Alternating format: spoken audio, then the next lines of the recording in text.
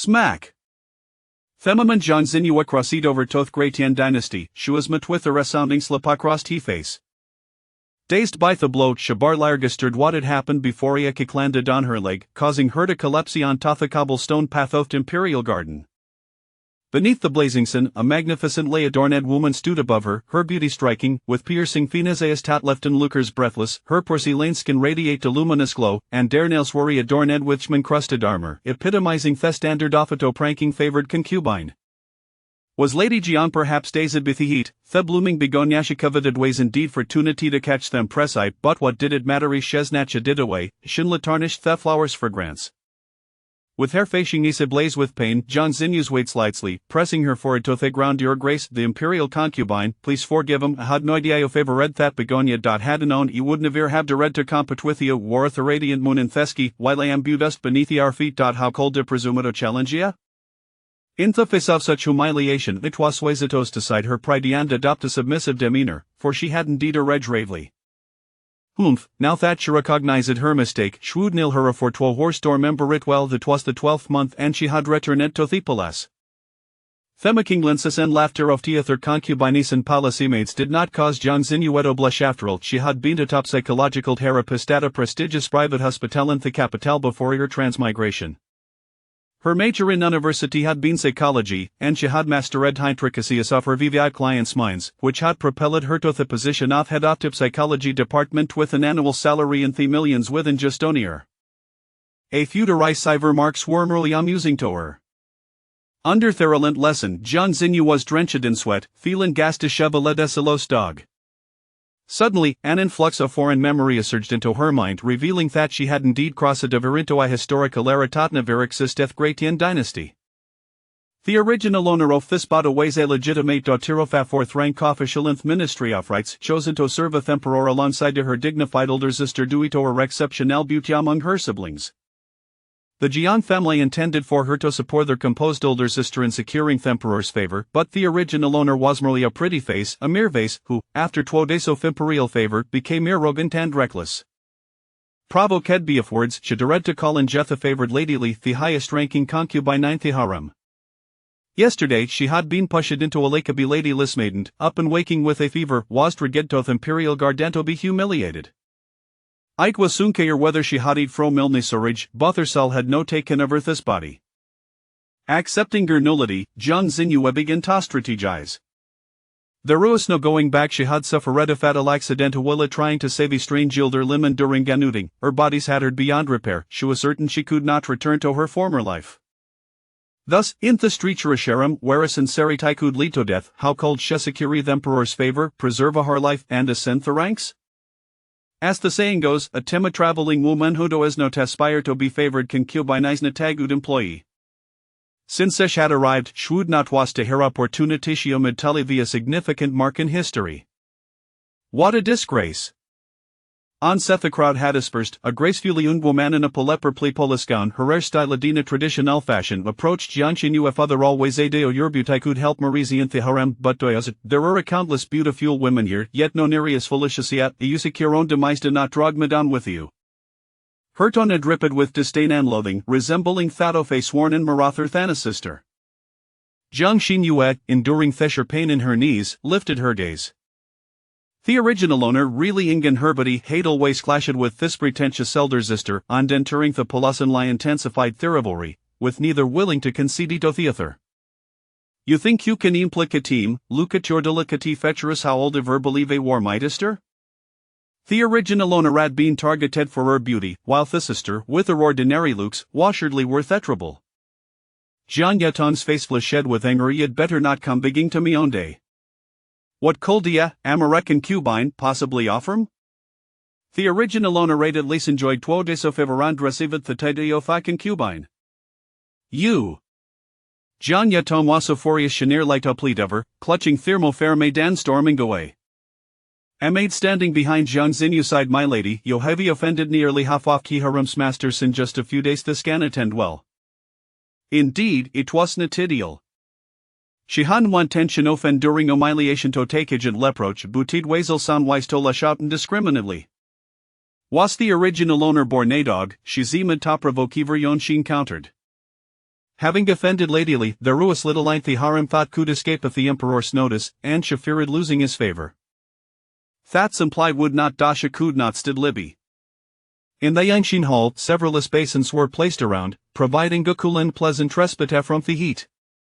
Theo Ungen formidable emperor set down his brush Wang Diquan has anything occurred in the harem today? Nothing of great significance. Wang Diquan presented a coup office the right temperature bilu akuntia, come lie recounting the incident of Lady Lip punishing Jiang Xinyu be making Herkneal. Lady Jiang? She must be an extraordinarily beautiful woman had found here intriguing for 2 days but had since forgotten her, regarding her no different light hun and yother in the harem. How could she be so looking indico romastic in front of favored concubine, shed a servant her punishment. Convey my command leather copy the palesa rolls twice is an apologeto ladily. Yes, I shall send somi anito xiang hahalto deliver edict. Everyone in the palace knew thought Lady Li was the emperor's favorite it wash better to fin Empress than to crush her. This newcomer, Lady Jiang, truly weighs an a-fool, rushing headlong into danger. There would be no place for Simeon like Lady Jiang the Sherem. Barely having settled back in Tathyang Hall, Jiang Xinyu found herself being scolded again by Unuxant be emperor, adding to heraldry overwhelming misfortunes. She had to copy 1,000 palace aerialist twice. Feudal society truly was a breed of ground for oppression. Silently shed hot you to go for an emperor, once it have you win me grasp, I shall make you occupy twat and code soft conduct for our beloved concubines. For now she couldn't lay endure the mid applying ointment to her bruises while she begrudging lycopide those wretched palace aerials. In the Changshin Palace. Lazuwe's arranging her master's long, lustrous black hair, chuckling softly as if she was formidable butitsi and shisquatelocking. Compared to the empress, she's far behind. The emperor dotes and Empress and still punish Escher be making her capipala serals. Abler red reflection of a beautiful fasaint he bronze me a reader to what sort of person woodera compareth them vestom, des even deserve it? What does beauty matter? Areth there are not countless beauties entering the palace each year? Yet has an ion oft surpassed her? Beauty is the least commendable trait among the concubines oft he haremet should servisher weapon. The following day, the heathen swearenkind, unleashing gator ronchal downpour. Al concubines oft the court ranked these event gradianda bavora required to pay their respects at Empressicuan palace. Fortunately Jiang Xinyu found herself caught at the threshold oft his event grade noble title, thusbird from Tharp, scornful remarks oft host women. Otherwise, having been punished by the beautiful consort lie the previous day and latter reprimanded by the emperor, any affection she had would have turned into jecto ridicule. Having spent the entire night copying palace regulations without finishing, Sherabid her Cereris San declared, Chinke, let us go admire the lotus flowers, observing the Mintherin Mustafronic experience. Chinke, trembling with trepidation, replied, Ah, my lady, perhaps we should not venture out? Mainly because every time her mistress stepped outside, trouble seemed to follow. I Wanko shall take Shuangjiang with him. With that, she had already grasped Shuangjiang Shandan Dashad in Tata Curteno Frain. Kinkwo Samide brought from Jiang Xinyu's family, wholly devoted to her mistress, while Shuangjiang weighs up Alas made us an to her, concerned, Kinkwi hurriedly opened an umbrella and followed close Libyan. In the midst of August, the lotus flowers in the pond bloomed resplendently, their vibrant colors contrasting against the Rinthaphilupantheme roll leaves, producing gay lightful sound into pearls cascading onto a jade plate. iPhone had in a pen heart, the sound ways indeed soothing. Jinkate Shuangjiang hold into my lip pluck a few flowers to take back for Eves. Please, my lady, allow us maid servants to gather them, dope careful. The cacophon frame drone it out to approach of temporor's retinue. Febritai allow imperial carriage halted Niarbi, and the emperor lifted Theckertain, asking why have we stopped? Wang Diquan, looking troubled, replied, Your Majesty, it seems ascertainable lady is picking lotus flowers ayad, obstructing thway. It was likely one oft hen you entrance to the palace the season dressed in had lo grown accustomed to such sights, and nona would venture out in Therinto admire the flowers. The emperor frowned slightly, haveth these a newly arrived maidens not learned at the rolls, why are the also reckless? From the direction of Tila Tuspon Kamath a sound of Iafulater you don't understand itis and libutafula phonetics temon self. The emperor Leoped from the courage, on Wang de Quan haste le health umbrella over him, feeling got wind Joff regret for the und ladiamits therein. Regardless of whether it was a breach of decorum, an inadvertent glimpse of imperial grace, or merely a desire to pluck flowers, it would surely earn the emperor's disdain. She might very well share the sympathy as the esteemed Jiang Gairen from Thwashing Lotus Hall facing disfavor. What are you doing? Qingqi and Xuanjiang were start led by the voice and turned to see the emperor, causing them to hurriedly kneel in reverence. However, in their instinctive reaction, Jiang Xinyu was soon fortunate with a start-led cry, "Shafela to spond." My lady! Qingqi and Divertheriling, wanting to pull her up, beauty twastulet. The emperor, taken aback by the sudden splash, stepped back in surprise, then quickly ordered his attendants to rescue her. Splash! Before they couldn't earth water, a breathtaking beauty emerged from the depths between the expansive elatus leaves and delicate pink blooms. She resembled a fresh hibiscus flower, untouched by makeup yet captivatingly lovely, with droplets cascading from her head, tracing a path over her forehead, beautiful eyes, delicate nose, and cherried lips, every feature exquisite, every detail enchanting. Water soaked through her garments, the thin pink and white pelusy attire clinging to her form, accentuating her alluring curves. Truly she embodied the saying emerging from the mood yet untainted, cleansed with water yet not alluring in excess. Had one Dequanot recognized Jiang Xinyu, he might have a belly of it thighs encanting figure to be fairy of Teletus flowers. The sound of tea beauty's labored breaths amidst the ring create an enchanting atmosphere, adding an intriguing sensuality to the exquisite young woman. The emperor's gazed him medesh reached out to unaware Jiang Xinyu in the water, asking, "My beloved, what are you doing? Hurry and come up, y'all ruin your beauty of the Yucachakal." Jiang Xinyu, akin to a startled rabbit, blushed and cautiously grasped the emperor's hand. Oh!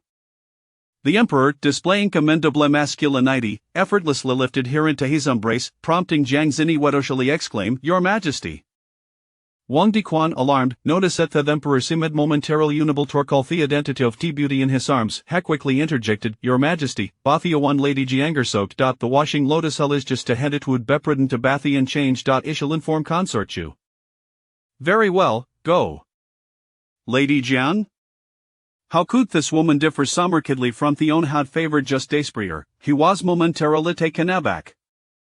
Was he'll waste this lively and spirit in private?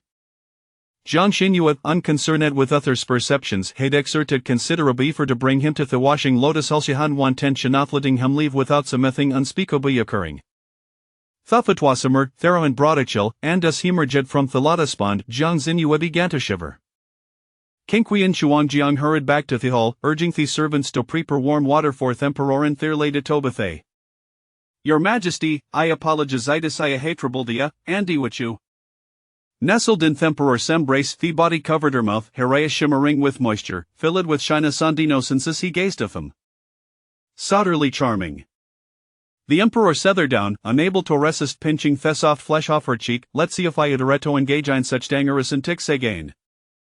Jiang Xinyu, blushing, shielded her body as Qingqi helped harem of her garments. She quickly submerged herself in water, her large eye speaking above a theed of the tube. It's not dangerous, I can swim. Harrius blinked cadenticingly, as if issuing a silent invitation. The emperor was not in a todini himself as swallowed hard, he dismissed the attending maid sans stepped in Tathabat Hingtub. Your Majesty. Finally, Thema menthod come for Jiang Xinyu at one dolgiant the pleasures of intimacy. In Avels, Emperor Swariofen depicted a insatiable engage in Jin passionate encounters that left their favored consort Sunable Tories frowned. Given the imposing figure of Xuanzong Emperor, with his sharp brows and striking eyes, he must possess considerable prowess in that regard. As she drew closer, the young woman trembled, her fair skin flushed like a tepink amidst swirling steam, her shyness palpable. Yet, when Emperor's majestic form approached, despite her bashfulness, she resolutely rapid her arms around his neck, tilting her head slightly to capture his lips in a kiss. Their body expressed closely together, entwined in passionate embrace. As water in the tube grew, the emperor carried the soft, yielding form of Jiang Xinyu ethibed, fervently claiming her several times. Her voice, her body, and the intimate words shuddered during the reunion deeply stimulated his senses. The sensation was exquisite. In the imperial harem, there were women who adhered to the roles, those who were elegant and poised, and others who were lively and playful. Yet, none of much adhered the way she harmonized with his body, causing his for soul to tremble. By Thetamith Emperor concluded, it was already time for lunch. Chapter 3. Alluring Jiang Xinyue was utterly exhausted. She had spent the entire night transcribing the imperial regulations and had not slept a wink, and now she felt so drained that even the slightest movement of a finger seemed like an insurmountable task. The emperor summoned a basin of water and, cradling the limp Jiang Xinyue, immersed her in it to cleanse her body. Her skin, as radiant as snow and exquisitely smooth, stirred desires within him. As he continued, the atmosphere grew charged once more. The emperor's hands rested on Jiang Xinyue's delicate waist, leaning in closer, only to be met with her gentle protest as she pressed against his chest, her voice soft and pleading. "Your Majesty, please refrain, I cannot bear it." What could be more invigorating for a man than such words? Jiang Xinyue, in her naivety, remained oblivious to the ways of men. Yet, it was precisely this innocence that made her irresistibly captivating, ensnaring the emperor in her charms once again. It was only when Jiang Xinyue felt herself on the brink of fainting that the emperor finally cleansed her thoroughly, dressed her in garments, and carried her back to bed for rest. The gentle rhythm of her breathing testified to her peaceful slumber. Wang Dequan dared to enter only upon receiving the emperor's summons, his gaze averted in reverence. The events of the day were to remain unrecorded by the court of ceremonies. Tonight, the emperor would summon Jiang Xinyue again before any documentation was made. Wang Dequan raised his eyes, compelled to regard Jiang Xinyue with newfound respect. Indeed, was the emperor preparing to depart? Yes, he was to dine with consort Li. Glancing at the slumbering Jiang Xinyue, the emperor's eyes fell upon the imperial regulations laid out on the small table beside the bed. He halted to the script of Jiang Xinyue. Wang Dequan glanced briefly, nearly wishing to gouge his own eyes out. He longed for a set of eyes untouched by the sight of her handwriting. The emperor chuckled, addressing the kneeling magpie who accompanied him. "This portion of the regulations is complete. I shall take it to apologize to consort Li. Tell your mistress not to replicate it, lest we waste this fine rice paper and ink." He carelessly scrawled a bone on the paper, musing that even a dog could write better than she. "Indeed, I appreciate your consideration, Your Majesty. I shall convey my gratitude on behalf of my mistress." "Wang Dequan, fetch me 2 vials of premium healing ointment from my storeroom. Jiang Xinyue's knees are rather grievously injured." "Yes, Your Majesty, I shall obey." This emperor was a man of stark affections and despairs, nurturing life with one hand while wishing for death with the other. Just yesterday, he had deemed Jiang Xinyue ignorant of protocol, offended by consort Li, and had mentally cast her into the cold palace. Yet today, his demeanor had shifted entirely. No other consort had ever regained favor so swiftly after being scorned. Jiang Xinyue had indeed become the foremost in the palace to regain imperial affection. Once the emperor departed, Jiang Xinyue promptly opened her eyes and sat up in bed. The attendants of the washing lotus hall were elated. Their mistress was favored, and thus they could bask in her glory. In the palace, one servant was not permitted to serve 2 masters, and the other mistresses were averse to using second-hand goods. Just yesterday, they had worried that their young mistress had lost her favor and feared being sent to the laundry bureau as laborers. Who would have imagined such a turn of fortune? It was evident that in the palace, the rise and fall of favor was uncertain until the very last moment. My lady. Upon closing the door, the magpie could no longer contain herself. "How did you know the emperor would pass by the lotus pond today?" Stretching lazily and rubbing her lower back, Jiang Xinyue yawned, her expression one of bewilderment. "I had no inkling whether the emperor would come or not. I merely wished to pluck a couple of lotus flowers to place in a vase." As she spoke, a young eunuch's voice rang out. "Zhangguoren, I have been commanded by the emperor to bring you fresh lotus flowers." As Xuanjiang welcomed him inside, she found a vacant vase to arrange the flowers and rewarded the eunuch with a pouch filled with silver before sending him on his way, then approached with the vase. "My lady, behold, these flowers are truly exquisite." Her efforts to acquire them had indeed borne fruit. She was unaware of whether the emperor would visit the lotus pond, but earlier that morning, the palace maids from Changchun Palace had passed by the washing lotus hall, mentioning that consort Chu was ill and wished to see the emperor. She intended to summon him on her mistress's behalf. Consort Chu was a beautiful but ailing lady, often requesting the emperor's presence 7 or 8 times a month, and he would always visit at least once. The path from Changchun Palace to Yangxin Hall, or vice versa, necessitated crossing in front of the lotus pond at the washing lotus hall. She gambled on 1/8 of a chance and, fortuitously, her luck prevailed. Could her ability to entice a celibate emperor into daylight indiscretions earn her a place in the annals of history? Perhaps not, as the emperor had instructed the court of ceremonies not to record the event. It was fortunate there was no documentation, otherwise, the entire harem, and even the conservative officials from previous dynasties would have seized upon this moment to denounce her as a disastrous temptress. It is often said that to accompany a sovereign is akin to walking with a tiger, yet Jiang Xinyue found the emperor far more accommodating than the vips of modernity. As long as she catered to his whims and indulged him, he proved quite endearing. Outside, the rain pattered against the banana leaves, and she fervently hoped that Consort Chu would not truly fall ill, as that would bring her trouble. My lady, Consort Chu from Changchun Palace has arrived, claiming to have encountered a sudden downpour while admiring the lotuses and seeks a place to rest. Very well, just as I feared, trouble has indeed come. I shall dress and welcome Consort Chu, she replied. Inside the main hall of Washing Lotus, the maidservant Hongxi pouted. Your Highness, this Jiang Guoran is utterly excessive.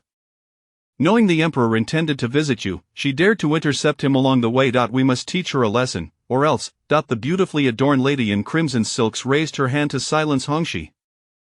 The blessings of thunder and rain are from the heavens, whom the emperor chooses to favor is his prerogative. It is not for a mere maidservant like you to meddle. Hongxi's complexion turned pale, and she knelt before her. I was wrong, your servant acknowledges her mistake. Upon entering, Jiang Xinyue encountered this scene, momentarily unable to discern whether the consort was reprimanding her maid or issuing a warning to her. Nevertheless, she adhered to protocol and offered her respects to Consort Chu, though the consort was too preoccupied with chastising the maid to acknowledge her at that moment. Her already injured knees ached further under the strain. Jiang Xinyue felt her legs trembling. If Consort Chu did not allow her to rise soon, she would surely topple. Having recognized your fault, you may rise, Consort Chu remarked, casting a dispassionate glance at Hongxi before recalling. Why is Jiang Guoran still crouched? I am merely reprimanding my maid, not you. You may sit, poor thing. Jiang Xinyue rolled her eyes internally, maintaining a demeanor of respect and compliance. To receive your teachings, your highness, is indeed a fortune. Clearly, she was molded by the esteemed consort. Consort Chu, with a pointed remark, continued, I observe you have become considerably more composed, and it is best to remain so. Do not disappoint the guidance bestowed upon you by the esteemed consort. Here she was, chastising her for intercepting the emperor along the way. Women in the depths of the palace were still cultivated, scolding without resorting to vulgarities. The dramatizations in television dramas, where consorts frequently engage in vicious confrontations, are utterly unrealistic. Each one is a person of dignity. Jiang Xinyue smiled gently. Your highness speaks the truth. After all, your reproach makes you right. This way, it becomes challenging to find a reason to punish her. Chapter 4 of the favor. The charming Lady Chu spoke with a sarcastic tone, subtly berating Jiang Xinyue, yet it seemed as though her words fell on deaf ears, leaving her feeling as though her punches had landed upon soft cotton. Arriving with a belly full of indignation, she departed with an even greater accumulation of ire. Is the young mistress all right? What could possibly be wrong with me?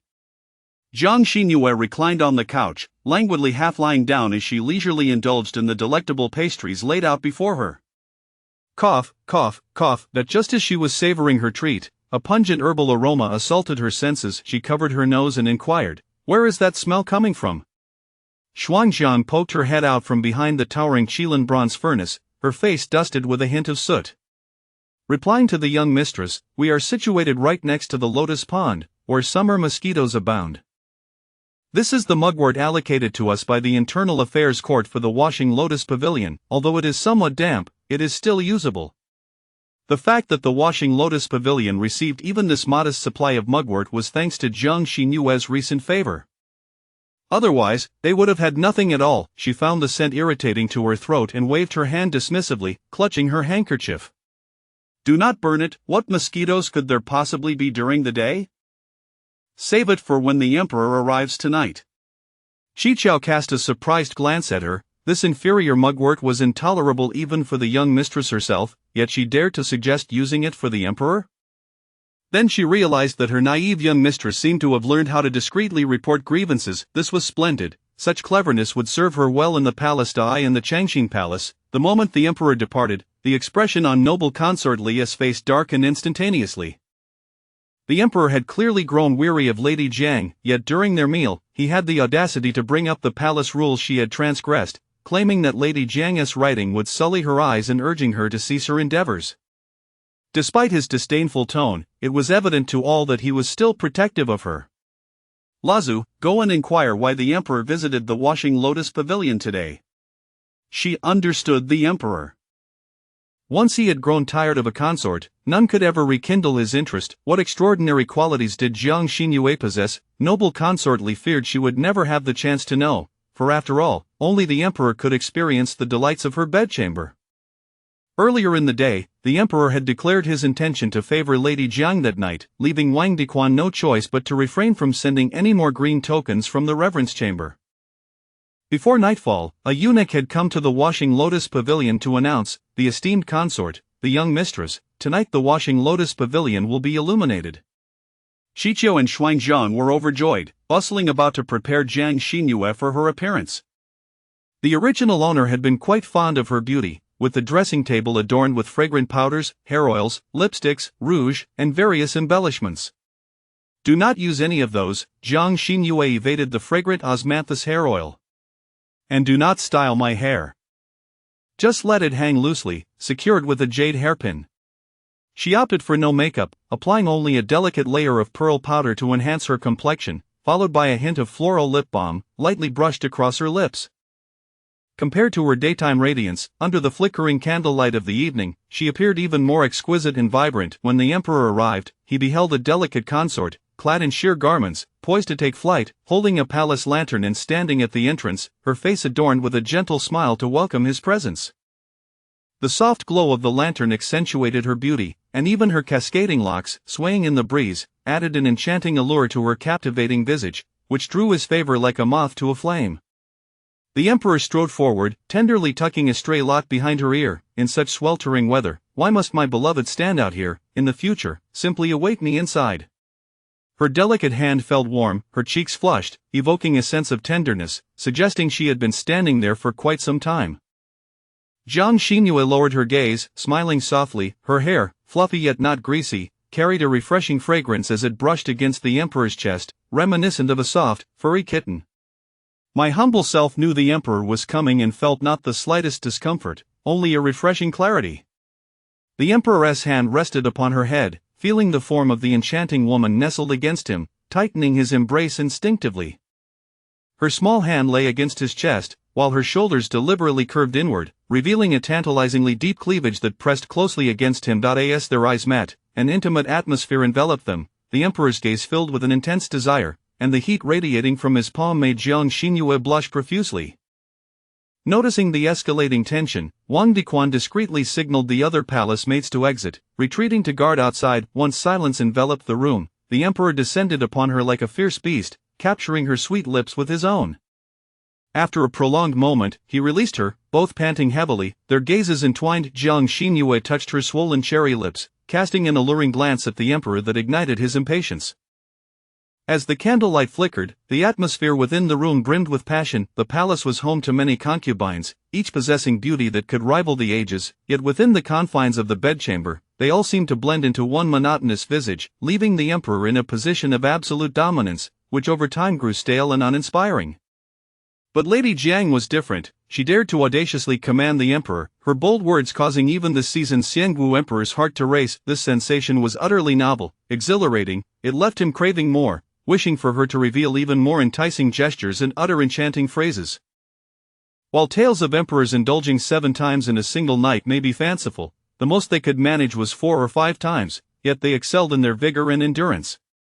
One could only wonder if the emperor displayed such insatiable desires with the other consorts within their quarters. Later generations might envy the emperor's seemingly blissful nights filled with revelry, yet Jiang Xinyue found his position rather pitiable.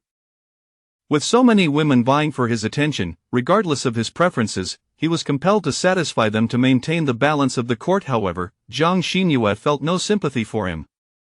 This was simply the nature of power. One must navigate the political landscape. Just as she had become a participant in the emperor's harem, she too employed all her charm to win his favor in pursuit of a lavish lifestyle. Cough, cough. Not after a sumptuous feast, the emperor cleared his throat lightly, pausing as he began to dress. Wang Diquan. At your service. Immediately, sounds erupted from outside as several eunuchs entered, carrying hot water to pour into the bathing tub behind a screen. The woman on the bed had her eyes tightly shut, her butterfly-like lashes fluttering gently, her fingers clutching the bedding in shyness, too bashful to open her eyes. The emperor chuckled softly, cradling her and placing her into the bathing tub. Amidst the soothing sound of water, he declared with an authoritative tone, "Have the Internal Affairs Court send over some mugwort incense to the Washing Lotus Pavilion tomorrow." Wang Dequan, detecting the inferior herbal scent in the air, nodded in agreement, his mind racing as he pondered if he had ever offended the formidable Lady Jiang. Chapter 5 Reality and Illusion. Initially feigning sleep, Jiang Xinyue found herself drifting into slumber after the emperor's gentle demeanor. The next morning, as dawn broke, the emperor was preparing for his morning court, while Jiang Xinyue, sore and weary, remained seated on the bed draped in a white robe, her attire disheveled, swaying her delicate, fair pink feet and smiling at him with an enchanting allure. Why not sleep a little longer? After donning his attire, the emperor returned to her side, tucking her exposed feet into the warmth of the blankets. Jiang Xinyue wrapped her arms around his sturdy waist, nuzzling affectionately against him. "Your servant finds it unbearable to sleep, knowing you will be away for so long." Despite the playful tone, her eyes glistened with unshed tears, her voice tinged with a hint of sob. One could not help but speculate whether she truly felt reluctant to part, masking her genuine emotions behind a facade of coyness. The emperor's heart ached at her words, and he pressed a kiss upon her forehead. "Foolish girl, I shall return to keep you company tonight. Do not be disheartened, all right?" The beauty in his embrace brightened, her eyes shimmering with a multitude of emotions, and she exclaimed with joy, "You have promised, Your Majesty. I shall await your return with great anticipation." The emperor chuckled softly, pinching her nose playfully. "Very well, it is I who has made that vow." This Jiang Guoran possessed an audacity beyond measure, daring to solicit a promise from the emperor himself. Wang Dequan, who had served the emperor a lifetime, had never encountered a consort so adept at navigating the emperor's boundaries. Should one misstep and provoke the emperor's ire, it could lead to a life of desolation in the cold palace. How did Jiang Guoran manage to dance so skillfully within the emperor's limits? As the emperor prepared to attend the court, the women of the harem were not idle either. Before the sun had fully risen, they were required to pay their respects to the empress in Ikuan Palace. Amidst the fragrant garments and fluttering figures, none could rival the stunning beauty of Consort Li. Consort Liang, adjusting her hair adorned with begonia blossoms, cast her gaze towards Consort Li's crimson-tipped fingers and smiled slyly. "I have heard that His Majesty visited the Lotus Washing Hall last night." How rare indeed. It was curious that in previous years, several aspiring beauties had dared to challenge Consort Li, only to be cast into the cold palace by the emperor. What set Jiang Guoran apart? Or had Consort Li fallen out of favor before the emperor? Consort Li remained unfazed, while the lower-ranked Zhang Zhouyi replied, "There is nothing extraordinary about it. Jiang Guoran is merely the most striking among the newly promoted consorts." Did not Consort Liang herself once possess similar beauty and favor? And what of that now? Consort Liang bit her lip in frustration, yet managed a cold laugh. "Is there anyone in this palace who does not possess beauty?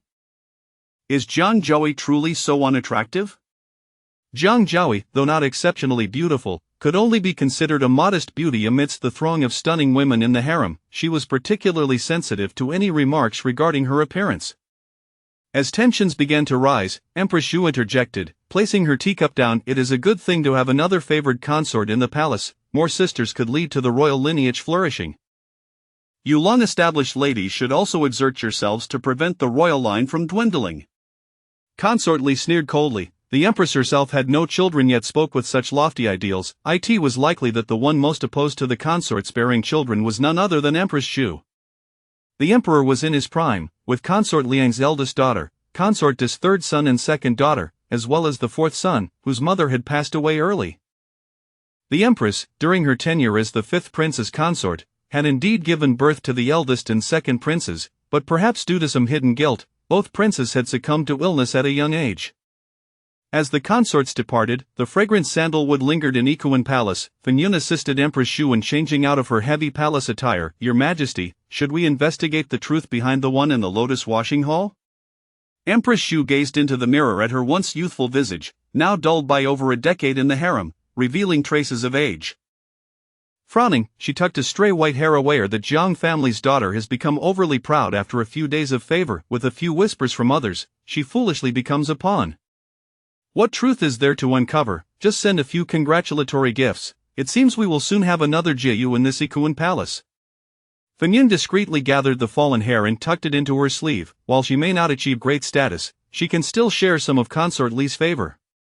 Empress Shu chuckled lightly. Consort Li punished her to kneel in the imperial garden for so long. Her pride has been thoroughly humbled. One can only imagine how she harbors resentment, and she will surely retaliate in due time. The Lotus Washing Hall, now the focus of the entire harem, soon received a flurry of imperial gifts and edicts shortly after the emperor's departure. Jian Ronghua, rise. I must return to Yangxin Palace to report, called a servant. Much obliged, Wang Gonggang. Jiang Xinyue stood, her eyes not lingering on the silks, satin, gold, or jewels, but shyly fidgeting with her delicate fingers. Wang Gonggang, will the emperor truly come tonight?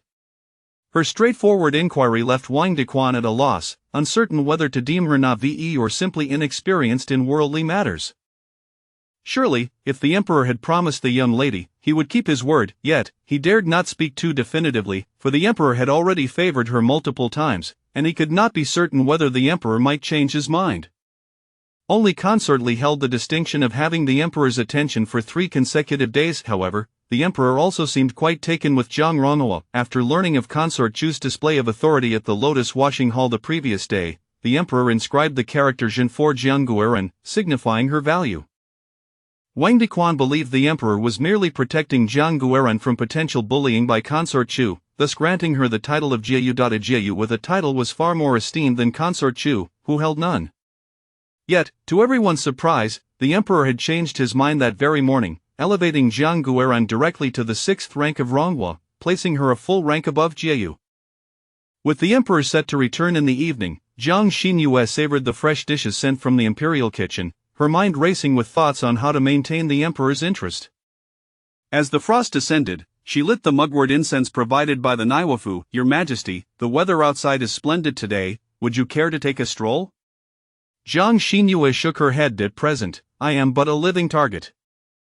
It is wiser to remain inside and await the emperor's arrival. Your Majesty's thoughts are indeed prudent. The magpie then brought forth a delightful cup of ice dessert. Your Majesty, do try this. It is a new milk tea ice treat crafted by the imperial kitchen, sent as a tribute to you. Unlike the instant milk teas laden with artificial flavors of later times, this rich milk tea was evidently made from pure dairy. Jiang Xinyue sighed in contentment, her efforts to win the emperor's affection all aimed at securing this leisurely life. Crash, in Changchun Palace, Consort Chu shattered an exquisite roux-kiln tea set. Chapter 6. The Confession. Red Joy knelt on the ground, not daring to make a sound. After a brief silence, she suddenly let out a sinister laugh. Isn't Jiang Baolin from the side hall the legitimate sister of Jin Ronghua? With her sister's elevation, how could she not come to offer her congratulations? Following the emperor's rewards, various palaces sent congratulatory gifts, including generous offerings from both the empress and the noble concubine Li. Among the gifts from noble concubine Li was a potted night-blooming Sirius magpie, and Frostfall stole glances at their mistress's expression, and upon seeing her unperturbed demeanor, they cautiously lifted the flower pot, preparing to toss it into the storeroom. Noble concubine Li was truly adept at provoking others, using flowers to mock their mistress's fleeting favor, suggesting it was not worth taking to heart. Jiang Xinyue stopped Frostfall. It would be a pity to put such a beautiful flower away. She pointed towards the sunlit window. Let it be displayed there. If it blooms at night, I can enjoy the flowers alongside the emperor, which would indeed be a lovely affair. As for fleeting beauty, she never likened herself to flowers, thus any insinuations made through flowers did not trouble her. A person is a person. How can they be compared to mere inanimate objects? In the Yangxin Hall, you mean, noble concubine Li gifted a pot of night-blooming Sirius to Jin Ronghua? Wang Dequan nodded. It was sent directly from the Sijin room with this year. The floriculturists there cultivated a new variety called Yutan, which is said to bloom only for an hour at night. Precious, yet far too ephemeral. Emperor Xuanwu marked a large cross on the memorial with his crimson brush, then send all the night-blooming Sirius from the Sijin room to the Shihi Hall.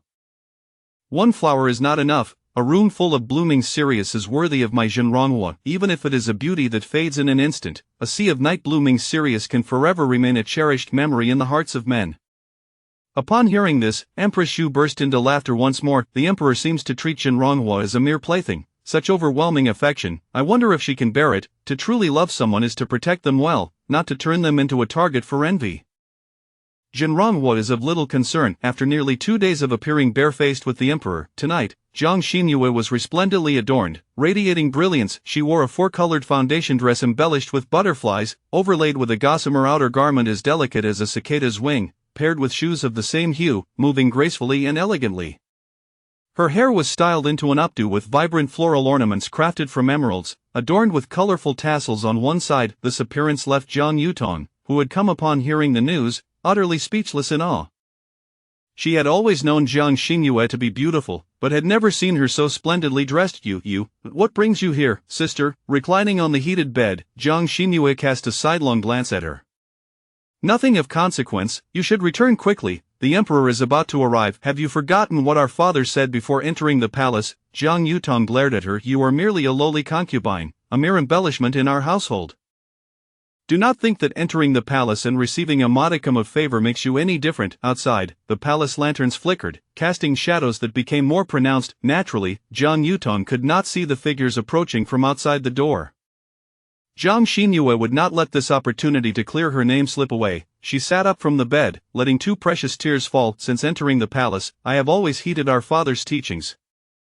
You told me to let the emperor have you, so I deliberately angered the noble concubine to give you a chance to showcase your affection for me, allowing the emperor to see you in a new light. Yet, instead of protecting me, you have pushed me further into danger. Now that I have unexpectedly regained the emperor's favor, what more do you wish from me? You may employ the same tactics as before, but this time I shall not neglect you. Jiang Yutong, in a fit of desperation, seized her sister's arm. Xinyue, I have had enough of this uncherished existence in the palace, where everyone can bully me. Help me just this once.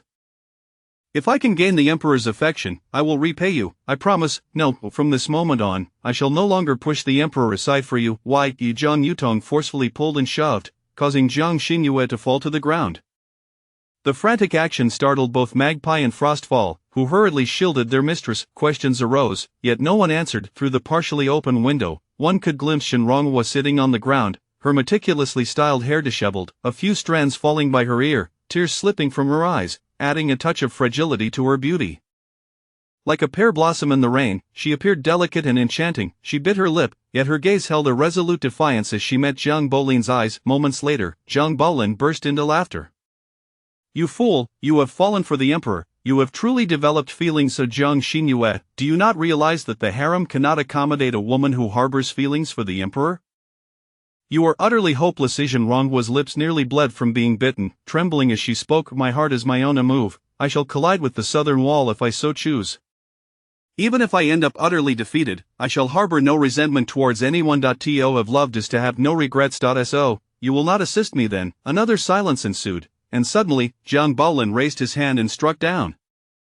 Slap! The sound echoed throughout the Shihi hall, yet Jiang Xinyue felt no sting on her face. With trembling eyes, she fearfully opened them to see a handsome face drawing near, lifting her from the ground and holding her tenderly in his embrace.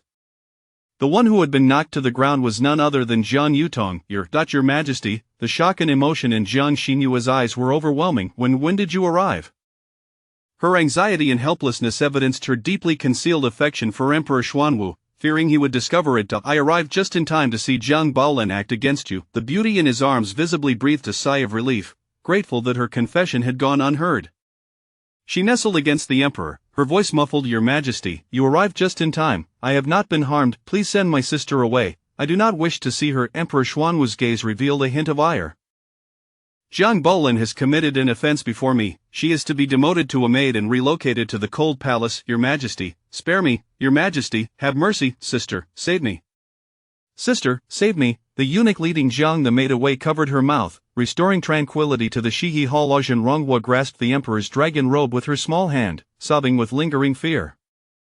Your Majesty, Your Majesty, do not be angry. It seems she was worried about his anger. The little fool did not take the opportunity to report her. I am not angry. My beloved need not shed any more tears. The emperor gently wiped away the traces of her tears. I made you Shenronghua to give you the means to stand against others. If a mere Zhang Bolin can bully you, what can I say about you? Chapter 7. A courteous greeting. Jiang Xinyue timidly lifted her gaze from the embrace of Emperor Xuanwu, her pair of clear, rain-washed eyes blinking earnestly at him as she spoke. But I fear that any conflict with them might place the emperor in a difficult position. I do not wish to burden the emperor. Only a heart deeply in love would so selflessly put aside one's own grievances for the sake of another. Even the cold-hearted Emperor Xuanwu could not help but be moved by her words. Within this harem, he had favored many women, each professing their love for him, yet he could discern that their affections were more for the power and status he afforded them. From a young age, he had understood that not only were emperors devoid of compassion, but the concubines of the harem were even more ruthless. Even the purest and kindest of women, after years of immersion in the harem's intrigues, would inevitably become unrecognizable. This deep palace resembled a monstrous beast with a gaping maw, devouring all the virtuous qualities of these women. How long could Jiang Xinyue's love for him endure? That night, the emperor did not discuss the mysteries of the body with Jiang Xinyue. Instead, he held her hand and watched the blooming night blooming serious throughout the evening. The following morning, Emperor Xuanwu playfully pinched the cheek of the slumbering Zhen Ronghua and whispered in her ear, "Little deceiver, you claim to love me dearly, yet you still sleep even as I rise." Jiang Xinyue replied with a languid turn, "Just let me flip over and continue to sleep." As dawn broke, the other side of the bed had grown cold. The magpie and Xuangjiang attended to Jiang Xinyue's morning grooming. Today marked her first appearance before the court, and she intended to shine brightly, not to become a target for criticism. Clad in a delicate green silk gown, she appeared ever more fresh and ethereal, with matching tassels adorning her intricate hairdo. Her skin was as fair as snow, and her bright eyes and white teeth were reminiscent of a magnolia in the misty rain of Jiangnan, untouched by worldly impurities. In Ikuan Palace, Jiang Xinyue arrived neither early nor late. Many concubines had already gathered, waiting to pay their respects to the Empress. Upon entering, a dozen scrutinizing gazes fell upon her simultaneously. Steadying herself with the magpie's support, she stepped forward and announced, "This humble concubine pays her respects to Her Majesty, the Empress." Empress Xu smiled warmly, "It is a blessing for you to regain His Majesty's favor. Do cherish it and refrain from the capriciousness of the past." Jiang Xinyue blushed. "This humble concubine thanks Her Majesty for her guidance." Empress Xu shook her head, "There is no need for such formality.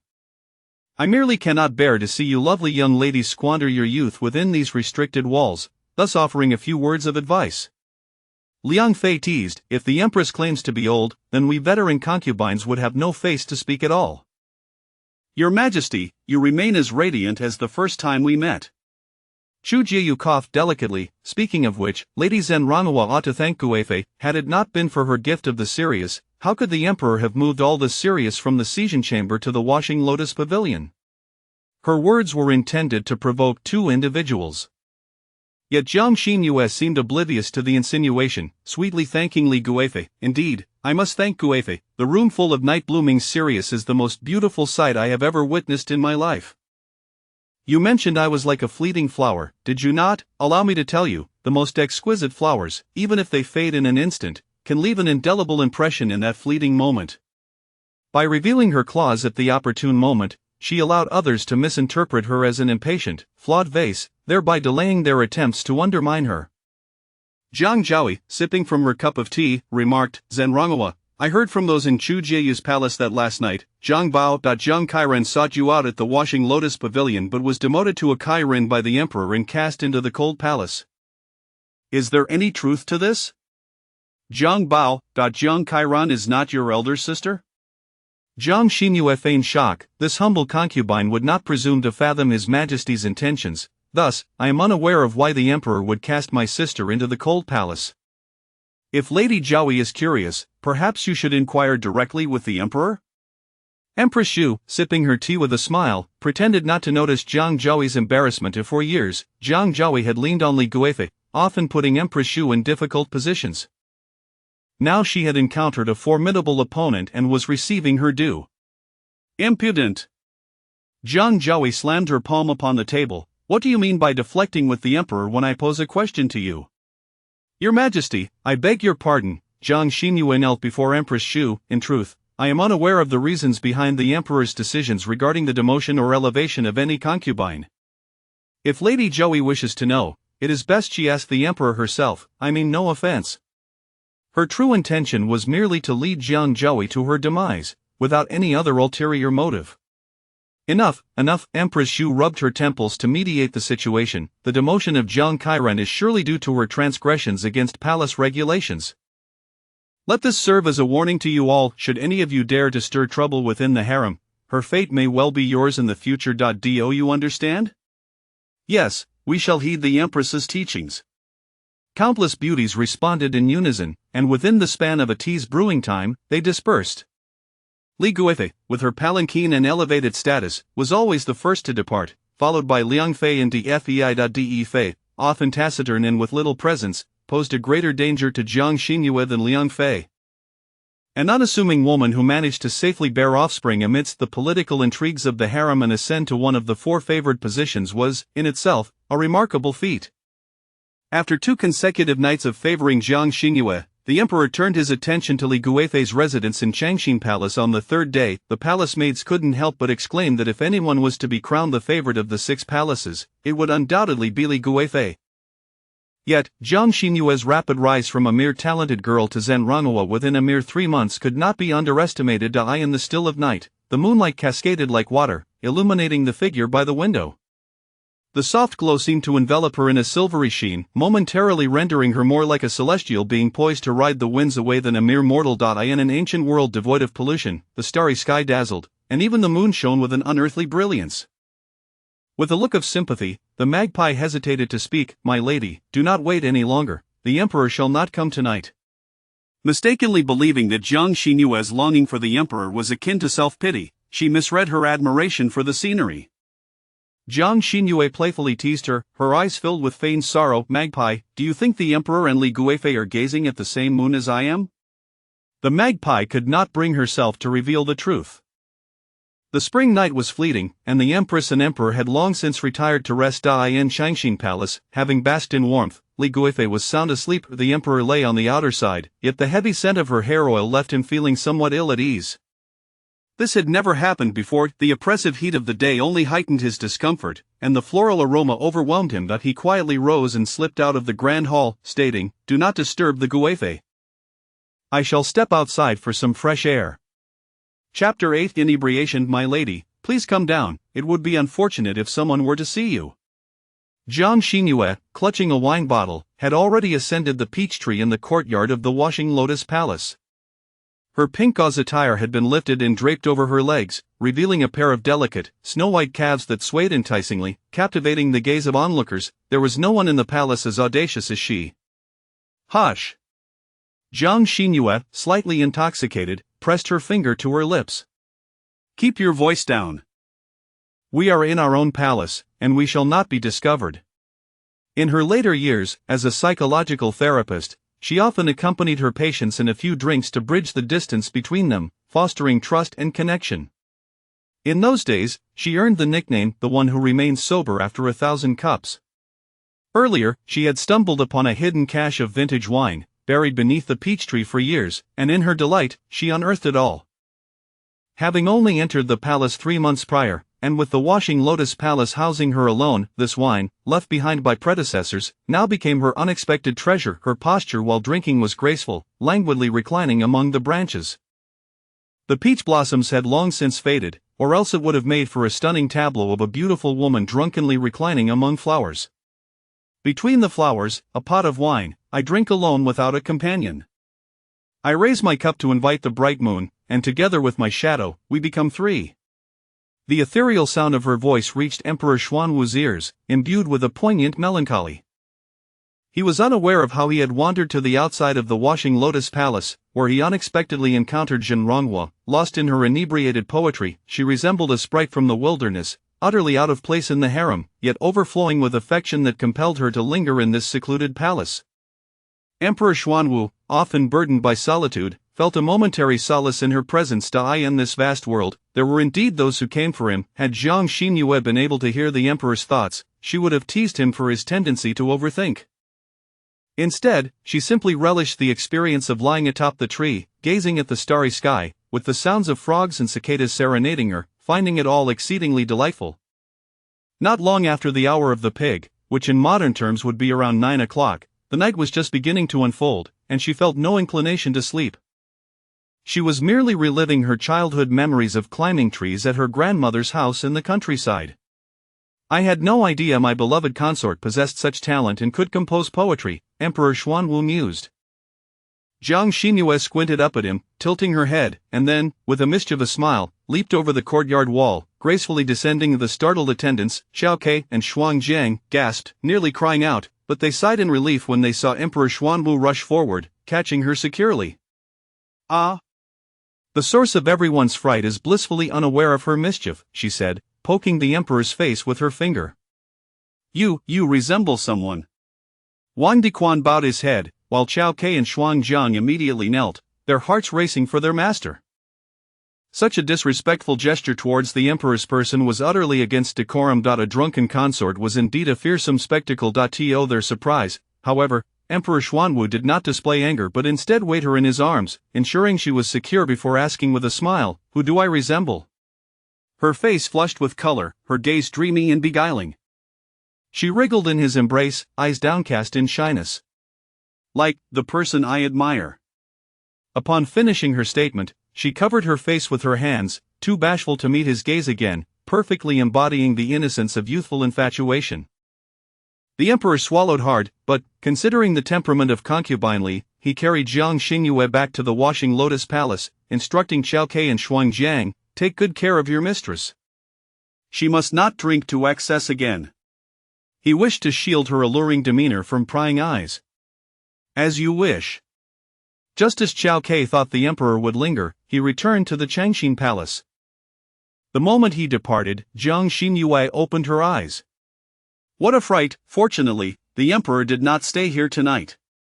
She had dared to snatch him from Chu Jieyu precisely because Chu Jieyu, though not entirely favored, lacked substantial backing. Concubine Li, however, was a different matter altogether, not to mention her eminent position, second only to the Empress herself, wielding authority over the 6 palaces. Her father was a high-ranking prime minister of the Great Yin dynasty, an entity far beyond the Jiang family's reach. If she were truly provoked, it would be as easy for her to crush Jiang Xingyue as it would be to extinguish an anti in the brightly lit Changxin Palace. Concubine Li awoke midway only to find the emperor absent, unleashing her fury by smashing several vases and injuring a few palace attendants. Upon Emperor Xuanwu's return, he encountered a maid sporting a handprint on her face, busily cleaning up the debris on the floor. "Your Majesty?" The look of shock and regret briefly flickered across Concubine Li's face, quickly replaced by a facade of grievance and fragility. I was to the emperor. "What has befallen my beloved consort?" the emperor inquired, his expression inscrutable, gently taking her elbow and drawing her close. "Which insolent servant has dared to upset you?" Seizing upon his kindness, Concubine Li quickly added, "The ice basin in the room has all been used up. Those servants failed to replenish it, and I was awakened by the heat. With you absent, I felt a moment of fear, and thus you resorted to smashing things and berating the servants?" It seemed more likely that her anger had arisen from the emperor's absence, and she took it out on the palace attendants. Wang Diquan inwardly scoffed, recalling how enchanting Concubine Li had been when she first entered the palace 8 years ago. Pure, innocent, kind-hearted, and possessing unparalleled beauty, she had captured the emperor's heart. Now, she bore little difference from the scheming women of the harem. It was not difficult to comprehend why the emperor found himself drawn to Shenronghua. The current Shenronghua did indeed possess a semblance of the grace and temperament Concubine Li had once exhibited. "Why is it raining again?" Xiao Ke remarked, holding an umbrella, while Shuang Jiang and she supported Jiang Xingyue on either side. "The weather has been so unpredictable. We can hardly decide how to dress." It was that troublesome season of fluctuating temperatures, where one could easily find themselves too hot with layers or too cold with too few, compounded by sporadic rains and gusty winds. Jiang Xingyue shared her exasperation. She was not a high-ranking consort and could not afford the luxury of a sedan chair. The walk from the Washing Lotus Palace to the Yikeng Palace took nearly half an hour, a torturous ordeal for someone accustomed to hailing a cab for a mere 10-minute journey. She was forced to rise earlier each day to avoid being late for her morning greetings at the Yikeng Palace. Today, Shenronghua had arrived early, clearly aware that the emperor was absent, thus necessitating her diligence. Chu Jieyu, harboring resentment over Jiang Xinyue's appropriation of the emperor's attention, sought any opportunity to needle her. Yet, such was the way of the palace, those who did not vie for favor had long since met with their demise. Had Chu Jieyu never seized anything from others, Jiang Xingyue, seated in the place of honor above Chu Jieyu, languidly remarked, "If that is the case, then Chu Jieyu must be the most diligent of all. Why do I not see you rising early each day to offer your greetings? Are you perhaps secretly neglecting the Empress?" Chu Jieyu, lacking favor, ought to have been the one arriving earliest. What nonsense are you spouting? Chu Jieyu's complexion paled as she knelt, exclaiming, Your Majesty, please see that this humble servant means no such thing. Empress Xu did not even glance her way. Zhenronghua merely jested with you? How could you be so easily frightened? With a knowing glance at concubine Li, it was evident that Chu Jieyu was merely a pawn in her machinations, feeling guilty and exposed. Chapter 9 Obedience. The Empress Dowager is well aware that this concubine has a penchant for jesting. With a single remark, Jiang Xingyue slyly sowed discord between concubine Chu and Empress Xu. Concubine Chu, I was only jesting with you. You wouldn't truly be offended, would you? Surely not. Concubine Chu gritted her teeth and replied, Of course not. Noble consort Li rolled her eyes in disdain, clearly unimpressed by the foolishness of concubine Chu. Were it not for the Chu family's role as loyal supporters in the court, she would have never bothered to uplift such a dim-witted woman. Time and again, she failed to achieve anything worthwhile, yet she reveled in seeking the spotlight, lacking the wit and charm of Zhenronghua, which was truly an eyesore.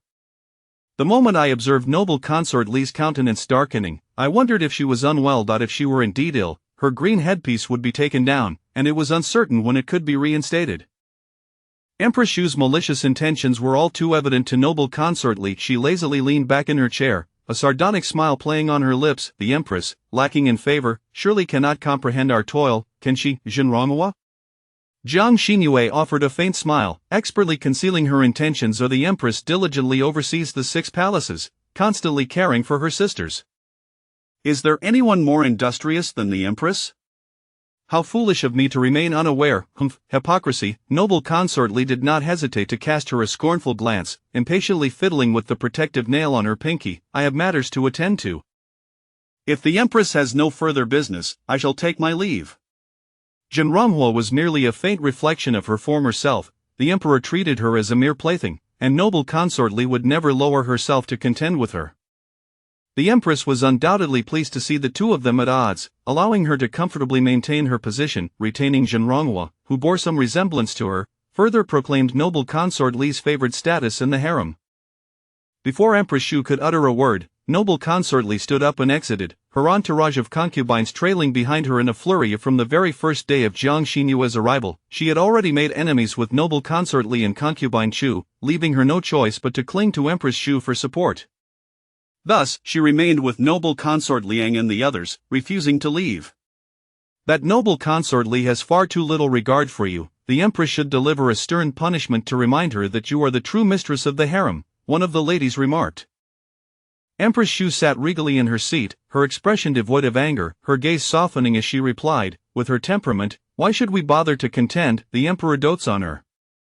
It is only natural for her to be a bit arrogant.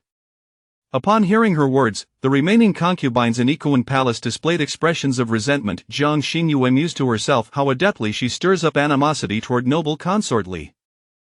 Indeed, no woman in the harem is without her cunning. The Empress speaks rightly. Noble consort Liang turned her gaze toward Jiang Xinyue. Though we all enjoy the Emperor's favor, not everyone is as compliant and endearing as Zhenronghua. Ah, you elevate me far too high. I have only just entered the palace, how could I possibly be compared to the ever-favored noble consort Li? She maintained a modicum of self-awareness, yet, it appeared that both Empress Xu and noble consort Liang regarded her as merely a pretty face devoid of intellect.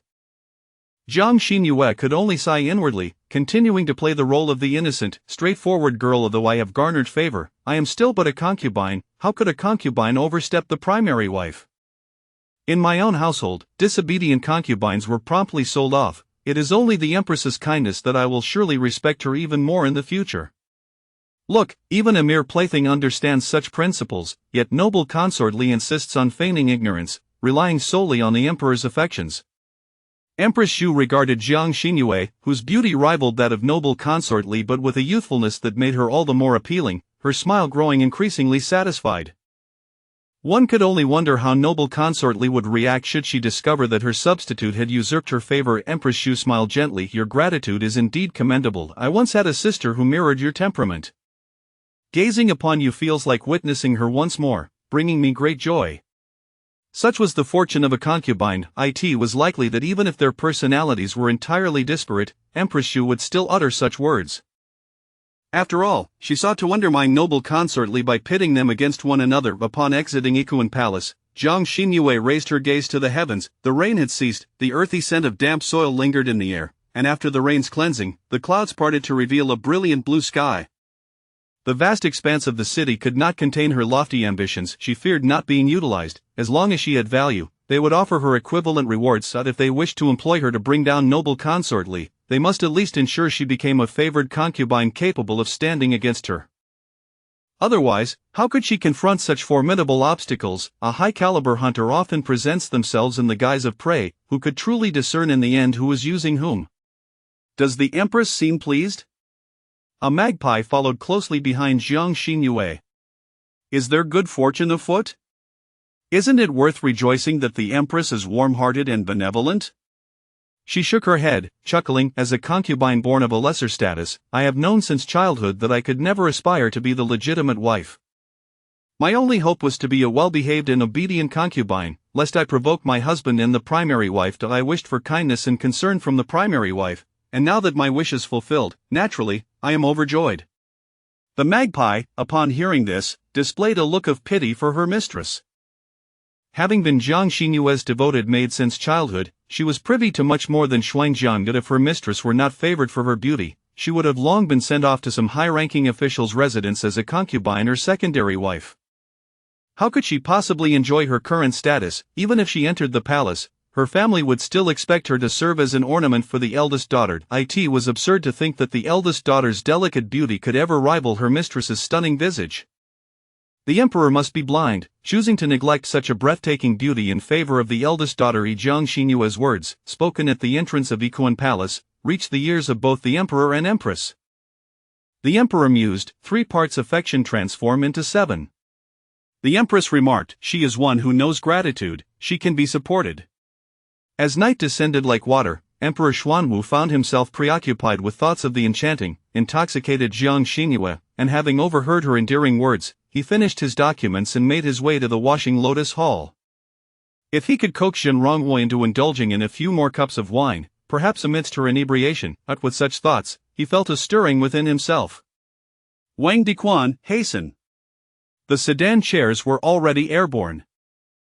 They needed to move faster, as the shoes of the bearers were nearly smoking from the effort. Yet, with the emperor's command, Wang Diquan could only urge the attendants to speed up further. What else could be done? Was this not the fabled adage, one day apart feels like 3 autumns? Chapter 10. The face a crescent moon gracefully arched over the exquisite corner tower, casting a veil of hazy, golden light within the high walls. The washing lotus hall bathed in this illumination appeared both warm and tranquil. From a distance, the palace perched above the lotus pond was partially concealed by blossoming trees, revealing glimpses of its glazed tile roofs, much like its owner, enticing curious glances. Today, Jiang Xinyue donned a soft, delicate pink robe, adorned at the chest with a sky-blue silk ribbon tied into a grand bow. Her hair was loosely styled into a bun, with a freshly plucked pink lotus tucked at her temple, devoid of any further embellishments. She stood outside the washing lotus hall, and as the evening breeze stirred, the lotus petals fluttered, and her garments danced gracefully, resembling a delicate performance. An indescribable charm radiated from her, both adorable and ethereal. Each time she bowed, Emperor Xuanwu would gently grasp her arm and draw her into his embrace, but this time, she boldly leapt into his arms, preempting his movements and embodying the very spirit of affectionate surrender. The warmth of soft jade in his embrace left Emperor Xuanwu utterly enraptured. Upon entering the hall, a finely crafted wine jug rested upon the table, its subtle fragrance wafting through the air. The emperor raised an eyebrow. My beloved, are you indulging in wine? Jiang Xinyue, with features as picturesque as a painting, lowered her gaze in an enchanting manner. The magpies in the frost have informed me that I was inebriated last night. Today, I wish to discover what wine could possibly have intoxicated me. In her heart, she pondered, why do I drink? Is it not to satisfy your secret little whims? Emperor Xuanwu chuckled softly. So, my beloved, you possess a remarkable tolerance for alcohol? Jiang Xinyue replied eagerly. Indeed. If your majesty would share a few cups with me, I assure you, I shall not succumb to drunkenness this time. The implication was clear, she had indeed been tipsy after just a few drinks previously. Those who boast of their drinking prowess often lack true capacity, while those genuinely capable tend to shy away from such claims. In the harem, every concubine professed to withstand 1,000 cups, yet when faced with him, they would barely manage a couple before claiming dizziness and seeking refuge in his arms. He was no fool. Those who claimed to be drunk without so much as a flush were merely employing flattery. Unlike the enchanting figure before him. Drink up, why does your majesty not partake? Jiang Xinyue's face flushed crimson, not merely her cheeks, but her ears, neck, and even her arms radiated a vibrant hue. Were Emperor Xuanwu a man of modernity, he would undoubtedly recognize the phenomenon of a drinker's face. Jiang Xinyue, however, was exceptional. Her intoxication spread across her entire being. The enchanting beauty, reminiscent of a dream, grasped the wine jug as if in a whimsical dance, her lips clasping a cup as she drank deeply. Her steps faltered, swaying as she danced and inadvertently brushed aside the lilac-hued curtains of the hall. Emperor Xuanwu deliberately guided her forward while retreating himself. Jiang Xinyue's dazed eyes seemed to gaze at him yet also appear unfocused. Her garments were slightly disheveled, revealing a soft, white shoulder and accentuating her alluring collarbone. How many times had she watched the portrayals of drunken concubines in dramas, and Lu Shan was captivated by Yang Guifei, so why could she not embody a fraction of that charm? Even Emperor Xuanwu, well-traveled and knowledgeable, had never encountered a breathtaking beauty who seemed to have traversed time from the likes of Xin Huanzhuan, The Secret History of Yang Guifei, or The Legend of Wu Mengniang to enchant him. Wine stains glistened at the corners of her lips, trailing down her delicate jawline into the depths of her enchanting form. Her hair, once elegantly coiled, cascaded down, enveloping her petite, cherubic face, evoking a profound sense of tenderness that made one yearn to envelop her in an embrace of passionate affection. With such thoughts, Emperor Xuanwu acted upon his desires. Outside the washing lotus hall, Hongxi was intercepted, pleading with Wang Dequan. Lord Wang, my lady's old ailment has resurfaced, she is crying out for the emperor. I am truly concerned, could you kindly relay a message? It would suffice to merely take a glance, and once my lady has settled, Lady Zhenrong can send someone to summon him again. Such words seemed simple enough. Not only did he dare not interrupt the emperor's intimate moment with Lady Zhenrong, but should the emperor truly venture to Changchun Palace, there would be no returning. Lady Zhenrong lacked the audacity to urge the emperor onward, and any burgeoning anger would inevitably be directed toward him, the eunuch. Were the emperor to favor Lady Zhenrong again, and she whispered sweet nothings into his ear, what would he do if the emperor's affections turned cold towards him? He would not risk his future for a mere concubine. If a concubine fell ill, she ought to summon the imperial physicians. The emperor was burdened with state affairs, and having finally found rest, it was imperative that no one disturb his slumber. Miss Hongxi, please return. What disturbance? Hearing the sounds from within the washing lotus hall, Hongxi cursed Jiang Xinyue vehemently in her heart. The audacious little minx only served to ensnare the emperor in her charms, utterly shameless. Yet, what could she do? The emperor was enamored. Despite her anger, Hongxi dared not express it before Wang Dequan. However, upon returning to Changchun Palace, Lady Chu would undoubtedly unleash her wrath. Thus, she remained at the entrance of the washing lotus hall, attempting to create some noise to capture the emperor's attention. Captured in Emperor Xuanwu's grasp, Jiang Xinyue felt weak and teary, longing to escape. Alas, her intoxication only made her more restless, driving Emperor Xuanwu to the brink of exasperation. Do not struggle. He held her shoulders, burying his face in the crook of her neck, desperately restraining himself as he gently nibbled and kissed her skin, enveloping her in a gaze of passion. Within the hibiscus canopy, the crimson quilt shifted, the flickering candlelight danced, and moonlight enveloped the washing lotus hall. In the lotus pond, a pair of mandarin ducks intertwined their necks, a picture of intimacy. Where there is joy, there is sorrow. At the Changxin Palace remained lit as midnight approached, and Li Yu observed the beautiful Guifei in the hall, tirelessly performing the long-sleeve dance. Your Majesty, please cease your dancing. If you continue, your health may not withstand it. After a vigorous spin, the Guifei collapsed to the ground, and Li Yu rushed to support her, wiping the sweat from her brow. The Guifei sighed, alas, I am growing old. In the past, I could dance all night without feeling fatigued. Your Majesty is in the prime of youth, how could you be old? Li Yu tenderly helped her to sit. Who in this palace does not know that your Majesty possesses the most exquisite beauty, cherished by the emperor above all? Is that so? The Guifei cradled her firm visage, yet suddenly her expression darkened. Am I still the one he cherishes most? Chapter 11. Shame and anger whether or not the beloved consort Li remains the emperor's cherished one is a matter beyond the discernment of the palace attendants, who can only observe the superficial. Conversely, the lady of the Shiha Hall has undeniably managed to share in the affections once reserved for consort Li, a fact that has become apparent to all. The emperor currently finds her refreshing and exhibits a certain fondness towards her. Just last night, he graced the Shiha Hall with his presence, and this morning, an array of lavish gifts was bestowed upon Jinronghua's quarters. During her morning visit to the Yikeng Palace to pay her respects, she harvested yet another wave of resentment. However, with the Empress now regarding her as one of her own, the loquacious Li Yingfei does not hold back. The moment she perceives a hint of emotional distress, there are always those ready to rally to her defense. You are admirable in many respects, but your courage is woefully lacking. In the imperial garden, Jiang Xinyue followed closely behind Li Yingfei, mirroring her steps with deference. When asked to comment on Li Yingfei, she shyly smiled, "With the Empress and my esteemed sister Li Yingfei safeguarding me, I find it permissible to be a bit timid." Li Yingfei was about to respond further when she noticed Jiang Xinyue's eyes glistening with unshed tears, gazing at her with innocent eyes. As a concubine born of a secondary line, I have often been envious of the sisterly bonds others enjoy, especially since my legitimate sisters have never shown me kindness. Your protection moves me deeply, dear sister Li Yingfei. She paused, dabbing at her eyes with a handkerchief to prevent her tears from falling. "Oh, is that not Jinronghua?"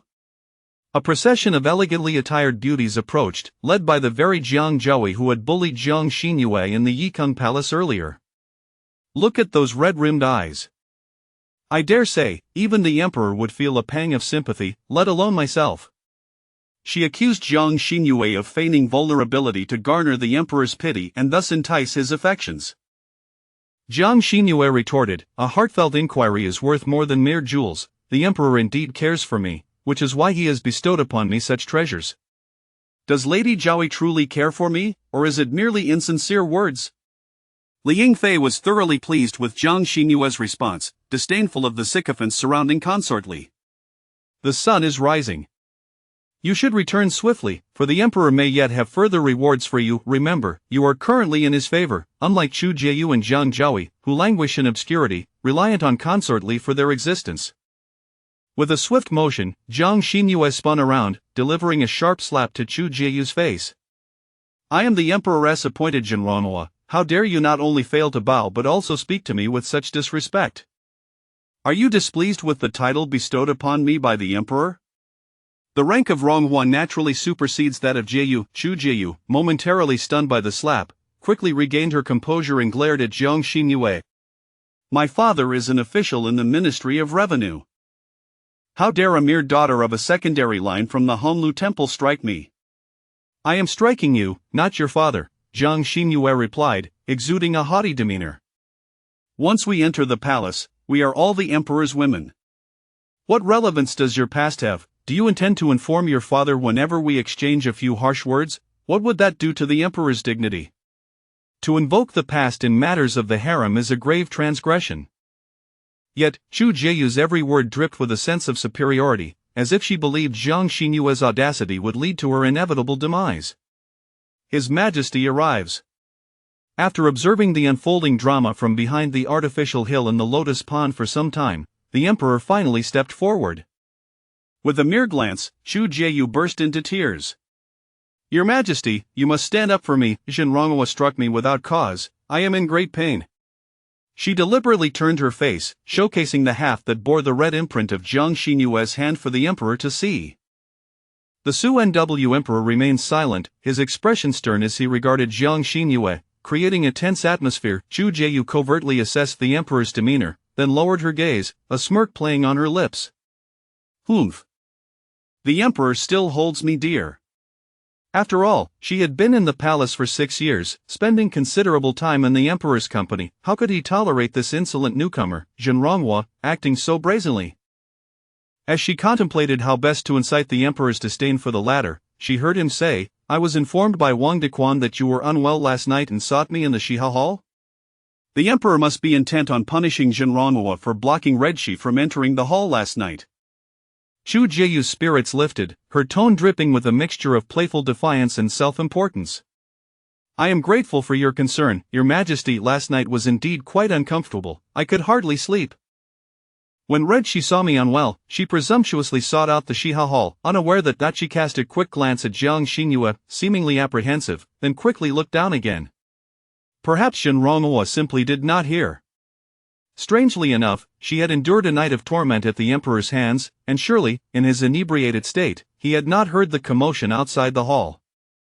It was evident that the emperor's thoughts aligned with hers. Following Chu Jieyu's words, he raised an eyebrow, his gaze settling on Jiang Xinyue's luscious, rose-red lips. She seized the moment to display a blend of shyness and indignation, her petite face flushed crimson, successfully transforming the previously frosty atmosphere into one of flirtation. I intended to visit the Changchun Palace to see you, Chu Jieyu. Chu Jieyu looked up, a smile illuminating her face, her expression a blend of triumph and provocation as she set her sights on Jiang Xinyue, ready to speak. But I observed you chastising Zhenronghua, neglecting to greet her, and asserting your position with such vigor. It hardly seems you were in ill health. It appears you have made a full recovery. The Su Nw Emperor's icy gaze fixed upon her. Since you are no longer unwell, I shall punish you to kneel here for 2 hours for your insubordination. Remember to pay your respects to Zhenronghua next time you see her. With that, he reached out to embrace Jiang Xinyue's shoulders. My beloved, your cheeks are quite flushed, have you been in the sun? He teased her, clearly enjoying the moment. Jiang Xinyue pouted, feigning embarrassment, and abruptly broke free from the emperor's grasp, fleeing back to the Shiha hall in a fluster. As she reached the entrance, she collided with the doorframe, wincing as she rubbed her forehead.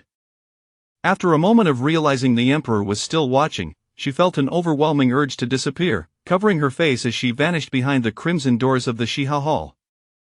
Chu Jieyu stood there, dumbfounded by Jiang Xinyue's audacious antics. Zhenronghua, how could she be so bold? How dare she pull away from the emperor's hand? How could she run away in front of him? And yet it appeared the emperor was not angered. Chapter 12. Utilizing with her petite mind unable to comprehend the situation, she found herself kneeling outside the Lotus Pavilion, helplessly watching as Emperor Xuanwu pursued the figure of Zhenronghua. Had she been able to think clearly, there would have been no need for her to be in such a position. Upon returning to her chambers, Jiang Xinyue cocooned herself in her quilt, refusing to emerge, no matter how much the magpie and Frostfall urged her. Within the bedding, there was not a trace of movement. Emperor Xuanwu chuckled softly. You may all leave, and have Wang Diquan bring the meal over. I shall dine with your master this noon. Is the master behaving this way, and the emperor is not displeased? The magpie and Frostfall stood momentarily stunned, yet joyfully retreated. Once they had all exited, Jiang Xinyue swiftly threw off the bedding, her beautiful eyes glaring at Emperor Xuanwu. You are doing this on purpose. What purpose do you speak of? He inquired. Deliberately exchanging glances with her outside, intentionally reminding her of last night's flirtation? And mocking her with your words? Indeed, he was guilty. He had intentionally teased her, eager to observe her reaction to I in this harem. It had been a long time since such vivacity had graced its halls. Jiang Xinyue turned her head away and retorted, just now, Chu Jieyu was the first to complain, and yet the emperor supported her. That was an unjust accusation against him. Emperor Xuanwu chuckled, sitting at the edge of the bed, tugging at her quilt. Come out. It's warm inside. Don't suffocate yourself. Seeing her unmoving, he cast aside the pristine silk quilt and, with a long arm, drew her onto his lap, resting his forehead against hers. When have I ever supported her? As she gazed at him in this manner, she mimicked the expression he had worn by the lotus pond, but lacking the gravitas, she appeared rather petulant. Like this, unable to restrain himself, Emperor Xuanwu planted a gentle kiss upon her pouting lips, leaving Jiang Xinyue momentarily dazed. He kissed her once more, and then again, until it culminated in a deep, lingering French kiss, a technique he had surreptitiously learned from Jiang Xinyue. In moments of passion, the delicate tip of the woman's tongue danced playfully with his, transforming the kiss into something delightful. He found himself increasingly yearning to conquer her spirited essence. I am not angry anymore. Truly, I am not angry. Jiang Xinyue, breathless, pushed him away, her cheeks flushed with warmth, avoiding the emperor's advancing face. Just now, you claimed to have come specifically to see Chu Jieyu. What are you doing now? Though she professed not to be angry, it was evident she still felt a twinge of jealousy. If I did not say such things, would they not conspire to bully my beloved consort even more? He was still considering her feelings. Had she truly been the original Jiang Xinyue, she would likely have succumbed to the emperor's deep affections, yet, was he not merely exploiting her to undermine Chu Jieyu? For 6 years, Chu Jieyu had feigned illness and weakness, and Jiang Xinyue was acutely aware of the emperor's attitude. His patience towards Chu Jieyu, or rather, towards both her and the Chu family, had reached its zenith from the moment she had crossed over and received his favor. Emperor Xuanwu had already devised how to utilize her for his objectives. Otherwise, he would not have directly elevated her from a mere noble to the status of Ronghua, simply to grant her the power to overshadow Chu Jieyu and provoke her downfall. Jiang Xinyue's greatest strength lay in her self-awareness, having grown accustomed to the emperor's discerning eyes, a ruler who governed the great Yin with a steady hand. How could such a sovereign ever truly harbor feelings for her? Fortunately, she too was merely playing a role. The slap delivered to Chu Jieyu today was a means to satisfy Emperor Xuanwu, allowing him to feel that everything was proceeding according to his design. Consequently, he was bound to offer himself some form of compensation, for soon Chu Jieyu would undoubtedly retaliate. In this palace, one could not afford to be struck without retaliating, otherwise, they would become the laughingstock of the harem, subject to ridicule from all. Only through successful counterattacks could one convey to others that they were not to be trifled with, thus maintaining their facade of dignity and status. With a semblance of touched amusement, Jiang Xinyue leaned against Emperor Xuanwu's embrace, her eyes glimmering with intelligence. Meanwhile, the emperor, resting his chin atop her head, seemed momentarily lost in thought. The midday meal was exquisitely prepared. With the emperor present, the royal kitchen dared not be negligent in their service to the Lotus Pavilion, attending to every detail with utmost care. Jiang Xinyue had grown accustomed to taking a beauty nap half an hour after lunch, while Emperor Xuanwu lacked such leisure, rising from their intimate moments to return to the imperial study and attend to state affairs. Master, after seeing Emperor Xuanwu off, Frostfall and the magpie hurried back to inform Jiang Xinyue. Just as the emperor was leaving, Chu Jieyu fainted at his feet. You won't believe what happened next. Jiang Xinyue, her hair meticulously arranged, was mixing crushed lotus leaves with honey for a facial mask. The emperor will surely say that since Chu Jieyu is frail, the green headplate of Changchun Palace is to be revoked, and she shall be confined to recuperate. Whenever she is well enough, she may return, lest her illness spread among the other consorts. Her words astonished Frostfall more than the first time she witnessed Jiang Xinyue preparing a mask with lotus leaves and honey. Master, how did you know the emperor would say such things? It's as if you repeated his words verbatim. Jiang Xinyue calmly massaged the mask on her face, promoting absorption, and replied nonchalantly, because your master is like a worm in the emperor's belly. What's so difficult to guess? In the past, when the powerful relatives held sway, Empress Wu dominated the harem, rendering the position of Empress nearly meaningless. The Wu family, relying on the emperor being the Empress's biological child, audaciously bought and sold titles, crossing Emperor Xuanwu's bottom line. As a result, the Wu family was purged, the Empress was confined in the Xinang Palace, and all members of the Wu clan, from the emperor's own uncle to distant relatives, regardless of age or gender, were exiled to the frigid lands of Ningbei. This demonstrated the coldness of his heart. Having long severed ties with kin, now that he no longer wished to endure Chu Jieyu, he would undoubtedly strike at her heart by attacking her most cherished source of imperial favor. Jiang Xinyue shivered, constantly reminding herself to guard her heart, ensuring the emperor would never gain access to even the slightest fragment of it. His kindness towards her was all calculated. Today, even if Shen Ronghua had not existed, there would have been Zhang Ronghua or Li Ronghua. That she merely appeared at the opportune moment, possessing stunning beauty and a modest background, without the worry of her maternal family stirring up any trouble. Because she had not allowed herself to be captivated, she felt no sorrow. Instead, she was grateful that she bore qualities coveted by the emperor, the empress, and the favored consort, attributes that would only propel her further. She had no intentions of becoming the empress, nor did she wish to be the emperor's handmaiden, entangled in petty matters of slander and deceit. Her ambitions soared higher. She aspired to be the emperor's cherished consort, one who could live freely and boldly, unrestricted. Chapter 13 of The Hanging. That night, Emperor Xuanwu did not turn the cards. Instead, he slumbered in the Ikuan Palace of the Empress. Today marked the 15th day of the month. According to tradition, on the 1st and 15th days, the emperor was obliged to spend the night in the empress's quarters. Although Emperor Xuanwu harbored no deep affection for the empress, he would not contravene established customs. He was willing to uphold the dignity of his rightful empress. Word had it that the emperor had punished consort Chu today. The emperor turned in bed, presenting his back to Empress Xu, indicating he had no intention of offering an explanation. Empress Xu, her eyes red and glistening with tears that cascaded down her cheeks, quickly wiped them away. Consort Xu has always been close with noble consort Li. The emperor's action against her may cause noble consort Li to be distressed. I shall speak with noble consort Li thoroughly tomorrow, Empress. I am weary, let us retire for the night. The lights in Ikuan Palace were extinguished, yet the Longchun Palace was restless. Noble consort Li sat at the head of the table, her face etched with fury. You fool, do you not comprehend why the emperor has punished you? Consort Xu retorted defiantly, is it not due to that vixen, Jinramua? Relying on her resemblance to you, she has captured the emperor's fleeting interest and whispered deceit into his ear. Otherwise, how could the emperor have erupted in such rage? Crash, a teacup shattered at her feet.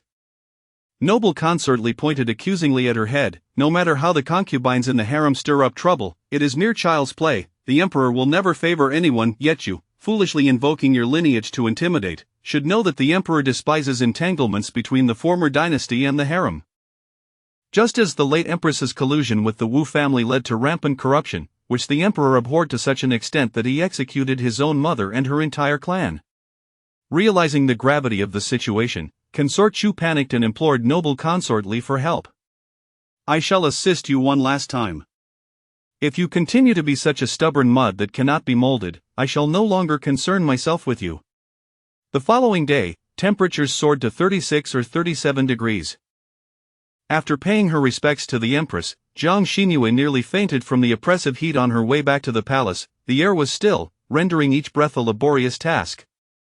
In such weather, one ought to recline amidst basins of ice in the lotus washing hall, indulging in beauty rest and perhaps concocting some skincare remedies. A beauty never shies away from enhancing her allure, and the emperor certainly would not mind. After all, they were all women he cared little for, whether they were unattractive or beautiful mattered not. Why not indulge in the pleasing sight of a lovely visage? At the very least, waking up to a beautiful face would surely uplift one's spirits. For Jiang Xinyue, had Emperor Xuanwu been an unattractive old man in his 50s or 60s, grimy and unwilling to bathe, she would prefer to spend her life peacefully in the cold palace rather than be a favored concubine. Such ugliness would extinguish any desire, leaving none for whatever else might arise. Under the blazing sun, around 2 or 3 in the afternoon, the palace grounds were deserted. The gates of each palace were tightly shut, with everyone hiding away to escape the heat. In the sweltering midday, while Jiang Xinyue was still asleep, a piercing cry echoed, seemingly emanating from the lotus washing hall. Master! Immediately, Xuanzhang pushed open the door, startling the dozing magpie at the bedside. What happened? What is amiss? Behind Xuanzhang, 2 quaking maidservants collapsed to the ground, trembling. Your Highness, in the side hall someone has hanged themselves. Jiang Xinyue sprang up in alarm, and the magpie hastily draped a cloak over her. The 3 of them, accompanied by the chief eunuch Zhang Chuan from the lotus washing hall, hurried towards the side hall. At the entrance of the side hall, a group of young eunuchs and maidservants had gathered. Zhang Chuan barked at them, and they fell to their knees. Jiang Xinyue waved her hand, go about your duties, do not linger here. Zhang Chuan led the way, selecting 2 eunuchs to accompany him. Mistress, please step back. Do not come too close. We will bring the person down. Without Jiang Xinyue's command, no one dared to touch the hanged body. She approached the door, her face pale and tinged with fear, covering her eyes as she murmured, hurry. As the red dress fluttered, the figure hanging from the beam was lowered. The magpie shouted, Mistress, it is the eldest lady. What? Jiang Xinyue, peering through her fingers, was suddenly too stunned to feel fear. She rushed forward, and upon seeing the ghastly pale face, she let out a piercing scream and fainted. Wang Diquan hurried to the imperial study, encountering several court officials en route, and without exchanging pleasantries, he rushed inside. Your Majesty, there has been an incident at the lotus washing hall. Only then did Wang Diquan notice Zhang Zhaoyi standing at the emperor's desk, grinding it. Though Zhang Zhaoyi was not the epitome of beauty, her grandfather was a cabinet scholar, and her father had just been promoted to Minister of Personnel. The Zhang family was a scholarly lineage, possessing an air of refinement. The emperor occasionally enjoyed her company. As Emperor Xuanwu's brush halted, ink splattered onto the rice paper, ruining the character he had just written for Yuan.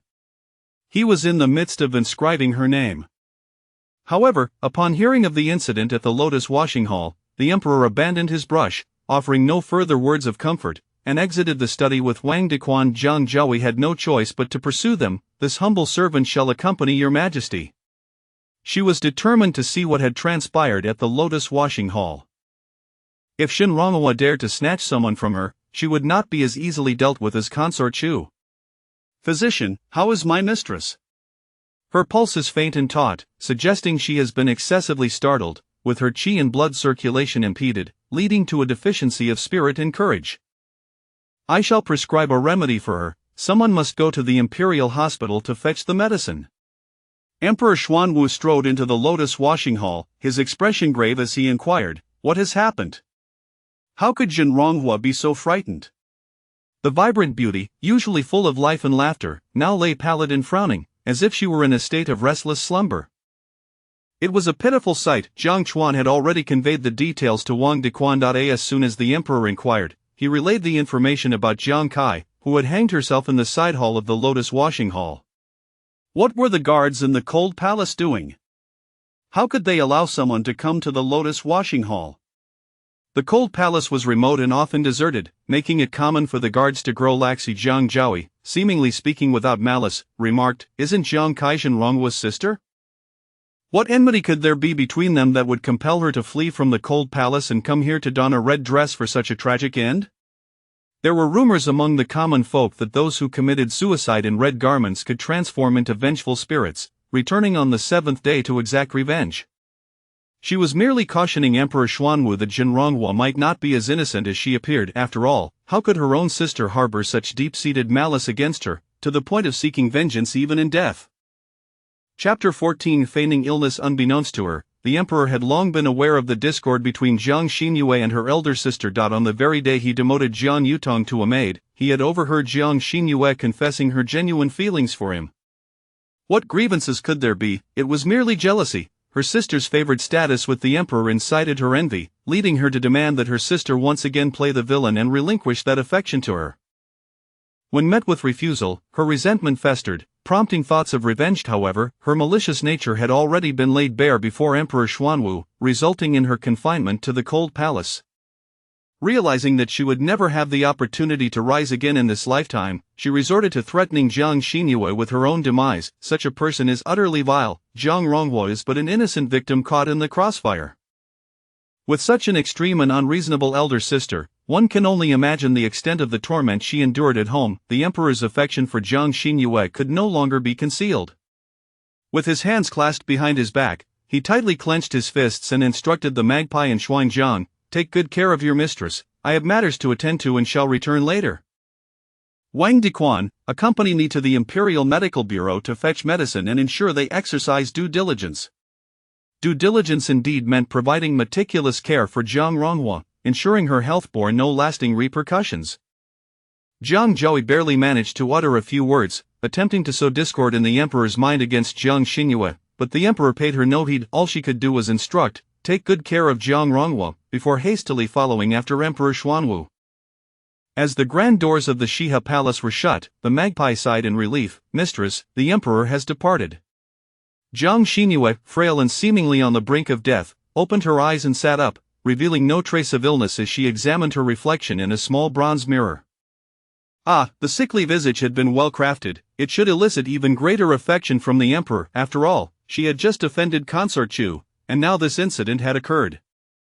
Who wouldn't suspect that consort Chu was behind it all? How could the eldest daughter choose to take her own life? The magpie continued to mutter. With her lofty ambitions, she once boasted about becoming the Empress. How could she seek to end her life nearly 2 months after entering the palace? If word reached the household, one could only imagine how the first madam would react. Best not to dwell on it. "This matter does not concern us," Jiang Xinyue said, brushing her long hair. "The emperor will handle it appropriately." Even in her original form, there had been no bond between her and Jiang Yutong, let alone for her as an impostor. In the Yangxing Palace, Emperor Xuanwu rubbed his temples, saying, "Go to Ikuan Palace and summon the Empress. Instruct her to thoroughly investigate Jiang Saizhong's suicide." Additionally, Jiang Ronghua is timid. She cannot remain in Shiha Palace any longer. Have the Empress choose a more suitable palace for her? Upon receiving the emperor's decree, Empress Ju promptly brought a century-old ginseng to visit Shiha Palace, accompanied by concubine Liang and concubine De. Jiang Xinyue, half reclining on the bed and in a foul mood, refused to drink the bitter medicine prescribed by the physician when they entered. She attempted to rise but lacked the strength and fell back down. Empress Ju personally assisted her in reclining, her eyes filled with concern. "You are unwell. Do not engage in such formalities. Are you feeling any better?" Jiang Xinyue coughed gently, her eyes brimming with tears. "Thank you, Your Majesty, for your concern. I am much improved." Her appearance, however, belied the fact that she was much improved. "Today, I mentioned you were well except for your timidity, and lo and behold, I was proven right. How can a mere corpse frighten you so?" Concubine Liang bluntly remarked, "Your ailment is merely a result of that wretched woman's schemes. She seeks to frighten you to death with her own demise. You must not give in to her intentions." Jiang Xinyue offered a bitter smile. "Sister Liang is quite correct. I shall recover swiftly." The bitter medicine she had previously refused, she now took up and, grimacing, finished in one go. In the end, she did not forget to ask the magpie for a sweetened treat. Concubine De smiled gently. It is no wonder she was frightened. She is but 15 years old, still a mere child. Her manner of taking medicine resembles that of the second princess. The second princess is 9 years old this year, while Jiang Xinyue is 6 years her senior. Concubine Liang, thinking of her own eldest princess, softened her expression. "Do not fear. The emperor has already made arrangements for you. Once you recover, you shall be moved to a new palace." Empress Yu nodded. "I have chosen 3 palaces for you: Jingren Palace, Hashi Palace, and Shunan Palace. Jingren Palace is near Ikuan Palace, so should similar circumstances arise again, you may quickly seek my aid. Shunan Palace is under the authority of concubine Liang. I see you two get along well. However, it also depends on your preference. Hashi Palace is the emperor's choice, closest to Chengqian Palace." Empress Xu was gauging her response. Jiang Xinyue blushed, her complexion regaining some color. She hesitated. "Your Majesty and Sister Liang have both treated me kindly. Both Jingren Palace and Shunan Palace are splendid. However, I do wish to be closer to the emperor. Please do not take offense, Your Majesty. I promise to visit you often in Ikuan Palace." "You have spoken so well, how could I possibly be angry?" Empress Xu chuckled lightly. "Very well, I understand your intentions. I shall not disturb your rest any further. It is important for you to recover swiftly so you may move." Jiang Xinyue nodded vigorously after bidding farewell to Empress Xu and her entourage. The magpie scratched her head. "Mistress, will you not have angered the Empress by refusing her?" "Not at all," Jiang Xinyue replied, stroking the century-old ginseng. "Put it in the storeroom for safekeeping. Inform the kitchen that I shall consume century-old ginseng soup in the coming days." "Is the Empress truly not angry?" Concubine Liang followed closely behind Empress Chu. "We are protecting her so much, yet she remains ungrateful?" Empress Chu adjusted the collar of her garment, whispering in concubine Liang's ear, "If she had chosen Jingren Palace or Shunan Palace, we would have had cause for concern. If she had made such a choice, it would indicate she is adept at concealing her true intentions and harbors grand ambitions. Such a person would be a formidable opponent, even for 10 of you. Yet, she chose Hashi Palace without hesitation, revealing her straightforward nature, devoid of guile. She is easily manageable. I in this palace, who would not desire to be closer to the emperor?" Zhang Ronghua's choice of Hashi Palace is indeed the correct decision for someone without ulterior motives. Engaging in schemes among a throng of women and a single man is quite exhausting. After Empress Xu departed, Jiang Xinyue fell into a deep slumber. Thus, when Li Guifei and Jiang Zhaoi came to visit, they were turned away at the door. The Empress had decreed that, aside from the Emperor, no one was permitted to disturb Zhang Ronghua's rest and recovery. Chapter 15. Haunting Lady Li feigned concern, merely attending out of obligation, as other high-ranking consorts had come. Her absence would appear petty, and the Emperor might think her small-minded. After being halted at the entrance, she did not even dismount from her palanquin, instructing Lei to deliver the supplements to the magpie before returning to her own palace. During the day, Jiang Zhaoi had already visited the emperor, and now she merely adhered to protocol by delivering some medicinal herbs to Jiang Xinyue before departing. That evening, the lanterns were lit in Jiang Zhaoi's quarters, and the emperor did not come to the Shiha Hall. This left Xuanzang somewhat disheartened. Had not the emperor promised to visit them later, Why had he gone to Jiang Zhaoi's palace instead? The emperor's whereabouts were his own prerogative. Such sentiments could be expressed in the privacy of the palace, but should she be overheard voicing them outside, it would not bode well for her. Jiang Xinyue rarely displayed anger, so when she reprimanded Xuanzang for the first time, it carried a weight of authority. Seizing the moment, she addressed the attending maids and eunuchs. My temperament is generally amiable, but that is contingent upon your conduct. Should I discover that any of you have been gossiping about your masters outside of these halls, leading to disturbances in the Shiha hall, do not expect mercy. Such servants, even if they were to be beaten to death, I would not intervene, understand? The servants dared not reply. You may all withdraw. It is perhaps for the best that the emperor does not come. Jiang Xinyue, disinterested in feigning fragility, reclined on her bed, allowing the magpie. The other palaces dared not neglect her, providing her with sumptuous delicacies, leading to a life of unrestrained luxury. 7 days swiftly passed, and today marked the 7th day since Jiang Kai's demise. The fright was genuine, yet it did not incapacitate her. Jiang Xinyue merely found herself disinclined to deal with the other women in the harem. Had she remained perfectly well, she would likely have been subjected to a torrent of scorn. Thus, she chose to feign excessive shock. The physicians from the Taiyuan hospital, seasoned in dealing with the palace's women, were well aware of what to say and what not to say. Moreover, Jiang Xinyue was not lying. She merely exaggerated slightly. Jiang Yutong had hanged herself in a scarlet garment, and Jiang Zhaoi claimed it was to exact vengeance on the 7th day. Consequently, Jiang Xinyue pretended to be ill for 7 days. She was curious to see who would attempt to scare her with their supernatural antics. During these 7 days, the emperor had spent 2 nights with Lady Li, 1 night with De Fei, and another with Liang Fei. Among the group of talented young women who had entered the palace alongside Jiang Xinyue, one had ascended to the rank of a 7th-grade noble, and the emperor had also rested with her for 2 nights. One night, he had not summoned anyone and had slept alone in the Chengqian palace. Although he had not visited the Xia hall, he frequently bestowed gifts of pastries, lotus flowers, and garments, ensuring that, despite the rising prominence of Su Guoran, who seemed to overshadow Zhenronghua, the other palaces still treated Jiang Xinyue with the utmost respect. The night was dark and foreboding, with even the moon obscured by clouds. A chilling wind howled outside, occasionally accompanied by the rustling of leaves. Suddenly, a shadow flitted past the window, and the eerie silence threatened to engulf everything. A gust of wind blew open the windows, extinguishing the flames of the lanterns, leaving only a faint glimmer from the lantern under the eaves. The magpie and Xuanzang, terrified, huddled together, tightly shutting their eyes and daring not to look. Their mistress had advised them to close their eyes in fear. Whatever demons lurked, she would confront them herself. The maids and eunuchs of the Shiha hall had been ordered to remain indoors, as their mistress intended to confront the ghosts personally. Suddenly, from the window, a figure tumbled in, a ghostly woman in flowing hair, clad in red with a pale face. Xuanzang could not resist opening her eyes, only to be overwhelmed with fright, quickly shutting them again and shaking her head while screaming, a ghost.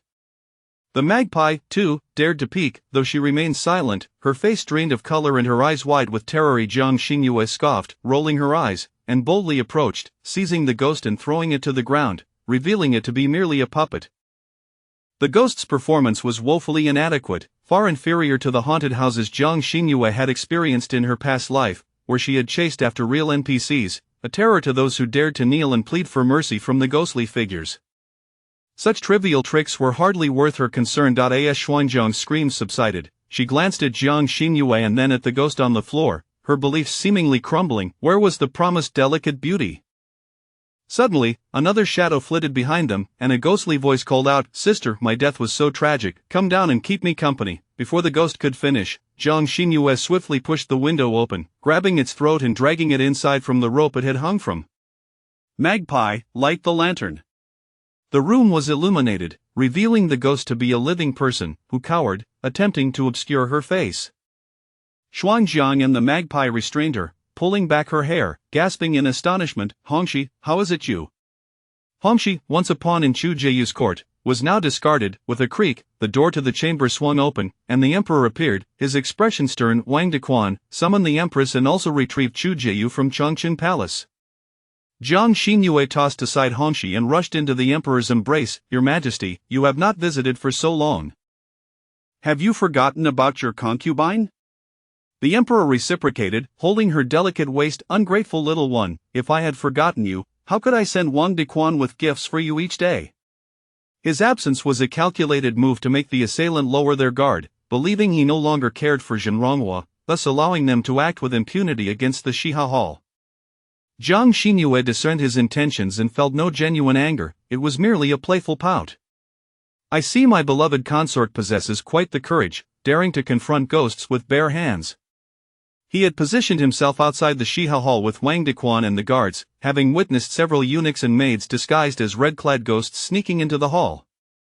He had hoped to play the hero and win her admiration further. To his surprise, she exhibited no fear, demonstrating remarkable bravery, which reshaped his perception of her. Jiang Xinyue raised an eyebrow, a hint of pride in her demeanor. What nonsense, I do not believe in such things. Even if ghosts did exist, how could they dare to manifest within the imperial palace? The emperor is the true dragon of heaven, capable of warding off all demons and specters. My disbelief in ghosts indicates merely that there are those who seek to deceive. What is there to fear? Her flattery struck a chord with the emperor. Chapter 16. Weak legs. He playfully pinched Jiang Xinyue's nose, saying, "My beloved consort speaks wisely. I too do not believe in the existence of ghosts in this world, hence I have come tonight to assist you in capturing one." As Empress Yu entered, Jiang Xinyue withdrew from the emperor's embrace to greet her with respect. No need for excessive courtesies, Zhenronghua. Before the Xuanwu emperor, Empress Yu maintained her dignified and elegant demeanor. Were you frightened? Jiang Xinyue cautiously glanced at the emperor, her cheeks flushed, and stammered, "And no, not at all." The Xuanwu emperor teased, "I would be grateful if she were not frightened by that ghost." Just then, Wang Dequan arrived, escorting Chu Jieyu before the emperor and empress. "Your Majesty, Chu Jieyu has arrived." "You vile woman! It was you who incited Jiang Kane to hang herself in the lotus washing hall, and you sent your maid to masquerade as a ghost to frighten Zhenronghua?" Chu Jieyu, terrified, felt her legs weaken and collapse to the ground, trembling as she cast a fearful glance at Hongxi, her voice trembling and barely audible. Empress Yu sighed, "Chu Jieyu, are you aware of your crimes?" She raised her head, the gentle warmth in her eyes vanishing, replaced by a venomous glare directed at Jiang Xinyue, who hid behind the Xuanwu emperor. "I am innocent," Chu Jieyu retorted defiantly. "I did not go to the cold palace. It was Zhenronghua who brought her own misfortune upon herself. Even her sister despises her, unable to bear witness to her rise as a petty person. I merely had Hongxi frighten her a little. She suffered no real harm. What crime have I committed? That is because I have the emperor's protection, preventing me from fainting from your fright." Jiang Xinyue wiped away non-existent tears, feigning a pitiful demeanor. "The imperial physician said I was overly startled and needed to rest. If I were to be frightened again, I could fall gravely ill, with no remedy available. Does Chu Jieyu wish to scare me to death?" Seizing the opportunity, the Xuanwu emperor declared, "Chu Jieyu, with your malicious heart, you have plotted against the consorts. Henceforth, you are demoted to the lowest rank of attendants and shall serve in the labor camp." Regardless of whether she had indeed released Jiang Yutong from the cold palace, the emperor's word was law, and thus it must be accepted as reality. Jiang Xinyue, aware of her malicious intent, had no qualms about acquiescing to the emperor's wishes and dealt with Chu Jieyu, or rather, Chu the attendant. As for the true mastermind behind the scenes, she was in no hurry. It was they who should be anxious. After a long day of exertion, the Xuanwu emperor rested in the lotus washing hall. After 7 days apart, the emperor's enthusiasm overwhelmed Jiang Xinyue, who found it difficult to withstand his fervor. Following their passionate encounter, Wang Dequan, adhering to tradition, presented a restorative soup. Observing her drink with such gusto, he felt a twinge of guilt. The Xuanwu emperor affectionately kissed her cheek and asked, "My beloved consort, do you desire anything?" As soon as he uttered the words, he felt a pang of regret. A gentleman's word is as binding as a chariot's, and as an emperor whose promises hold great weight, he wondered if Zhenronghua might request something that would put him in a difficult position. Should he comply or refuse? "I wish to." She wrapped her arms around the Xuanwu emperor's waist, gazing up at him as if he were her entire world, her eyes brimming with affection, nearly making him shy away from her gaze. The young woman earnestly offered her heartfelt devotion, clumsily loving him. "I am rather greedy. I desire that your Majesty's heart." This answer took the Xuanwu emperor by surprise, and the wariness in his eyes dissipated as he responded gently, "My heart has long belonged to my beloved consort. If you do not believe me, why not feel for yourself? He took her hand and placed it against his chest. The sensation of muscle beneath her palm set her heart soaring, yet she fought to maintain an appearance of bashfulness, resting her face against the emperor's sturdy chest. Such sweet nothings from the man, Jiang Xinyue was not easily swayed by his flattery. Nevertheless, it did not hinder her from engaging in yet another passionate encounter with the eloquent yet skilled Xuanwu emperor. Due to her overly proactive demeanor, Jiang Xinyue awoke the next day experiencing the sensation often described in novels, the feeling of weakness in her legs after being fervently cherished by a domineering emperor. When the Xuanwu emperor attended court that morning, she wished to show her attentiveness by assisting him in dressing. However, as soon as she stood, her legs turned weak and she stumbled. Had the emperor not been quick to catch her, she would have surely fallen flat on her face, utterly humiliated. The Xuanwu emperor, looking quite satisfied, carried her horizontally and laid her back on the bed. I instructed someone to inform Yikeng Palace that you are unwell today and need not pay your respects. But that cannot be. Jiang Xinyue shot him a glance. I still wish for the Empress to send someone to help me move my quarters. I must go. I will have Wang Dequan instruct the inner court to send someone. Be obedient. Jiang Xinyue wrapped her arms around his neck, her heart and gaze filled with him. I know your majesty is considerate of me, which brings me joy. However, I have not paid my respects to the Empress for 7 days. Now that we have shared a bed, if I neglect to do so, others will think I am taking advantage of your favor. I am pleased to indulge you. Indeed, you may take advantage of my favor. Indeed. When one is favored, it is delightful to indulge whims, and even the most capricious behavior seems vibrant and charming. Yet, one day, should the emperor's affection wane, anyone could use her present behavior of taking advantage of his favor against her, and at that time, the emperor would simply think, why is this woman so bothersome? She lacks any decorum. I do not wish for that. She avoided the privileges that other consorts would covet. The Empress has treated me kindly, as has Sister Liangfei. I do not wish for others to accuse me of disrespecting the Empress, lest it cause her to lose face, which would upset me. She playfully shook the Emperor's neck. Your Majesty, please, do not be so reckless next time. My legs have turned to jelly. Her breath brushed against his ear, almost causing him to lose his composure. Sensing that matters were becoming increasingly uncontrollable, he hastily made his escape. Jiang Xinyue smiled and immediately rose, summoning Chichu and Xuanzheng to assist her in dressing. Adorned in a long, bright pink palace robe that reached her feet, an embroidered cotton cloak edged with light lotus and silk patterns of begonia flowers, the robe embroidered with vibrant peach blossom branches and butterflies of various forms and styles, she appeared even more radiant and captivating, her beauty heightened. With her hair styled in 2 intricate arrangements, adorned with earrings, bracelets, hairpins, large fluffy flowers, and ornamental hairpieces, she exuded an air of opulence. Once she donned the final touches, even Qiqiao and Xuanzhang were left transfixed. In Yikeng Palace, the other consorts eagerly awaited at the entrance, their eyes fixed on the door. Recently favored, Jiang Zhaoi, dressed in pink palace attire, appeared even more lovely, covering her mouth with a light laugh. Zenranhua has already shared the emperor's bed, so she must be in good health. Why has she yet to come and pay her respects to the empress? Did not Liangfei praise Zenranhua for her understanding, claiming she was unlike Li Guifei, who disregarded the empress due to the emperor's affection? A slap in the face. Indeed, it is evident that once a woman in this palace receives favor, she will undoubtedly raise her tail high. Zenranhua is no exception. Bright sunlight streamed through the entrance of Yikeng Palace, and a striking figure appeared. After just one night apart, does Zhaoi miss me so? Chapter 17. Barbecue. Amidst the fragmented rays of sunlight, a radiant and enchanting young girl appeared, clad in a delicate pink gown, gracefully gliding forth from the luminous backdrop. This humble servant pays her respects to Her Majesty the Empress. Last night, I was greatly startled and fell ill, which caused my late arrival. I beseech your forgiveness, Your Majesty. Her humble demeanor not only struck a blow to Consort Zhang but also greatly honored Empress Xu. The Empress, in turn, was pleased to reciprocate. There is no need for excessive courtesy. Zenranhua, please rise and take a seat. Although last night, Consort Xu acted rather recklessly, it is undeniable that the Emperor holds you in high esteem. Now that you have recovered, I shall instruct the Imperial Household Department to assist in your relocation to Yishi Palace.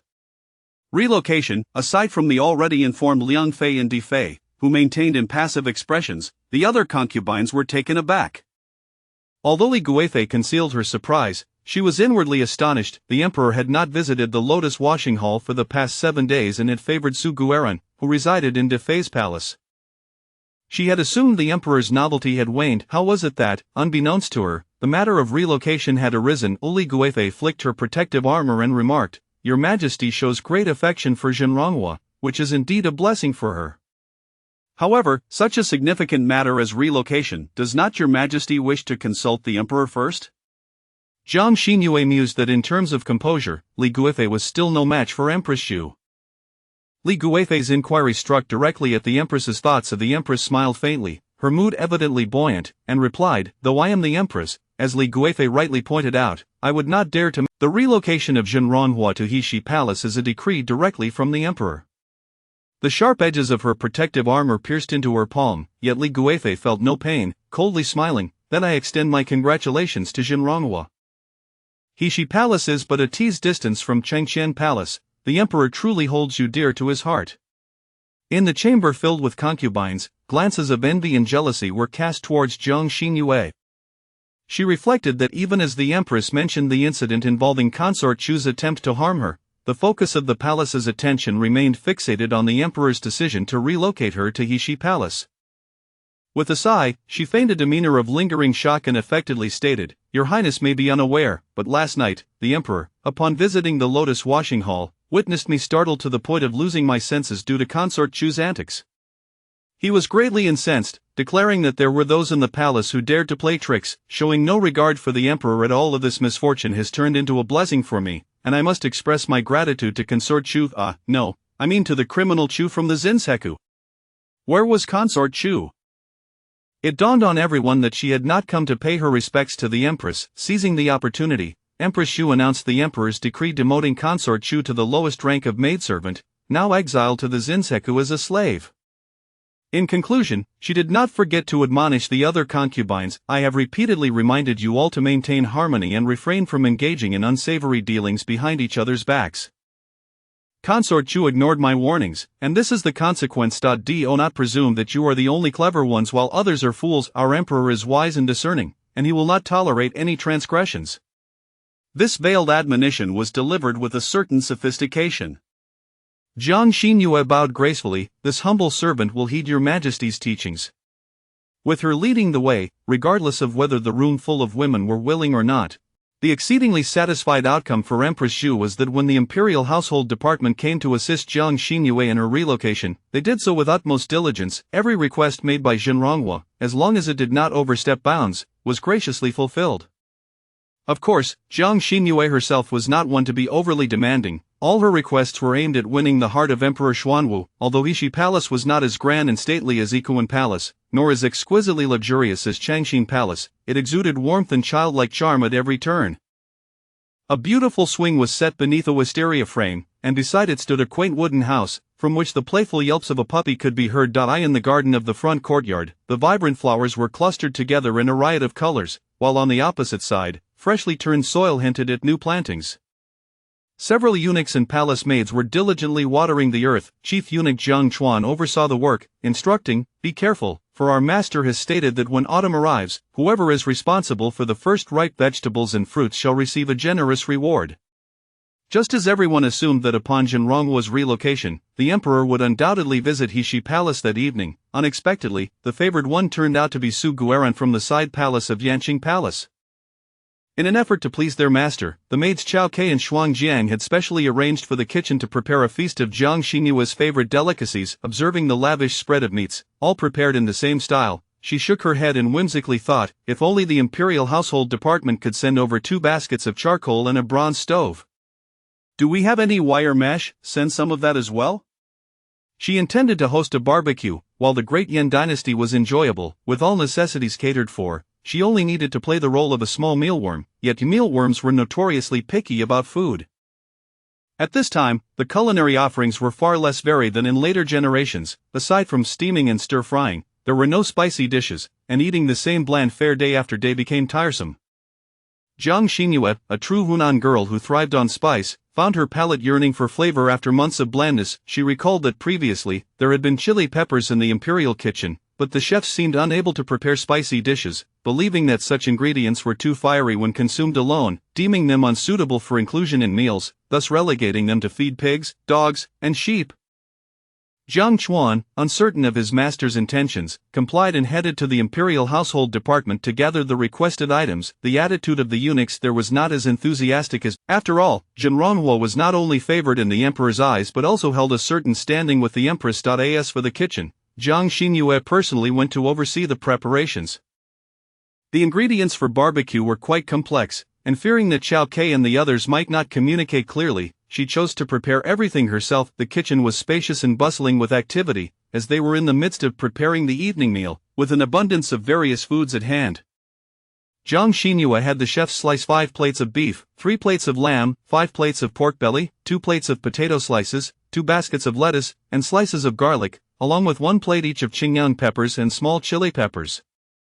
Salt, oil, cumin, and 5 spice powder. The chefs wondered if Jin Ronghua had lost her mind. Otherwise, why would she take so much raw meat back? Heshi Palace had no small kitchen. How would she cook all this meat?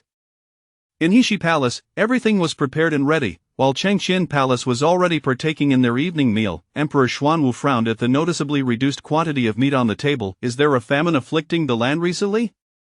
Wang Diquan, equally puzzled, shook his head in confusion. I have heard no such news.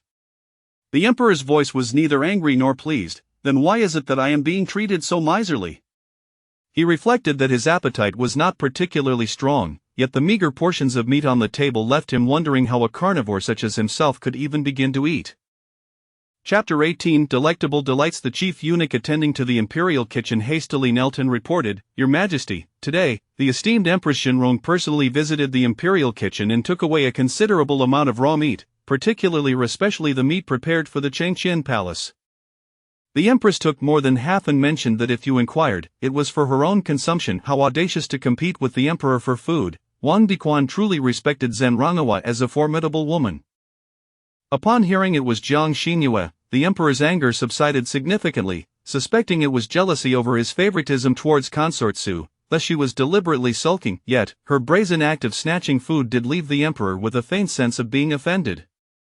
Jiang Xinyue merely wished to convey that with frequent offenses, one grows accustomed. Habit is a formidable force. She cautiously probed the boundaries of offense, and each time the emperor indulged her, she pushed the limits further. Ultimately, whatever Jiang Xinyue did would not seem amiss to him, and he would even indulge her. In truth, it was simply a matter of habitual accumulation. Outsiders would assume the emperor cherished her deeply, hence his indulgence. This was precisely the outcome she sought to achieve. Subtly and imperceptibly guiding the emperor was a pivotal task on her path to becoming a favored concubine. As dusk fell, a rich aroma of meat wafted from Heshi Palace, a scent so fragrant it could be said to permeate for miles. The not yet sated emperor sat in his royal sedan chair, preparing to depart for Yanqing Palace when he noticed a thick plume of white smoke rising from the vicinity of Heshi Palace. Straightening his posture, he inquired, Wang Diquan, has there been a water leak at Heshi Palace? Wang Diquan craned his neck to observe. It does not appear to be a leak, Your Majesty. I shall investigate. Let us go together, commanded the emperor, prompting the eunuchs bearing the imperial sedan to hasten towards the source. Sensing the emperor's urgency. As they approached, the tantalizing scent intensified, enticing their appetites. A palace maid, joyfully emerging from Heshi Palace with a freshly made beef bun crafted by Zhen Ranghua herself, was about to relish the delightful treat when she found the imperial procession before her. Hastily, she raised the bun above her head, kneeling as she presented it. Your Majesty, this is a delicacy personally prepared by Empress Shinrong, a gift to me. I humbly beseech you to taste it. Who was she to partake in such a dish? She had merely assisted the Empress in moving a stove. She had no right to savor the meat roasted by Zhen Ranghua herself. It was meant to be presented to the emperor. Wang Diquan received the obscured morsel wrapped in greens, unveiling its contents. Your Majesty, it consists of beef with garlic slices and green chilies, well cooked. Hadn't the imperial kitchen stated that Shinrong requested raw meat? He had thought she was merely throwing a tantrum out of jealousy. The emperor's meals were always sampled for poison before consumption. He lifted his chin. Wang Diquan. As the emperor's trusted eunuch, he understood with a mere glance that this seemingly chaotic assortment of meat was destined for the emperor's consumption. He hoped Zenrangawa was reliable enough that it would not lead to an upset stomach. The kneeling young eunuch watched helplessly as his roasted meat was devoured, swallowing his own saliva in despair. Was it truly so delectable? Wang Diquan took a bite, the fragrant and spicy flavors exploding in his senses, nearly causing him to swallow his own tongue. That he had never interfered with the emperor's affections for any concubine, yet after savoring that piece of meat, he found himself longing for more, licking his lips. Your Majesty, you seem unsatisfied with your evening meal. The hour is still early. Shall we not dine at Hushi Palace before proceeding to Yanqing Palace? How could it be so delicious, truly extraordinary? After an exchange of glances, the emperor nodded in agreement. Granted. Due to the smoke from the grilling, Jiang Xingyue changed into a gray short outfit, her hair wrapped in a scarf, resembling a meat grilling goddess. Xiao Kei and Shuang Jiang had fully absorbed her teachings, and in the front courtyard of Hushi Palace, they worked diligently, the brushes sizzling as they prepared meat for their master. Jiang Xingyue reveled in her meal, her shoulders swaying as she chewed, her eyes squinting with satisfaction, exuding joy that was infectious to all present. Some eunuchs and maids were also indulging in grilled meat, though they dared not share the table with their master, standing aside while they quickly nibbled. Wang Diquan was taken aback by the sight of this harmonious gathering between master and servant. Momentarily at a loss for words, the emperor did not chastise his old companion for his lapse in composure, as even he was captivated by the rustic charm of Zenrangawa. What are you all eating? A thunderous voice suddenly echoed, causing all the palace maids and eunuchs to turn in alarm, dropping to their knees. A few, still with piping hot meat in their mouths, lowered their heads, grimacing from the heat yet refusing to spit it out. Jiang Xingyue heard the emperor's voice nearby, her mouth still full of pork belly, rendering her unable to swallow or spit, leading to an awkward bout of hiccups. "Hat, this humble concubine greets your Majesty." Yanqing Palace consort Su awaited eagerly, her heart heavy with anticipation, yet the figure of the emperor remained elusive. Her personal maid, Shu Hua, remarked, "My lady, you have stood for half an hour, it would be wise to enter and wait. The emperor has summoned you, he will surely come." Consort Su's face fell, shaking her head as she reluctantly turned back, unwilling to concede. The noble consort, taking a leisurely stroll after dinner with the second princess, noticed Su's troubled expression and could not help but offer comfort. "It is not yet time for your summons. The emperor has gone to dine with Zenrangawa. You need not fret, Zenrangawa is a most amiable person." The implication being that Zenrangawa would surely recognize that Consort Su was the one favored for the evening, and would not keep the emperor against his will. Consort Su nodded, "I understand." Upon returning to her chambers, she wept silently, feeling utterly wronged. The noble consort's defense of Zenrangawa appeared to be biased. The evening repast had long since concluded. How could the emperor possibly dine at Hushi Palace at this hour? It was rumored that Zenrangawa had initially fallen from grace, only to regain favor by intercepting the emperor from Consort Shu's side. Why, just as she had begun to enjoy his favor, did Zenrangawa feel her position threatened and seek to undermine her? Why must her fate be so cruel? Her sobs were delicate and fragmented, akin to a forlorn kitten, pitiful and helpless. What troubles my beloved consort? Having been well-fed and sated by Jiang Xingyue, the emperor, in high spirits, entered Consort Su's quarters and, upon hearing her cries, did not turn away. "Why do you weep?" Consort Su looked up abruptly, her eyes swollen and red as she gazed at the emperor, hastily wiping her tears. Your Majesty, I thought you would not come."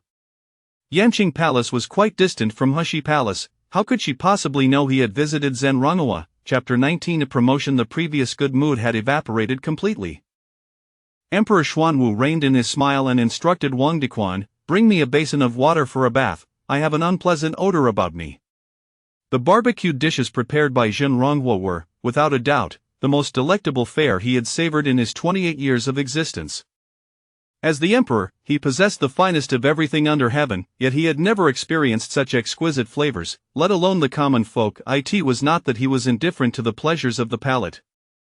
Rather, he had simply never encountered cuisine that truly tantalized his taste buds. Recalling how he had consumed a generous portion of Zenrangawa's roasted meats today, and how she had been too incensed to acknowledge him when he departed, he couldn't help but chuckle softly. Lady Su gazed at the handsome emperor's smile, her cheeks flushing, as she nestled closer into his embrace, playfully asking, "Is your Majesty laughing at how much I weep?" Emperor Xuanwu looked down and remarked, "My beloved, have you used osmanthus oil in your hair today?" Lady Su, having meticulously adorned herself from head to toe, tossed her hair slightly and inquired, "Does your Majesty like it?" Knowing that the Emperor had noticed her change in fragrance reassured her that she held a place in his heart. If he were indifferent, how could he single her out amidst so many women in the harem? Emperor Xuanwu laid her down upon the bed, declaring, "My dear, your natural beauty needs no enhancements to capture my heart." Lady Su still lacked discernment. The Emperor was not praising her. He was merely expressing his distaste for the scent of the oil, and even less for the flavor of the cosmetics that lingered on his palate. When it came to pleasing the Emperor, it was undoubtedly Zhenronghua who succeeded. Even Lady Li sometimes misinterpreted the Emperor's intentions, while Zhenronghua could grasp his desires with just a glance. Perhaps this was the distinction between genuine affection and mere pretense. How unfortunate for Zhenronghua, who devoted herself so deeply to the Emperor. One could only wonder how long she might retain his regard. It would be a pity if it were not for long. The following day, the imperial edict promoting Lady Su to the rank of Jieyu was issued. However, during her first visit to Ikuan Palace to pay respects to the Empress, another edict arrived, elevating Zhenronghua to the rank of Jinji, a sixth-rank consort. Lady Su was rewarded for her service in the Emperor's bedchamber, but what merit did Jiang Xinyue possess? As the decree fell, Lady Su's envious gaze diminished significantly. Wang Dequan began to suspect that the Emperor had not genuinely intended to elevate Lady Su, but rather to promote Jinji, fearing that a solitary promotion for her might draw too much attention and expose her to schemes. Hence he raised Lady Su's rank as a cover. This dangerous thought caused Wang Dequan to shake his head. How could that be? He had served the Emperor for over 20 years and had never witnessed such earnestness directed toward a woman. Once, Lady Li had enjoyed a modicum of the Emperor's favor, and even that scant favor had allowed her to reign supreme in the harem for over a decade. How long had Jinji even been in the palace?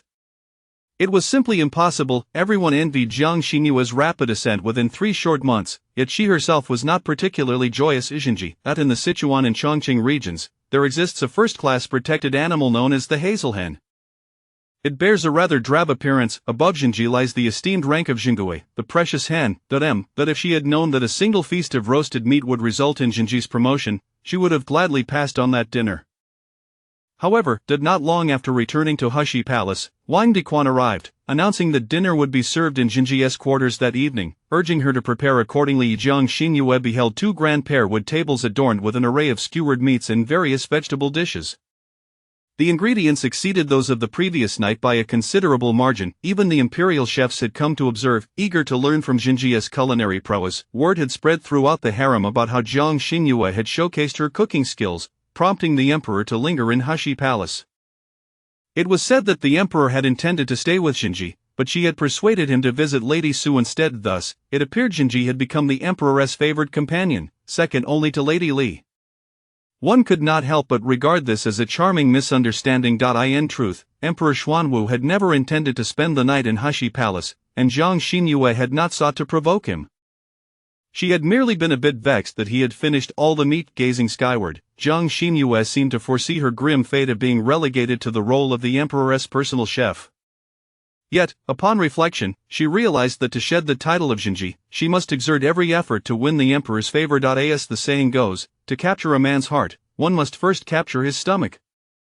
This adage holds true across the ages. Resolutely, she donned a fresh and practical outfit, enlisting the help of Chao Kai and Shuang Jiang to commence marinating the meat. Time had been insufficient the previous night, leaving the marinade lacking in depth of flavor, which fell short of her culinary standards.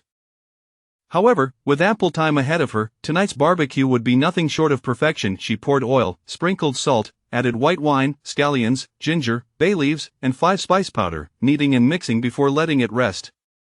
Such a dazzling display of culinary technique left the imperial chefs in astonishment. Could such a method truly yield delicious results? Unsure, they watched on. Xiao Kai, Jiang Xinyue wiped the perspiration from her brow. Please visit Ikuan Palace, Liangfei Palace, and Defei Palace, inviting the Empress, Sister Liangfei, and Sister Defei to join us. Also, ensure that the eldest princess, second princess, and third prince come here for dinner. She understood that merely relying on flattery would not convince the Empress of her lack of ambition to usurp the harem. Genuine action was required. The oppressive summer heat worried Jiang Xinyue, and she had the Internal Affairs Bureau make multiple trips to deliver ice. Although it was somewhat troublesome, it was a necessary inconvenience, given the absence of electricity and refrigeration in ancient times. In Ikuan Palace, Liang Fei was attending to the Empress's hair when she was taken aback by the rumors. "Did the people from Harshi Palace truly say that?" she asked. "Yes," Feng Yun replied, "and they mentioned that the young masters could join as well." One of the maids even said that Jinji remarked that barbecues are best enjoyed with a large gathering. Liang Fei, intrigued, remarked, "While others are eager to monopolize the emperor's attention, she seems to be inviting everyone rather than seizing the opportunity to be alone with him. She must possess some genuine affection." The Empress, adjusting the floral adornment in her hair, chose a more understated design, saying, "If we are to dress simply, let us refrain from excess. The eldest princess should also keep it modest." Liang Fei, eager to return home, was dismissed by the Empress, who urged her to instruct the eldest princess on what to say and what to avoid. The opportunity Jinji had provided would only bear fruit if the eldest princess could seize it. Chapter 20 Sincere Heart. During the midday meal, Emperor Xuanwu partook very little, prompting the imperial kitchen to ponder whether the flavors of their dishes were amiss. After much deliberation, they only discovered the truth upon the return of the two royal chefs from Ishi Palace, who had gone to seek tutelage. It turned out that Lady Jinji intended to prepare roast meat for the evening repast. Many seasoned chefs, having served in the palace for decades, dismissed the matter, attributing the emperor's preference solely to his fondness for Lady Jinji. They speculated that had it been another consort, the dish might have been rendered inedible. The younger chefs, fervently discussing the novelty of the barbecue techniques, were seen as lacking diligence, merely seeking flattery and shortcuts. But in the culinary arts, shortcuts are a myth. A dish is either delectable or it is not. The noble patrons of the palace possess discerning palates, capable of discerning every nuance of flavor. To make a name within these hallowed halls, one must rely on genuine skill. Jiang Xinyue shared this sentiment. To win Emperor Xuanwu's favor and conquer his palate, one needed true culinary prowess. Fortunately, she hailed from a future renowned for its gastronomy. A simple roast or hot pot would suffice to impress the palates of the food-deprived ancients. By the time of the evening hour, the emperor, having not satiated his hunger during lunch, could no longer endure the rumblings of his stomach. "Wang Diquan, has anyone from Heshi Palace reported back? When shall we dine?" he inquired. Wang Diquan, equally famished, grimaced as he replied, "Your Majesty, they say it will be at the hour of Su. Perhaps you should summon the evening meal early. Let the roast serve as supper," he suggested. "No." Emperor Xuanwu vehemently rejected the idea, forcing himself to ignore the emptiness within as he diligently reviewed memorials. After enduring such hunger for so long, to dine now would be to squander his previous restraint. "Wang Diquan, do you smell that aroma of roast meat?" A moment later, Emperor Xuanwu sniffed the air. "Has Lady Jinji begun the roasting?" Wang Diquan's eyes sparkled with renewed hope as he hastily replied, "Allow me to send someone to inquire." "No need." The emperor felt that such eagerness to inquire would betray his hunger, appearing rather undignified. He closed the memorials, donned a deep purple robe, and resolved, "Since I have finished state affairs, I shall personally witness how this roast is prepared." Jiang Xinyue had set the time for the feast at the hour of Su, from 7 to 9 in the evening. The summer nights fell slowly, and at 7 o'clock, the sky had yet to darken completely. The bonfire festivities would only be splendid when night fully enveloped the land. The female officials of the palace's music department, having received Lady Jinji's command, were to perform for the emperor, the empress, and the other consorts, necessitating yet another rehearsal. During palace banquets, the music department typically provided beautiful dancers and singers, the musicians merely serving as embellishments to these lovely ladies. It was a rarity for Lady Jinji to favor musical instruments, which inspired the musicians to exhaust their creativity in rehearsing a piece featuring 12 different instruments. Emperor Xuanwu arrived at Heshi Palace with but 15 minutes to spare before the hour of Su, yet the lively scene before him made him question whether he had wandered into the wrong place. It was Jiang Xinyue who first spotted him, waving, "Your Majesty, come quickly, we have been awaiting your arrival." Her casual demeanor made the emperor feel as though he had stepped into the realm of common folk, becoming a wealthy merchant with Jiang Xinyue as his wife, welcoming him home after a long day of toil. "Your servant pays respects to your Majesty. Your son pays respects to father." The emperor's thoughts were abruptly pulled back. Lady Jinji was not his wife. His actual wife, draped in plain garments, had aged, yet in the glow of the bonfire, remnants of her youthful beauty could still be discerned. Jiang Xinhua, with a brush in her left hand and skewers of lamb in her right, smoke swirling around her, said, "Your Majesty, I am not at my most convenient today. It is a family feast, so do not fault me for my lack of decorum." The emperor, fixating on the skewer in her hand, did not forget to assist Empress Zhu in rising. "It is a labor of love for our Lady Zhenji to assume the role of royal chef. How could I possibly find fault?" He gently ruffled the hair of the third prince. "How does Lady Zhenji's roast taste?" The third prince, caught in the act of savoring the oily morsel, replied with bright eyes, "Father, Lady Zhenji is truly remarkable. It is my first time tasting such delicious potatoes." The term potatoes referred to the tubers brought back by envoys from foreign lands a century prior. His innocent words elicited laughter from the assembly. Several plates of roasted skewers had already been laid out, and as Emperor Xuanwu took his seat, Empress Zhu, Consort Liang, and Consort De followed suit. The palace maids, Xiao Ke and Xuan Jiang, took over Jiang Xinhua's grilling endeavors, allowing her to partake in the feast. However, she would need to personally instruct the consorts on the art of enjoying the barbecue. Initially, Empress Zhu found the method of consuming roast meat somewhat uncouth, yet after trying a bite of the 5-spice pork wrapped in lettuce, it seemed a door to a new world had swung open.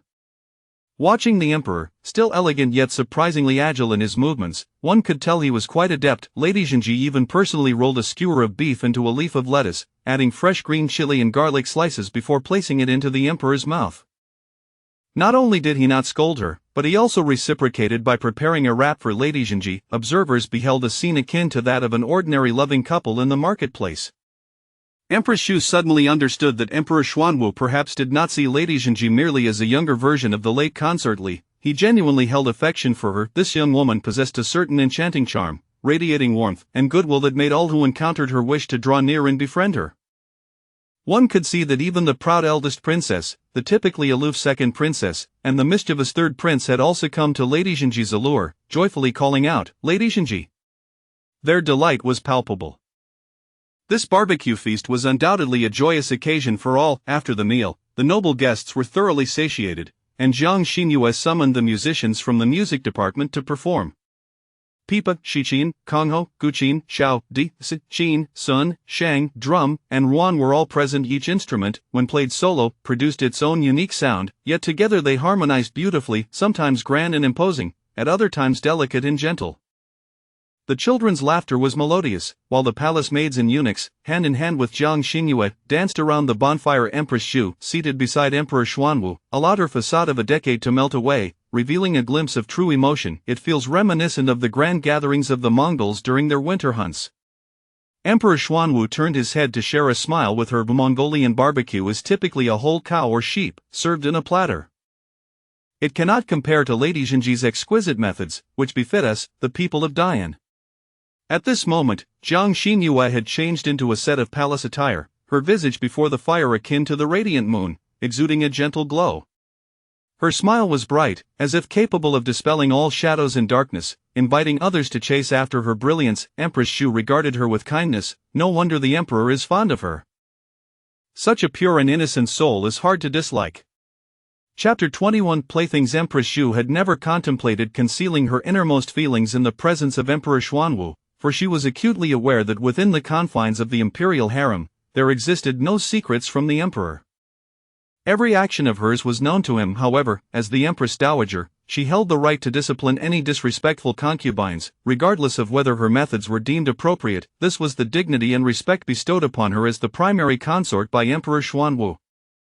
She harbored a strong disdain for the likes of Consort Li and was well aware of her sentiments. In Emperor Xuanwu's gaze upon Jiang Xinhua, there lingered a tenderness that even he was oblivious to. Zhenji, indeed, she is remarkable. She had never uttered a word of disparagement concerning any of the concubines in his presence, nor did she ever seek to undermine others. To those she deemed virtuous, she extended her genuine affection, such as toward the Empress, Consort Liang, and Consort Di. Conversely, for those she regarded unfavorably, she made no pretense and kept her distance. Take, for instance, today's barbecue feast. Even if she harbored grievances against Consort Li, Jiang Zhaoi, or others, she would still invite them to uphold her image of benevolence. Jiang Xinhua, however, laid her preferences bare for all to see. Emperor Xuanwu found such authenticity refreshing, devoid of any ifeade. The harmonious melodies and the enticing aroma of roasted meat wafted from Yishi Palace. Upon delivering restorative soup to Emperor Xuanwu at Chengqian Palace, Consort Li gazed up at the drifting white smoke above Yishi Palace, her expression growing increasingly frigid. Lai Yu cautiously glanced at her. "Your Highness, should we not depart and return to the palace?"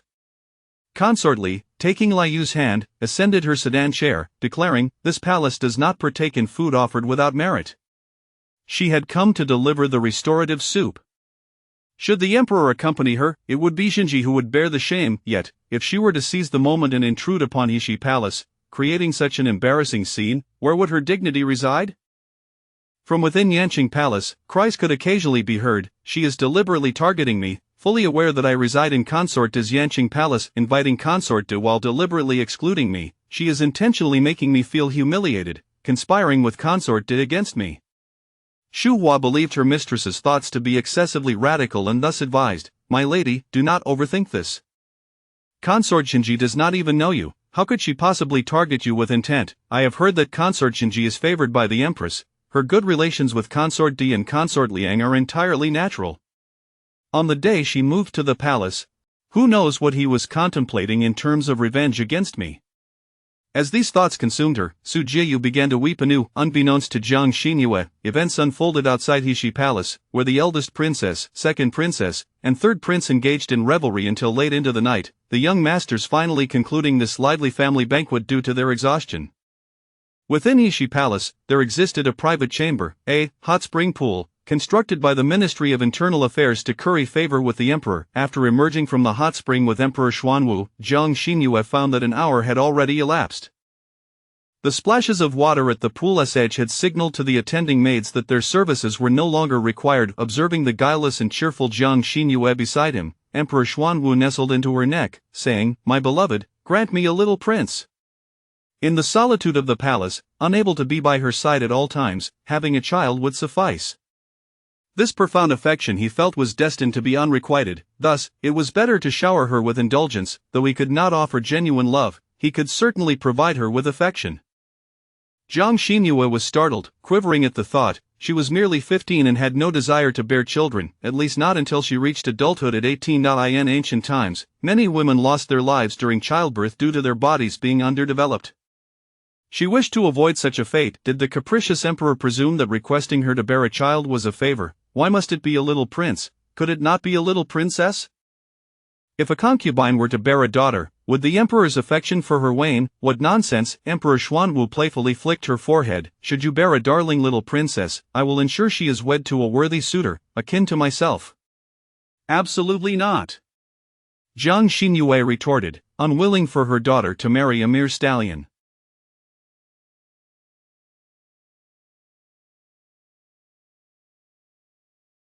She had traversed to this imperial harem, becoming the emperor's consort not by choice but necessity, competing for favor amidst numerous women. Her daughter must not follow in her footsteps. In the future, her daughter's husband must love and respect her, and should he fail to pledge a lifetime of devotion, he would not be permitted to marry her.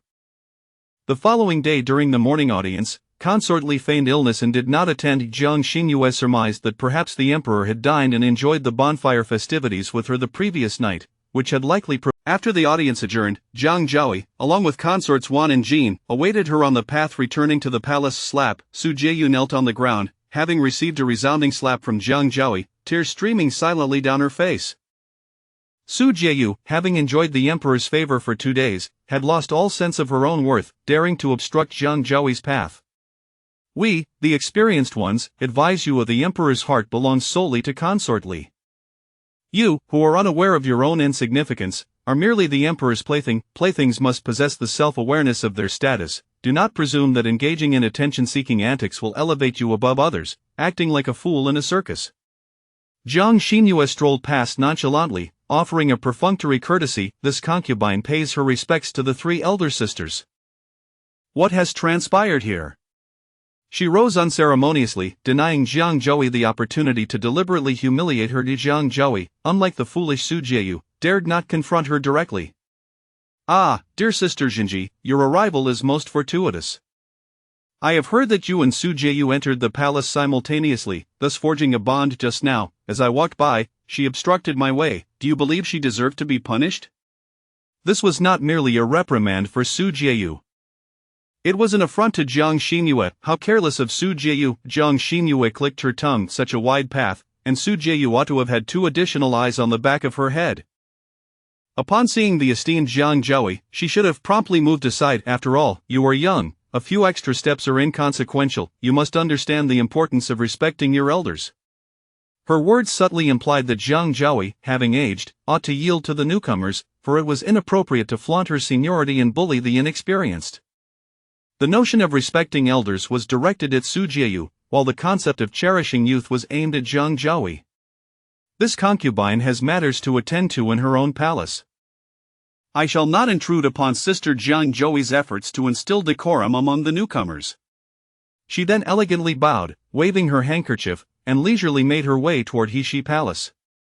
Jiang Zhaoi, infuriated, dealt Su Jieyu 2 more slaps. Jiang Xinyue had no inclination to play the savior. Her survival strategy in the harem was to refrain from unnecessary interference. Since she had traversed into this realm as a consort, she was not there to forge friendships. Her objective was crystal clear: to become the favored concubine within the depths of the palace. Chapter 22. Fall from favor. The esteemed consort Li fell ill, and naturally, Emperor Xuanwu was compelled to express his concern.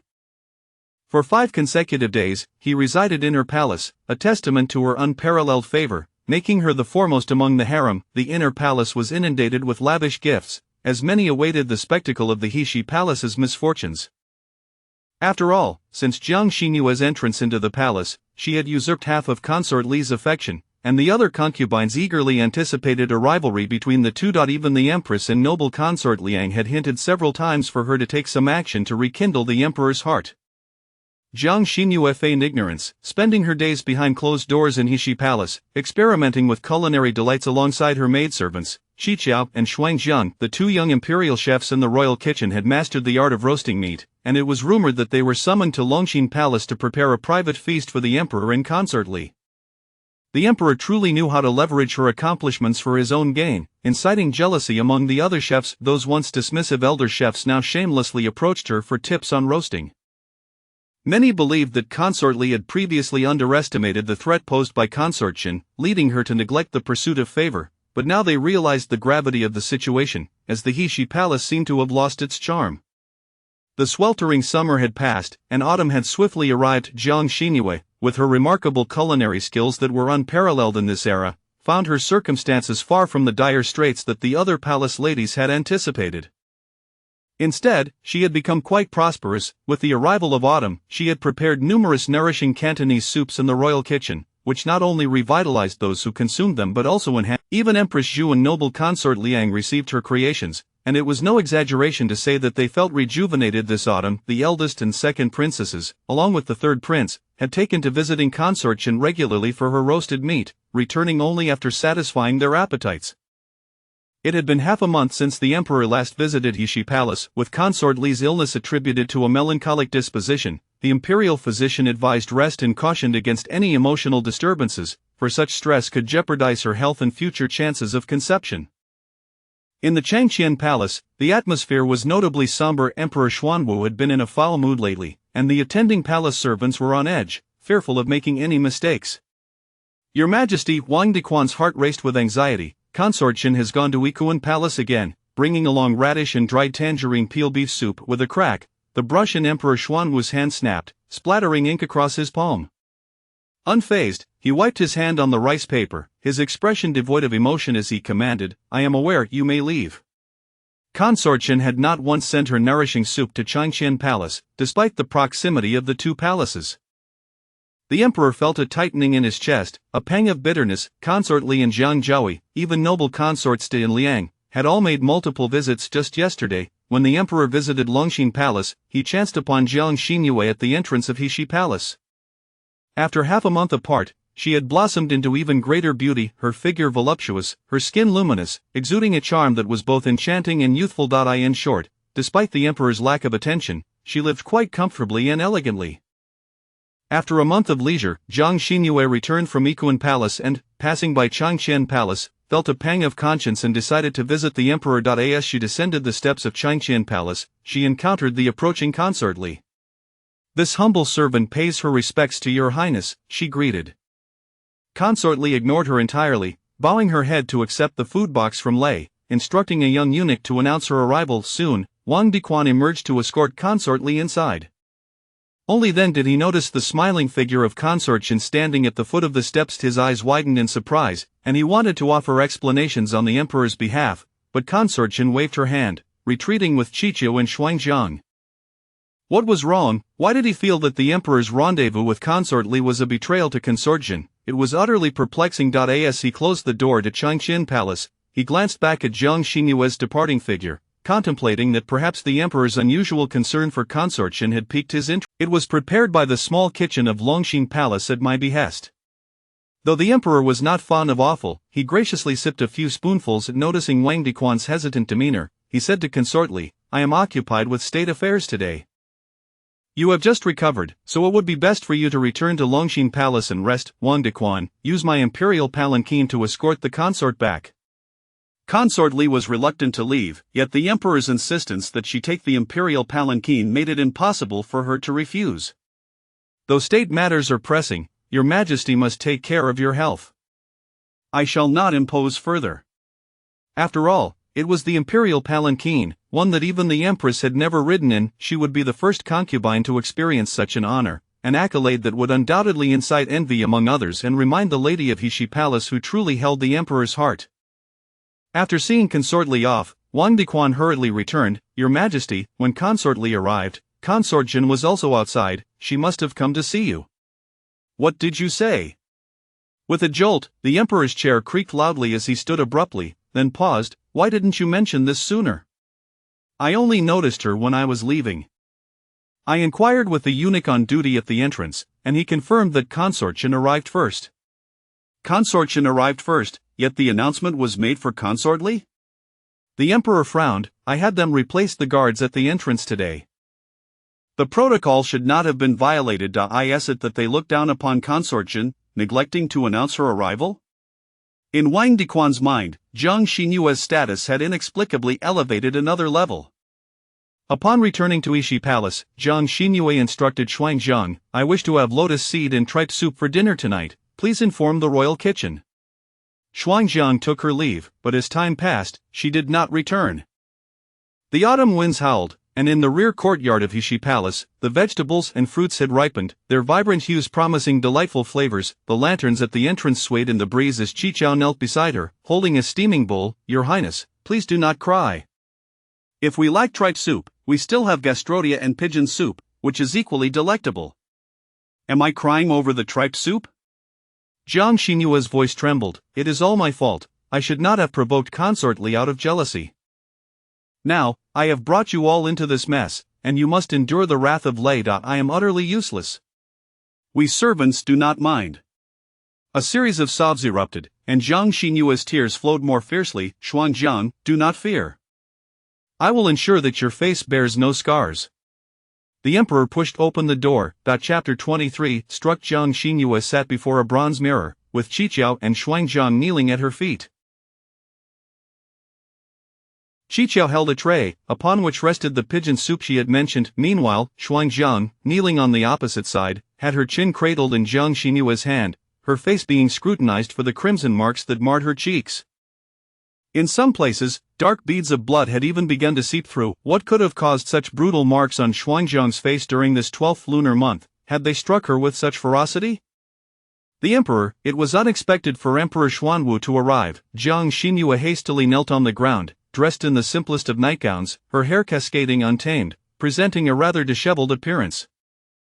Yet, a beauty remains a beauty. Clad in mere rags, she could evoke the allure of an opulent gown worth countless fortunes. Though seemingly unadorned, every strand of hair had been styled with Jiang Xinyue's subtle makeup, accentuating her exquisite beauty to its fullest.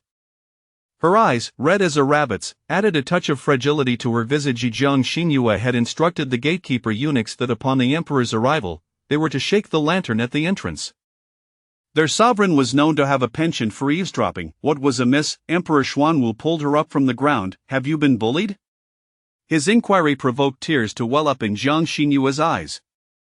The moment he mentioned it, her voice quivered, and despite biting her lip stubbornly, tears as large as peas cascaded down, yet she shook her head, unwilling to speak. Xuanzang, with her head bowed, was summoned by the emperor. You speak.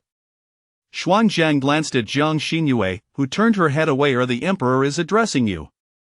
Why do you look to me? There was a hint of intent to seek justice for Xuanzang in her demeanor. It was the first time Emperor Xuanwu witnessed her so enraged, even when she herself was punished to kneel, or when Jiang Kai, the maiden, took her own life within her palace. She had remained bedridden from fright without shedding a tear. Encouraged, Xuanzang pressed her lips together and spoke. In response to the emperor, during today's dinner, the imperial kitchen had prepared lotus seed and pig stomach soup for the various palaces, which had been served to the emperor by the favored consort Li earlier that day. Consort Jin had personally brewed a small portion, but after sending some to the Empress, only a meager amount remained. The third prince had been suffering from a sore throat these past few days. Upon discovering this, Consort did not allow him to return to the prince's quarters but arranged for him to stay in Yanqing Palace for care. Seeing his pitiful state, Jiang Xinyue had given her portion to consort this palace. When she heard from the kitchen staff that there was pig stomach soup for dinner, she had instructed Xuanzang to fetch it. Coincidentally, Liu from Consort Li's palace was also in the kitchen and, upon hearing Xuanzang mention adding Angelica to the soup, had mocked Consort Jin, insinuating that she was deceiving herself in her longing for the emperor.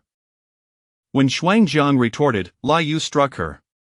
I merely stated that our mistress suffers from an imbalance of vital energy. The physician said that Angelica, being sweet and rich in flavor, is excellent for nourishing blood, while its light and spicy nature promotes circulation, making it essential for blood replenishment. Our mistress consuming Angelica is not meant to imply anything. She cautiously raised her head, her downcast eyes unable to meet the emperor's gaze, revealing her injured face. Liu accused me of disrespecting her and struck me 10 times. If it were merely a single blow, her face could not possibly have turned into such a ghastly sight. Impudence! Emperor Xuanwu, infuriated, slammed his palm onto the round table, the resounding noise causing all the palace maids and eunuchs in the room to kneel in fear. Jiang Xinyue, with tear-streaked eyes, hurriedly took Emperor Xuanwu's reddened hand and blew on it, then said indignantly, had I known the emperor would erupt with such fury, I would have refrained from letting Xuanzang speak. It is my body that suffers from your wrath. Xuanzang, in a state of panic, knelt and said, this servant deserves to die. I am not chastising you. Emperor Xuanwu waved his hand. Take her away for treatment. Heed your mistress's words and ensure her face remains unscarred. Once the room was cleared, the emperor embraced Jiang Xinyue from behind, offering comfort. Consort Li hails from a prestigious background, and her temperament is inevitably proud. The palace attendants around her have also absorbed some of her arrogance, thus causing you distress, my beloved. Yet he did not mention punishing Consort Li. Are the lives of those in her palace not worth anything? Jiang Xinyue lowered her gaze. She was well aware that uttering sympathetic words would evoke greater pity from the emperor, yet her mood was sour, feeling as though the previous 2 feasts of roasted meat had been fed to dogs. She remained silent, her tearful countenance indeed tugging at Emperor Xuanwu's heartstrings, who could only comfort her gently. Jiang Xinyue pouted, while Consort Li is indeed noble, her attendants brazenly commit acts of violence under her name. Liu is but a maid yet dares to compare herself to the esteemed consort. She is truly audacious. Should she dare to disrespect me again, I shall not let her off lightly. Preemptively warning Emperor Xuanwu, she sought to ensure that he would not side with Consort Li should she strike Liu in the future. How could she not reprimand the noble Consort Li? Was she to fear a mere maid? She had no intention of enduring a fleeting calm, nor did she subscribe to the notion that a gentleman's revenge is best served a decade later. As the saying goes, enduring for a moment leads to festering grievances, taking a step back results in further complications. She bore a grudge and sought immediate retribution. If her attendants were struck, she would strike back, devising every means to do so. Upon learning that the emperor had gone to Heshi Palace that night, Liu, feeling guilty, confessed her transgression of striking Xuanzang. Knowing full well that the pig stomach soup was prepared by the Empress for the emperor, she insisted on adding Angelica, which was a clear mockery of your majesty's claim to the emperor's affections. I deemed it only right to strike her 10 times, I feared they might report to the emperor, I have implicated your majesty.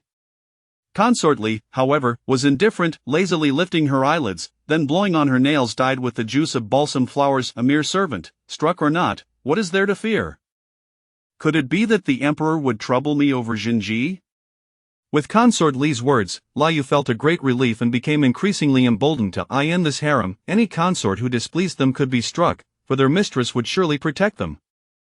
After Jiang Xinyue was once more favored by the emperor, the other concubines in the harem realized that during the half-month of Consort Li's illness, the emperor had only visited the empress on the 15th day and had not favored any other concubine.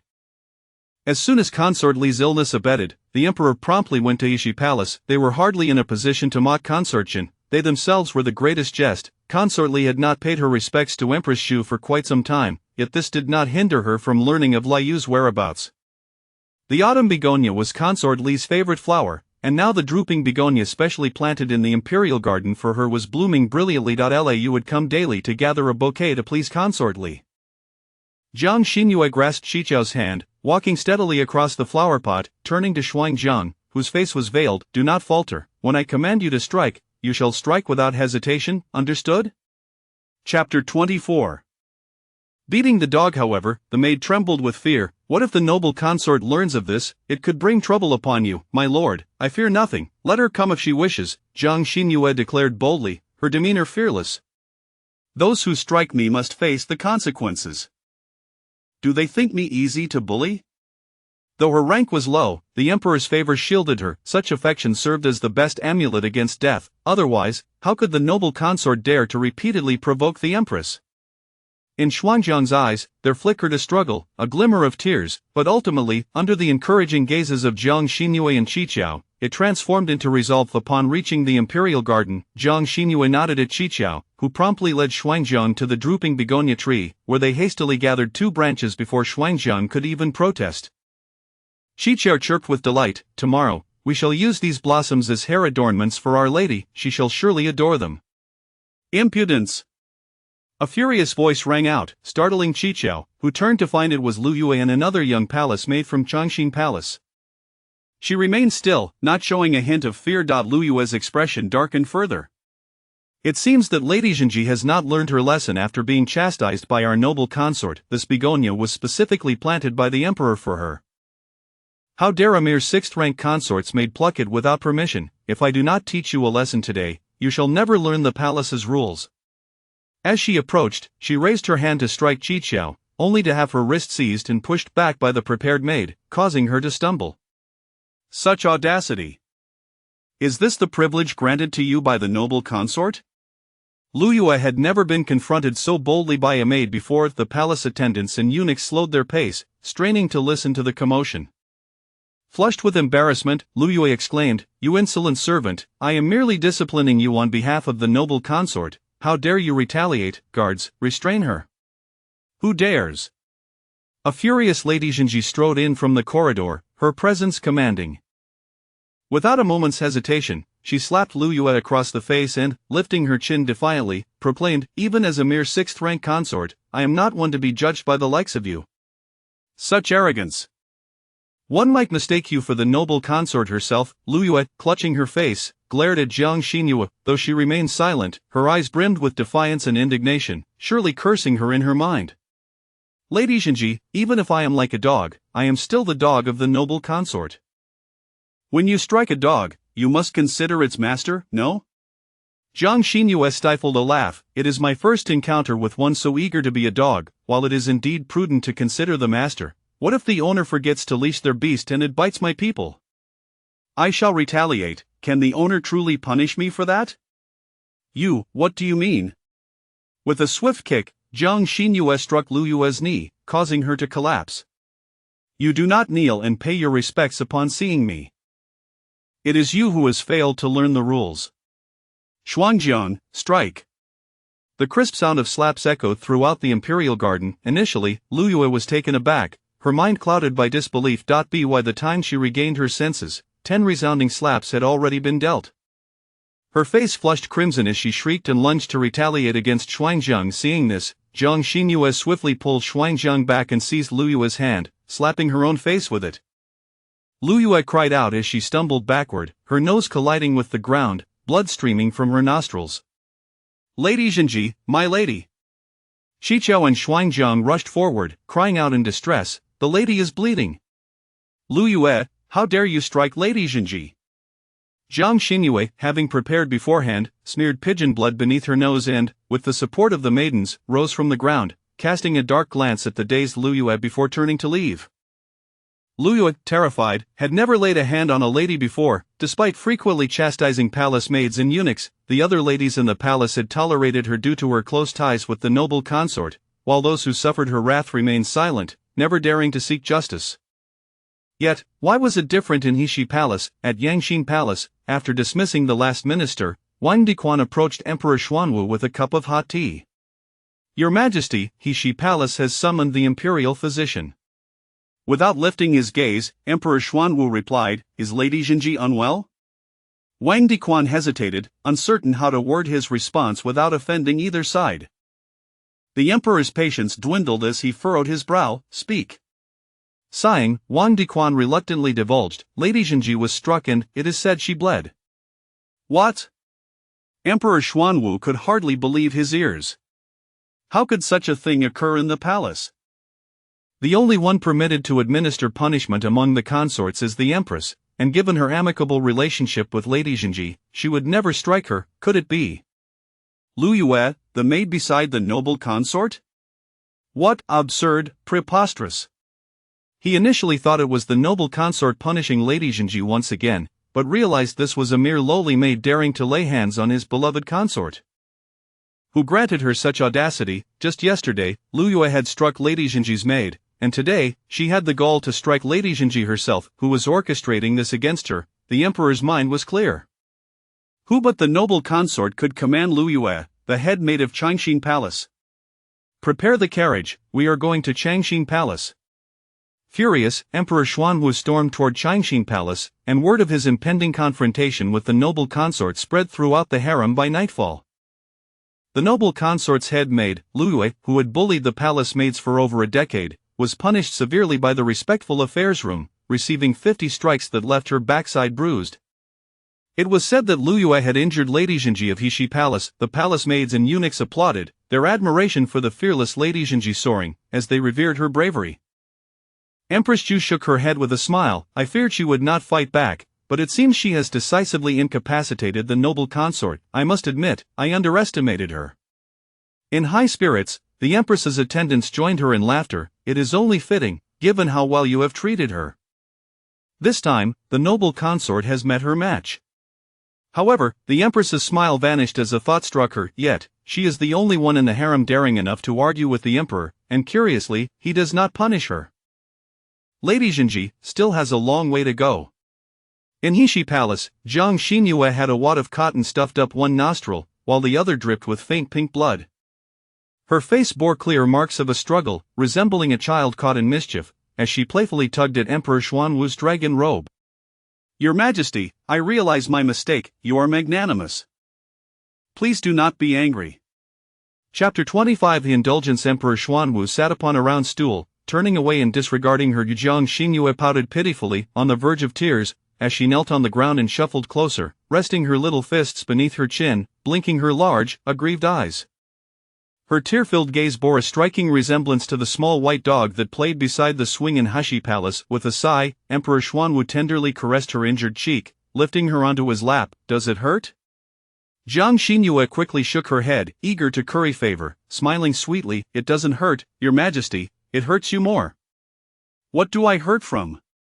When you strike your consort, it pains the heart of the emperor. She bashfully embraced the emperor, resting her forehead against his, nuzzling her nose against his. Your Majesty, I was wrong, causing you and the noble consort. Her cheeks flushed. I never anticipated it would escalate to this. I merely wished to vent my frustrations on Xuanjiang. She did not deny that she had deliberately approached Lan Yue.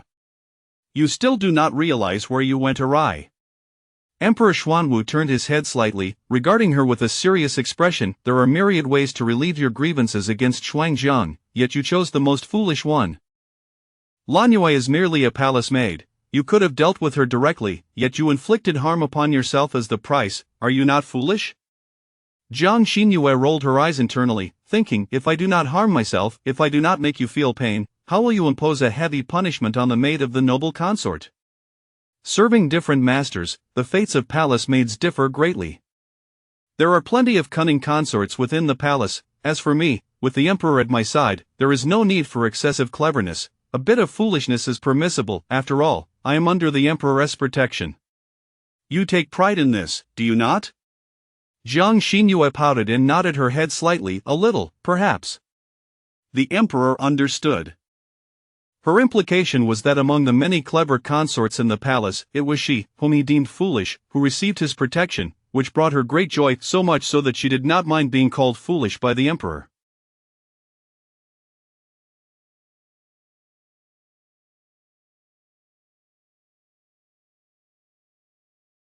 Had he said this to the noble consort, she would have surely felt despondent, secretly pondering how to showcase her own cleverness, striving to reshape her image in his eyes.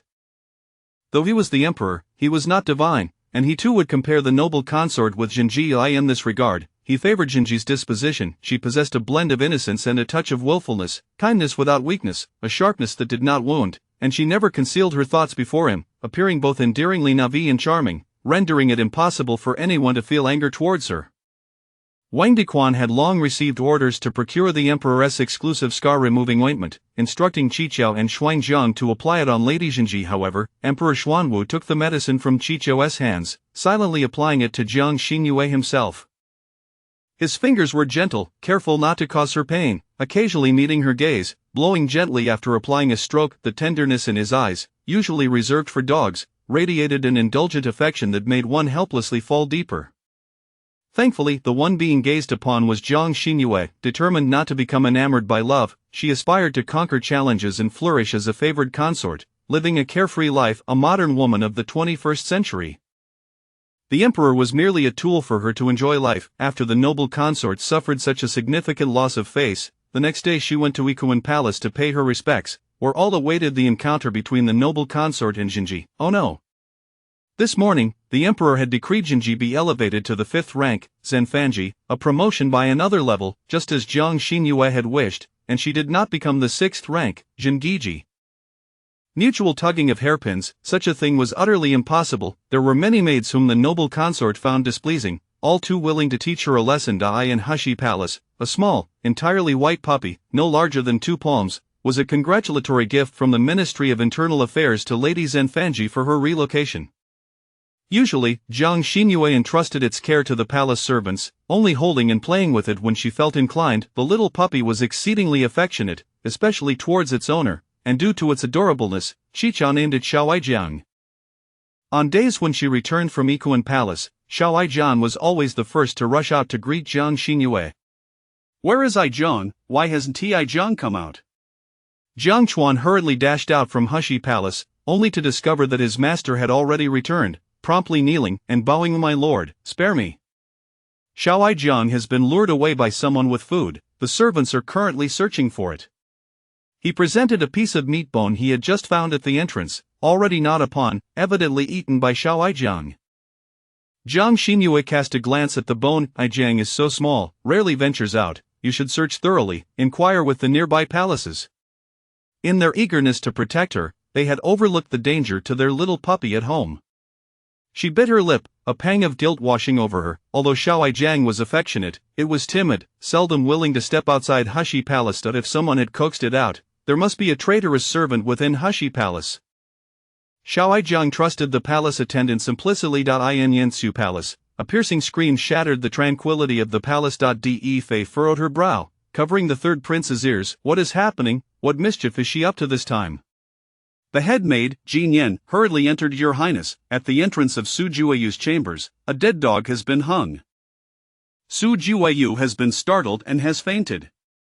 She spoke of the gruesome sight, bloodied and horrific. A dog. De Fei immediately thought of the little puppy from Hushi Palace, beloved by both the 3rd prince and the 2nd princess. Who in the palace keeps dogs?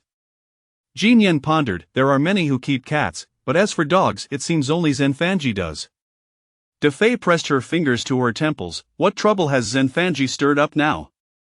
"Such a cruel method. Sigh. I must visit Hushi Palace and inform Zenfanji." The 3rd prince had mentioned that Zenfanji adored Xiaoaijiang. This would surely cause her great distress. Before Jiang Xinhua arrived at Yansu Palace, Emperor Xuanwu and Empress Xu had already made their way there. It turned out that after Su Jueyu regained consciousness, she had been incessantly wailing, insisting that Jiang Xinhua intended to harm her, prompting the palace maid to summon the Empress to arbitrate. Coincidentally, the emperor was dining in Ikuan Palace when he heard of the tragic fate of the little puppy from Hushi Palace, which had been hung at Su Jueyu's door, leading him to follow along. The Empress was still present. Su Jueyu flung herself into the Emperor's arms. "Your Majesty, what offense have I committed against Zhenfanji? Ever since I gained your favor, she has been targeting me at every turn, and now this outrageous act. I am truly terrified." Wu. Empress Xu regarded her feigned demeanor with disdain, coldly retorting, "Su Jueyu, you accuse Zhenfanji, yet did you witness her hanging Xiaoi Jiang at your door?" Su Jueyu sniffled, lifting her head from the Emperor's embrace, shaking her head. "Who else could harbor such hatred towards me? Who hates you?" Jiang Xinhua hurriedly arrived, overhearing her accusations, rolling up her sleeves in anger as she squatted down. "I pay my respects to the Emperor and the Empress." Chapter 26. The funeral. To the unknowing observer, it might seem as though a celestial ascent was being arranged for the Emperor and Empress. After all, Zhenfanyi's complexion was indeed quite ghastly. Once the Emperor called upon her, she did not spare him a single glance, instead seizing Su Jueyu from his embrace. "Clarify your words. Who exactly harbors such animosity towards you? Although we entered the palace on the same day, prior to that moment, I had never laid eyes upon you. Since entering the palace, apart from that day when Lady Jiang chastised you for obstructing her path, I exchanged but a few words with you in passing. When did we ever engage in any meaningful interaction? Must I resort to the cruel slaughter of my beloved pet to intimidate you? Even during my daily visits to Ikuan Palace to pay my respects, I was always accompanied by De Fei and Liang Fei, never once in your company. How, then, have I offended you so grievously as to invoke such hatred?" Su Jueyu cast desperate glances towards the Emperor for assistance, yet he remained fixated on Zhenfanyi, who resembled an irate little bird, neglecting to offer her even a cursory glance. With a steely resolve, she continued, "If Lady Fanyi harbors no resentment towards me for receiving favor on the day of your relocation, why then did you invite De Fei to partake in a feast while disregarding the presence of the consort who shares the same palace? On that day, when Lady Jiang struck me, why did you stand idly by and offer no aid?" Jiang Xinhua was almost amused in her exasperation, realizing that Su Jueyu truly existed in a world where she was the center, expecting all to orbit around her. To refrain from assisting her was equated with hatred, to avoid her was to be consumed by jealousy and loathing. Was this not sheer lunacy? Not only was Jiang Xinhua incredulous, but even the Empress could scarcely believe her ears. "You dare to malign Zhenfanyi based solely on your unfounded assumptions, with not a shred of actual evidence, and yet you dare to accuse those of higher rank than yourself? Do you not realize this contravenes palace regulations and may warrant punishment?" Su Jueyu faltered, her gaze evasive. I merely put forth a rational conjecture, and did not intend to implicate Lady Fanyi. I beseech the Empress, considering my state of distress, to show leniency and not hold this against me." How ironic it was, despite her folly, she still possessed the instinct for self-preservation. Little Jiang's lifeless body lay draped in white cloth. As Jiang Xinhua reached out to uncover it, she was halted by the Emperor's command, "Do not look." The inhabitants of Hushi Palace cherished little Jiang, and witnessing its gruesome fate would undoubtedly plunge them into sorrow. Jiang Xinhua glanced at the Emperor, then broke free from his grasp, slowly pulling back the white cloth. "Ah!" A cry escaped her lips as she beheld little Jiang, its once vibrant fur now stained crimson, its chest and abdomen cruelly sliced open, innards spilling forth, prompting a terrified gasp that escaped her lips. She knelt, trembling. "This servant deserves punishment. Please forgive me, Your Majesty." The Emperor offered no rebuke, understanding the depth of her grief. The servants of Hushi Palace had raised little Jiang as their own child, and the sight of such brutality inflicted upon their beloved pet would be unbearable for anyone. Zhenfanyi and her maidens had shown remarkable restraint in light of the tragedy. "I have spoken. Do not look," he repeated, but a large hand suddenly shielded her vision. Familiar dragon incense enveloped Jiang Xinhua from behind, igniting her fury at the cruelty inflicted upon such a small creature. It was evident that the inept resorted to venting their frustrations upon the vulnerable. Such despicable individuals deserved to be brought to justice for the life of the innocent dog. Long lashes brushed against the Emperor's palm as warm tears welled in her eyes, the heat pooling in his hand, tightening his chest with an inexplicable ache. He turned Jiang Xinyue towards him, and as the crowd remained oblivious to her reddened eyes, he enveloped her beneath his cloak and strode out. Wang Dequan, ensure little I Jiang is returned to Hushi Palace for burial. At the entrance, the third prince pressed a piece of candy into Jiang Xinyue's hand. Jiang Yangyang, do not be disheartened. Once Xiena recovers, we shall visit you together with big sister and second sister. Jiang Xinyue tousled his hair, forcing a smile that was more sorrowful than tears, and silently allowed the emperor to lead her away. With the emperor's departure, Empress Zhu displayed little interest in lingering, and amidst a flurry of attendants, she boarded her palanquin and departed. Suju's legs buckled beneath her, collapsing to the ground. It was she who had been most traumatized by the incident, yet the emperor was preoccupied with Xinfangyi, and the empress dismissed her without inquiry, merely stating that she had maliciously attacked Xinfangyi. Why was her fate so wretched? Why did no one believe her? A mournful wail broke forth, and De Fei shook her head, instructing the servants, clean the bloodstains at Su Jieyu's door, and summon the physician to prescribe a calming remedy. The emperor had commanded the burial of little I Jiang, and Wang Dequan wasted no time, arranging a makeshift coffin to honor the small dog wrapped in white cloth. In Changxin Palace, Li Guifei, clad in thin garments with a forehead band, appeared frail as she reclined upon her couch. Are you saying that someone has slain Xinfangyi's dog and hung it at Su Jieyu's door? Now the emperor intends to hold a funeral for the dog and require all the palaces to pay their respects? After enduring 50 lashes in December, she remained confined to her quarters, and even upon recovery, she would never dare return to serve the emperor in close proximity. If the emperor had grown weary of her, it would be an affront to his dignity should she continue to utilize Li Guifei. Regardless of how much he favored her, she would not dare openly oppose him. Presently, the chief maid in Changxin Palace was Chuanhe, recently promoted from the ranks of second-class maids. She bowed with deference. Yes, Your Majesty, the Empress, De Fei, Liang Fei, Lady Jiang, Wan Guifei, Jin Changyi, Rong Pin, and all the young mistresses from each palace have attended. When the emperor issued a decree, who would dare disobey? Li Guifei exhaled heavily. The emperor indulges her whims. Had the Empress Dowager been in control of palace affairs, would we witness such a spectacle? To mobilize so many for the sake of a mere dog ultimately reflects the incompetence of the Empress. She was still nursing her grievances against the emperor, who had not even attempted to placate her, engrossed instead with Xinfangyi. Did she truly have to lower herself first? If so, she would be rendered subordinate to Xinfangyi. She had no intention of allowing that. My lady need not be enraged, this servant has already conveyed your sentiments. The Empress has advised you to take care of your health and not to attend. Well done, Li Guifei replied, rubbing her temples. Chuanhe promptly stepped forward to massage her temples. Since the gates of Hushi Palace had opened, it was the first time such a commotion had unfolded.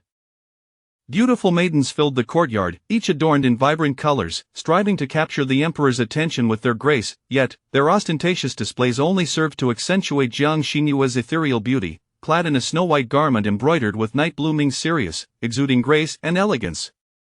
Complemented by her delicate and fragile visage, she appeared almost frail, evoking a sense of vulnerability. Jiang Xinyue's enchanting gaze swept across the scene, her expression increasingly forlorn and pitiful. Chapter 27 Exile in her domain. Did they still wish to vanquish her with mere beauty?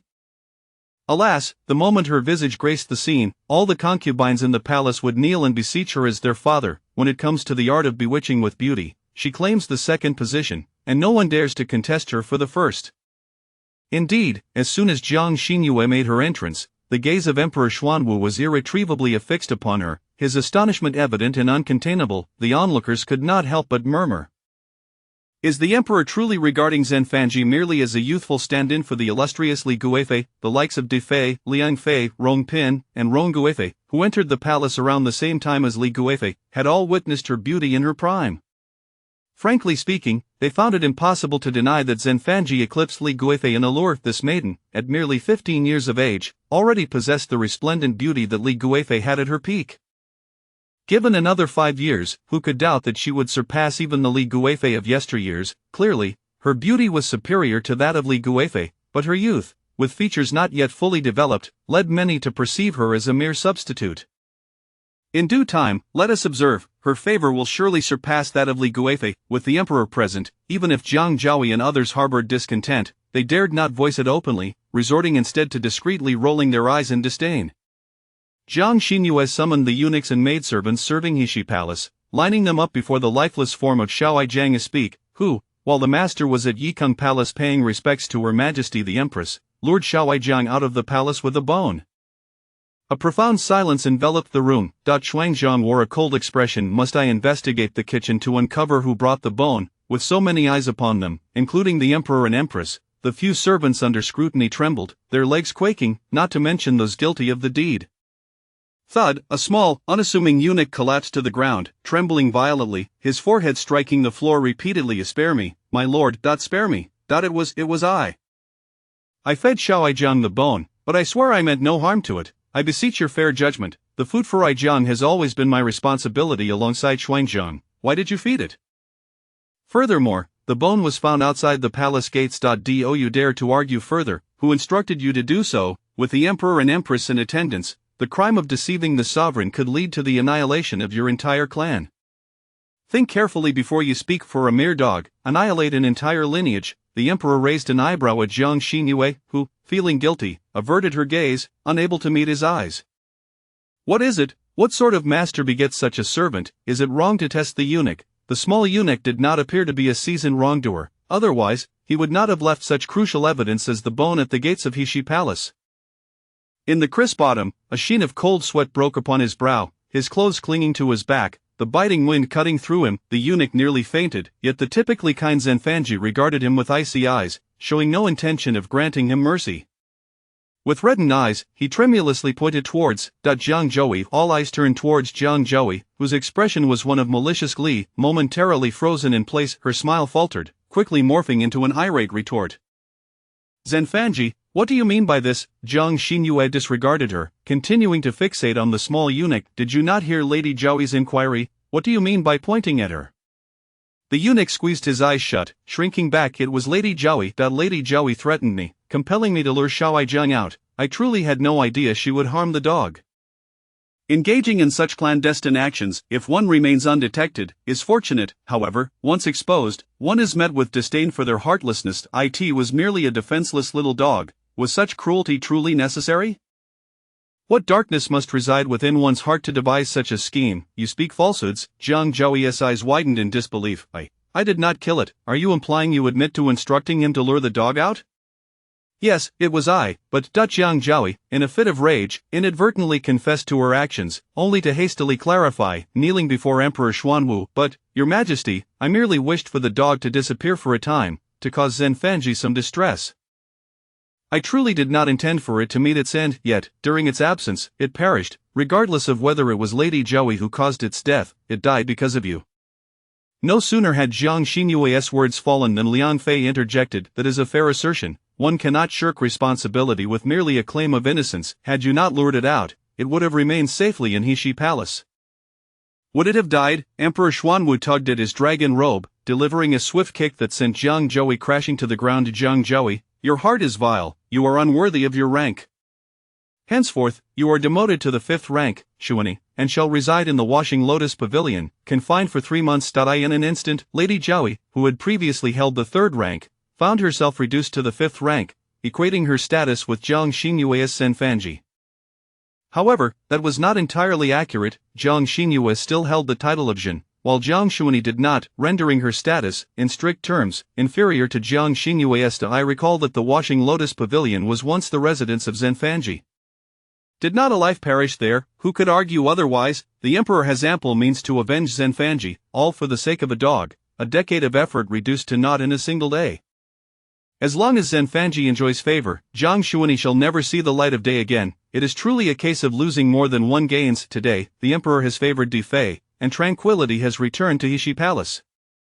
The magpie felt a sense of grievance. After all, lives are precious. Our Xiao Aijiang met a tragic fate, yet Jiang Xuani was merely demoted. How is this fair? It is indeed a fortunate outcome. Jiang Xinyue scoffed. In the harem, nothing holds greater significance than rank. To demote Jiang Xuani is tantamount to claiming half her life. Is it truly Jiang Xuani who killed Xiao Aijiang? Xuanzang poured her mistress a full cup of tea.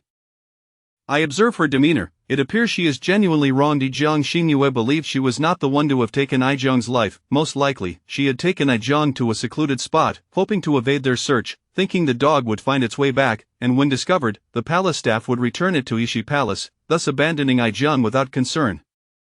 Yet, she had not anticipated someone would exploit this opportunity to orchestrate a trap. However, her malicious intent in leading Ai Jiang away ultimately resulted in the dog's cruel demise. The emperor's punishment was not unwarranted.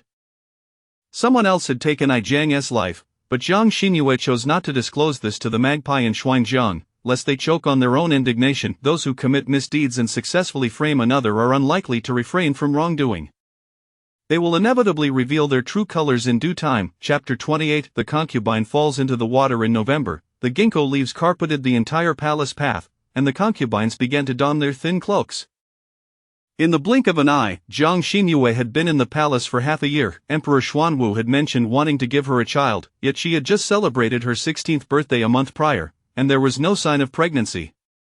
To address this, the emperor had summoned a physician from the Imperial Medical Bureau, renowned for his expertise in gynecology. The physician remarked that Jinfangi had seemingly suffered from cold in her youth, resulting in internal coldness and irregular menstruation, necessitating medicinal treatment. Otherwise, conception would be exceedingly difficult. Is that so? How splendid! Jiang Xinyue rejoiced secretly, relieved that she would no longer have to stealthily rise after every intimate encounter. The chill of the night made such excursions quite tormenting. Nestling into the emperor's embrace, she smiled reassuringly. Your Majesty, fret not, without children, this concubine can still enjoy our world together. Moreover, the physician assured me that with proper medication and a year or so, I shall surely conceive. Though her heart was heavy with sorrow, she found herself comforting him, prompting a pang of tenderness within the emperor's heart for her understanding nature. Your Majesty! Your Majesty! Just as he prepared to indulge in a tender moment, the oblivious Wang Dequan burst in, exclaiming, Your Majesty, the concubine has fallen into the water. It seems dire. A thunderous change swept across Emperor Xuanwu's countenance, and his hold on Jiang Xinyue slackened, nearly causing her to tumble to the ground.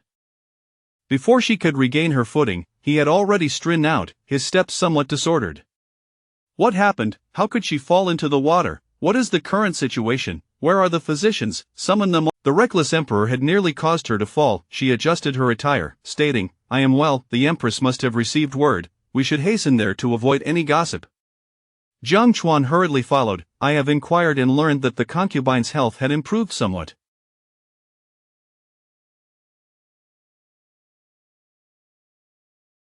Jiang Xuani invited her to the lotus washing pavilion for a visit. However, as they passed the lotus pond, the eunuchs carrying the concubine's palanquin accidentally collided with the railing, which unexpectedly broke, causing her to fall and strike her head, resulting in significant blood loss. The palace maids were utterly terrified. The lotus washing pavilion, the lotus pond. Jiang Xinyue felt an ominous premonition, as if the once tranquil days were about to be disrupted. After all, these three elements seemed to be intertwined with her fate. Before departing, she instructed the magpie, fetch some silver from my box and keep it hidden on your person. Although the magpie was puzzled, she complied. Not entirely at ease, Jiang Xinyue concealed a considerable amount of silver on herself, for no servant would dare search her inside Changxin Palace. An eerie silence prevailed. After the physician had staunched the blood flow for the ill concubine, he reported to Emperor Xuanwu, Your Majesty, the concubine has suffered lung damage from drowning, and her head struck the stone ground of the lotus pond. Due to excessive blood loss, she must be closely monitored tonight. If fever arises, timely medication is imperative, otherwise, her life is at risk. If she can withstand this night, she will be out of danger with careful recuperation. Let the physicians take turns guarding Changxin Palace. Report any developments to me at once, the emperor commanded. Empress Xu narrowed her phoenix eyes, glaring at Jiang Xuani, who knelt on the ground, and demanded, What on earth transpired? How did the ill concubine end up in the lotus pond? Jiang Xuani shook her head in tears. This concubine has only recently moved to the lotus washing pavilion and has yet to visit the lotus pond. I cannot fathom why the railing would break without cause. Her words carried a potent insinuation, prompting the gathering to cast their gazes toward Jinfangi, who stood beside the empress. The emperor's suspicious eyes turned to Jiang Xinyue, and she realized her foreboding was on the verge of realization. She refrained from speaking, meeting Emperor Xuanwu's gaze with a defiant determination. She offered no explanation, and the emperor ground his teeth. Investigate this matter thoroughly. A sovereign's decree left no room for defiance, and the officials of the Xinjiang Directorate scrambled to comply. Within half a day, they discovered a saw hidden beneath the magpie's bed in the Hishi Palace. The size of the saw's teeth matched precisely with the broken railing of the lotus pond. A eunuch from the Internal Affairs Bureau testified that on the 5th of July, a young maid from the lotus washing pavilion had retrieved a saw from the Internal Affairs Bureau, a record duly noted. However, due to the passage of time and personnel changes following Jiang Xinyue's relocation, the specific maid could not be identified. Emperor Xuanwu recalled that the 5th of July was the very day he had encountered Jiang Xinyue by the lotus pond. Jiang Xuanyi, in tears, exclaimed, "I have heard that the reason Jinfanyi captured the emperor's favor was due to her falling into the lotus pond on the 5th of July, fortuitously saved by the emperor. How could such coincidences abound? Perhaps the severed railing was a scheme orchestrated by Jinfanyi to curry favor. Once she succeeded, she neglected to repair the broken railing, leading to the concubine's current calamity. Your Majesty, you must seek justice for the concubine. Though vying for favor through underhanded means is not uncommon, endangering the emperor's most cherished concubine is a grave offense deserving of execution." Empress Xu wished to defend Jiang Xinyue, but she was silenced by a shake of the head. "To frame someone is easy. Why would one lack excuses? Even if I had done such a thing, I would not be foolish enough to carry the evidence from the lotus washing pavilion to Hishi Palace. If the evidence remained at the lotus washing pavilion, it would clearly implicate Jiang Xuanyi in the attempt on the concubine's life." Her astute observation sliced through Jiang Xuanyi's words, and she ceased further elaboration. Yet, the eunuch from the Internal Affairs Bureau adamantly asserted that it was indeed Jiang Xinyue's palace servants who had taken the saw, leaving the truth murky. At that moment, Xiaohe, beside the concubine, suddenly knelt and questioned, "Jinfanyi, the palace folk say you are merely a substitute for the concubine. Do you not harbor resentment? Do you not wish to usurp her place?" A collective gasp echoed through the room. This girl dared to voice such sentiments before the emperor, displaying unwavering loyalty to the concubine without fear of his wrath. Yet her words rang true. "I am at a loss as to how to respond to you. I have never heard the emperor refer to me as a substitute for the concubine. Therefore, you should inquire of the emperor whether I am indeed the concubine's substitute." Jiang Xinyue stood resolutely in the hall, adorned in an apricot-hued gown embroidered with tiny osmanthus flowers, the velveteen style complemented by a sleeveless fur coat, its collar lined with white rabbit fur, exuding an air of sweetness and charm. The concubine had always been resplendent, her vibrant colors striking, lacking such endearing appeal. Had she known that her resemblance to the concubine was the reason for her favored status, she surely would not have donned such attire. Rather, she ought to have emulated the concubine's style. Slap, Xiaohe's face met the emperor's hand. Chapter 29. The fall from grace. He fixed his gaze upon those authoritative eyes. "From whence have you heard such drivel, daring to be insolent before me? Wang Dequan, take him away and administer 30 lashes." Jinfanyi was Jinfanyi. She had never been a substitute for anyone. How could the emperor shield Jinfanyi while disregarding the position of the noble consort? Was the noble consort to suffer in vain? Jiang Xuanyi knelt on the ground, her forehead bleeding from her prostrations. "I beseech your majesty to impose a severe punishment on Jinfanyi. Otherwise, will all the concubines in the palace adopt her methods of courting favor?" She implored the emperor for Jinfanyi's harsh punishment. Behind Jiang Xuanyi, a host of noble consort Li's followers knelt in solidarity. Conversely, Empress Xu appeared somewhat isolated in her stance. This once again made her, the central empress, acutely aware of noble consort Li's threat. Foolishness. Previously, Jiang Xinyue could not fathom that noble consort Li would risk herself to thwart her, employing perilous tactics. Yet, witnessing Jiang Xuanyi, Wang Giyi, Jin Changyi, and the rest of noble consort Li's faction, all uniformly kneeling in righteous indignation demanding the emperor's punishment, she began to understand. It was she who was in peril, as this was a trap meticulously laid to ensnare her. Absurd. Did they truly believe the emperor would favor a group of concubines who pressured him? Noble consort Li was sacrificing them all to achieve her own ends. In a moment of adversity, not all may be lost. The expression in Xuanzong's eyes as he regarded Jiang Xinyue was complex. She met his gaze, tears quickly welling in her eyes, offering him a faint smile while subtly nodding. Her eyes seemed to speak, conveying her desire not to burden the emperor, suggesting he acquiesced to Jiang Xuanyi and the others' wishes for her punishment. Wang Dequan, but for the first time, Xuanzong felt he could not bear to look directly into those eyes brimming with affection, and he had never before found it so difficult to issue a decree punishing a concubine. Jinfanyi, lacking in virtue, is hereby demoted to the rank of Gueran and transferred to the Cold Palace. This punishment was unexpected even for Jiang Xuanyi. To be relegated to the Cold Palace, what dignity remained? It was akin to death. Observing the emperor's profound affection for the noble consort, irreplaceable by any other, was a stark realization. Your Majesty, Empress Shu felt the punishment was excessively harsh and tried to intercede, but the emperor waved his hand. All of you may withdraw. It is sufficient that I remain with the noble consort. Who could have predicted that not long ago, the emperor had demoted Jiang Zhaoyi to Xuanyi for the sake of Jinfanyi's dog, yet now, for noble consort Li's sake, he had demoted Jinfanyi to Gueran, banishing her to the Cold Palace? The palace's dynamics were indeed capricious, lacking any certainty. Who could say when this precious Gueran might unexpectedly regain the emperor's favor and re-enter the public eye? After all, she had once been despised by the emperor and had risen again through her own merits. Moreover, even now, the palace maids and eunuchs had never witnessed a concubine being banished to the Cold Palace with the Empress, the Defei, and the Liang Fei all coming to bid her farewell. The third prince clung to Zhen Gairan's leg, weeping profusely, demonstrating his genuine reluctance to part with her. The eldest princess's eyes also glistened with tears. Zhen Yangyang, you must take good care of yourself inside. I will certainly find an opportunity to speak with father and ask him to release you. Jiang Xinyue shook her head. Your Highness, your concern touches me deeply. There is no need for you to seek ways to rescue me.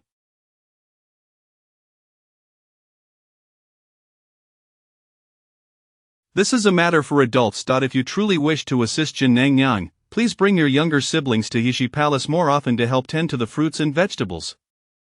Eating from them would be a worthy endeavor for my labor. She had no intention of having the eldest princess tend to the vegetables. Rather, she wished for the princes and princesses to frequent Yishi Palace to prevent the palace servants left outside from being bullied by others. The second princess immediately declared, Zhen Nangyang, do not worry, I will certainly visit Yishi Palace often. Me too, Empress Shu sighed. Zhen Gueran, do not blame the emperor. Noble consort Li is still in a precarious situation, and that is why he has punished you so. Once noble consort Li awakens, the emperor will surely release you. Liang Fei and Defei echoed her sentiments, noting that the servants in Yishi Palace remained undismissed, indicating that the emperor had intentions to free her. Jiang Xinyue thought to herself, I fear it may not be so soon. Yet, she still expressed her gratitude, bowing gracefully. Having entered the palace for half a year, I am deeply thankful to your Majesty and to my two esteemed sisters for your care. Once I emerge from this cold palace, I shall certainly repay your kindness. Painting a grand picture before them, Empress Shu would undoubtedly strive earnestly to ensure the emperor did not forget her. With beauty such as hers, it would be impossible for Empress Shu to find another concubine to dilute noble consort Li's favor. While beauties abound in the world, true exceptional ones are rare. She and noble consort Li belong to the latter category. Take good care of Zhen Gueran. If anything happens to her, I will hold you accountable. I in the palace. Fragrant smoke swirled around as Empress Shu removed her makeup before a bronze mirror, revealing a visage that appeared several years younger. Fan Yun and a few maidservants tended to her long hair with oil. Your Majesty, what did Zhen Gueran mean by her words at the cold palace gate today? Empress Shu curled her lips slightly. She is informing me that she is one who understands reciprocity. As long as I occasionally mention her before the emperor, she will find a way to regain her favor. Once she is released, she and noble consort Li will be sworn enemies. She will assist me in eliminating noble consort Li, Fan Yun exclaimed in astonishment. Does she possess such capability? Yet, think again, upon being banished to the cold palace today, did she show even a hint of panic? Fan Yun paused in her actions. Your Majesty means I can no longer underestimate her, Empress Shu remarked thoughtfully. A glimmer of contemplation sparkled in her eyes. Who knows, she may be a second noble consort Li? I do not desire to topple noble consort Li only to contend with an even more formidable Zhen Gueran. However, Zhen Gueran is fundamentally different from noble consort Li. She is still young, with a clear sense of right and wrong, and her preferences are distinct. Her world is black and white, those she favors are good, and those she dislikes are bad. Any little schemes she possesses are directed solely at her foes. To her, to Liang Fei, and to Defei, she is completely unguarded. Will the Empress still assist her? Why not lend a hand? Empress Shu said with meaningful intent. It is merely a matter of subtly hinting at a few things. If the Emperor has no thoughts of her, it matters not how much I say.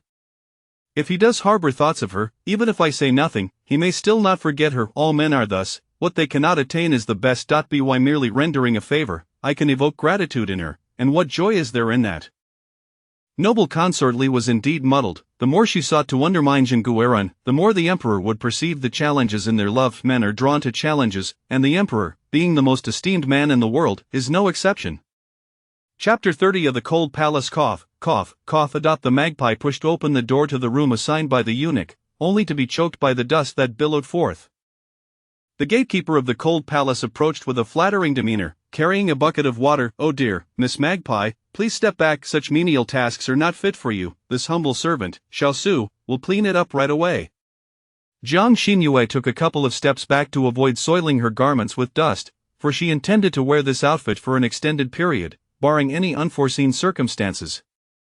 Producing a few fragments of silver from her sleeve, the magpie bestowed a sweet smile upon him. "You flatter me, Master Su. We are both servants to our masters, regardless of rank or status. Do not tire yourself on my account. Let us hasten to tidy this place so our master may take residence." Xiao Su, momentarily taken aback, accepted the reward with a dazed expression, and together with the magpie, they began to clean the room. To be frank, he was merely seeking to gain favor in front of the esteemed ladies, hoping for some benefits in return. The concubines who had been relegated to the Cold Palace typically entered with high spirits and haughty airs. They would scold or insult him, calling him a mere dog of a servant. Such treatment he had long since grown accustomed to. In the end, those ladies would either go mad or perish, pleading at his feet for him to seek the emperor on their behalf. He had witnessed humanity in its myriad forms, yet none had ever been as calm, gentle, and pleasant as the esteemed Jiang Xinyue. Even the maidens attending her displayed remarkable courtesy, not regarding him with disdain simply because he was a eunuch of the Cold Palace. Now, he began to understand why the Empress and her ladies would come to bid farewell to the esteemed one. Such a character, who would not be endeared, though they called it cleaning, it was merely a matter of dusting and sweeping. The Cold Palace's chamber contained nothing more than a bed, a table, and 2 stools. The bare bed frame lacked even a decent mattress. Xiao Su smiled awkwardly. "Noble one, the Ministry of Internal Affairs seldom sends provisions to the Cold Palace. Perhaps only 2 or 3 times a year." This implied that the supplies meant for the Cold Palace had been misappropriated by those within the ministry. Jiang Xinyue nodded as she sat on the stool. "Then I must trouble you, Master Su, to make another trip to the ministry. I shall have Magpie write a list for you, so you can procure the items I require. By the way, do you have paper and ink?" Yes, Xiao Su, though skeptical that the ministry would comply, clung to a sliver of hope. What if then he could claim to have done a service for the esteemed one Dai in the Changxing Palace? The consort Li indeed succumbed to a high fever by evening. The emperor personally wiped the sweat from her brow, attending to her until nightfall, when she finally showed signs of recovery. Throughout the day, Emperor Xuanwu had not dined. Though summer he had received a slap, she bore no resentment towards the emperor for banishing the esteemed one to the Cold Palace. Rather, she could not help but advise, if the consort were aware of how deeply the emperor cares for her health, she would surely awaken soon. "Pray, your majesty, take care of your own well-being, lest the consort be saddened by your distress." Rising, Emperor Xuanwu felt a wave of dizziness, but fortunately, Wang Diquan was there to steady him. Summer he was startled, nearly rushing to assist, but hesitated mid-step. The weary visage of the sovereign revealed itself. "I shall return to the Changqian Palace for a meal. I will come back later. You all must take good care of the consort. The physicians are waiting outside. Should any situation arise, do not hesitate to seek me." Summer he nodded. "This servant bids farewell to your majesty." Once outside the Changxing Palace, the weariness on Emperor Xuanwu's face vanished, and he strode quickly. "Jin Fong, has the esteemed one been sent to the Cold Palace?"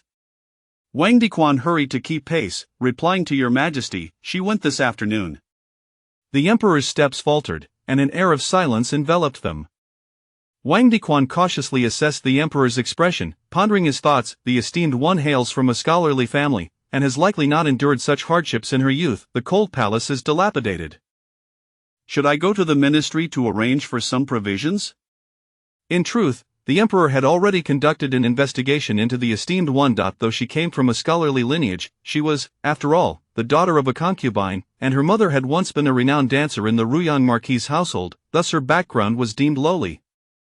The esteemed one had not received much attention from the Minister of Rites, and her legitimate mother's disdain had been a constant source of torment for them both. This life of mistreatment persisted until the esteemed one, at the age of 11, revealed an extraordinary beauty that improved her fortunes. The Minister of Rites had sent her to the palace to pave the way for Jiang Yutong to vie for favor. As you wish, the emperor replied, and Wang Dequan understood that the emperor still held the esteemed one in regard. He could not help but wonder if the Minister of Rights regretted that the daughter he had once deemed a mere stepping stone had captured the emperor's heart, while the legitimate daughter, entrusted with significant responsibilities, had long since been reduced to mere bones, her youth buried deep within the confines of the palace. When Xiao Su returned to the cold palace, he was utterly astonished. He had never anticipated a day when he could command the eunuchs of the Ministry of Internal Affairs, who often regarded themselves as superior. They graciously brought forth everything the esteemed one required, including a bed, a gauzy canopy, a dressing table, charcoal, a pearwood wardrobe, a screen, a bathing tub, and all necessary living supplies. Everything was in place. The previously cold and bare room was now filled to the brim with items, taking on the semblance of a lady's boudoir. Xiao Su was left in sheer admiration of Jiang Xingyue. As dawn broke, Consort Li stirred from her stupor, her eyes fluttering open to behold Emperor Xuanwu dozing at her bedside. "Your Majesty," cough, cough, she barely managed to utter a word before her hoarse throat rendered her speechless. After a couple of forceful coughs, the blockage in her throat finally subsided. Emperor Xuanwu instantly awakened. "My beloved concubine, you have awakened?" Consort Li closed her eyes briefly and, with the emperor's assistance, sat up. "Your Majesty, what has happened to me?" The emperor commanded Qing He to fetch warm nourishing porridge. "My beloved concubine fell into the water and lost consciousness. It alarmed me greatly." Consort Li seemed to recall the incident, clutching the emperor's waist, tears streaming down her face. I thought I would never see your Majesty again." "Foolish one, how could that be?" Emperor Xuanwu gently patted her back. "I shall not allow anything to befall you." He took the porridge from Summerhe, blowing on a spoonful to cool it before offering it to Consort Li. "You have been unconscious for a day and a night, not a grain has passed your lips. You must drink this porridge." In the entirety of the harem, only the consort could command such devotion from the emperor to stay by her side through the night and personally feed her porridge. No matter how favored Jin Fong was, she could never compare to the worth of a single finger of the consort. In the Shiha hall, Jiang Xuanyi let out a hearty laugh. "Tomorrow, let us visit the esteemed one in the cold palace. After all, we are sisters, we cannot allow her heart to grow cold." She remained unaware that even in the cold palace, Jiang Xingyue was not neglecting herself. Chapter 31. A visit. Although some of the attendants of the Shiha hall had been dismissed, a portion remained, all of whom had previously served Jiang Xingyue. Noble consort Jin was kind-hearted and never imposed excessively strict rules upon her servants. She could share laughter with them, making her an exceptional mistress. In stark contrast, Jiang Xuanyi, with her haughty demeanor, regarded her attendants. A few palace maids and eunuchs with connections to the Ministry of Internal Affairs exchanged glances, choosing not to inform Jiang Xuanyi of Jin Gueren's recent visit to the ministry, where she successfully acquired what she sought. They were eager to witness the comical sight of Jiang Xuanyi's humiliation the following day. After Emperor Xuanwu fed the beautiful consort Li some porridge, he urged her to rest well. With a mountain of memorials piling up in the Chengxian palace, he had to attend to them promptly. After all, as she had just awakened from a coma, the emperor was reluctant to linger, wishing for Consort Li to regain her strength to converse with him. "Your Highness." After bidding farewell to Emperor Xuanwu, Xiaohe hurried back to Consort Li's bedside, triumphantly reporting their victory. The emperor had demoted Jin Fangyi to Jin Gueren and confined her to the cold palace. Consort Li rose and approached the bronze mirror, finding the bandage wrapped around her forehead exceedingly bothersome, and promptly tore it off. The injury on her forehead was not severe, merely a small cut, which had almost healed after 2 days of treatment. The surrounding redness appeared alarming, yet it was merely a superficial wound. "Your Highness." Xiaohe, taken aback, quickly rewrapped her forehead, glancing around to ensure no one was nearby before saying, "Your Highness, Physician Su mentioned that the fake injury he created would take a month to heal at the average rate.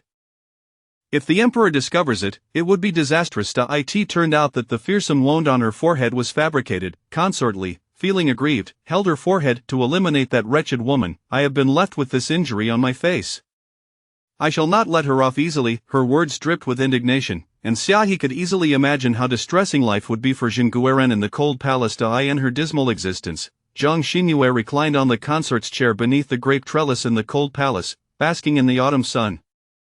According to Xiao Xuanzi, the trellis had been there for quite some time, and grapes had grown there in summer. The nearby maids and eunuchs were well aware of the sweetness of the grapes and often visited to harvest them. Jiang Xingyue lamented that she had arrived at an inopportune time. Had she been sent to the cold palace earlier, she might have enjoyed the fresh grapes. However, back then, she had yet to make a lasting. Had she entered the cold palace then, escape would have been exceedingly difficult. With this thought, the absence of grapes seemed less regrettable. The warm autumn sun enveloped her comfortably, and the magpie gently kneaded her shoulders, inducing a languid drowsiness. Lady Jiang Xingyue, without the Empress's directive, you cannot enter. Jiang Xuanyi had arrived. She was indeed eager to witness her own misfortune. Xia Xuanzi could not deter Jiang Xuanyi, and as Jiang Xingyue closed her eyes, a shadow loomed overhead. Sensing it, she opened her eyes to behold a face she found distasteful. Stretching languidly, she slowly rose from the consort's chair, appearing as if she had no bones, and casually bent slightly. I pay my respects to Lady Jiang Xuanyi. With that, she resumed her seated position. Jiang Xuanyi's personal maid, Mu Tan, widened her eyes in disbelief. You are audacious, as a mere Guerin. How dare you rise unbidden when our mistress has not summoned you? Jiang Xingyue lazily lifted her gaze, her expression dripping with disdain. I am still a Guerin. Have you, a lowly maid, offered me your respects? Mu Tan felt a twinge of guilt under her scrutinizing gaze, and Jiang Xingyue chuckled lightly. When you point a finger at me, do not forget that 3 fingers point back at you. If Jiang Xuanyi wished to assert her dominance here, she should have stated it plainly rather than conjuring numerous pretexts. In the vast cold palace, Jiang Xingyue occupied the best room, bathed in the morning sun, with the door wide open, allowing Jiang Xuanyi to glimpse the tasteful decor within, rivaling that of her own quarters. Standing imposingly, Jiang Xuanyi looked down at Jiang Xingyue. It seems you are faring quite well in the cold palace, dear sister. I am overly concerned for you. She gestured to her maid behind her. Fearing you might miss your favorite water chestnut cake, I specially instructed the imperial kitchen to prepare some for you. Do try it and see if it retains its original flavor. What original flavor? What current flavor? A cake inherently possesses but one flavor. Jiang Xuanyi was merely using it as a pretext to jab at her heart. The insinuation was clear. Jiang Xingyue was now lesser than in her former glory, reduced to a pitiful state, and even the imperial kitchen had lost its dedication to her, resulting in a cake that lacked the refinement she had enjoyed as Xin Fangyi. Why, then, had she come to the cold palace uninvited to deliver a cake? A weasel wishing a chicken well, she had ulterior motives. What, are you unwilling to accept my goodwill and taste it? Behind her stood 2 eunuchs, eager to intervene, as if they would forcibly shove the cake into Jiang Xinyue's mouth should she refuse to eat. That would not be pleasant. Only after witnessing Jiang Xinyue consume the cake did Jiang Xuanyi reveal a wicked smile, appearing in high spirits as she strutted out of the cold palace, carrying the food box. The magpie, eyeing the water chestnut cake that seemed delectable, turned to her mistress. A mistress, may I have a piece? Smack, the outstretched hand received a sharp slap, and the magpie blinked in shock. Mistress, Jiang Xinyu overturned the plate of pastries onto the small table and closed her eyes. There were indeed many in the harem who wished for her demise. A mouthful of blood spilled from her lips, and the magpie shrieked in alarm. Mistress, eunuch Xian, go fetch the physician, hurry. The excruciating pain in her abdomen caused Jiang Xinyu to break out in a cold sweat, and she grasped the magpie's hand tightly. No, do not go to the imperial hospital, go to Ikuan Palace to find the Empress. Quickly, with a shove, she pushed the magpie away, her face contorted in agony as she coughed up another mouthful of blood. Her mistress was aware that the cake was poisoned, which was why she had forbidden her from eating it. With tears streaming down her face, the magpie turned and dashed out of the cold palace. Xiao Xuanzi did not stop her but instead used Jiang Xinyue's own handkerchief to catch the blood she had expelled, placing it back in her hand, hoping that whoever arrived would feel a measure of sympathy upon seeing her in such a state. Reclining in the consort's chair, Jiang Xinyue had already succumbed to unconsciousness. Meanwhile, Jiang Xuanyi, having returned to her quarters, could not help but laugh heartily at the thought of the laxative in the water chestnut cake tormenting Jiang Xinyue until she appeared haggard and distressed. Mu Tan presented her with a bowl of warm sheep's milk. Mistress, I have already instructed someone to keep watch at the cold palace entrance. Soon the entire palace will know of Jinggairen's humiliating predicament. Humph! Jiang Xuanyi raised her head in triumph. Had it not been for her recent confinement to the cold palace, I would have rewarded her with a dose of hemlock instead. Chapter 32. Poisoning. How absurd it is for the Empress Dowager to concern herself with that wretched Jiang Xinyue, who has already been relegated to the cold palace. What chance does she have for redemption? It seems the Internal Affairs Department is still paying her undue attention. In Jiang Xuanyi's eyes, Jiang Xinyue's preferential treatment in the cold palace must be the result of Empress Ju's deliberate maneuvering within the internal affairs. Otherwise, where would those extravagant luxuries in the cold palace come from? She had originally planned to enter and mock Jiang Xinyue mercilessly, leaving her utterly humiliated and seething with rage.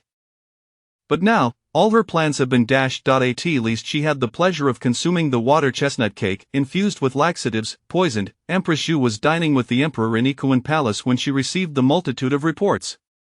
She turned to the inscrutable expression of Emperor Xuanwu and said, "Your Majesty, I'd go." The emperor replied leisurely, blowing on his hot soup before taking a sip. After swallowing, he remained seated and added, "No matter the circumstances, the precious consort is still my concubine.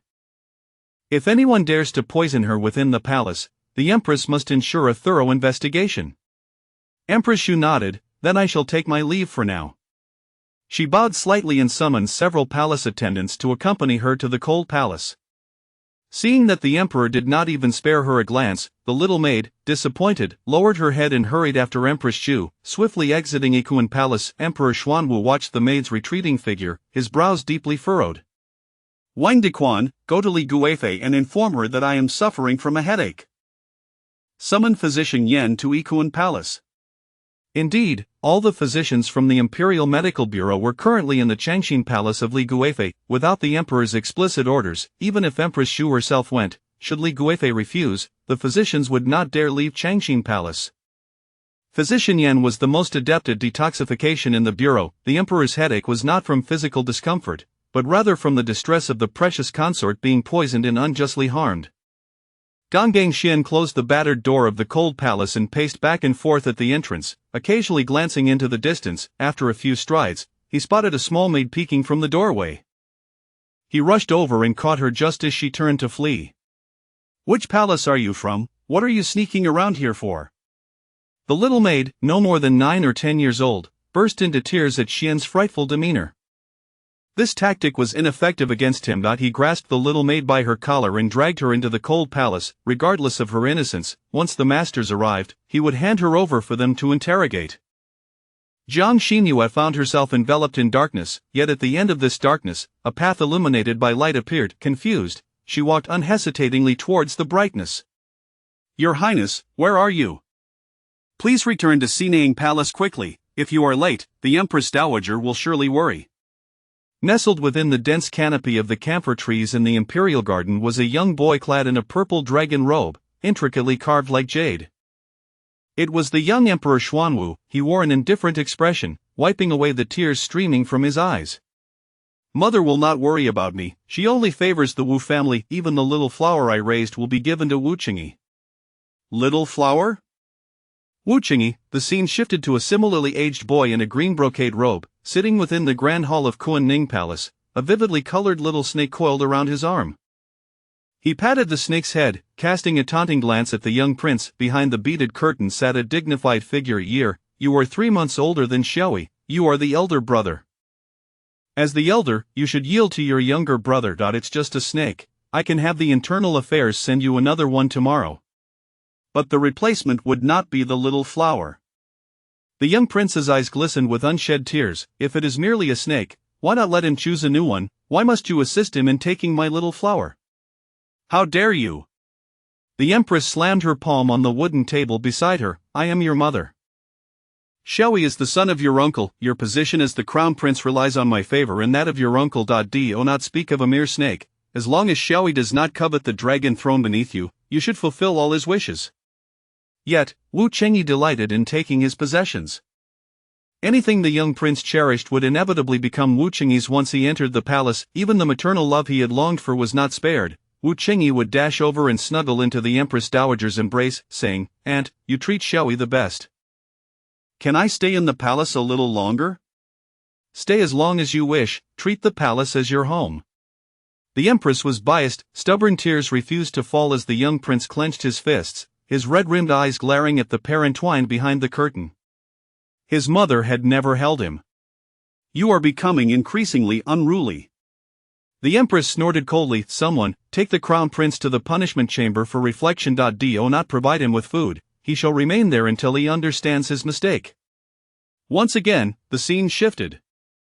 The young prince was confined in the pitch-black punishment chamber, devoid of any light. Jiang Xinyue could not discern his whereabouts, only hearing the muffled sounds of suppressed sobs emanating from a corner. At that moment, the iron door to the punishment chamber creaked open, and the sudden light stung the young prince's eyes. He shielded them with his hand as a lifeless flower snake was tossed in. The boy laughed maliciously. "Hey, don't say I was unkind. I saw you were all alone, so I brought you your little flower to keep you company. Cultivate your feelings with it." He did it on purpose. He deliberately killed the little flower and tossed it to the young prince, cradling the snake's corpse in his hands. The young prince remained motionless for a long while. Eventually, he rose, allowing the lifeless snake to fall to the ground, and he walked straight out of the punishment chamber. From that moment on, the young prince learned to conceal his emotions. The more he cherished something, the less he would show it, and the more he despised something, the more he would feign affection. Wu Qingyi could no longer seize the things he loved. Suddenly, darkness enveloped him once more, and his body descended rapidly. Jiang Xinyue's form convulsed uncontrollably, and she abruptly opened her eyes. "Master! The master has awakened!" Amidst the clamorous commotion at the bedside, Jiang Xinyue felt dazed, the noise around her seeming surreal, her mind filled with the cold, indifferent gaze of the young emperor. "Is this of the past of Emperor Xuanwu? Precious consort, how do you feel? Is your stomach still in pain?" She appeared dazed, shaking her head without uttering a word, looking as though she were in a stupor. Wang Dequan felt a pang of unease. Physician Yan continued to check Jiang Xinyue's pulse. "This is unusual. I have never encountered someone affected mentally after consuming a small amount of arsenic." "Master, please do not frighten this servant." Empress Xu furrowed her brow tightly, lost in her thoughts. Suddenly, Jiang Xinyue came to her senses and addressed Empress Xu. "This humble servant thanks your majesty. I merely feel a bit fatigued. There is nothing serious." Indeed, she felt no discomfort, just a lack of strength. Chapter 33, Deserved. It is quite normal. The esteemed physician Yan stroked his beard thoughtfully. Of the old minister shall prescribe 2 more remedies for the honored one, which the maid will deliver shortly. There remains residual poison within her, and she must diligently take the medicine to cleanse it over the next few days. I shall return in 7 days to reassess her condition. Thank you for your efforts, Physician Yan. Jiang Xinyue propped herself up, observing as Wang Dequan and the physician exited together. Empress Xu shook her head disapprovingly. "You are exceedingly reckless. With Jiang Xuani's fall from grace, she harbors an intense hatred towards you. You dare consume the pastries she sent? Your heart is far too bold." Jiang Xinyue coughed softly, her voice frail. "I had no desire to eat them, yet in my current predicament, anyone can step on me. If she dares to poison me, I would have no choice but to consume it, lest she force it upon me." Empress Xu sighed. Unfortunately, she did not measure her dosage accurately.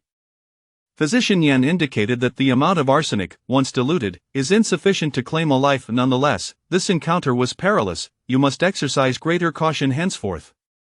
Jiang Xinyue nodded, her expression one of weariness.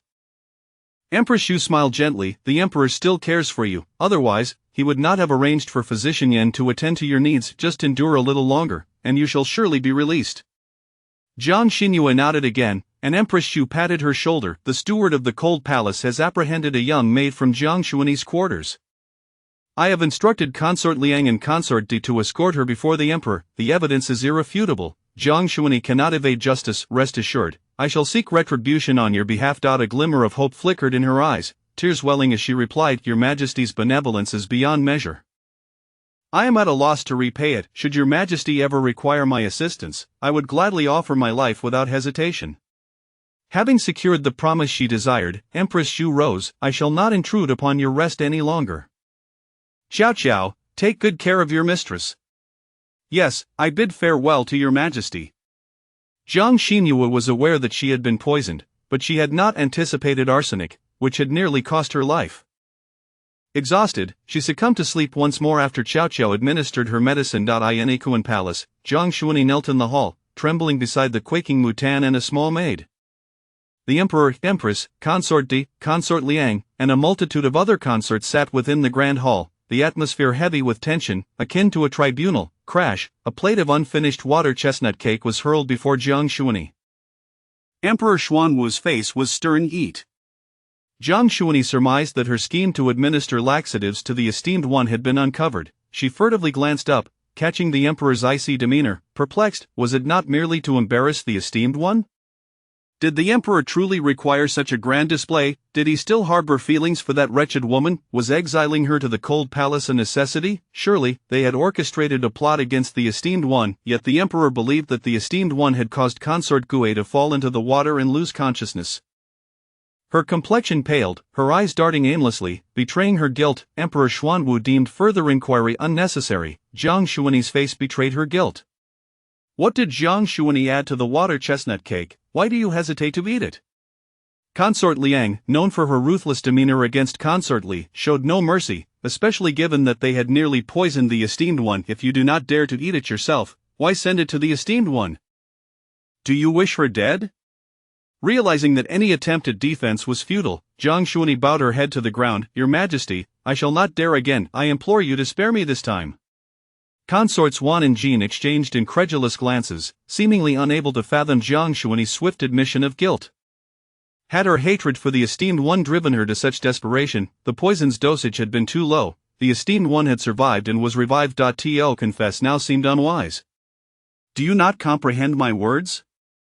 Jiang Xuani, her head pressed to the ground, gritted her teeth and picked up a piece of the water chestnut cake, consuming it.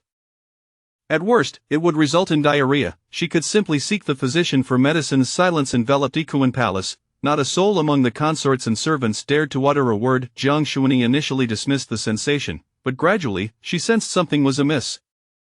A torrent of blood erupted from her mouth, and her stomach twisted in agony, rendering her speechless. Emperor Xuanwu regarded her, yet his gaze seemed to penetrate beyond her, as if he were observing something else entirely. His expression remained inscrutable, yet turmoil roiled within. The esteemed one, did she endure such pain? She, so delicate, would cry at the slightest injury, claiming that the object which harmed her was bullying her. How terrified must she have been in that moment of torment? Jiang Xuani too succumbed to unconsciousness, yet the emperor showed no mercy this time, refusing to summon a physician for her.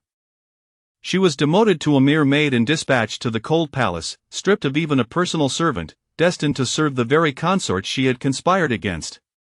I shall say this only once.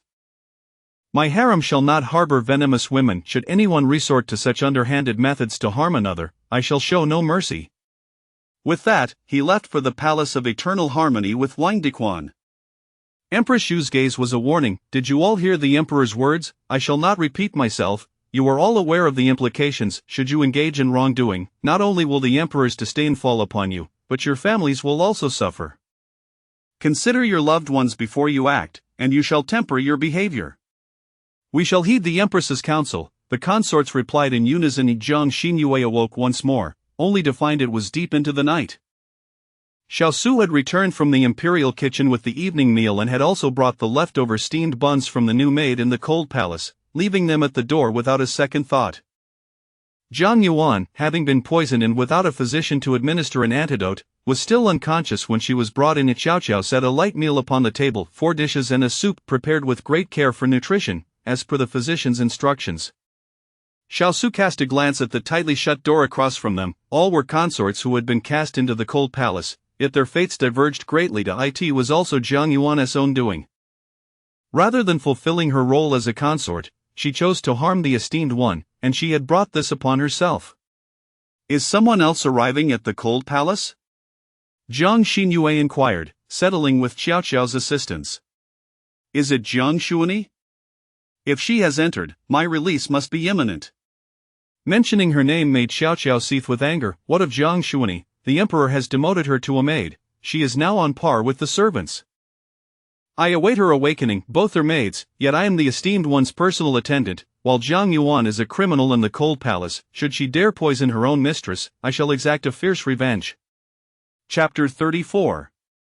Trust no one. After 2 days of traditional Chinese medicine treatment, Jiang Xinyue's health had largely recovered, while the woman opposite her, Zhang Yuan, remained silent. Little Xuanzi had been tossing 2 steamed buns at the door during every meal, which had accumulated into a pile, yet they remained untouched. Could she be dead? The magpie stood at Zhang Yuan's door, discussing with little Xuanzi. Shall we go in and take a look? Little Xuanzi pushed the door slightly ajar but quickly withdrew his hand. What if she truly is dead? Open it. Jiang Xinyue approached and gently pushed the door, chuckling lightly. If she is indeed dead, it will fall upon us to collect her remains. This west-facing room seldom saw sunlight, perpetually cold and damp. The three of them shivered upon entering. The magpie tightened the cloak around her master. "My lady, please take care of your health." A foul stench wafted from within the room, and Jiang Xinyue covered her nose with a handkerchief that emitted a faint fragrance. Little Xuanzi, however, seemed accustomed to it. "My lady, it is the stench of filth, she must have awakened." "Jiang Xinyue, come here." Jiang Yuan, hiding behind the door, brandished a round stool and hurled it at Jiang Xinyue. Little Xuanzi rushed forward, seizing her arm and twisting it back, causing her to wince in pain and release her grip. Of the magpie delivered a swift kick to her knee, forcing her to kneel. "Bold palace maid, how dare you not kneel before the esteemed one?" The putrid odor emanated from Jiang Yuan herself. She had been awake for 2 days but was gravely poisoned, continuously vomiting blood. Too fearful to sleep lest Jiang Xinyue seized the opportunity for revenge. Though she was aware of little Xuanzi tossing buns at the door each day, she had never dared to retrieve them, terrified of being poisoned by Jiang Xinyue. At that moment, she appeared as a deranged woman, lacking even a trace of the dignified demeanor she once held as Jiang Zhaoyi held in little Xuanzi's grasp. Her eyes glinted with malice as she glared at Jiang Xinyue. "I did not poison you. It was not me. I only administered a laxative. You must explain this to the emperor." "Are you truly that significant?" Jiang Xinyue retorted. "Did you not seek to harm me, thus providing others the chance to frame you? Did you not wish to poison me?" Jiang Yuan's eyes widened in shock. "What do you mean? You knew all along that I was not the one who poisoned you." A smile curled Jiang Xinyue's lips. "To me, it makes no difference. The one who poisoned me sought to turn me against the Li Guifei. You are merely a pawn. In my eyes, you are also an enemy, so it matters not who the poisoner is. What is significant is that you shall never rise again." Jiang Yuan pondered for a long moment before suddenly collapsing to the ground in a fit of manic laughter. "Ha ha ha, it is the Empress, the Empress. Ha ha ha, she must believe her plan is flawless. Jiang Xinyue has been pretending to be a fool, and I am no match for her." After her laughter subsided, she turned her gaze toward the charmingly smiling woman, gloating. "I shall never rise again in this life." "Do you think you can? Do not be foolish. Once you enter the cold palace, you have one foot in the grave. Of the emperor will no longer favor you. Then let us wait and see." Jiang Xinyue turned and walked toward the door, adding, "You should eat some of the buns little Xuanzi brought. You must see me rise to prominence, lest you starve in the cold palace." Once outside that room, the fresh air rushed eagerly into the nostrils of the three. The magpie glanced back at the door, still indignant. "My lady, why did you not allow me to teach her a lesson?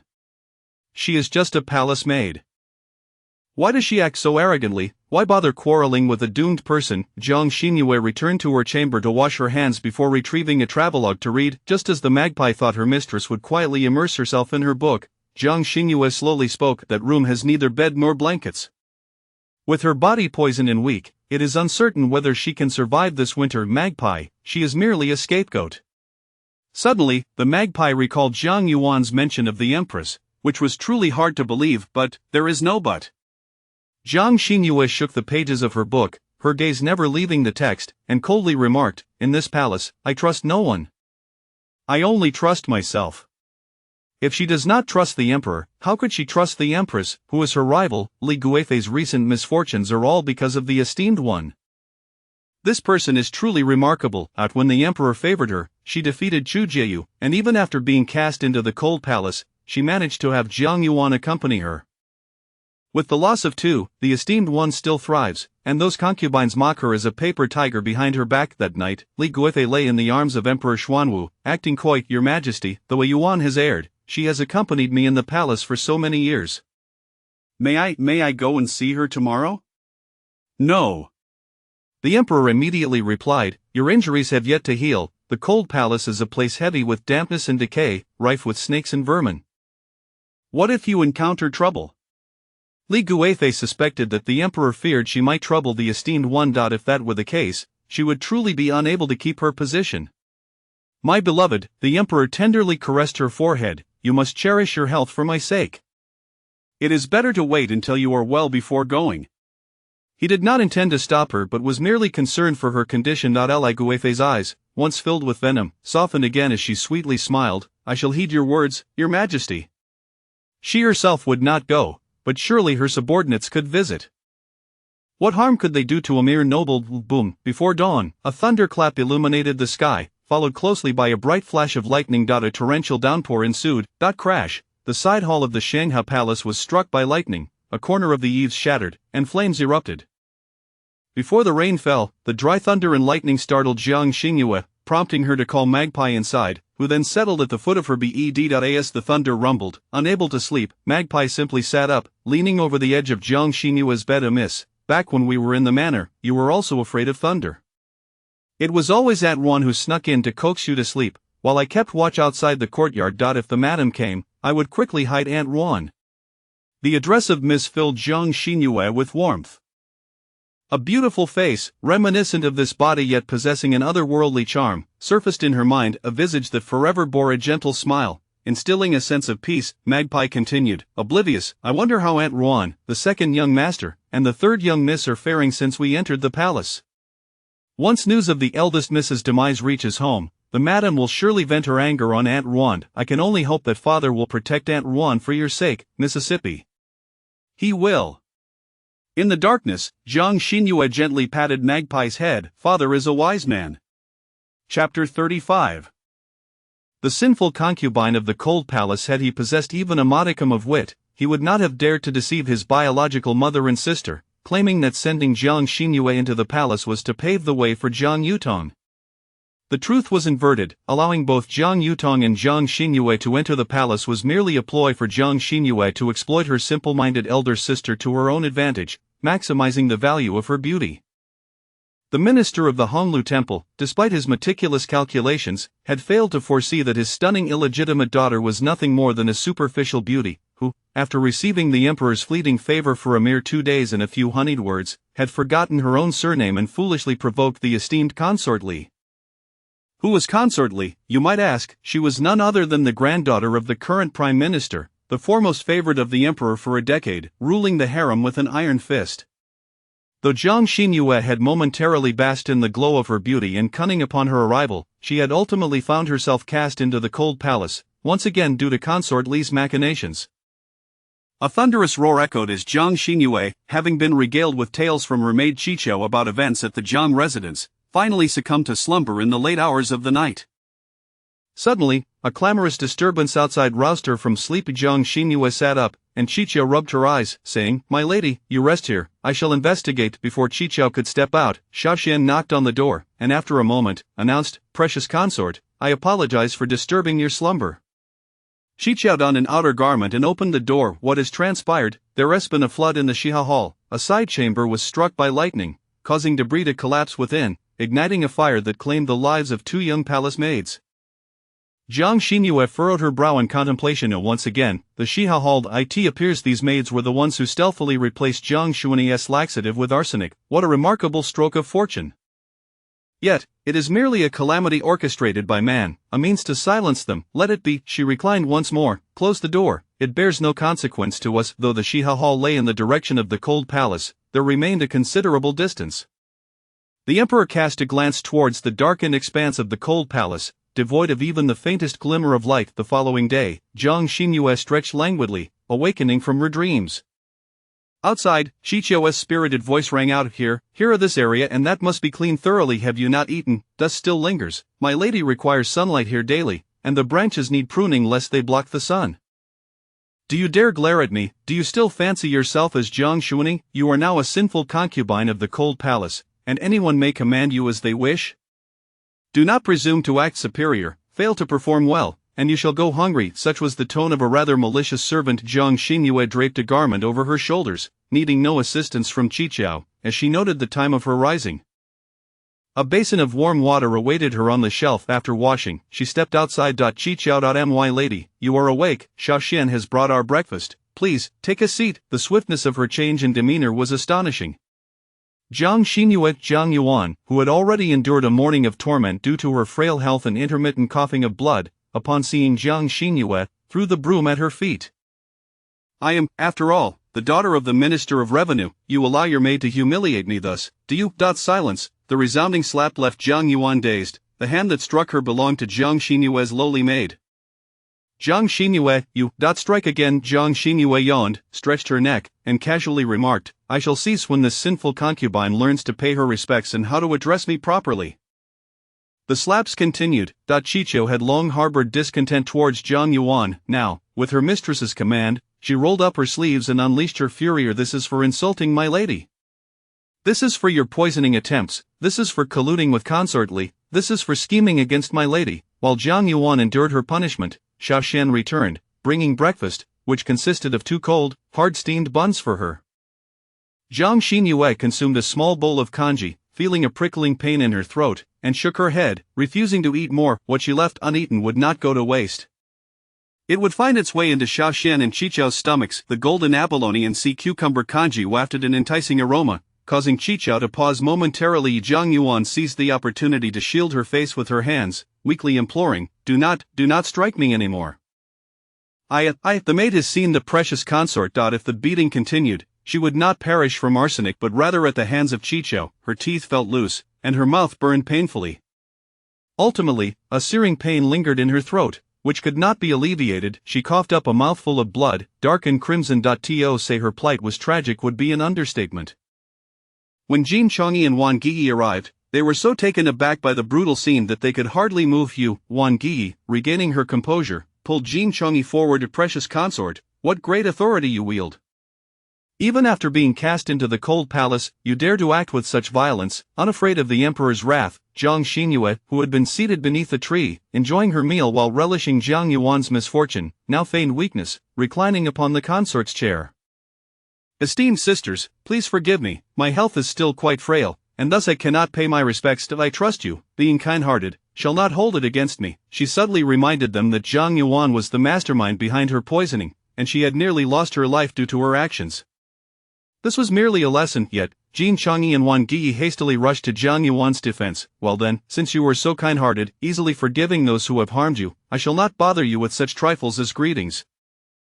Wang Yi, momentarily at a loss for words, felt her face flush. The emperor has demoted her to a palace maid. She has received her due punishment. If you are dissatisfied, you may address the emperor directly.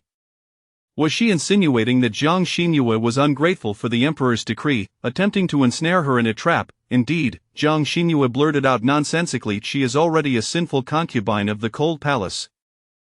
Just as Wang Yi struggled to comprehend her meaning, Jiang Xinyue coldly regarded her as a mere concubine. If a sinful concubine dares to insult me, raising her voice against me, am I not entitled to punish her? Such trivial matters do not warrant the emperor's attention. One cannot know whether he would penalize me or you too. It is only natural for a master to discipline their servants. Has Wang Yi never punished her own errant servants? With her sharp tongue, Jin Chongyi, observing Jiang Yuan on the brink of fainting, interjected, you did not rise to pay respects upon seeing Wang Yi and myself. Does that not grant me the right to strike you? Jiang Xinyue stood. Since Lady Jin Chongyi has deliberately come to the cold palace to trouble me, I have no choice but to. Before she could kneel, her body swayed and collapsed onto Chicho. Chapter 36 of the Red Charcoal. The magpie let out a sharp cry, clutching Jiang Xinyue as she wept. My lord, whoa, that you were right, my lord, now that you have fallen from grace, there are countless souls seeking your demise. We were simply minding our own business in the cold palace. Whom did we offend? Why is it that today we are poisoned, and tomorrow we face hardship? Oh, my dear lord. My unfortunate lord. The sound of her sobs echoed beyond the walls of the cold palace, drawing the whispers of passing palace maids and eunuchs, some of the bolder ones daring to sneak a glance at the scene.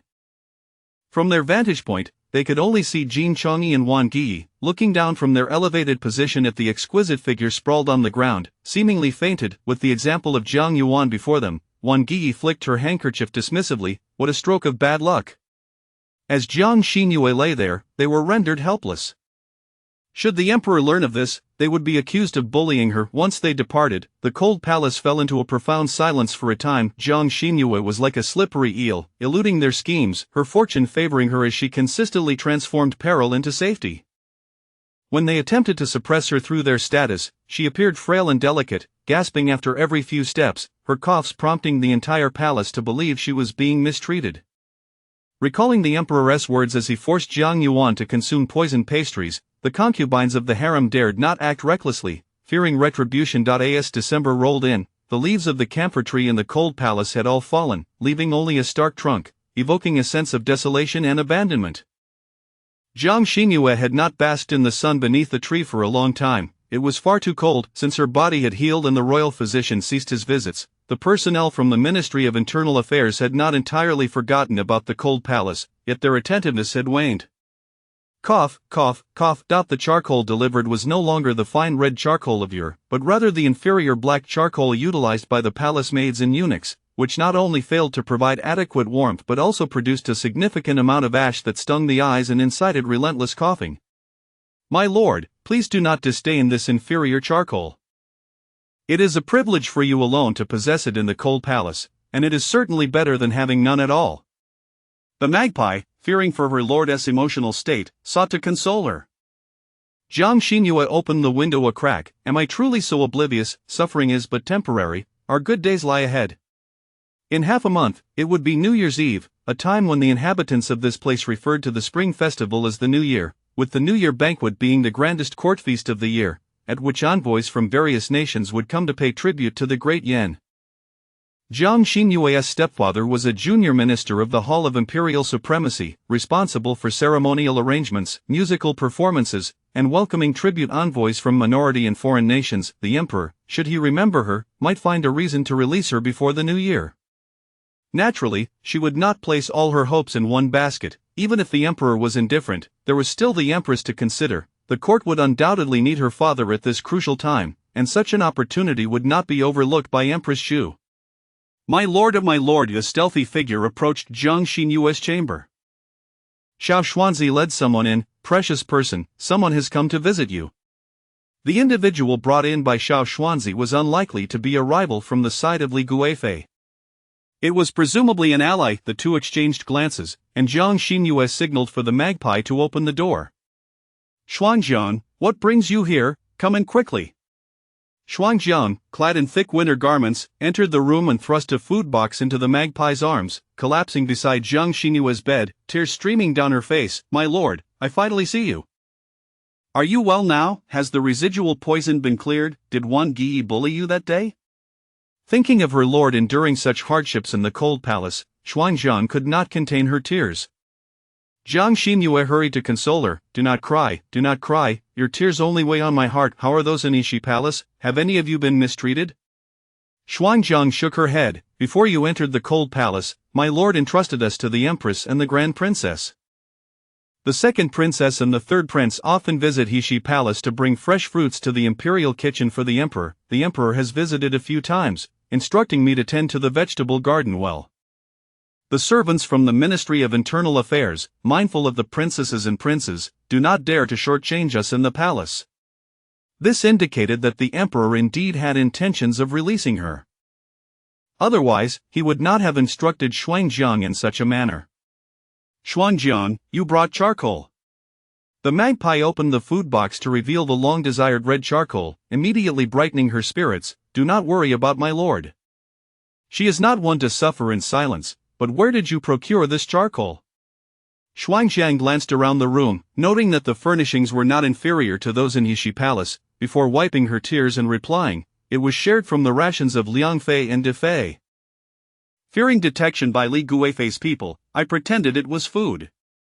Although the emperor still harbored affections for her lord, such feelings were scant, certainly not comparable to those for the favored concubine. If matters escalated again, it would be her lord who would suffer. Better to avoid trouble. After exchanging the charcoal in the room, the air felt considerably fresher. Xuanjiang could not linger, for she risked being late and could be mistaken for an assassin by the imperial guard, with no recourse for her plight. Under Xiao Xuanzi's guidance, she stealthily departed the cold palace. From the opposite room came the sound of something heavy falling, followed by curses from within. Everyone claims to be good sisters, yet now that I am in distress, not a single soul offers to send a bed or blanket. Have the servants of the Ministry of Internal Affairs perished? Do they wish for me to freeze to death? Jiang Xinyue instructed the magpie to pack away the inferior black charcoal. Have Xiao Xuanzi deliver it to the opposite side. My lord.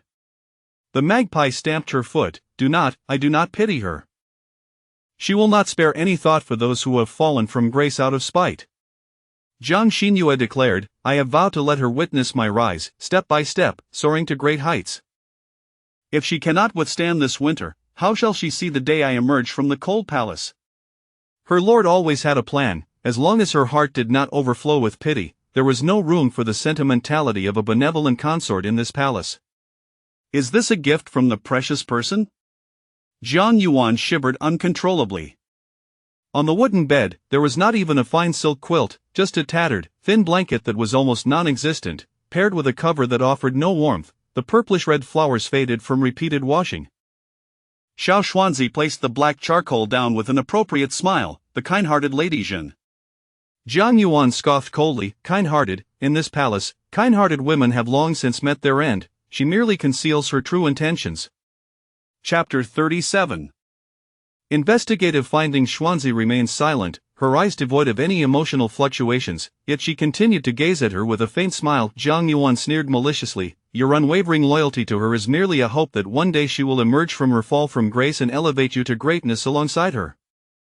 Allow me to disabuse you of such fanciful dreams. She is only flattering you out of necessity during her temporary decline. The day she regains her power will mark your demise. There are far too many downtrodden servants in the palace who once shared in their master's misfortunes, only to be the first to sacrifice their loyal companions when fortune smiles upon them.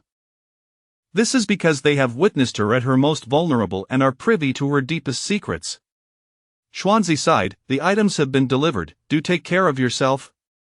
He sought to curry favor with the esteemed individual, as it is common for both masters and servants within the palace to aspire to rise above, lest they fall victim to others' whims.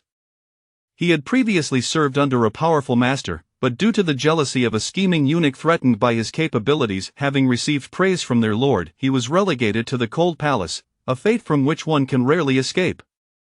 For 3 years he had resided in this desolate place, resigned to his fate, until destiny introduced him to the esteemed individual. With the means to ascend now presented before him, could he truly be so foolish as to remain stagnant?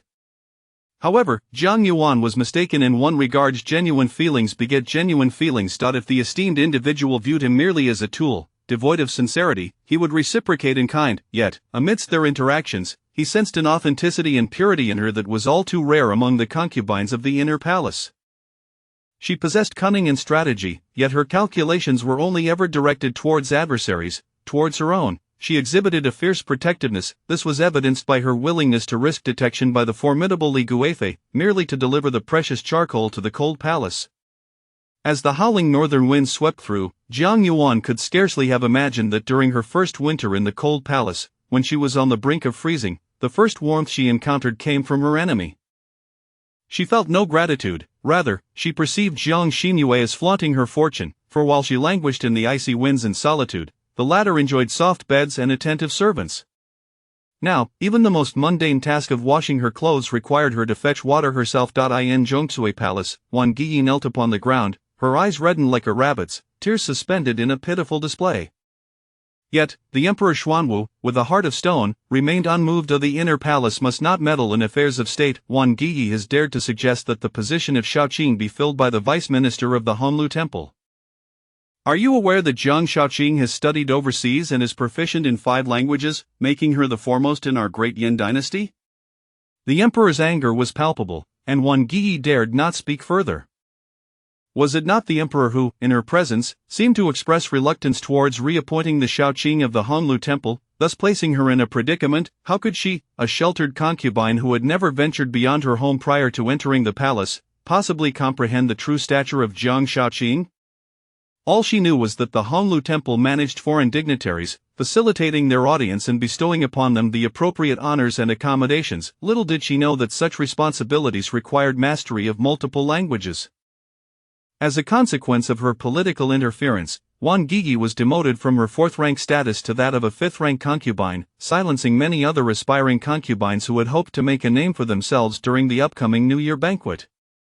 None wished to see 10 years of effort vanish in an instant. Thus, when the Honlu Temple's translators proved insufficient, the Empress Yu unexpectedly revealed the findings of the investigation into the recent incident involving Li Guifei's fall into the water. It was all due to the jealousy of the disgraced Jiang Yuan, who harbored ill will towards the esteemed individual. She had first sabotaged the railings of the washing lotus hall, inviting Li Guifei and deliberately greasing the floor at the point of fracture. causing the eunuchs to slip and send the latter tumbling. Subsequently, she bribed a young eunuch from the Internal Affairs Bureau to fabricate a non-existent palace maid, framing the magpie that served the esteemed individual, and manipulated unsuspecting concubines to coerce the emperor into banishing her to the cold palace. Her ultimate goal was to ensure that the esteemed individual ingested arsenic and met a tragic end in her frigid confinement. Such a venomous plot. The dear sister has suffered in vain, chimed in Liang Fei. Empress Xu smiled subtly and proposed to the emperor. I have heard that Jiang Shaoqing's daughter has been nurtured by her father from a young age, mastering multiple languages. All 5 daughters of the Jiang family are similarly gifted. Is this not the very talent we lack for the New Year banquet? Why not release the esteemed individual, rectify the situation, and allow her to serve as your translator? This would surely reflect the grandeur of our great nation, showcasing that our women are equally learned and accomplished. To put it succinctly, the emperor would gain face from having such a capable consort.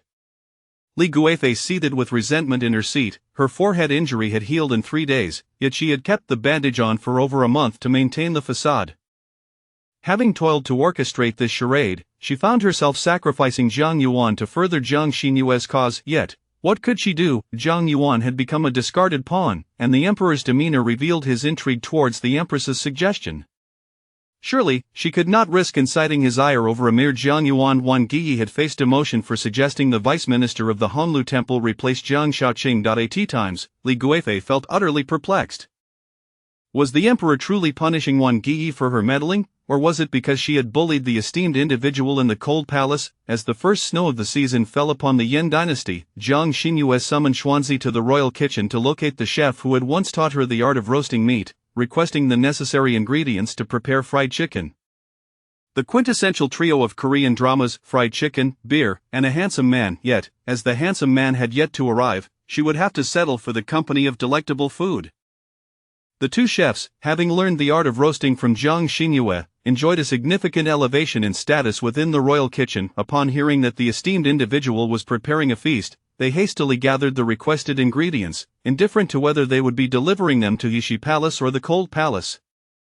Their priority was to hone their skills. Mastery of their craft would earn them favor from the emperor and the various masters, granting them all they desired. With an array of vibrant stoves and oil pots before her, Jiang Xinyue rolled up her sleeves and got to work. First, marinating the chicken to ensure flavor permeated the meat, otherwise, it would be merely fried dough with tasteless meat within. My lady, you have flour on your nose, allow me to wipe it off for you. Before the magpie could assist, a decree arrived, prompting everyone to kneel on the ground, disregarding their soiled hands. Chapter 38. Ascending from the cold palace by the decree of heaven, the emperor proclaims Jiang Shixinyu, a woman of virtue and fortune, well-versed in literature and propriety, has shown exemplary filial piety and grace. I commend you, Jiang family, for your long-standing dedication to the inner court, your diligent service, and your noble demeanor. I am greatly pleased and hereby bestow upon you the title of precious concubine as a token of imperial favor. I hope you will cherish this grace, remain compliant, and uphold filial duty. Thus it is decreed. The titles of Guifei, noble consort, Rome, concubine, and Yuan, secondary concubine, all rank as 4th-class consorts. Previously, Wan Guifei occupied this position, but now Jiang Shixinyu has ascended, while Wan Guifei has been demoted by 2 ranks, rendering her lesser than Jiang from the status of Jiang Guoran to Jinji, then to Zhenfanji, and now leaping several ranks to be conferred as precious concubine. She accomplished this remarkable elevation in merely half a year, a speed of advancement unattainable by ordinary concubines, who might spend their entire lives without such fortune. Even the esteemed Li Guifei took 3 years to rise from a mere talent till At present. No one has fully grasped the implications. They merely perceive this rank as a mere exchange of Jiang Shixinyu's life, lacking any sense of wonder. However, upon deeper reflection, they would be astounded, as it seems with every misfortune she endures, Jiang Shixinyu ascends 2 ranks. In life-threatening situations, she might leap 4 ranks, truly alarming. I, your humble servant, express my gratitude for your profound grace. As Jiang Shixinyu rose from the floor, her cheeks were stained with tears that encapsulated the grievances of long-held resentment, the overwhelming joy of seeing the emperor once more, and the catharsis of her recent sufferings. Wang Dequan, unable to contain his sorrow, implored, "Precious concubine, please do not weep. His Majesty has instructed me to bring personnel from the Palace of Internal Affairs to assist you with your attire and personal care." The entire court is gathered at the entrance of the cold palace, awaiting your return to Hushi Palace. This is an extraordinary honor. No other consort has ever been held in such high regard by the emperor, not even the empress or Li Guifei. From this moment forth, none shall dare to belittle precious concubine, nor shall anyone view Jiang Shixinyu as merely a substitute for another. She now possesses the standing to rival Li Guifei. The two imperial chefs lamented that they could no longer learn the art of fried chicken, but to their surprise, precious concubine turned and declared, "Please transport these delicacies to Hushi Palace. I wish to treat His Majesty and the Empress to fried chicken. After all, it is the first snow." With fried chicken, beer, and handsome company all present outside the cold palace, the Emperor and Empress stood beneath the eaves, sheltered from the snow, their sleeves filled with warming stoves, surrounded by a throng of palace attendants, yet still feeling comfortable in the cold. Li Guifei, De Fei, and Liang Fei, all high-ranking consorts, were likewise attended to, though they dared not stand alongside the Emperor and Empress. Palace maids held umbrellas for them, shielding them from the falling snow. It was the lesser-favored consorts, of lower rank, who suffered, drenched and freezing in the icy expanse, helplessly witnessing the emperor bestowing all his honors upon another woman without the liberty to voice their grievances. The heavy snowfall showed no signs of abating. Empress Shu glanced back and suggested, "Your Majesty, perhaps we should allow them to wait in the corridor." Upon noticing the meticulously adorned consorts drenched in snow, the emperor realized how the white flakes melted upon contact with their body heat, ruining their makeup and hair, rendering them ghostly. Indeed, not everyone can bask in the radiance of precious concubine. Even without adornment, she remains breathtakingly beautiful. Yet their intentions were not genuinely to welcome precious concubine from the cold palace. Their faces bore resentment, barely concealed, and the emperor caught their expressions with keen eyes. Jin Chongyi remained while the others retreated to the corridor to escape the snow. Caught in the act, Jin Chongyi felt a wave of embarrassment wash over her face flushed with shame and indignation as she lowered her gaze, afraid to meet the emperor's eyes. As all departed to the corridor, Jin Chongyi appeared increasingly awkward. At last, precious concubine emerged, clad in a gracefully elegant snow-gray satin robe embroidered with seasonal floral baskets, topped with a luxurious fur coat. A delicate ring of pale pink fur encircled her chin, accentuating her petite, jade-like visage. Despite her prolonged stay in the cold palace, her beauty remained unscathed, perhaps even enhanced by a slight slenderness that lent her an ethereal aura. Yet her eyes shimmered with emotion, as if ready to spill tears, exuding a tender allure that made one wish to pluck the moon from the heavens to gift it to her. With no makeup, at merely 16 years of age, she epitomized youthful radiance, perfectly embodying the saying that one need not rely on deep crimson or pale greens, for she was the unrivaled blossom of the realm. "I have seen His Majesty and the Empress." As she bent her knee, a large hand firmly grasped her arm. The emperor's gaze burned with longing as he restrained his feelings, embracing her and saying, "My beloved, you have endured much hardship." Regardless of the truth behind Li Guifei's fall into the water, it was clear that her name had been vindicated, allowing her to emerge from the cold palace in such splendid fashion. Jiang Shixinyu shook her head, a solitary tear rolling down, searing into the emperor's heart. "Your Majesty remembers me, then I am not in sorrow." She conveyed her understanding and trust in all his decisions. The emperor's heart swelled with warmth, deepening his affection for her. Xiao Xuanzai stood behind the door, and Zhang Yuan's eyes shot forth with envy and malice. "Do you see, she has risen to prominence, yet has she any intention of elevating you? Your kindness towards her has only fed a grateful wolf." Although Xiao Xuanzai knew precious concubine was not such a person, the thought of her departure and his return to the desolate cold palace filled him with melancholy. Yet just as he believed he would have to part ways with precious concubine, avoiding her in future encounters along the palace corridors, the emperor's gaze turned towards him. Before long, Wang Dequan, the chief eunuch by the emperor's side, approached. "You must be Xiao Xuanzai?" In Jiang Yuan's astonished gaze, Wang Dequan continued, "It has come to my attention that you have cared for precious concubine during her time in the cold palace. The concubine is grateful and has requested your presence to serve in Hushi Palace henceforth. What a fortunate fate you have." Yet this fortune was one earned through his own kindness. Xiao Xuanzai felt tears welling in his eyes as he knelt, bowing low. "I thank His Majesty, thank the Empress, and thank precious concubine."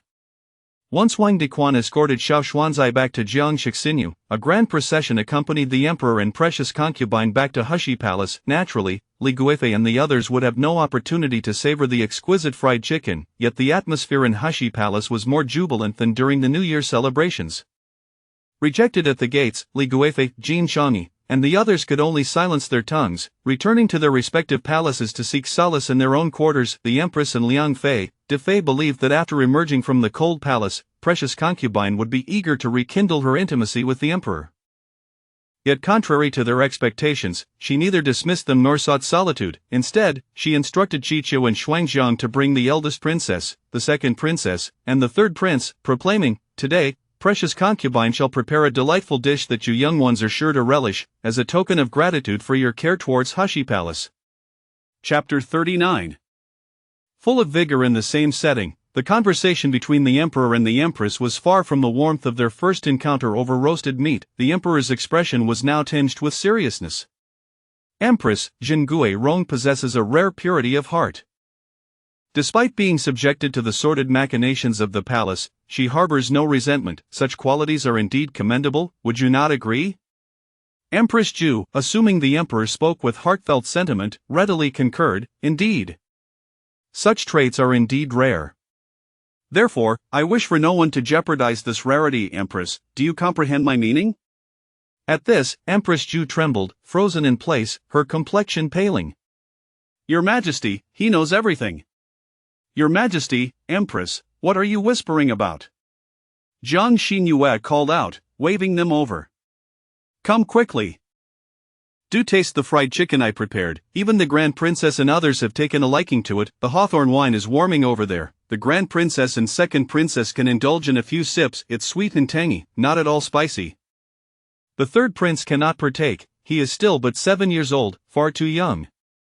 The two imperial chefs expressed their profound gratitude to Jingui Rong for her culinary insights, extolling the virtues of the fried chicken. Although such greasy fare should be consumed sparingly, its crisp and delectable nature was irresistible. Merely inhaling its aroma was enough to whet the appetite. While not a staple, it served as a delightful snack. Moreover, Jingui Rong had declared that all things could be fried. Once they returned, they would follow her recipe to fry some chicken wings, drumsticks, and oh yes, chicken popcorn. But if the response from the various palaces was favorable, they would earn yet another merit. Lacking musical entertainment this time, the emperor nonetheless found himself reminiscing fondly. He turned to Wang Dequan and commanded, "Remind me tomorrow after court to summon the Minister of Rites and Jiang Shaoqing to the study to discuss the New Year banquet." "Yes, Your Majesty, I shall take note." Wang Dequan cast a glance at Jingui Rong. After all, Jiang Shaoqing was the father of the esteemed lady. As night fell and the guests departed, the emperor could no longer contain his emotions, drawing his beloved consort into an embrace. Jiang Xinyue rested against his chest, listening to the strong, rhythmic beating of his heart, her mind devoid of turmoil. How could she not feel a flicker of resentment? She had done nothing wrong, yet due to the emperor's desire to appease Lady Li, she was cast into the cold palace, simply because her worth did not measure up to that of Lady Li. It was a choice of one over the other, and she had been the discarded one. There was no need to mention that the emperor had previously treated her with kindness, discreetly instructing the Ministry of Internal Affairs to look after her. She had committed no fault, her suffering was unwarranted, and it was the emperor who owed her for the trials she endured. The one she deserved to love should stand steadfastly by her side, believing in her, protecting her, and sharing a profound connection with her. The emperor was nothing more than a stepping stone on her path to ascension. His affections could be shared with Empress Ju, Lady Li, and others, too cheap for her to desire. She had no wish to engage in rivalry with other women. After all, she was educated in the 21st century, having even studied abroad, and her thoughts were bold and progressive. There were plenty of men. If one was taken, another could be given to her. Yet, regrettably, she had traversed into the palace and become the emperor's woman. And if she did not compete with the other women, her fate would either be a lonely death in the palace or being framed to her demise. She refused to accept such a fate. Thus, she resolved to view the palace as a workplace, the emperor as her employer, and the consorts as obstacles to her advancement. With this mindset, workaholic Jiang Xinyue was instantly invigorated. That night, the Hishi Palace called for water 3 times, and it was not until the late hours that the emperor finally fell into a deep slumber with Jingui Rong in his arms. The following morning, the emperor attended the morning court session, and a stream of rewards flowed into Hishi Palace. The maidservants from Yikuan Palace arrived after Jiang Xinyue had finished her breakfast. One of them bowed, "Empress Jingui Rong, the empress is unwell and has sent me to inform you that her morning greetings will be exempted for the next 3 days. Jiang Xinyue's face displayed concern and self-reproach. The Empress is ill? Is it due to waiting too long at the cold palace gate yesterday and catching a chill? The young maid quickly shook her head. It has nothing to do with Empress Shingue Rong. Our Empress suffers from a chronic headache every winter. The imperial physician has already been summoned. Only then did Jiang Xinyue breathe a sigh of relief. As long as she is well, I shall visit the Empress once she recovers, to avoid burdening her with my visit at this time. The young maid smiled. Then I shall take my leave.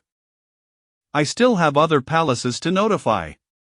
This subtly conveyed that the Empress valued her, as she was the first to be informed before the others. Shichui playfully linked arms with the young maid, slipping a pouch of silver into her hand. I shall see you out. The New Year banquet was merely 3 days away, and it seemed Empress Yu was quite busy with the preparations, leaving little time to engage in verbal sparring with the other consorts. It was a relief not to have to pay morning respects. Jiang Xinyue shed her garments and indulged in another round of sleep. She slept soundly until lunchtime, as heavy snow had fallen throughout the night, ceasing only when she awoke. Shichue, Chuanjiang, Jiang Chuan, and Xiaosu had already built several tall snowmen in the courtyard. Zhenguiron was generous. The maidservants and eunuchs in Heshi Palace were livelier than elsewhere. While other palaces were shrouded in gloom, this place still thrived with the warmth of life. The melodious laughter floated in, and Jiang Xinyue donned a garment, watching them from the window with a smile. She must remain favored. Only by maintaining her favor could she preserve the vibrant atmosphere within her palace. Shichue and Xuanjiang, Jiang Chuan, and all the servants of Heshi Palace deserved a peaceful life. Your Highness has awakened. Xuanjiang, amidst the merriment, immediately dropped the snowball she had just shaped, brushing the snow off her clothes. Along with Shichue, she entered, pausing near the charcoal fire to ensure the chill had dissipated before approaching Jiang Xinyue. Why did you not call us in to attend to you upon your awakening? If the matrons enforcing palace rules learned of this, they would surely punish us severely. Jiang Xinyue teased Shichue. Oh, you all were frolicking outside while there was no one to attend to me by the bedside. How dare you speak ill of me, such audacity? Your Highness, please do not be angry. Shichue was unfazed, but Xuanjiang was so frightened she knelt down. It is all my fault. Seeing the heavy snow today, I thought to build a few snowmen for your Highness to enjoy, and that is why I called upon Shichue and the others for assistance. Please forgive me. Jiang Xinyue exchanged a glance with Shichue, realizing that among the three, there was indeed one honest soul. Xuanjiang, your Highness is merely jesting with us. Shichue helped Xuanjiang to her feet. Your Highness, look at you. So mischievous. Only then did Xuanjiang dare to glance up at her mistress's expression. Seeing her smile, she finally exhaled in relief. Your Highness, you terrified me. Such kind masters were rare in the palace, where everyone else was hard to please. To encounter Zhenguiron was a blessing she had earned over 3 lifetimes. She had no desire to serve any other masters. Chapter 40 Meeting the Benefactor Father. Today's luncheon featured exquisite Jiangnan cuisine prepared by the imperial chef, prompted by Jiang Xinyue's longing to savor the delights of the region expressed last night. The staff of the imperial kitchen clearly understood the art of reciprocation. A thick blanket of snow enveloped the courtyard, where a few scattered palace attendants busily cleared the snow, creating an enchanting world draped in silver. This picturesque scene ignited Jiang Xinyue's poetic spirit. After much contemplation, she could only muster a line from Song Jiwen's poem Encountering Snow in the Garden. Unaware of the snowflakes falling this morning, I suspect the forest flowers bloomed last night. Just as she was about to compose another line, no, recite another, the figure of Wang Dequan appeared at the palace gate. Jiang Xinyue hastily dressed, instructing the magpie to go and greet him. The magpie, with her sweet tongue, chirped upon seeing him. Master Wang, what brings you here on such a snowy day? It's as if your arrival has set this magpie chattering. The implication was clear. The arrival of Master Wang surely heralded good fortune for the Heshi Palace. Wang Dequan smiled appreciatively. Has the princess dined yet? The magpie pondered whether to say they had or had not. Surely the Emperor Wen Ti wished to summon her mistress to dine with him. Would he? Observing her expression, Wang Dequan discerned her overthinking and waved his feather duster dismissively. Yi Jiang Shaoqing is in the imperial study discussing the New Year banquet and the reception of foreign envoys with the Emperor. His Majesty has sent me to invite the princess to join them. I in the palace, countless concubines would never see their families again, yet the Emperor treated the precious Rome with exceptional care, specifically sending for her to accompany him to the imperial study. Although it was never explicitly stated that they would meet, was it not obvious? She was to meet this benefactor father of hers. Jiang Xinyue reflected on the dynamics between father and daughter. Fortunately, her benefactor father had 5 daughters, each carefully nurtured to pave the way for the Jiang family in the palace. Jiang Yutong, the legitimate daughter of the Jiang family, had originally not been included in the palace entry, but her benefactor father had considered the 3 illegitimate daughters mere commodities and overlooked the 2 legitimate ones. It was Jiang Yutong, the fool, who, upon falling madly in love with the emperor at a palace banquet, resorted to drastic measures, fasting and threatening to hang herself, insisting on entering the palace, which led her benefactor father to bundle them all together and send them in. Why hadn't she been born as Jiang Yutong or her sister Jiang Yulin instead, the daughter of the Minister of Rites? This identity was not lowly. If she had found a suitable match outside the palace, marrying a handsome gentleman to live as the primary wife would surely be more comfortable than residing within the palace walls. Lost in thought, they arrived at the imperial study. From a distance, she could see 2 slightly stooped figures conversing with the emperor. Jiang Xinyue's intuition told her that the tall, slender middle-aged man on the left, with a somewhat distinguished profile, was her benefactor father. After all, it was improbable that the squat, portly, silver-haired elder on the right could have fathered such a beautiful daughter. Your servant has seen His Majesty. A gentle, melodious voice resonated as Jiang Shaoqing and her superior turned, revealing an enchanting figure in splendid palace attire gracefully bowing. Jiang Shaoqing smiled. I have seen the precious Rong. No need for such formalities, my dear, the emperor beckoned. Come to my side. Jiang Xinyue barely had time for a close look at her benefactor father before hastening towards Emperor Xuanwu. Truly, he was the biological father of this body, possessing strikingly handsome features, sharp brows and bright eyes, with deep-set facial contours. In modern terms, one might call him a strikingly handsome man. Yet her benefactor father was a vision of masculine beauty. Jiang Xinyue's features seemed to merge the strengths of both her parents, radiant yet imbued with a touch of innocence, delicate yet subtly alluring, a blend of purity and desire, 4 parts resembling Jiang Shaoqing and 6 parts inheriting the beauty of her renowned mother, a woman of unmatched grace in the capital. Was the emperor summoning her merely to facilitate a meeting between father and daughter? It seemed implausible. He was not so benevolent. Jiang Shaoqing has a wonderful daughter. My precious Rong has brought me countless delights since entering the palace. Just now, I spoke with my 2 esteemed ministers about the roasted meats and fried chicken, which were ideas conceived by precious Rong. The 12-woman orchestra at the banquet was also arranged by her. I believe it would be best for her to explain it herself, as she may articulate it more clearly than I. In Ikuan Palace, the anxious Fanfan watched the ailing empress half reclining on the bed, her face pale. Your Majesty, it has been an entire afternoon since precious Rome went to the imperial study, and she has yet to return. Empress Yu's complexion was ashen, and after a few coughs, she replied, the Minister of Rites and Jiang Shaoqing are in the imperial study. The emperor has taken a liking to her and seized the opportunity for her to meet her father. Fanfan pouted. Your Majesty, the emperor seems overly attentive, orchestrating both the cold palace welcome and the arrangements in the imperial study. Recalling the emperor's warning from last night, Empress Yu coughed even more violently, prompting Fanfan to rush forward to pat her back. After a moment, Empress Yu stated, I constantly remind myself not to underestimate anyone in this harem, yet I still find myself repeatedly misjudging her. Let us observe for now, if she proves as ambitious as the favored consort Li, I shall not tolerate her. Even if the emperor becomes incensed, I must safeguard my dignity as the sovereign of the harem.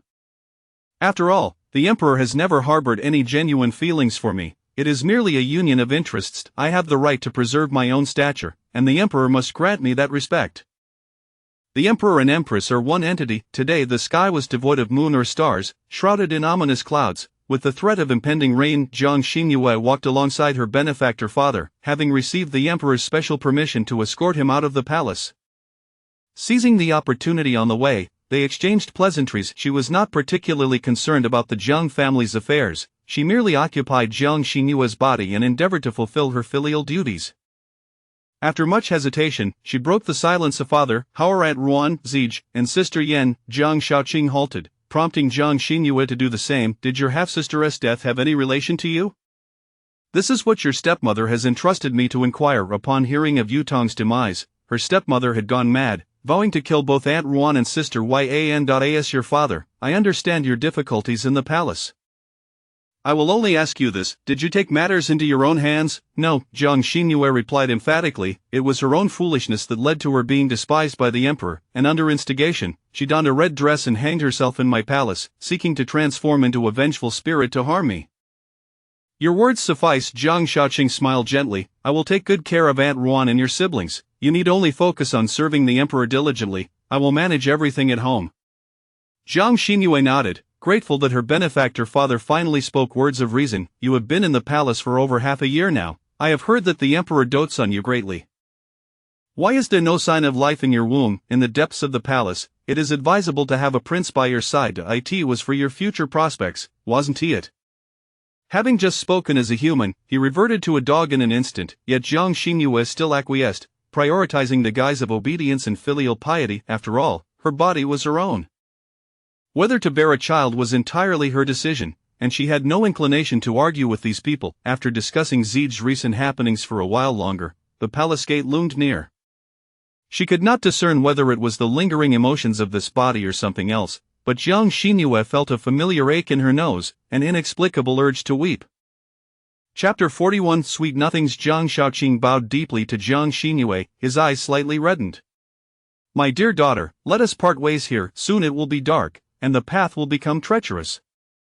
Take care not to stumble, you were always the most unsteady among the sisters, often falling during your childhood. Here in the palace, you must look after yourself well, this place is not like home.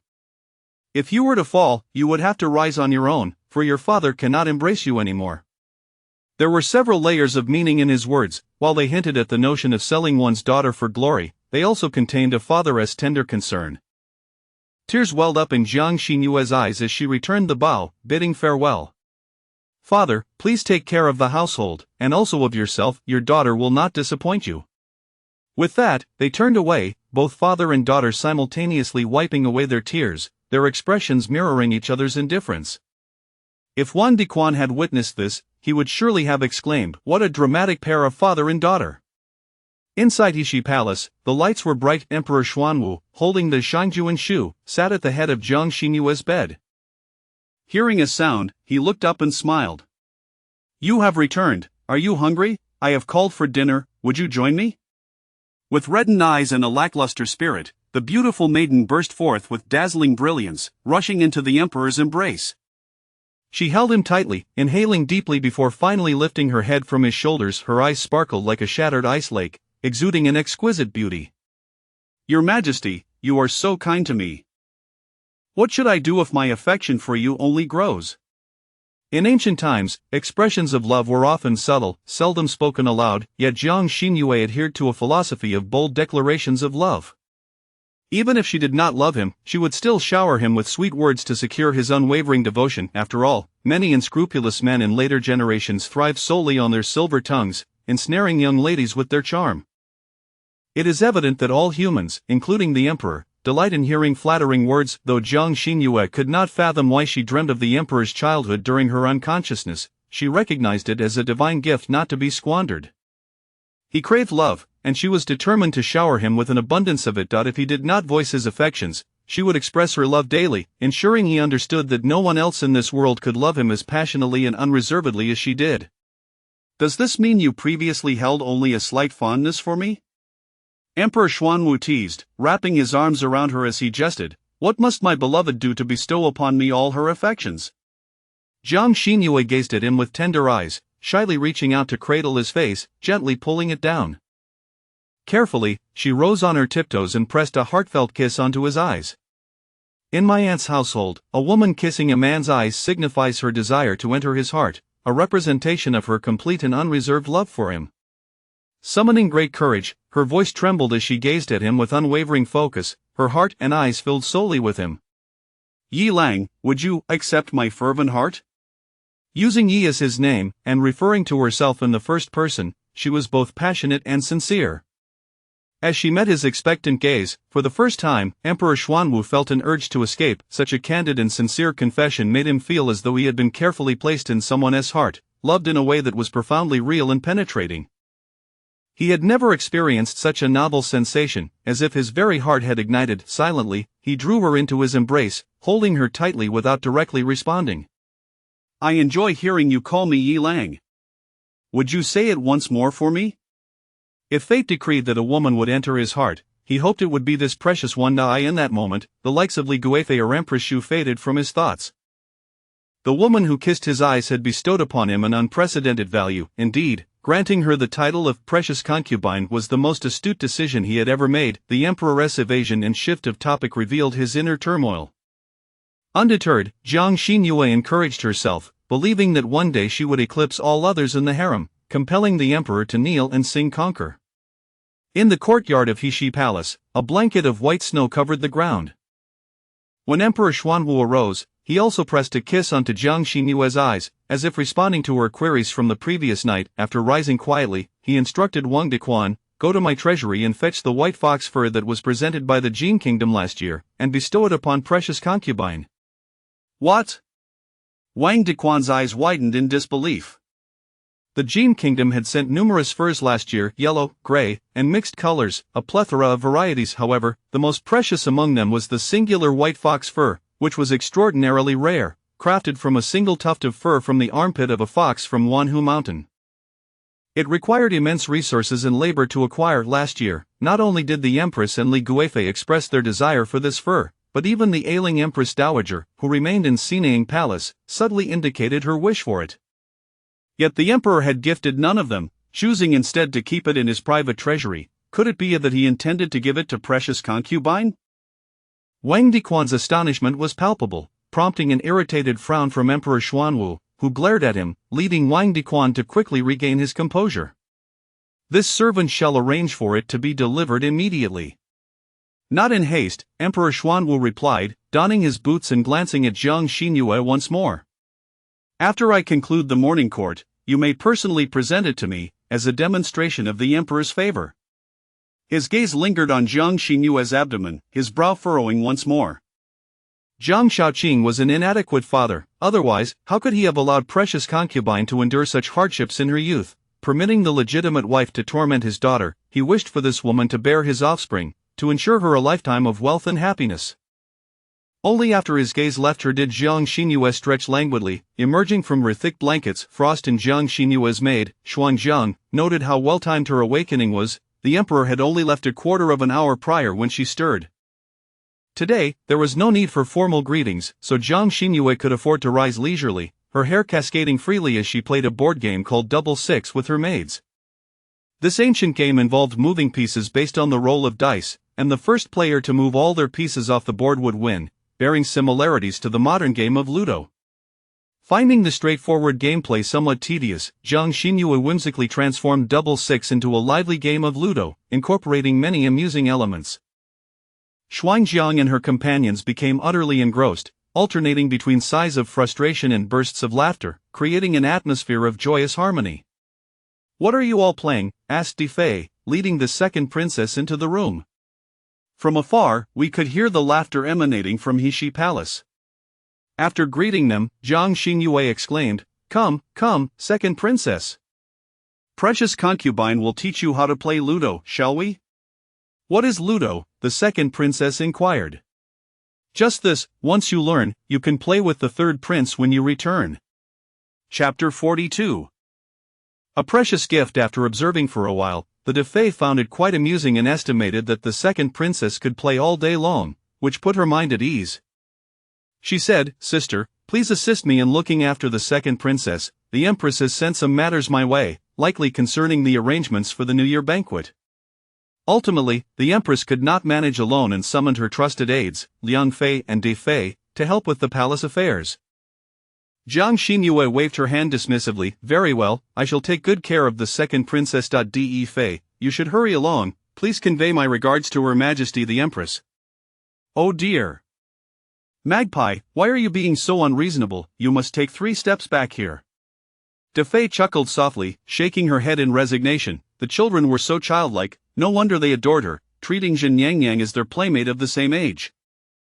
After Defei departed, the eldest princess and the third prince arrived, prompting Magpie, Xuanzhang, and little Xuanzi to cease their play and allow the trio to join Jin Yangyang in their games. When Wang Dequan carefully presented a white fox fur coat, the 4 of them were so engrossed in their merriment that they laughed heartily, utterly unrefined in their joy. "Precious Rong Yangyang, I bring you a gift from His Majesty. The four froze momentarily, with Zhang Xinyue being the first to approach. What gift is this? Wang Dequan extended both hands forward, revealing a soft, snow-white fox fur coat that dazzled the eyes. This exquisite garment was devoid of any impurities, glistening under the sunlight, with a figure-flattering design. The collar was embroidered with rose patterns, fastened by a pale apricot-hued button, and it included a hat lined entirely with fox fur, capable of enveloping her delicate face, shielding it from the elements. Even Zhang Xinyue, accustomed to the artificial and genuine fur coats of later generations, was astounded by this masterpiece. The wisdom of the ancients often surpassed modern imaginings. At least Zhang Xinyue believed that contemporary individuals would never truly craft a coat solely from white fox fur.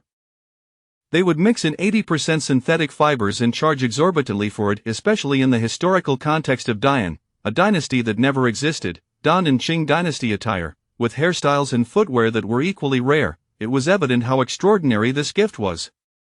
The emperor instructed that Precious Rong Nangyang should wear this fox fur coat at the New Year banquet, as it would be held outdoors, to prevent her from catching a chill. Accepting the gift, Magpie added, "Precious Rong, be sure to take great care of the coat when not in use. This is the only one in the entire Dian dynasty. It is indeed precious." Such a statement from a shrewd individual like Wang Dequan was not made lightly. Zhang Xinyue nodded. "Thank you for your reminder, Wang Gonggong, I understand." After bidding farewell to Wang Dequan, the eldest princess, second princess, and third prince gathered around, gazing at the dazzling white fox fur coat, exclaiming in awe. However, none dared to touch it. Although Zhang Xinyue recognized its value, she thought, it is merely clothing, meant to be worn. With a graceful flourish, she took the coat and draped it over her shoulders, her movements fluid and dance-like. Particularly aware of her beauty, she twirled around, the white snow and the white fur coat complementing each other, transforming the lovely woman into a vision akin to a celestial fox descending from the snow-capped mountains, ethereal and enchanting. This white fox fur coat was destined for her. All present shared this sentiment, believing no one else could match the purity of its color. Only Precious Rong Nangyang could embody such elegance, as it was not the garment that adorned the person but the person who adorned the garment, a beauty beyond compare. The third prince gazed in astonishment. Nangyang appears as if she is a fairy descended to earth. Zhang Xinyue playfully pinched his nose. Our third prince certainly has an eye for beauty. Having traversed from the 21st century, how could she not be considered a fairy? The eldest and second princesses looked on with envy, their eyes sparkling, yet devoid of jealousy. Regardless of the malice or hypocrisy among the concubines of the harem, these children were nurtured exceptionally well. It was said that once the princes and princesses reached the age of 7, they would be educated and raised by teachers personally selected by the emperor, with attendants sourced from the Chengqian palace. It seemed that Emperor Xuanwu was aware of the tumultuous nature of his harem, fearing the concubines might lead the princes and princesses astray, hence his preemptive measures. On this day, the princes were enjoying their leisure and had come to play in Jin Nangyang's palace. Their curiosity about the foxcoat was fleeting. Once Zhang Xinyue removed it, they returned to their game of Do Shili. Jin Nangyang consistently emerged victorious, and the three of them, now allied, were determined to defeat her. Nangyang, on the way back from the imperial garden to the Gongchui palace, Zhang Wani was on the verge of grinding her silver teeth to dust. She had incurred the emperor's wrath through political interference, being demoted from Wan Guifei to Wan Yi, while the instigator, Jin Guirun, had transformed into Jin Guirong. Not only did the empress show her kindness, but the emperor also lavished his affection upon her. Earlier, she had encountered Wang Dequan, who was carefully carrying something towards the Heshi palace. It was evident that it was a reward from the emperor for Jin Guirong. She took several deep breaths, reminding herself to remain calm. Jin Guirong was more significant in the emperor's heart than she had believed, and she could not act recklessly again. Otherwise, her fate would be no better than Zhang Yuan's. She had come to see Li Guifei for what she truly was. When the time came for them to charge forward, she would merely paint illusions, and when trouble arose, she would not come to her aid. Enough, Zhang Wani sighed, shaking her handkerchief and tucking her hands into her fluffy sleeves. Let us return.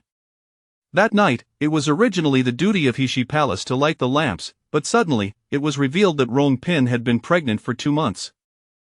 Li Guifei dispatched someone to summon the emperor. Although Xuanjian was still young, she was no novice in the palace. After closing the palace gates, she sighed, with Rongpin's pregnancy, the Sinang palace will surely become restless again. Jiang Xinyue looked over in curiosity, and before she could speak, Magpie had already inquired on her behalf. What do you mean by that? Xuanjiang glanced around, leaned closer, and whispered, Rongpin and Rongguifei are the emperor's cousins, the daughters of the Empress Dowager's family. Previously, when the emperor dealt with the Wu family, the Empress Dowager, in her fury, closed the doors of Sinang Palace and claimed to be ill. However, I observe that she is not one to relinquish power easily. Rongpin's sudden pregnancy is a sign that the Empress Dowager intends to make a move. Jiang Xinyue's eyes brightened. Indeed, Xuanjiang, you are quite perceptive. Nyang, the little maid stamped her foot. I am merely reminding you. The one in Sinang Palace is not to be trifled with. You must be cautious when dealing with Rongpin, lest you find yourself at a disadvantage. Is that so? Jiang Xinyue narrowed her eyes and smiled. My lady is not one to fear misfortune. As the saying goes, a loss can be a blessing. Chapter 43, The Emperor's cousin. The Wu family that Jiang Xinyue saw while in a state of unconsciousness is none other than the Wu family that bullies the young emperor, Wu Chengyi. After suffering multiple grievances and experiencing their schemes, she firmly believes that the emperor will compensate her in another manner. However, one thing perplexes her. How is it that Rongpin, born into nobility and the emperor's aunt, resides in the side palace of Changxin Palace? Xuanjiang, appearing hesitant, finally musters up the courage to cover her mouth with her hand and whispers in Jiang Xinyue's ear. The emperor harbors no fondness for the Wu family. When the Wu family was implicated years ago, Rongpin prostrated herself outside the emperor's Changxin Palace, yet it did not sway his heart.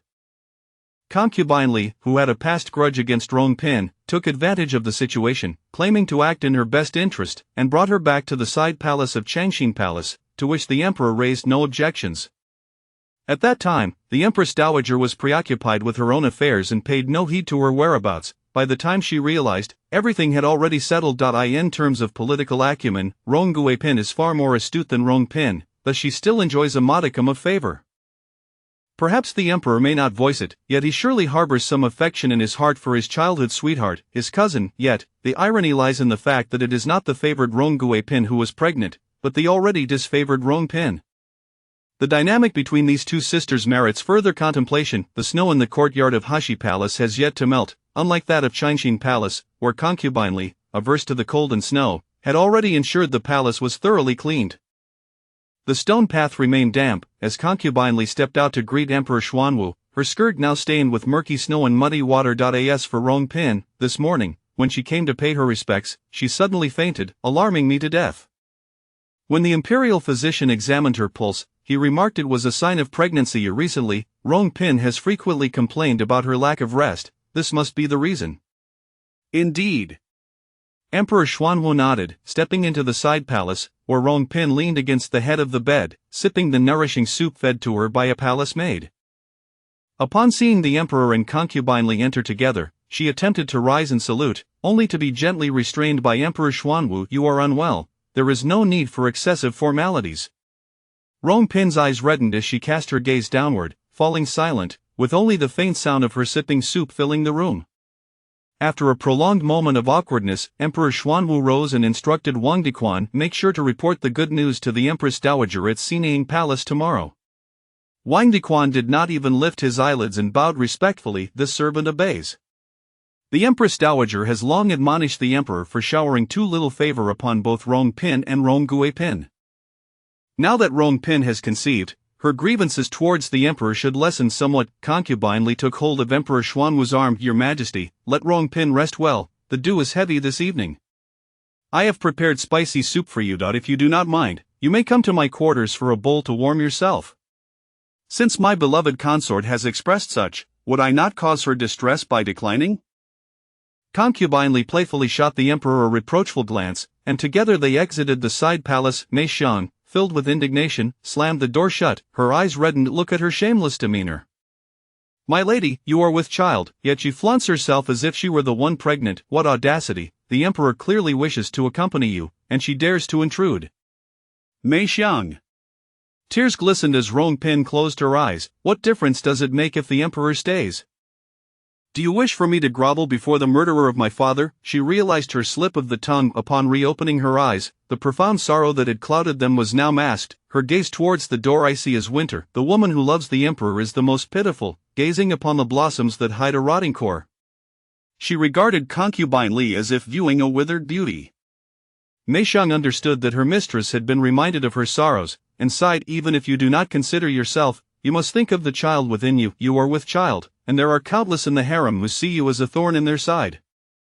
If you do not rally your spirits, how can the little prince be born safely? Her words seemed to strike a chord with Rong Pin, who gently caressed her flat abdomen, struggling to believe that a tiny life resided within.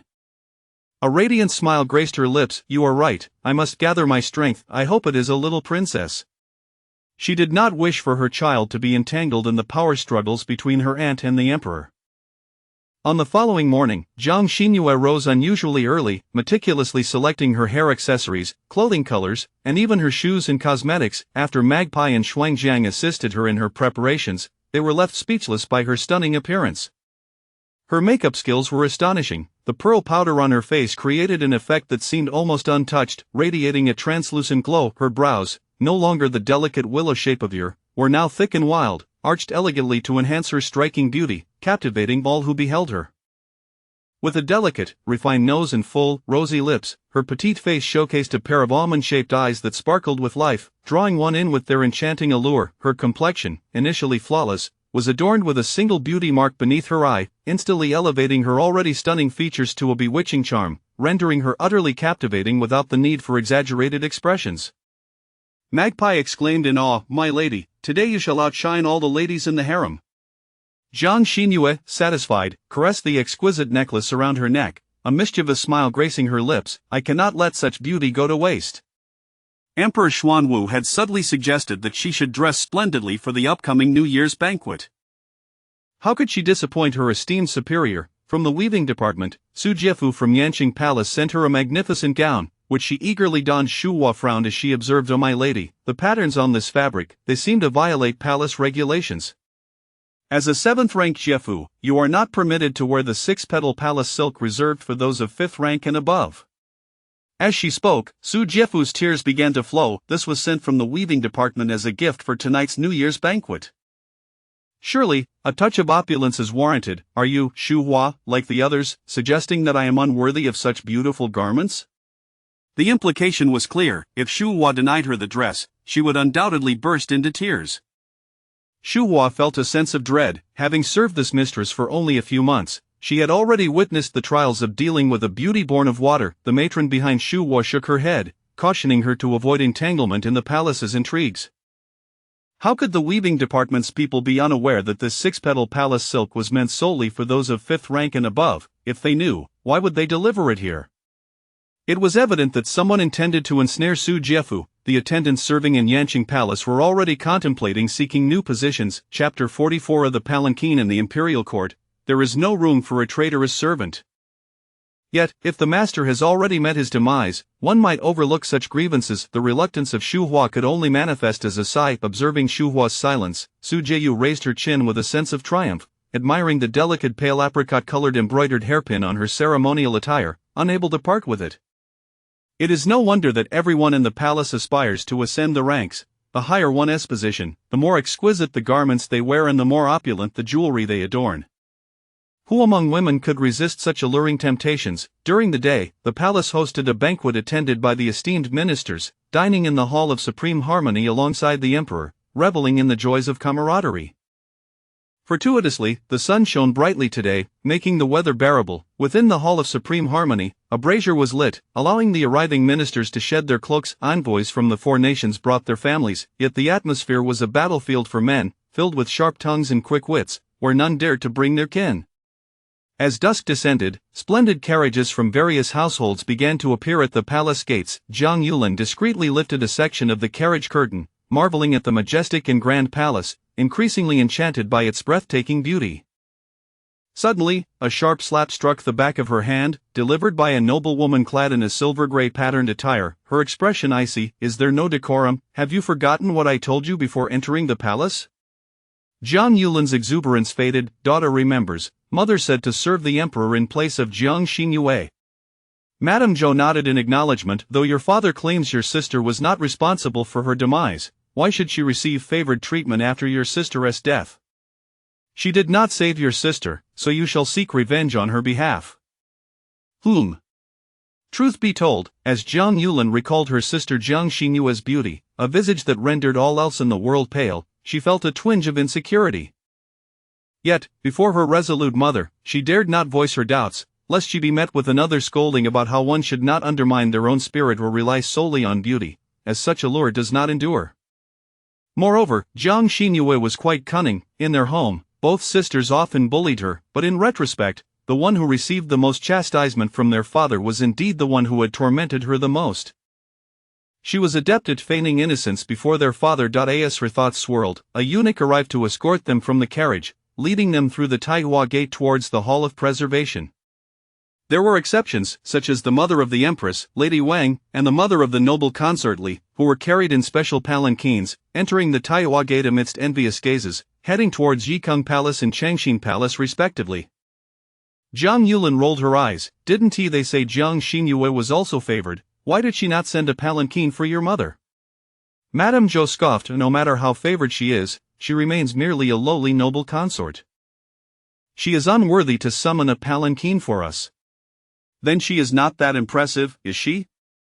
Jiang Yulin pouted, resolute that once she entered the palace, she would surely win the emperor's heart, ensuring that he would love only her from then on.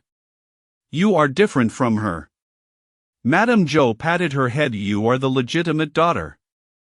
Her lowly origins do not merit comparison.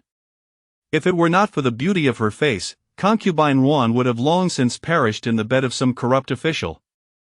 What luck she had to marry into their family. A daughter born of a plaything is destined to remain a plaything. The grand hall of the Hall of Preservation was adorned with golden carpets, surrounded by lanterns and vibrant red couplets, exuding a festive atmosphere. The columns were round, with intricately carved dragons connecting them, the dragon's head extending beyond the eaves while its tail reached into the hall, a perfect blend of practicality and ornamentation that amplified the imperial majesty of the throne. As it was the most grand and joyous festival of the year, everyone attended in their finest attire, with talented individuals and beauties abounding, creating an unprecedented spectacle. Naturally, the emperor was not the earliest to arrive, but by this hour, the families of the officials had gathered. Jiang Xinyue meticulously checked her attire, ensuring there was not a single flaw, before fastening her fox fur and taking the hand of the magpie as they stepped outside. Master, master! Little Xuanzi entered, unable to conceal his excitement. Lord Wang has arrived. He was not alone. He brought along a considerable gift. To Jiang Xinyue quickened her pace, soon spotting a resplendent palanquin stationed at the entrance of Hushi Palace, standing over 5 feet tall. The palanquin seat rose 2 feet above the ground, with 4 red-painted shafts. The central shaft and the 2 side shafts were elegantly crafted. The palanquin towered 3 feet high, with 4 pillars extending over 5 feet, adorned with red curtains, each embroidered with golden flowers and figures of deities. Lord Wang, this is Jiang Xinyue was puzzled, for with her status and rank, she was certainly not entitled to a palanquin. Wang Diquan bowed, his smile courteous. Today, the Xinang Palace bestowed a palanquin upon noble consort Rong, and the emperor, considerate of your previous poisoning, specially instructed me to retrieve another from the Ministry of Internal Affairs for you, as the hour grows late. Please, esteemed lady, make haste. Very well, excellent. Before she could even lay claim to the Xinang Palace and noble consort Rong, the emperor had already decided to make her a target. How to say it? If utilized well, it would be of great benefit to her, yet if mishandled, it could become a double-edged sword, potentially injuring the Empress Dowager or herself. From another perspective, Emperor Xuanwu was offering her a chance to choose. Perhaps she would even receive a promotion. All right, very well. She felt empowered once more. Smiling sweetly at Wang Diquan, exuding an innocent demeanor, Jiang Xinyue was lifted by 4 eunuchs towards the Hall of Preservation. Along the way, the noble women and young ladies they encountered lowered their heads, too intimidated to gaze upon Jiang Xinyue's unparalleled and regal beauty. Is that not noble consort Li? It must be. I have heard that noble consort Li is the most beautiful in the harem, surpassing all others. The lady just now could not even compare. Who else could it be but noble consort Li? Ah. My father still wishes for me to participate in the selection 3 years hence. he has even hired a matron to teach me the rules. However, seeing how exquisite noble consort Li is, she could easily reign over the harem for another 20 years. Perhaps I should advise my father against sending me to the palace. Me too, with our humble backgrounds, how could we contend with the brilliance of the sun and moon? The magpie and Frostfall exchanged glances. Mistress, should we go inform them that you are not noble consort Li? Jiang Xinyue casually shook her head, leaning languidly against the palanquin. No need. Once we arrive at the Hall of Preservation, who could possibly be unaware of my identity? It is precisely to let them mistake me. When they discover my true identity, their shock will be all the more profound. Hearing of me from others is far more credible than my own declaration.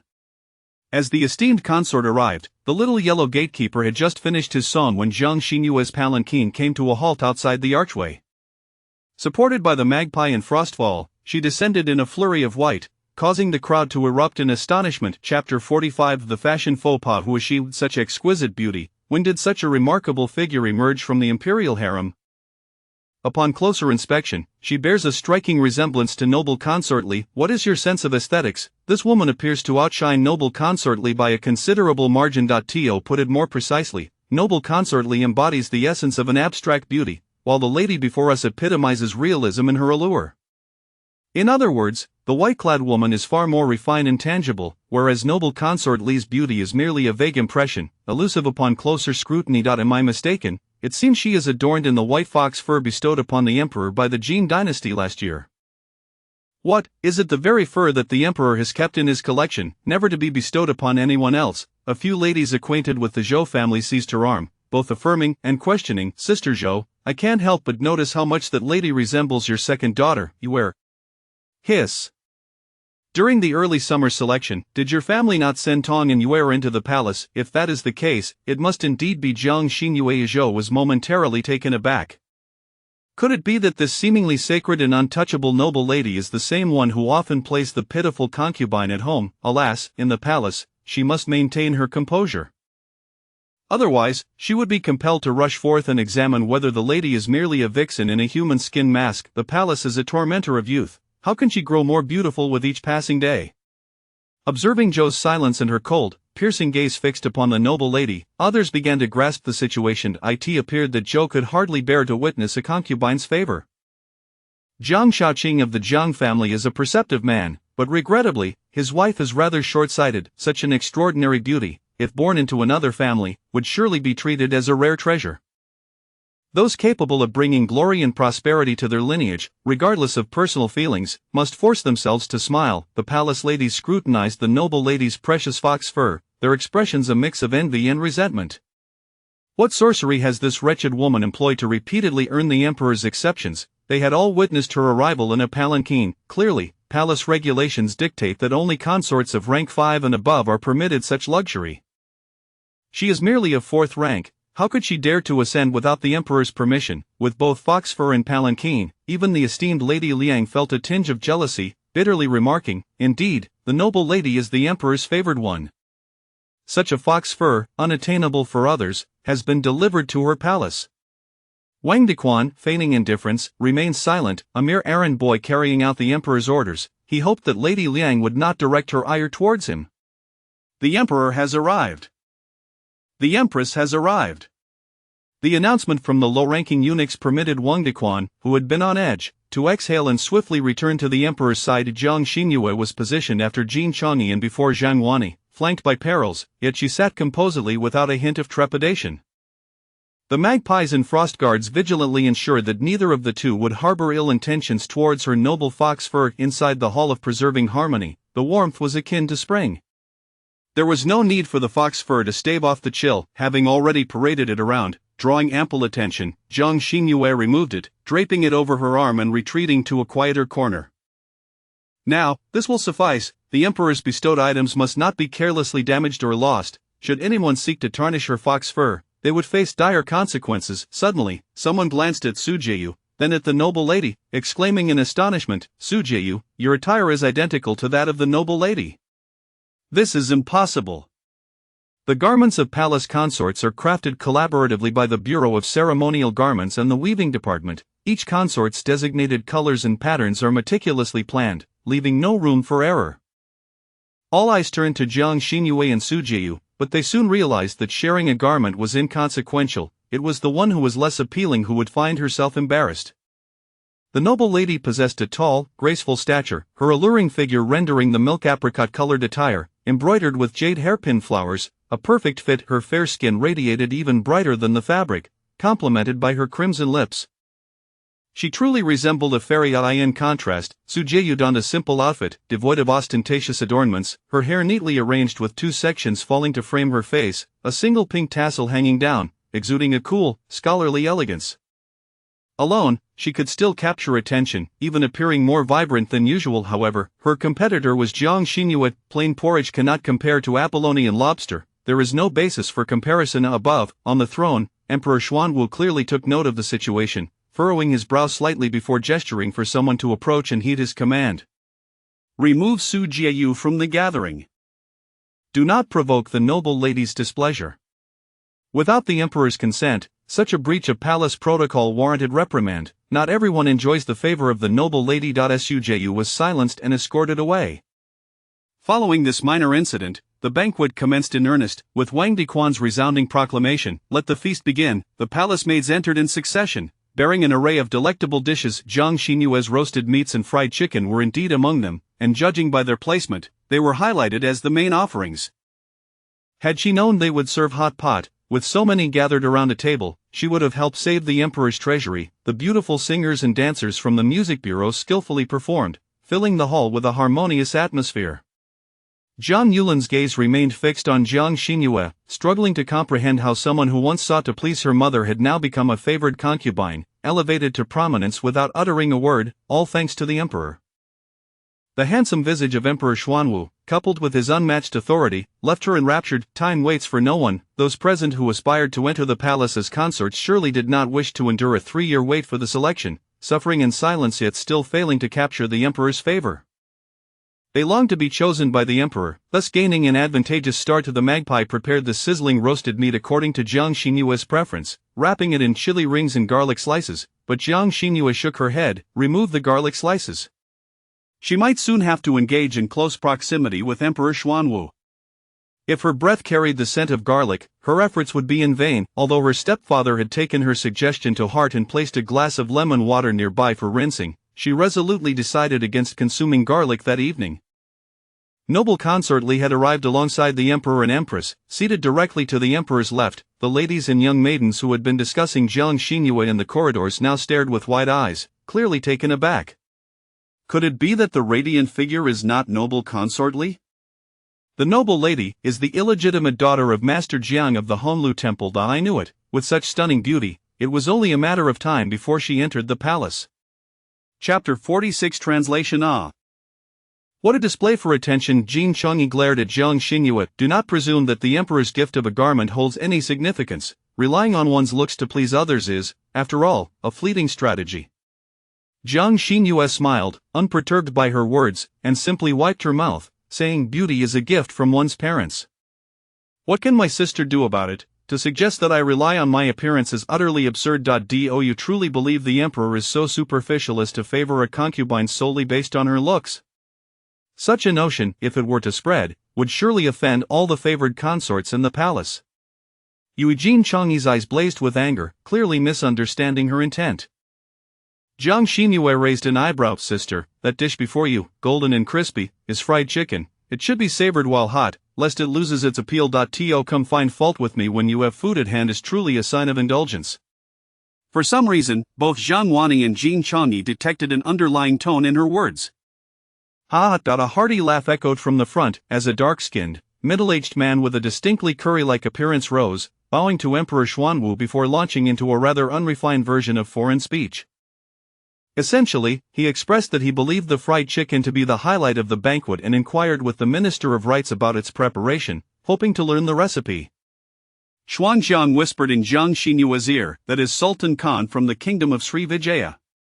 It sounded like a Buddhist kingdom, undoubtedly a precursor to modern-day India. Had the Indians truly begun speaking English so early?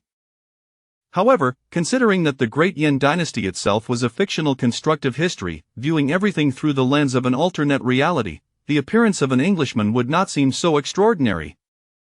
There is no historical trajectory to pursue in a fictional realm. The Minister of Rites did not respond to his inquiry, as he could not comprehend the foreign language, and thus yielded the stage to Jiang Shaoqing. Jiang Shaoqing seized the opportunity to introduce her daughter. "This is what my daughter has achieved." Emperor Xuanwu smiled at her. "My beloved consort, come to my side." There was an unsettling feeling that he intended to showcase her as a prized possession of his harem. With each step she took, she sensed the malice from the other consorts flanking her, yet bolstered by Emperor Xuanwu's encouraging gaze, she walked with unwavering confidence. The emperor wished to elevate her status alongside the Sinang palace. Why should she not utilize his support to enhance her own standing? Only those who advance boldly and remain single-minded can stand resolute in the imperial harem. As she stood beside the emperor, their eyes met in mutual understanding, and he took her hand.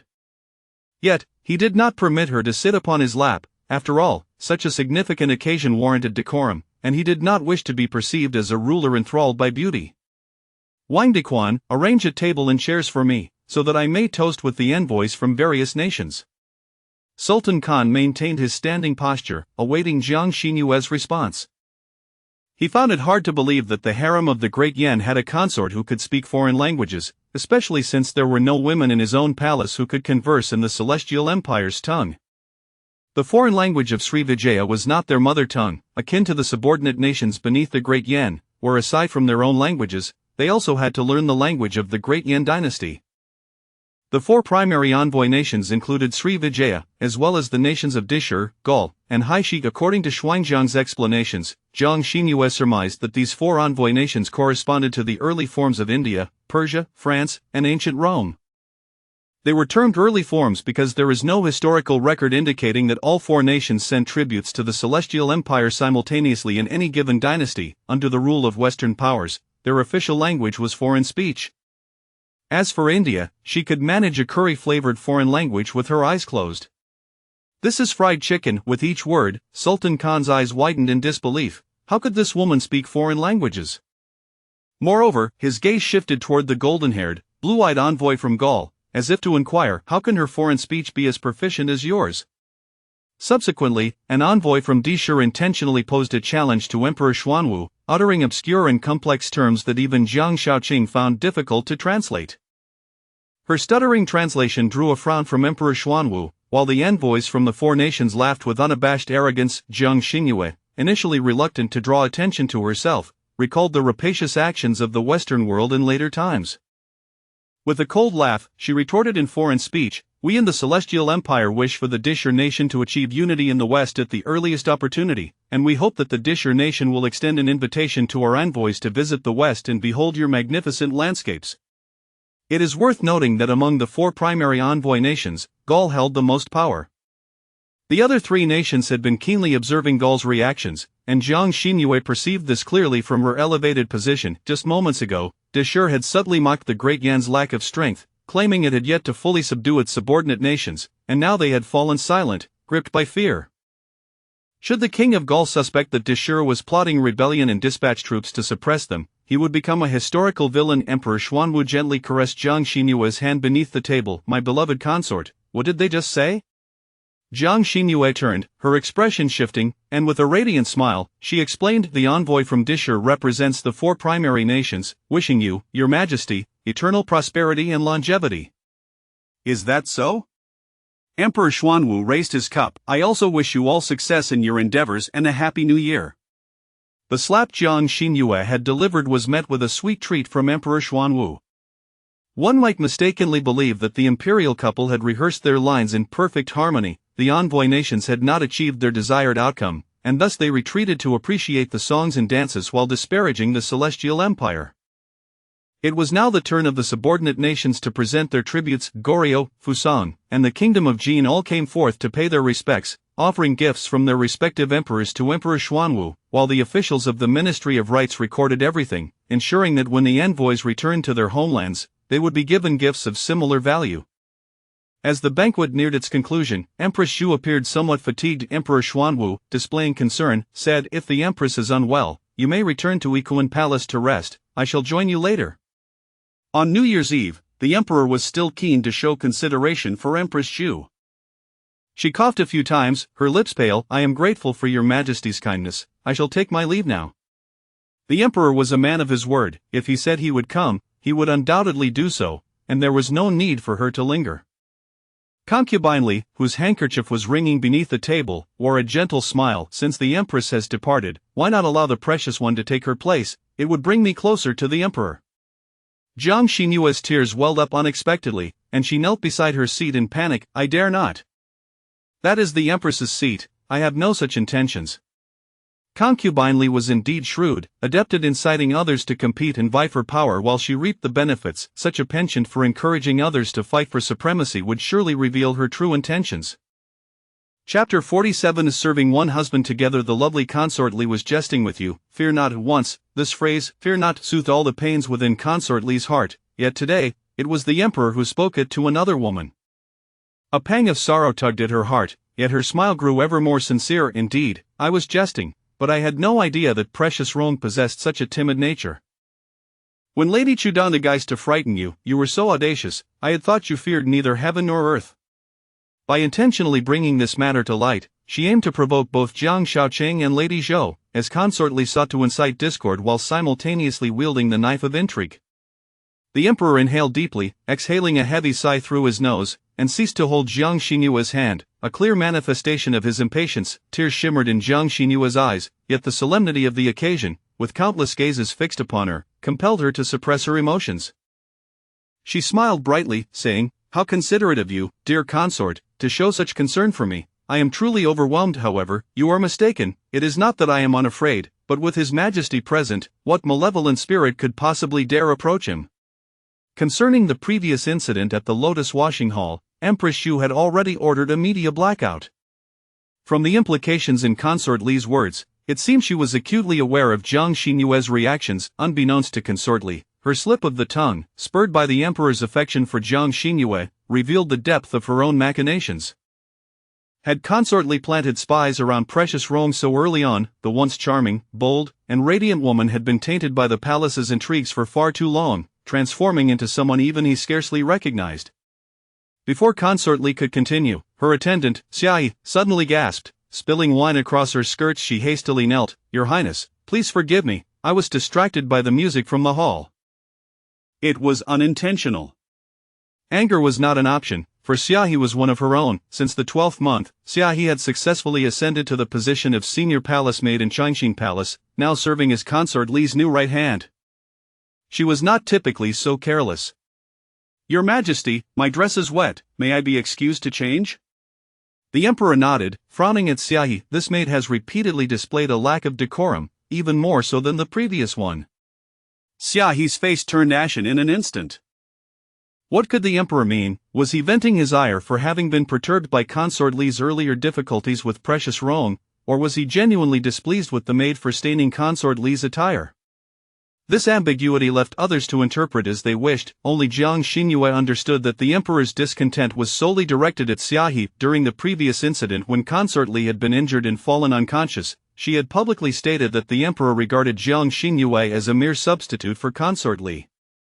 The gazes of the other concubines towards her now bore a hint of trepidation and caution. This was not inherently negative. They understood the weight of fear, and next time they considered acting against her, they would hesitate, contemplating whether they could endure the repercussions of their scheming being exposed. "Your Majesty, the daughters of Jiang Shaoqing, Jiang Yuling, the daughter of the Minister of Rites, Wang Rolan, and the daughter of the Director of the Imperial Academy, Meng Wanru, present their talents before you." This had been Jiang Xinyue's whimsical idea, selecting members from a girl band she adored in her modern life, forming the Great Yen Women's 12 Orchestra, which surprisingly included 3 daughters of ministers. Among them was even her half-sister. What is this? Could it be that the sisters Rong Ping and Rong Gue conspired to serve one man together? How peculiar. To be frank, while the 3 ministerial daughters were indeed the most striking among the musicians, their musical skills paled in comparison to those of the original trio from the music bureau. The emperor's eyes, sharp as blades, radiated a fierce displeasure, his brows thick and imposing, exuding a formidable authority. Yet he was discontented that his arrangements had been so abruptly disrupted. Those further away could not discern his expression clearly, but Jiang Xinyue, being near, grasped it entirely. She tugged at the emperor's sleeve and whispered, "Your Majesty is the Son of Heaven, all civil and military officials must heed your commands." A mere trio of ministerial daughters performing to win your favor, a reward of gold and silver, or even a silk flower, would be a monumental grace. Regardless of how distasteful the sisters Rome might find serving one man together, she personally found it utterly repulsive. Even if she were not truly Jiang Xinyue, and even if this body was not genuinely hers, her upbringing had not taught her to accept such a morally corrupt scenario. Since the emperor disapproved of them as well, she would align with his sentiments and obstruct their entrance into the palace. It was absurd to invite more rivals into her midst when there were already so many vying for attention.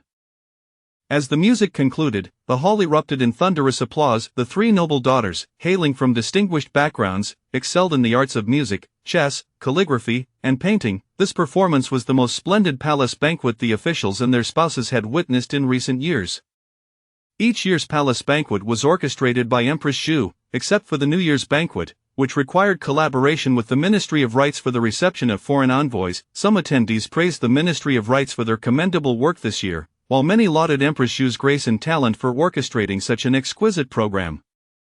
Additionally, this year's dishes deviated from the monotonous Manchuan banquet of previous years, presenting a refreshing and delightful culinary experience. Most importantly, the uniqueness of the offerings was unparalleled, as they had never tasted anything like it elsewhere.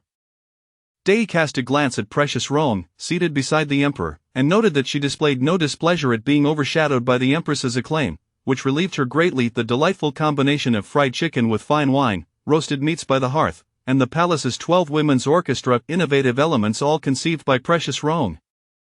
She did not seek to establish her own reputation at this moment but generously bestowed all credit upon the empress, demonstrating her remarkable understanding of the larger picture. In this regard, the other concubines in the palace were at a disadvantage. Fortunately, Consort Li had been doused in wine, otherwise, witnessing the praises heaped upon the empress by the court officials and their families would have surely prompted her to expose the truth. Compared to Precious Rome, Consort Li was even less inclined to see the empress's position solidified, as she prided herself on her noble lineage and had long aspired to be the matriarch among the 3,000 beauties of the harem. The emperor, basking in the praises, felt elated, believing that by adopting Precious Rome's ideas, he had garnered unanimous acclaim, confirming his keen insight. Rewards were in order, all would be rewarded. With a grand gesture, he announced, "The music bureau shall receive 1,000 taels of silver, and as for the daughters of the 3 esteemed officials, the yellow and white tokens do not befit your status." His hesitation caused hearts to race below, a thunderous anticipation echoing through the hall.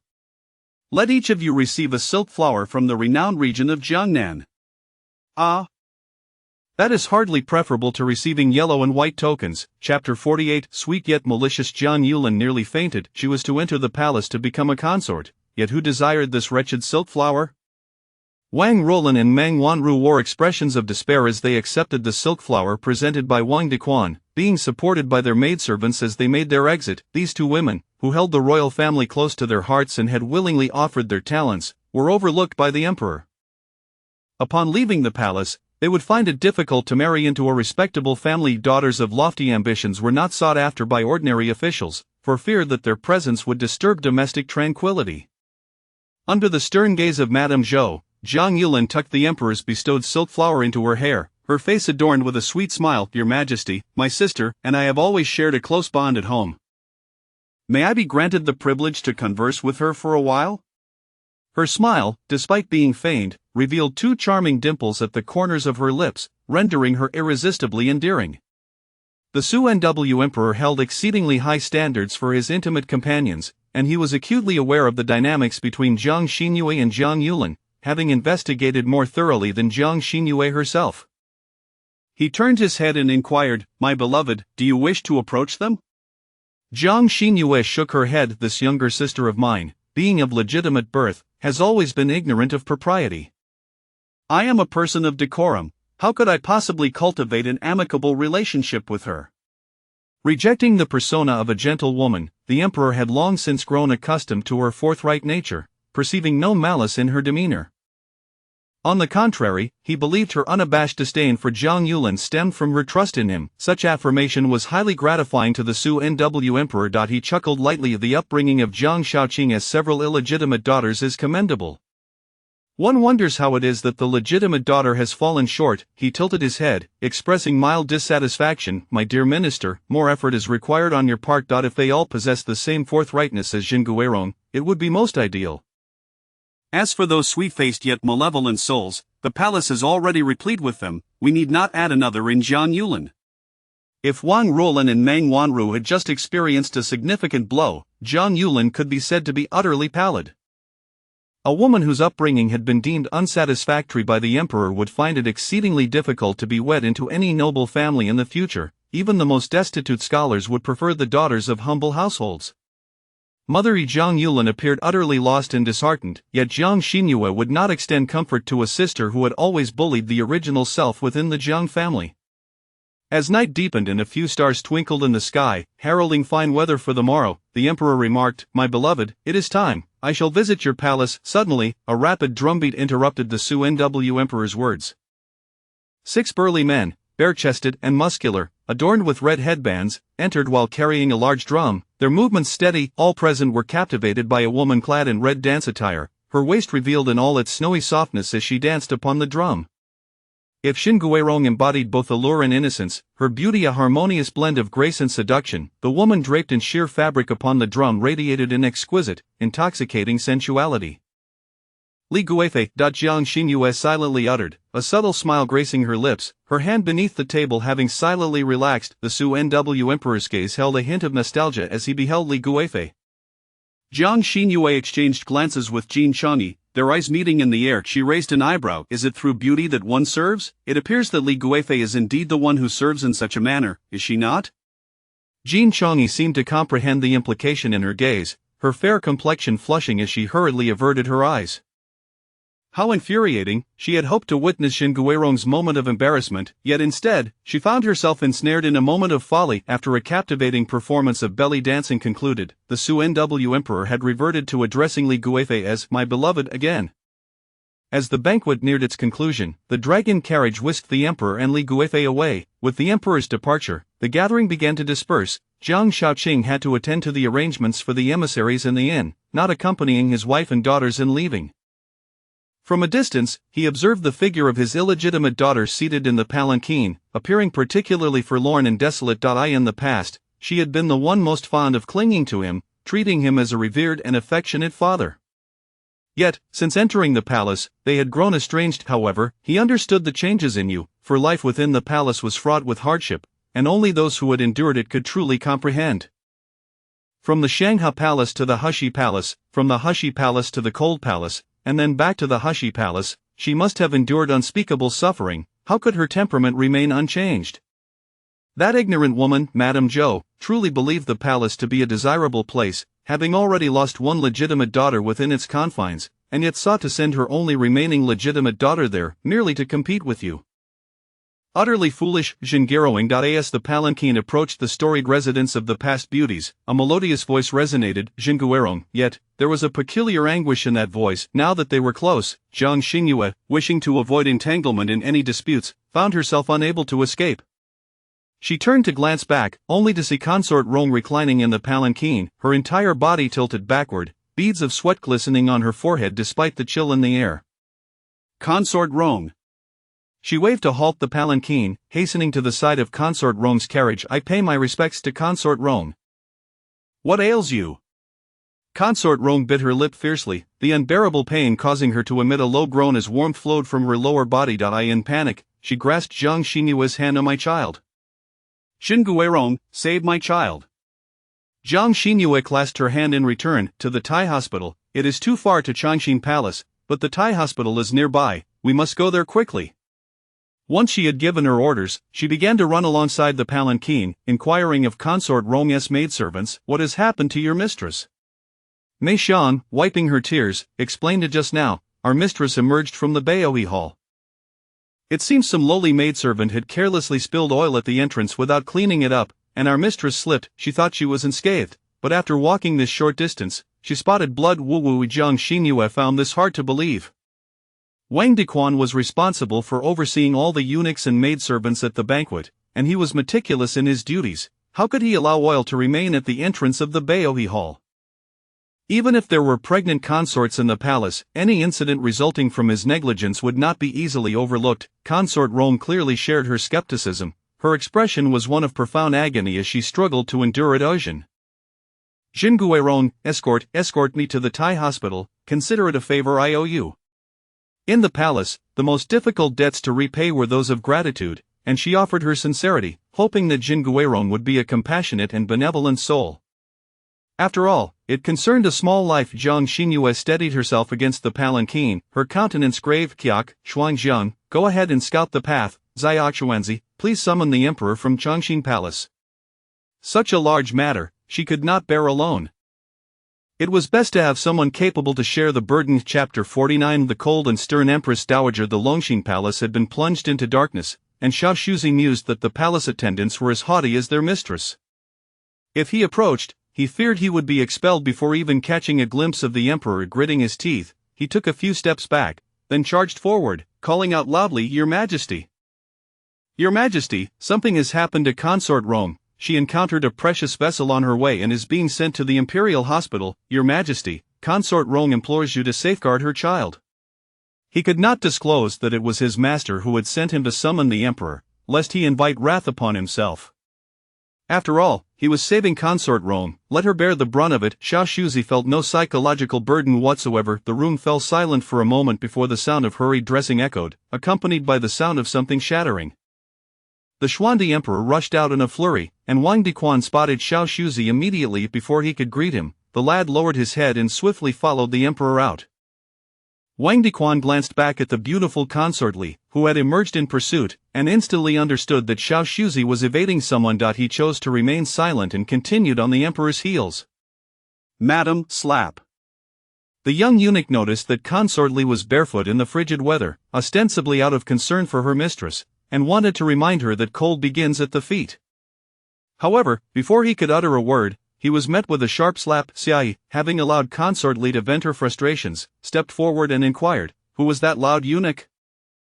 Which palace does he serve? Does no one fear for their life, knowing that the consort's temper is fierce and she is favored? If such a person exists, the consort has ample means to make him regret ever living in this world."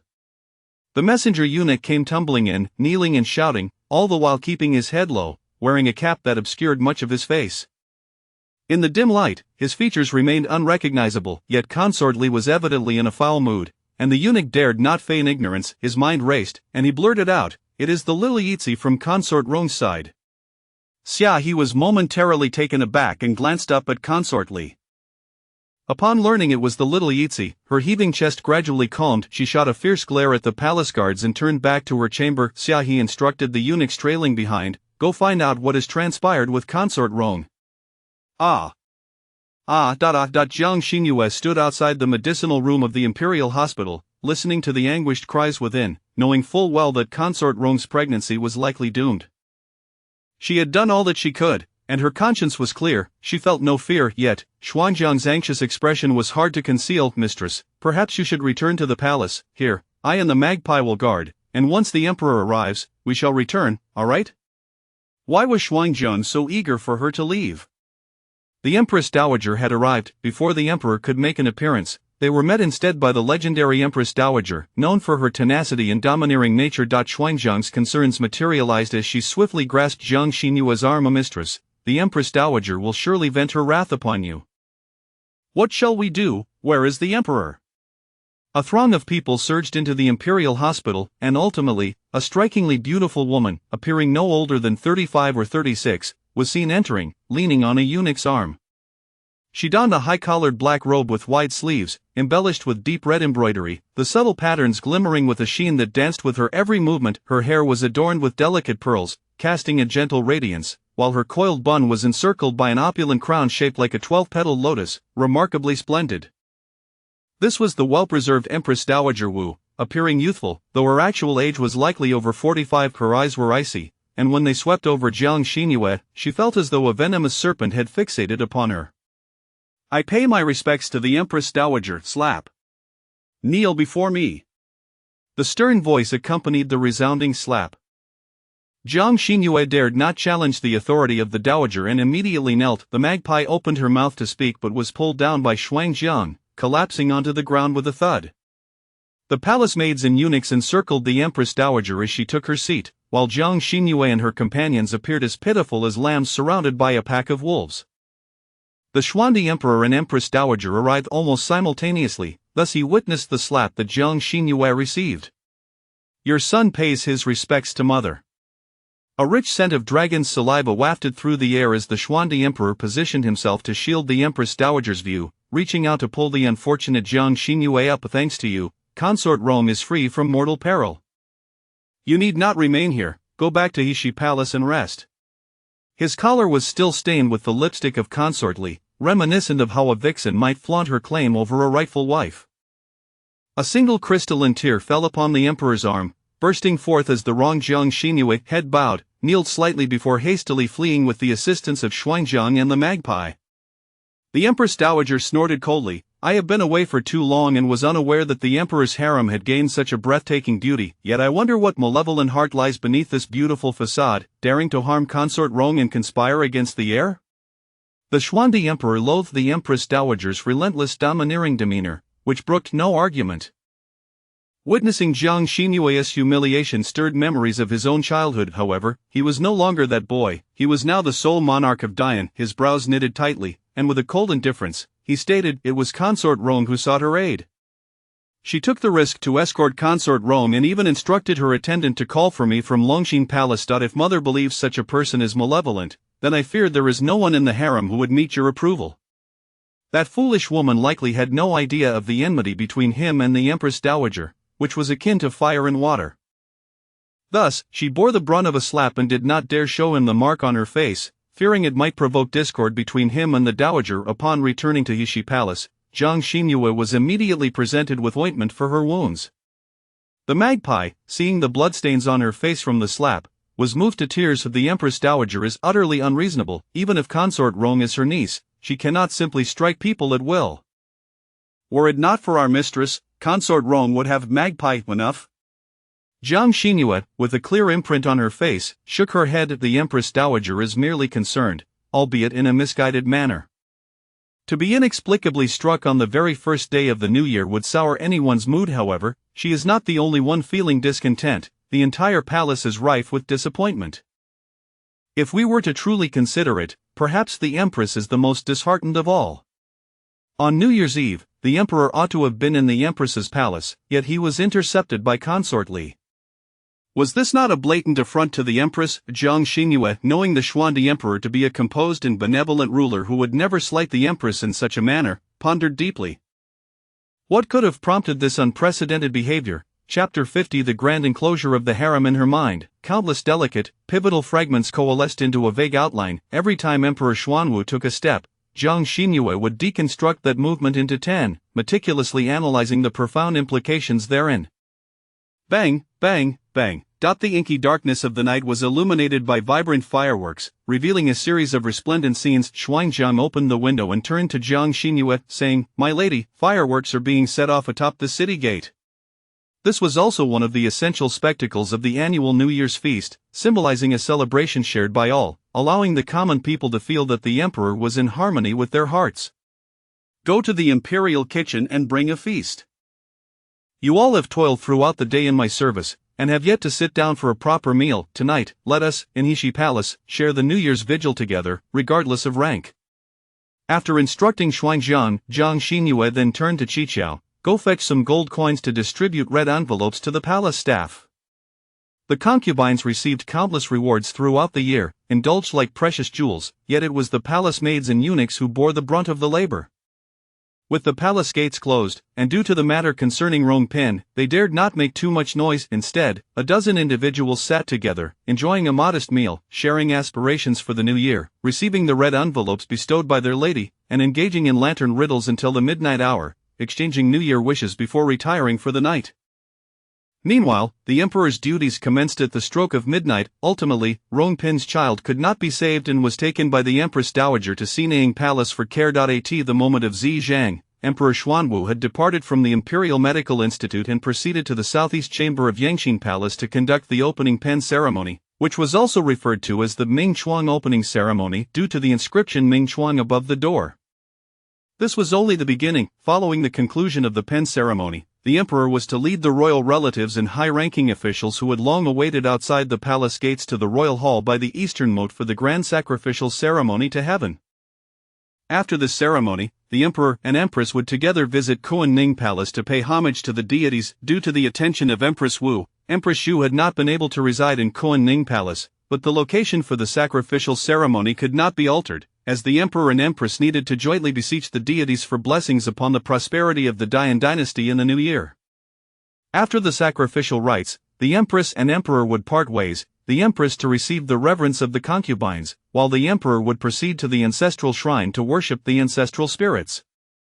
Once all these rituals were completed, dawn broke, and the drowsy courtiers finally had the opportunity to meet the emperor, signaling the nearing conclusion of the day's celebrations. Jiang Xinyue, adorned in a festive crimson satin palace dress, her hair styled in two buns and adorned with delicate hairpins, concealed a small injury on her face with powder. Empress Zhu observed her frail figure, having just recovered from a serious illness, now even more emaciated. Her countenance was troubled, and the concubines, noting her mood, refrained from their usual sharp-tongued exchanges, rendering this New Year's Day relatively tranquil. As Jiang Xinyue exited Ikuan Palace, she soon encountered Rong Guipin, who approached gracefully. "Thank you for saving my sister last night. It was but a trifling matter, dear sister Guipin need not express her gratitude. Rong Guipin smiled. When you have leisure, do come to Jingren Palace to chat with me. Speaking of which, before you moved from Xihao Palace, the emperor wished for you to accompany me in Jingren Palace. However, the empress said you chose Heshi Palace, thus we missed the chance to be together." "Is that so?" Jiang Xinyue replied with a smile. "I must have disappointed Sister Guipin's kind intentions. When I have the time, I shall certainly pay a visit, and do not mind that I am quite the chatterbox. Then I shall eagerly await your esteemed presence." At noon, during the meal, Jiang Xinyue caught a distant glimpse of the emperor. This was a time for the emperor to bond with his family. Emperor Xuanwu also gazed at Jiang Xinyue, noting that the makeup on her face had faded considerably over time, revealing a conspicuous crimson mark on her right cheek. Xiqiao whispered something in her ear, causing her to panic as she covered her face. Ensuring no one was watching, she hastily pulled a few strands of hair to obscure the injury. How could the Empress Dowager be so heavy-handed, seemingly intent on marring her beauty? Thankfully, he had arrived early last night, otherwise, he could hardly bear to imagine what his beloved consort might have endured. Jiang Xinyue has suffered unjustly, he thought. "Empress, convey my decree for the grand enclosure of the harem." Empress Xu nodded, summoning the chief eunuch Yan to announce the edict. Though termed a grand enclosure, it essentially meant the promotion of concubines of lower ranks beneath Guipin. Those previously designated as Changzai would be elevated to Gueran, Gueran to Jieyu, and Jieyu would also ascend a rank, and so on. Breaking this norm were Jiang Xinyue, Rong Guipin, and Jin Chongyi. Originally, Jin Chongyi held a position above Jiang Xinyue, firmly placing her several ranks ahead, yet the emperor had elevated Jiang Xinyue several levels, bestowing upon her the title of Jinjiaoyi. Though she had also become Zhaoyi, she found no joy in it. Rong Guipin transformed into one of the four favored consorts, Shufei, while the ranks of the favored consorts now included Liangfei, Shufei, and Defei, with only one position remaining for Xianfei. Virtuous and gentle, Xianfei was the foremost among the four consorts. With such a scarcity of positions among the four consorts, those beneath them would soon strive fervently for this honor.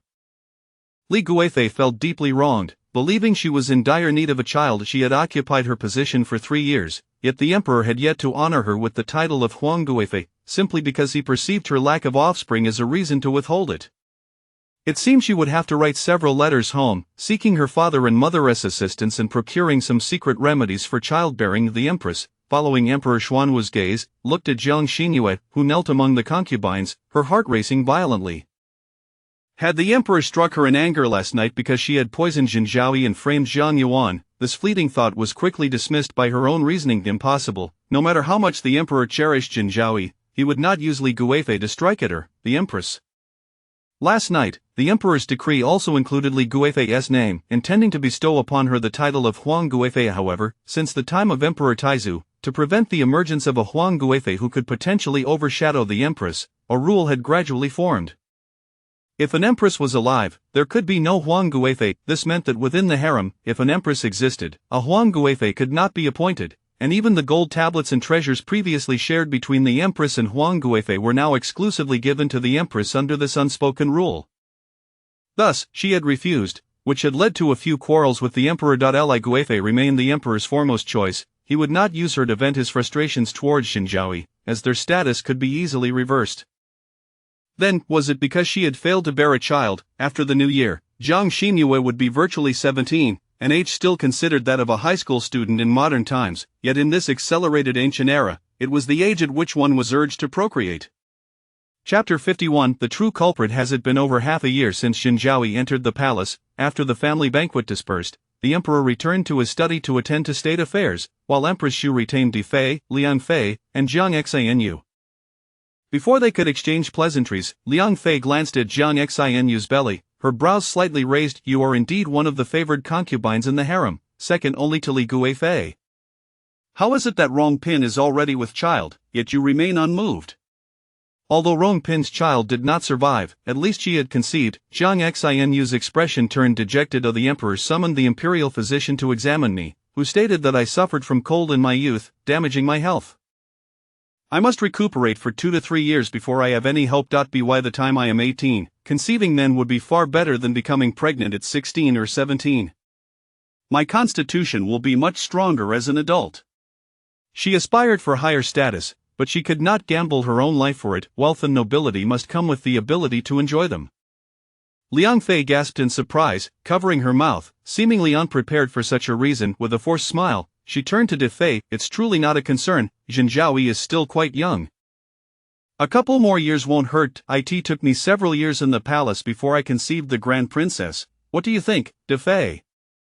Suddenly called upon, Di Fei paused momentarily before replying. Indeed, it is not a pressing matter. The favor shown to Sister Jin will endure. There is no need for haste in this moment. The two women were adept at spinning tales, yet seeing Xinjiao's mood lift slightly due to their reassurances, both felt a sigh of relief. The imperial physician had advised 2 to 3 years of conditioning. Who knew if she would even be able to conceive afterward? In 2 to 3 years, new maidens would enter the palace, and the future was uncertain. Would Xinjiao still hold her position then? Even if she truly maintained her favor and was elevated to the status of a consort, that would merely be a fleeting glory, overshadowed by the fresh blossoms of youth.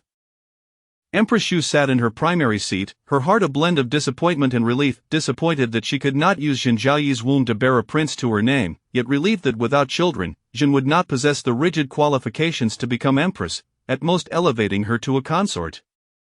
She would have to seek out another suitable womb. Ideally, it would be best if Xinjiao could conceive, for her beauty was exceptional, and she had won the emperor's favor. Any child she bore would likely be beautiful and well-behaved, and the emperor might favor the offspring due to their mother's merits. Upon exiting Koan Palace, Jiang Xianyu's complexion remained rather grim. Shi Qiao and Shuang Jiang exchanged glances, refraining from speaking as they walked briskly beside the palanquin. They hastened their steps, so that their mistress would not be kept waiting. Suddenly, Jiang Xianyu caught sight of a fleeting figure. The palanquin they bore swept past her. Who could that be? Shuang Jiang looked up and replied, in response to my lady, that is Li Guifei's mother. The maternal grandfather of Li Guifei is the Grand Counselor, the head of the Chancellor, overseeing all civil officials of the Great Yan, including Jiang Xianyu's stepfather. Therefore, the haughty daughter of the Grand Counselor, now wed to the Prime Minister, would not deign to stop her palanquin to pay respects to Jiang Xianyu. Perhaps she felt that Jiang Xianyu's status was too lowly to warrant such consideration. This was indeed preferable. They all believed she posed no significant threat, merely a novelty for the emperor to relieve his boredom, eager to scheme against her while simultaneously looking down upon her. This dynamic would allow her to navigate through the cracks and survive, gradually winning over the Emperor Xianwu. With the emperor's favor, the next step would be exclusive favor. With exclusive favor, all that she desired would be within her grasp. Those who scorned her would eventually realize that by the time they sought to replace her, it would be too late. Empress Xu's fixation on her womb was not a favorable sign. Before retiring for the night, Jiang Xianyu instructed Shuang Jiang, have the weaving bureau send someone again tomorrow. I feel as though I have gained quite a bit of weight. Have them measure my dimensions. I do not wish for this year's spring garments to be made too small. Shuang Jiang, somewhat puzzled, noted how her mistress seemed increasingly beautiful, likely due to her age, with her features becoming more refined, adding a touch of mature charm to her youthful delicacy that was hard to look away from. She was not truly overweight, yet it seemed she had grown taller and more graceful since entering the palace. Contemplating this, she nodded, yes, I shall go first thing in the morning. It was time for Qi Qiao to keep the night watch. She pulled a note from her sleeve. My lady, Su Jieyu has bribed a little palace maid tending to the flowers in the imperial garden. They encountered the emperor in the garden tonight. On the night of the New Year banquet, when Su Jieyu and Jiang Xianyu donned the same attire, Emperor Xianwu had ordered her dragged away, leaving her utterly humiliated, and she was later punished by Empress Xu with 2 months' salary docked. In a desperate attempt to distance herself from the incident, Su Jieyu claimed the garments were sent by the weaving bureau and that she was unaware of any violations.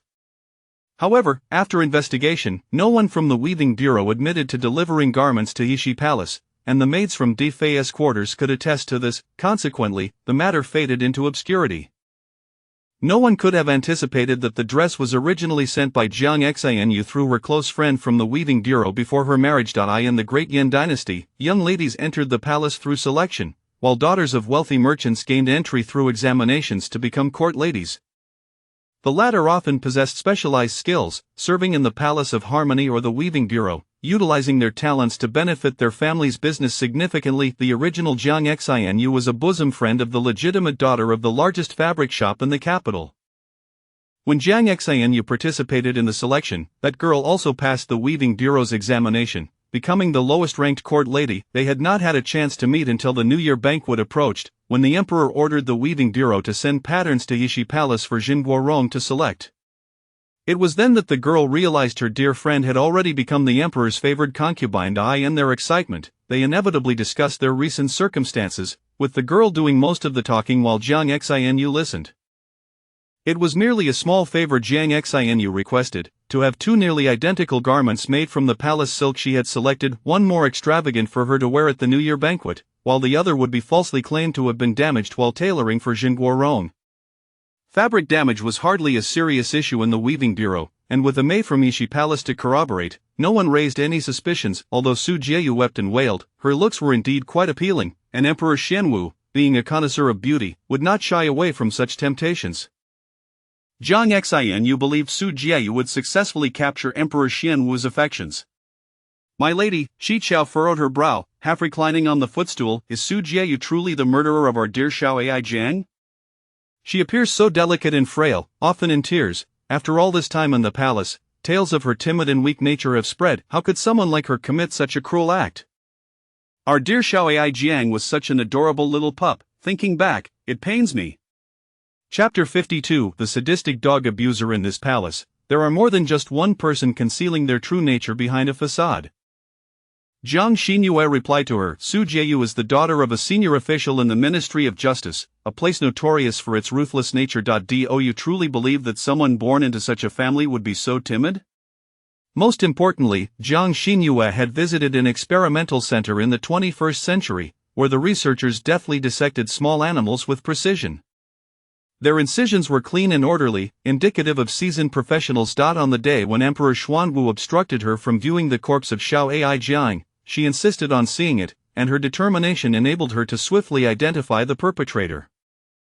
Su Jieyu, who emerged from the interrogation chambers of the Ministry of Justice, she had studied psychology and encountered numerous individuals with various psychological issues. Generally, when a person reaches the pinnacle of fear, they experience dizziness, nausea, chest tightness, and may even feel the urge to vomit. In severe cases, they may struggle to breathe, experiencing a sensation of suffocation. When anxiety remains unresolved, it can trigger physical manifestations and behaviors such as trembling voices, restlessness, and an inability to calm oneself, leading to overwhelming anxiety. Yet, Su Jieyu exhibited none of these signs. Her fear was merely superficial. There was not a hint of terror in her gaze. When she looked at Xiao Ai Jiang's corpse, her trembling body resembled not that of a frightened individual, but rather one filled with exhilaration.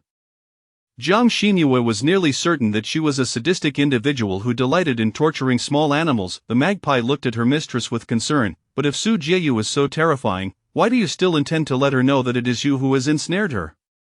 The room was enveloped in silence, save for the dialogue between the two, accompanied by the sound of the wind rustling outside. Jiang Xinyue remained silent for an extended period, to the point where the magpie assumed she had fallen asleep, until a murmured voice broke the stillness. Because I must avenge Xiao Ai Jiang. Everyone believed she had moved on, but only she knew that she had not. She could not be considered a dog lover, yet the brutal slaughter of her pet was intolerable to her. The one who had murdered Xiao Ai Jiang must pay the price. No, to put it more broadly, she sought vengeance for all the small animals that had perished at the hands of Su Jieyu. In the Yanqing Palace, Su Jieyu lay in Emperor Xuanwu's embrace. Your Majesty, do you now believe in me? Outside, a ninth-rank female official from the Weaving Bureau, named Ru Meng, knelt in the corridor, trembling from the cold. Yu was right, no pain, no gain. She had been oppressed in the Weaving Bureau, where her exquisite skills went unrecognized. It would be better to transfer from the Weaving Bureau to the Palace of Internal Affairs. Su Jieyu's inducement for her to testify was the promise of a position in the Palace of Internal Affairs, where she could serve as a lady-in-waiting in the garment department without any issues. The garment department employed 4 ladies-in-waiting. Should she align herself with the right mistress, promotion to head seamstress and the opportunity to showcase her talents would be imminent. Moreover, she could conceal her ties with Yu, and no one would suspect that the female official who would betray Zhenjiaoi tonight was, in fact, Zhenjiaoi's own person. I truly do not know what I did to displease Sister Zhenjiaoi. I wish to apologize to her in person tomorrow, but I am afraid, could your Majesty accompany me? Emperor Xuanwu was somewhat skeptical. Zhenjiaoi was innocent and kind-hearted, treating the princes and princesses as friends. How could such a sincere person possibly conspire against Su Jieyu over a mere outfit? Was it merely due to some minor grievances between the two? No, Zhenjiaoi was not the vindictive type. Yet, what if it truly was? Would all the women he cherished ultimately become unrecognizable? That would indeed leave him deeply disappointed. The following morning, after the morning court session, Emperor Xuanwu arrived at Yanqing Palace, where the Defei was tutoring the third prince in the front courtyard. Su Jieyu had long since prepared herself but was informed by Wang Dequan that the emperor would dine with Defei and the third prince before proceeding to Yishi Palace. Another bout of tears was inevitable. The art and literature had ceased to offer her comfort. She had grown numb to crying. Regardless, after a good weep, Su Jieyu returned to her usual self, eating and drinking as if nothing had happened. Meanwhile, in Yishi Palace, Feng Rumeng finished taking Jiang Xinyue's measurements and, having conveyed the necessary information, departed. Upon learning that Emperor Xuanwu intended to confront Su Jieyu regarding the accusations, Jiang Xinyue whispered to the magpie, "Go to the Ministry of Internal Affairs and find a small dog that resembles Xiao Ai Jiang. Tell him I miss Xiao Ai Jiang dearly and wish to raise another." The magpie understood the importance of the task and immediately summoned Xiao Xuanzi to accompany her. Xiao Xuanzi was clever. In the event of any unforeseen circumstances, the two would devise a plan together. Your Highness, in the Li Guifei's palace, Xia He could hardly contain her delight. Su Jieyu has taken a group of people to Yishi Palace. Li Guifei swallowed a bowl of bitter medicine and quickly popped a candied fruit into her mouth, stifling the urge to spit it out. She merely lifted her gaze slightly, her annoyance evident at Xia He's impulsive reaction. So what? Su Jieyu is but a useless person. What harm can she possibly inflict on Zhenjiaoi? Yesterday, her mother had entered the palace and scolded her, blaming her for diminishing her own worth by targeting Zhenjiaoi, which only served to anger the emperor and elevate Yishi Palace's standing. She agreed with her mother. Her foremost priority was to bear an heir for the emperor, for without that, all affection was meaningless. Strangely enough, having entered the palace at 16 and now being 25, nearly a decade had passed without a single pregnancy. Initially, the family believed it was the emperor's wish to prevent her from conceiving, but yesterday, her mother brought a disguised female physician to examine her, revealing that her body was not conducive to pregnancy and prescribing a plethora of medicine. She would need to change her medication every 7 days. She could only come up with a plan to persuade the emperor to keep that physician on her next visit. Xia He leaned in to whisper something to Li Guifei, and the latter's bright, cat-like eyes sparkled. Really? Xia He nodded, absolutely true. That female official from the Weaving Bureau was a friend of Zhenjiaoi's before she entered the palace. Now, that official has betrayed Zhenjiaoi for a promotion. I wonder how she feels about her decision? Li Guifei scoffed. Su Jieyu is rather naive. It's merely a piece of clothing. She hasn't done anything significant, and the emperor won't harm Zhenjiaoi. However, the chasms between men and women often stem from trivial matters, born of mutual distrust, which only widens over time, leading to estrangement. Bark, bark, bark. The sound of barking echoed from Yishi Palace. Emperor Xuanwu halted the announcing eunuch and entered with a group of people. Suddenly, a snow-white puppy leaped from Jiang Xinyue's arms and landed deftly in Su Jieyu's embrace, settling comfortably within her grasp. Ah! Upon recognizing the appearance of the small dog, Su Jieyu shrieked, pushing the puppy away and leaping into Emperor Xuanwu's arms. Your Majesty, your Majesty, it's that dog, it's that dog. The magpie was prepared to catch the small dog, ensuring it did not fall to the ground. Chapter 53. The paranoid madman. This time, genuine fear enveloped her, causing her fingers, which shielded her eyes, to tremble. As Jiang Xinyue rose and gazed at Emperor Xuanwu, her bright eyes dimmed upon noticing Su Jieyu nestled in his arms. Your Majesty, what is the nature of your relationship with Su Jieyu? Emperor Xuanwu gently pushed Su Jieyu aside, stating, there are certain matters I wish to inquire of you. Holding another woman in front of Jiang Xinyue made him feel profoundly uncomfortable, although he could not articulate the specifics of this discomfort.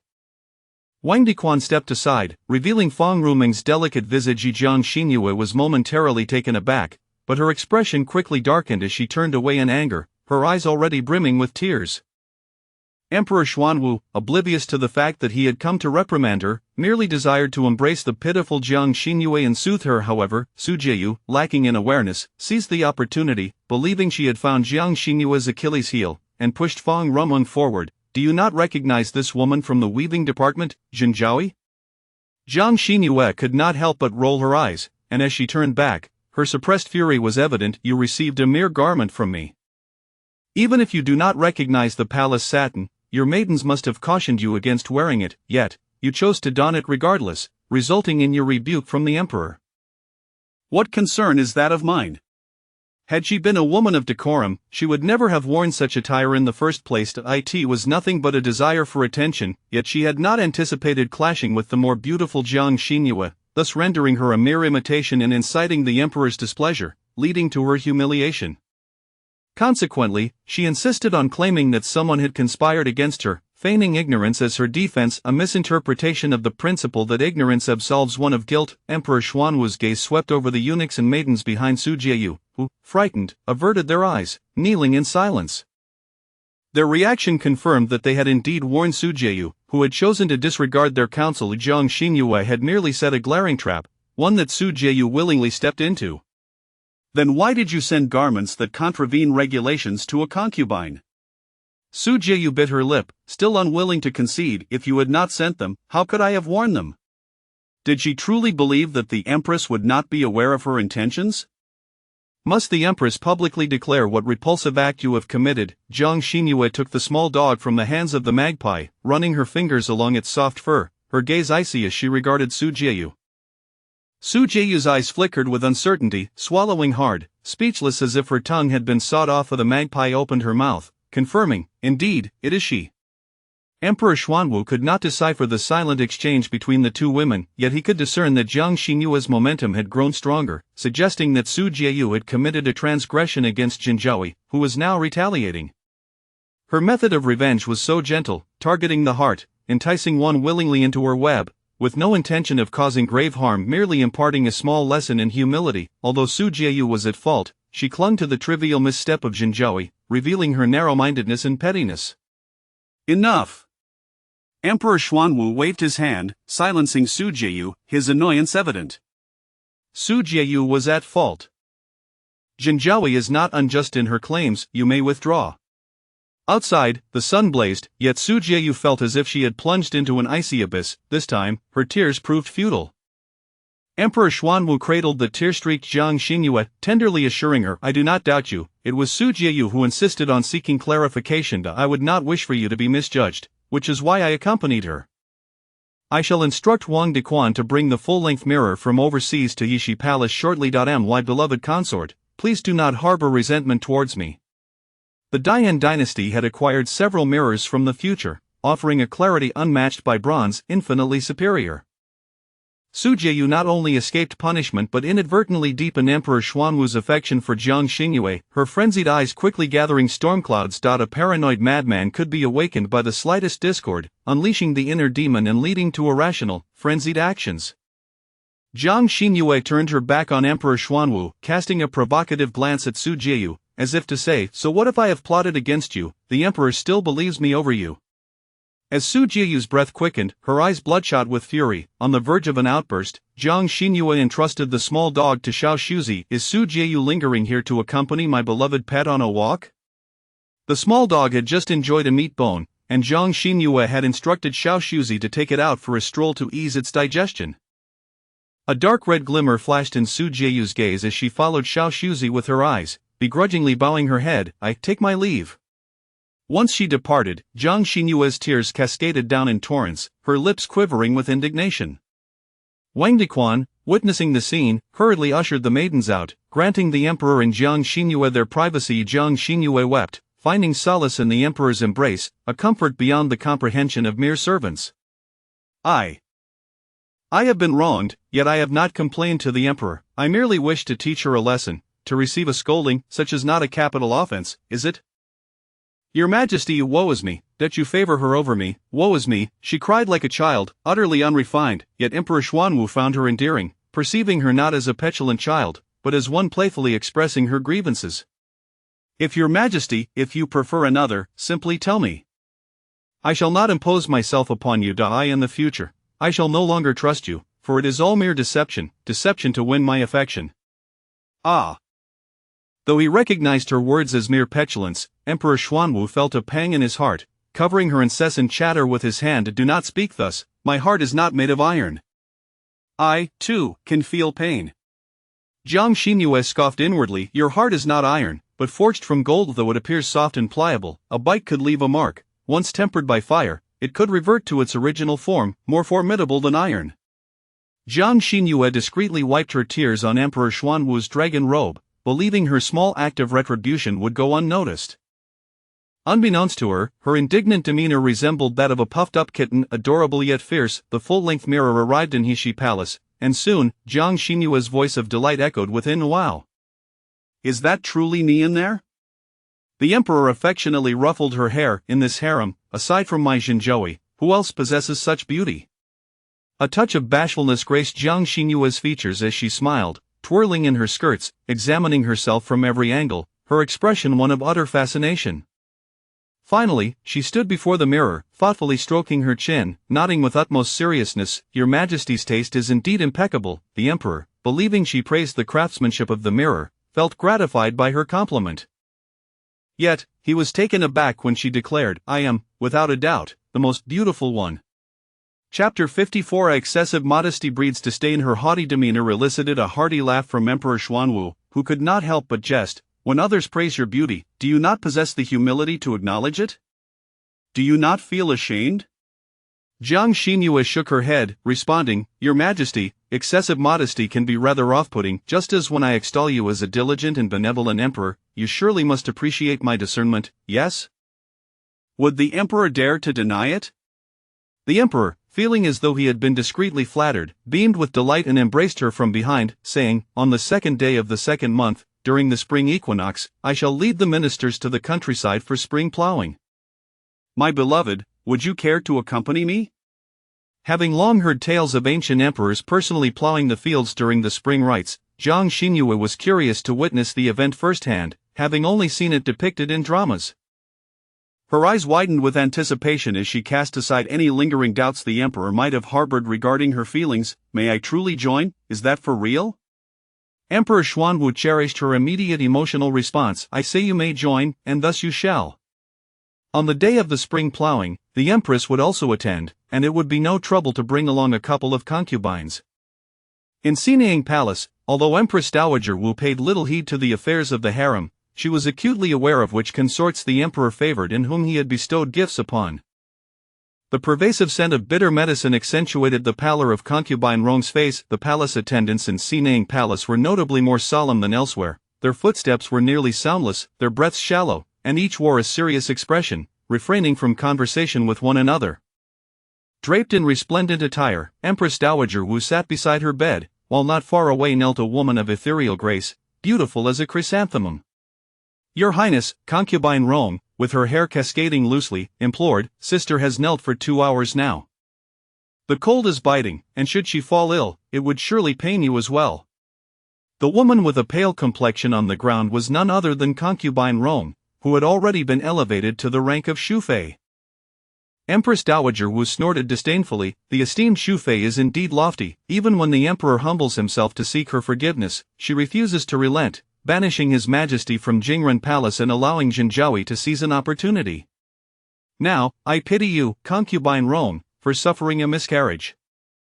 I wish to see your sister regain the emperor's favor and uncover the true culprit behind your plight, yet she shows no inclination to assist, perhaps hoping for our Wu family to meet an untimely end." Xu Fei felt a deep sense of sorrow, her eyes filled with a profound melancholy that seemed insurmountable. "Aunt, why must you pierce my heart?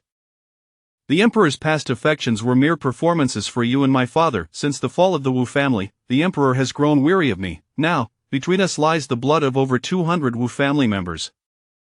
How, then, can you expect me to vie for favor? Shall you simply await death in this harem?"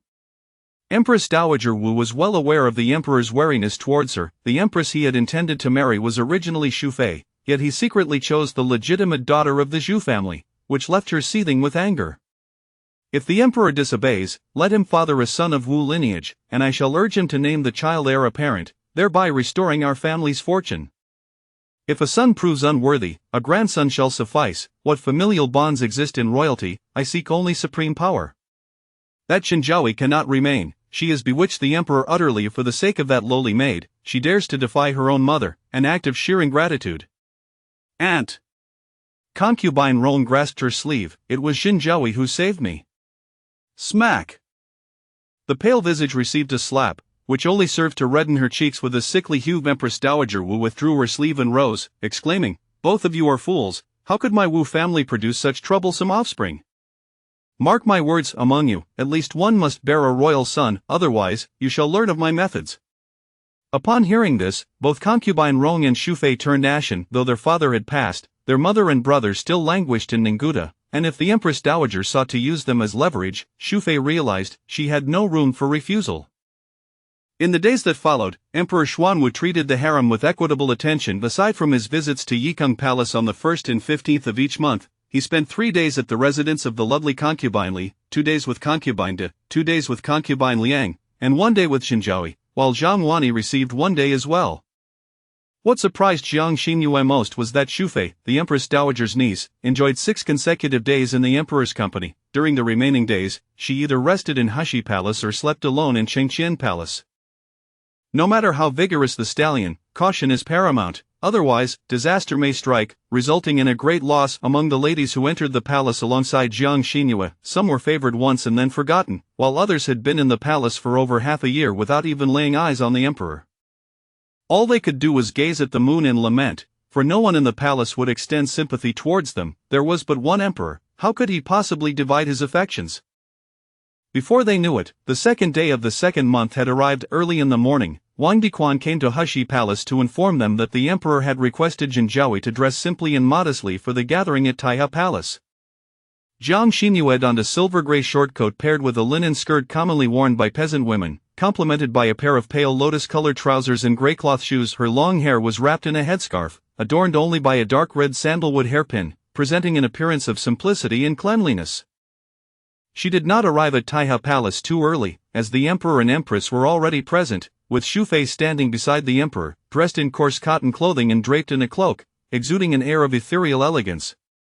Clearly, Wang Diquan had visited Jingren Palace before arriving at Hushi Palace. It remained uncertain whether this was truly the emperor's directive or merely Wang Diquan's own initiative. Concubine Li, having been pampered, had suffered from rashes after wearing rough linen garments during last year's spring plowing and had resolutely chosen not to attend this year. Thus, among the palace ladies, aside from the empress, only Xu Fei and Jiang Xinyue remained. Her rank was the lowest among the 4, and as such, her palanquin was naturally positioned at the rear. This marked Jiang Xinyue's first venture outside the palace since her arrival, allowing her to witness firsthand the struggles of ordinary people in ancient times. Frostfall opened the curtains at her window, enabling her to better observe the scenery outside, as well as to facilitate her own comfort. Xinjiaoui was an exemplary mistress, well aware that Jiang Xinyue had been sold into the palace as a slave at the tender age of 6, and that she had long forgotten what life beyond the palace entailed. Therefore, she had chosen not to bring a magpie, opting instead to take her out for this excursion. Due to the emperor and empress's outing, the vendors on either side of the street had been ordered to cease their trading, resulting in a thoroughly clean thoroughfare. Only the curious townsfolk remained, held back by the guards, lining the sides, eagerly anticipating the procession emerging from the palace gates. Chapter 55 of the Spring Plowing Ceremony. It is somewhat regrettable that the vibrant scenes of the populace living in peace and prosperity, with bustling taverns and shops, were not witnessed as portrayed in the television dramas. It appears that not all that is depicted in the film city is authentic. The notion that the emperor could leisurely stroll through the streets with his concubines after the spring plowing is but a fanciful illusion, for local officials would have long since cleared the area, and all shops would be shuttered. It was noted that these establishments would not reopen until the empress returned to the palace, a precautionary measure to thwart any potential assassins lurking within, thereby ensuring the emperor's safety during his outings. In truth, the Great Yin dynasty has seen 3 emperors to date, each of whom was anything but ordinary, skillfully managing the realm to ensure a harmonious climate and a prosperous populace. Emperor Xuanwu, in particular, stands out among wise sovereigns. He is not one to indulge in pleasure or to be captivated by feminine charms throughout the year, with the exception of the brief period around the new year when regulations require him to cease writing. He dedicates himself tirelessly to state affairs in the imperial study or the Changqian palace, showing no signs of sloth.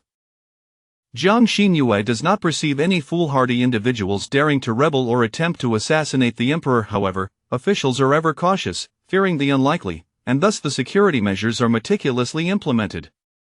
So thorough are these precautions that her view is limited to the closed shop doors on either side and the sea of heads that loom overhead. Siege, don't push, it's getting unsafe. Amidst the indistinguishable crowd, a boy of about 8 or 9 years old balances precariously, propping himself on the shoulders of the common folk to catch a glimpse of the lengthy procession. Behind him, a girl of 11 or 12 clings tightly to his garment, anxious that he might be trampled in the throng. As the procession approaches, Zhang Juanze is in a flurry of sweat, slapping the back of a servant. Squat down, quickly, the servant hastily complies, allowing Zhang Juanze to mount his shoulders and shout, "Stand up, hurry, hurry." The servant rises promptly, and Zhang Juanze's view is suddenly unobstructed. He sways left and right, eagerly searching for his elder sister's carriage. Their father had mentioned that during this spring plowing ceremony, the emperor would graciously permit his elder sister to participate, prompting him and his second sister to arrive early at the palace gates to await her. Having arrived early, Zhang Juanze is not too far from the procession. Once elevated by the servant, he quickly spots the enchanting visage of his elder sister beyond the lifted curtains. He waves excitedly, elder sister, look at me, I'm right here." Xuanzhang points towards the boy, fervently beckoning, "Your Highness, look, someone appears to be calling for us." Zhang Xinyue leans forward, and the boy becomes even more animated. The servant beneath him struggles, and had it not been for his companions, he surely would have toppled Siege. Although Zhang Xinyue, in principle, should not recognize her original self's younger brother, the memories of her past life compel her to respond instinctively upon seeing the boy. She leans out the window, extending her hand to wave vigorously at Zhang Juanze. His face radiates with joy. "Second sister, I see elder sister, she is waving at me." Where?" Upon hearing this, Zhang Xinyan's composure falters, though she cannot resort to climbing onto a servant's neck, so she merely stands on her toes, straining to see. Yet, as the procession meanders far off towards the fields, she fails to catch even a glimpse of her elder sister's hair. Zhang Juanze jumps down from the servant's shoulders, seizing Zhang Xinyan's hand and dashing off. "Now our aunt can rest easy. I saw elder sister looking splendid, even more beautiful than when she was at home. It seems the rumors in town are true. She has indeed become a favored concubine, rivaling even the favored consort." Previously, when elder sister resided in the Jiang household, she feigned the guise of a pure and innocent flower to win their father's affection, which allowed the siblings to enjoy a more comfortable life in the household.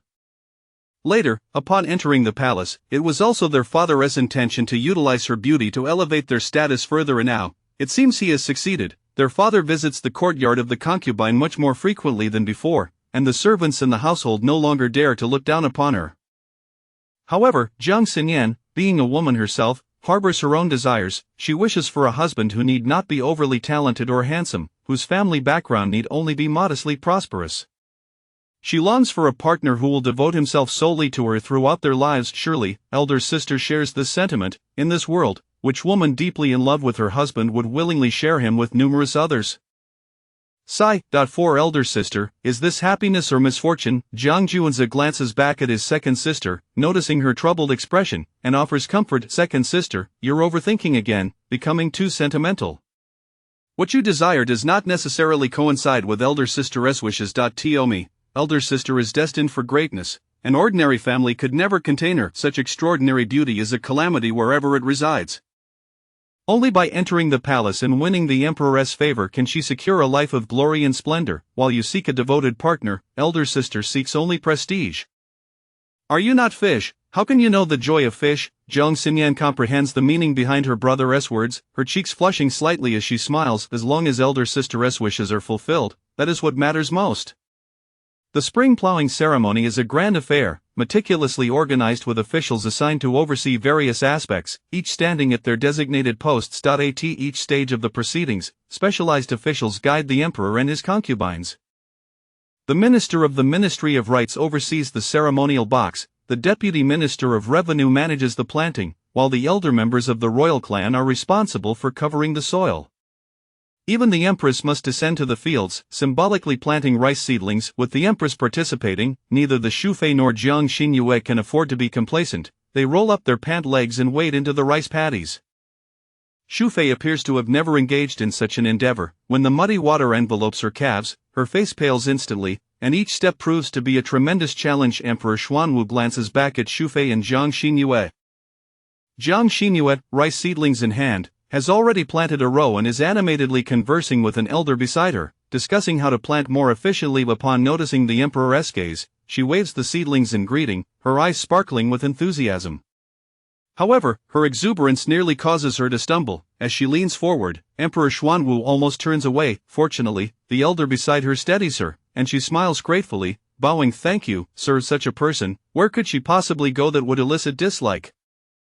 Likely nowhere, as the common folk follow her, praising her skill in planting while also admiring her courteous demeanor. Free of arrogance, Emperor Xuanwu's participation in the spring plowing serves to bridge the gap between the imperial court and the farming populace, showcasing the court's dedication to agriculture. In previous years, none of the concubines had genuinely engaged in such activities. Jinzhaoyi indeed possesses a heart as pure as a child's. In contrast, Shufei, though enduring her discomfort, cannot conceal her pallid complexion, revealing her disdain for the dirtiness of agricultural work. Though she may not vocalize her sentiments, her physiological reactions betray her. Following closely behind Emperor Xuanwu, her frail form sways dangerously, prompting the emperor to extend his hand, silently offering support. If you feel unwell, you may rest in the carriage. With the composed Empress and the smiling Jinzhaoyi present, this spring plowing ceremony can be deemed quite a success. Chapter 56. Dealing with leeches, the noble consort gently grasped the emperor's warm hand, a wave of warmth flooding her heart as she shook her head slightly. I am quite well, your majesty. Perhaps I have not had my morning meal, and thus my strength wanes, leading to this feeling of dizziness. This was indeed a rather convincing explanation. Though the emperor's gaze was fixed on the rice seedlings below, his peripheral vision was filled with the silhouette of the noble consort. Jiang Xinyue, trailing behind the group, utilized the crowd as a shield to observe them. From a psychological perspective, the emperor's subtle expressions, glances, and movements had betrayed him. He concealed his feelings well, but Jiang Xinyue was a professional in such matters. The intimacy between individuals could often be discerned from the depths of their exchanged gazes. The involuntary concern, the desire to draw closer, yet the fear of being discovered, compelled one to engage in furtive little gestures, deluding oneself into believing that others would remain oblivious. Others might not notice, but Jiang Xinyue was not just anyone, she was unique, a spark unlike any other. Her gaze returned to the noble consort's face. Although she did not exhibit any overt signs of resistance, her eyes conveyed a separation from her actions, revealing a tormenting struggle within. There was still time. It appeared the noble consort had not fully opened her heart to the emperor. While the emperor was fervently devoted to her, the noble consort was commendable. She ought to torment him further. The emperor, feigning deep affection before her, and pretending to favor the lovely concubine, truly held in his heart his cousin, the noble consort, with whom he had grown up. Though she harbored resentment towards the Wu family, she did not direct her ire towards the daughters of the Wu family, both of whom had entered the palace as consorts. Jiang Xinyue remained undeterred. After all, there were countless childhood sweethearts overshadowed by those who fell from the sky. She, a fortuitous arrival, would displace the noble consort from the emperor's affections. Since the noble consort was unwilling to accept the emperor, she surely would not mind Jiang Xinyue picking up the pieces, which she, even if she did, it mattered little. They were all women of the emperor, each striving to achieve their goals through their own merits. Jiang Xinyue was amenable to healthy competition in the workplace. As long as she did not love the emperor and regarded him merely as her superior, his affections for others would not stir a single sentiment within her. The only concern was that the emperor might act unjustly, favoring the noble consort over her in future encounters, thereby presenting her with a formidable rival when she sought to elevate her status. Was the noble consort a good person? Uncertain. Further observation was warranted. Just as Jiang Xinyue found herself entranced by the noble consort, Empress Zhu suddenly exclaimed in alarm, collapsing into the muddy ground. The emperor's hand, still clasping the noble consort within his voluminous sleeves, could not reach the empress in time, leaving him helpless to witness her fall. The entangled sleeves fell apart, and Empress Zhu, initially convinced she had imagined it, paid no mind until she glanced down at the wriggling, blood-red leech on her calf, nearly fainting in horror. As the mother of the nation, it was a privilege reserved for the empress to toil alongside the emperor in the fields. She had always placed great importance on this. Thus, while she could maintain her composure as a lady of high status, the noble consort could not. Yet, the revolting creature burrowing into her skin sent shivers down her spine. Unable to endure any longer, she scrambled towards the shore, desperately clawing at the blood-red leech. "Don't move!" Jiang Xinyue dashed forward, seizing Empress Zhu's hand. "This is a leech, known for its blood-sucking nature. Forcing it off will exacerbate the bleeding." As she spoke, she swiftly gathered the shoes arranged at the water's edge, apologizing to the empress. "Your Majesty, I beg your pardon." The soles of the shoes struck the spot where the leech clung, producing sharp slapping sounds that left Empress Zhu's calf reddened. Though she felt an urge to express her frustration, the numbness in her leg caused her to overhear the excited murmurs. "My lady, it truly fell off." Moreover, due to the gentle removal, only a minuscule wound remained on the empress's calf. A farmer approached with clean water to rinse her leg, also taking the opportunity to commend Jiang Xinyue. "This lady seems to possess considerable knowledge of agricultural practices. Not only does she plant rice well, but she also knows how to handle leeches. Truly remarkable." Jiang Xinyue, feeling a bit embarrassed, waved her hand modestly. "My father serves as a minor official in the Ministry of Rites. We may not have much at home, but our collection of miscellaneous books fills the study. I have learned all this from my readings." She deftly avoided the question of how a young lady who rarely ventured beyond her home could possess such knowledge. The emperor's gaze softened further as he assisted Empress Zhu to her feet. "Jinzhaohui was simply eager to help. The empress surely will not hold it against her?" Empress Zhu, feeling embarrassed, recognized that Jiang Xinyue had indeed saved her. During the spring plowing, she had witnessed officials afflicted by leeches, one of whom had not been as fortunate. After a flurry of hands had attempted to assist, the wound had bled profusely, nearly costing him his life due to infection. She shook her head, offering Jiang Xinyue a grateful smile. "I can hardly express my thanks. How could I blame you?" After this brief interruption, spring plowing resumed. By the time they finished, it was nearly noon. The emperor sat at the southern end of the plowing platform, while officials arranged themselves in order according to rank. Following this, the royal family members plowed, with the fifth prince leading, followed by the 9 ministers and the provincial governor's officials carrying blue boxes for sowing seeds, while the elders followed to cover the soil. Once the rites concluded, the emperor proceeded to the ceremonial hall, where the governor and elders paid their respects. 30 farmers accompanied, wielding agricultural tools. After the remaining unplowed fields were tended, the Minister of Rites praised the completion, and all officials bowed in congratulations, subsequently bestowing a banquet upon the nobles and elders, along with gifts of cloth to the farmers. Although it was the Minister of Rites who should have presided over the ceremony, he astutely delegated this task to Jiang Shaoqing, allowing him to make an impression before the emperor in Jinzhaohui. He lamented his advancing age, regretting that he had not produced a daughter as exquisite as a flower to enter the palace and win the emperor's favor. His daughters had long since married, and his granddaughters were already being courted, the youngest being 16 and having wed the previous year. At the age of 51, even if he wished to present a concubine to the emperor, he lacked the vigor to do so. During the meal, Jiang Xinyue was seated to the left of the emperor, with Empress Zhu to his right. This time, she had earned her place in the emperor's eyes through her own merits, while the noble consort was pushed aside. Should the emperor fail to display affection towards her, the farmers would perceive that he did not truly value a consort who understood agricultural matters, while showing concern for one who scorned the dirt of farming. They would conclude that the emperor was merely going through the motions. Fully aware of these complexities, Jiang Xinyue blissfully savored the dishes the emperor offered her, her heart devoid of any turmoil. The noble consort, with her delicate appetite, had not eaten much in the palace, merely sampling 2 dishes presented by her maid before declaring herself fully Jiang Xinhua, awkwardly gnawing on a large chicken leg, could not help but wonder.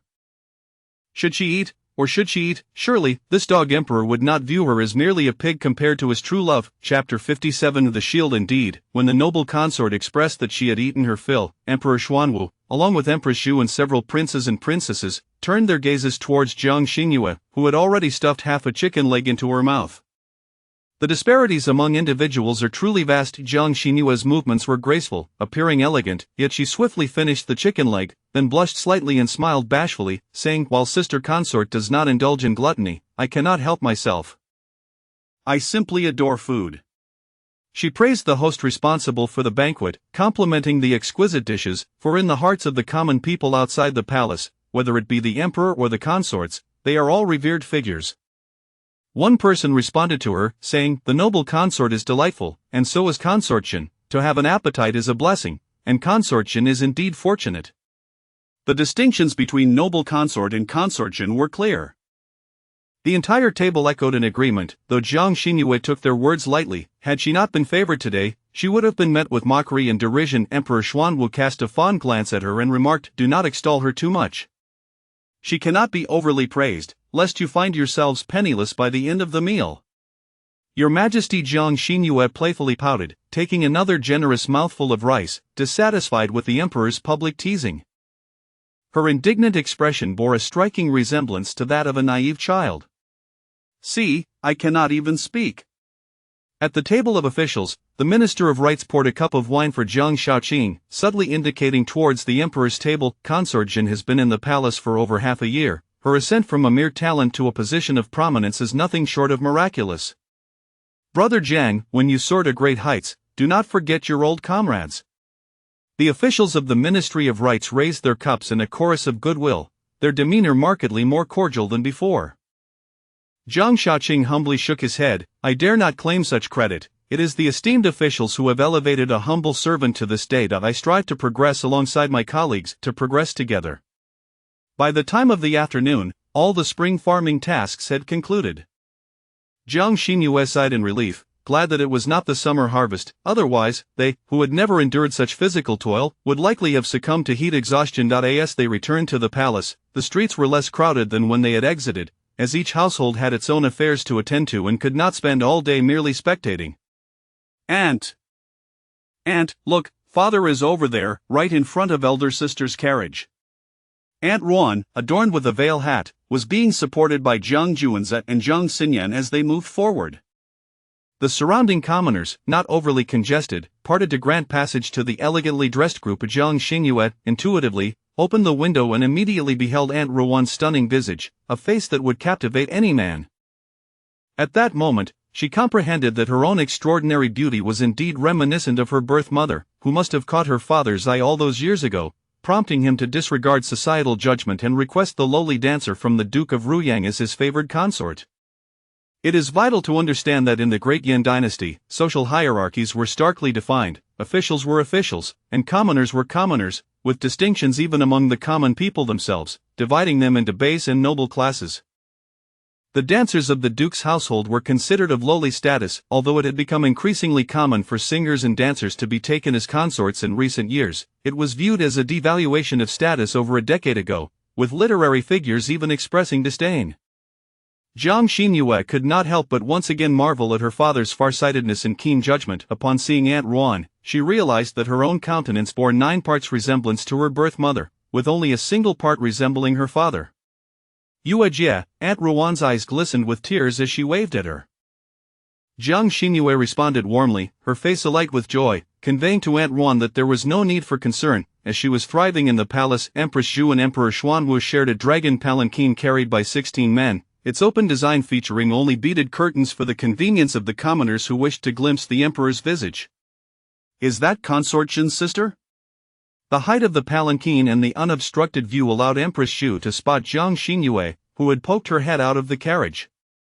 Noticing the striking trio in the crowd, she pointed them out to the emperor. "Jiang Shaoqing's children are all remarkably handsome." Emperor Xuanwu cast a fleeting glance in their direction, fully aware of the empress's intentions, and felt an inexplicable annoyance. Just moments ago, Consort Shin saved you. Empress Shu momentarily choked on her words. Your Majesty has many misunderstandings regarding me. I harbor no ulterior motives, merely expressing admiration. The Emperor nodded coldly, seemingly accepting her explanation, though whether she was truly devoid of ulterior motives was known only to her. No matter how beautiful Consort Shin's sister might be, he felt no inclination towards her, as he held a certain fondness for Consort Shin and wished to see her content. Throughout history, sisters have often contended with one another. Who among them has ever emerged unscathed? To empathize, if he were in Consort Shin's position, he too would not wish for his wife's sister to vie for the affection of the same husband. Upon entering the palace gates, the imposing vermilion doors sealed off any prying eyes. Jiang Xinyue, supported by Shuang Jiang, descended from the carriage. Emperor Xuanwu, with one arm around the noble consort, addressed Jiang Xinyue. Consort Shin should return to the palace to rest. I shall come to keep you company later. This implied that the lights would be lit in Hushi Palace tonight. Jiang Xinyue obediently curtsied. Yes, I take my leave. Empress Shu watched the emperor and the noble consort depart, a flicker of displeasure evident in her dark eyes. With a flick of her sleeve, she turned her palanquin back towards Ikuan Palace. As Jiang Xinyue bathed, she contemplated the current power dynamics within the harem, which could be roughly divided into 4 factions. One faction comprised Empress Zhu and her allies, including the virtuous and favored consorts. Another consisted of the lovely consort Li and her entourage, including Jin Zhaoyi and Zhang Wani. A third faction was represented by the noble consort and the favored consort Rong, aligned with the ambitious Empress Dowager. And finally, there were those like Jiang Xinyue, who, while appearing to affiliate with high-ranking patrons, acted independently, each with their own agenda, aiming to capture the emperor's favor, existing beyond any particular faction as scattered consorts. Though the emperor appeared to favor the lovely consort Li, in his heart, he held affection for the noble consort, regarding Jiang Xinyue with a sense of novelty and a hint of fondness, perhaps even contemplating her as a shield for the noble consort. It was possible that the noble consort's behavior at the dining table today was deliberate, intending to humiliate her. Despite the noble consort's previous gestures of goodwill, the hearts of those in the harem are notoriously difficult to read. One moment they may be sisters, and the next, they could turn their blades against one another. Moreover, the noble consort had the ambitious Empress Dowager backing her, necessitating that Jiang Xinyue interpret the noble consort's actions with the utmost suspicion. Long live the emperor! I offer my greetings to your majesty. May you live for 10,000 years. Draped in a white robe adorned with embossed floral patterns, her hair cascading freely, Jiang Xinyue stood elegantly, exchanging playful banter. Emperor Xuanwu helped her rise. If I were to live for 10,000 years, how could I possibly share a lifetime with my beloved consort? Jiang Xinyue lifted her head from his embrace, having grown from merely reaching his chest to now standing at his chin in just half a year, bestowing upon the emperor a sense of accomplishment for having nurtured a consort. This is my heartfelt truth. Your Majesty must not jest. Chapter 58 The Great Harmony of the World. Her eyes brimmed with admiration and reverence as she addressed the emperor. Your Majesty, in my former life at home, I had no opportunity to experience the wonders of today. I often heard my father lament the hardships of the common people, and I believed them to be perpetually hungry and abandoned in their old age, which led me to pity them. However, today, as your Majesty took me to witness the spring plowing, I discovered that although they may not possess great wealth, each individual lives joyfully. Even those clad in patched garments maintain a clean and tidy appearance. I sense that the realm governed by your Majesty embodies the ideal of great harmony as described in the texts. A fleeting glimmer of light passed through the eyes of Emperor Xuanwu, and his gaze toward Jiang Xinyue was filled with inquiry and curiosity. What constitutes the great harmony of the world? Jiang Xinyue paused momentarily, lost in thought, before she slowly replied, the path of the Great Way leads to a public world, where the wise and capable are selected, and trust and harmony are cultivated. Thus, individuals do not solely favor their own kin or their own children, ensuring that the elderly are cared for, the able-bodied are employed, and the young are nurtured, while the widowed, orphaned, and disabled receive support. Men have their roles, women have their places, and no wealth is discarded on the ground nor hoarded selfishly. Consequently, scheming ceases to thrive, theft and rebellion become non-existent, and doors remain open rather than closed. This is what is meant by great harmony.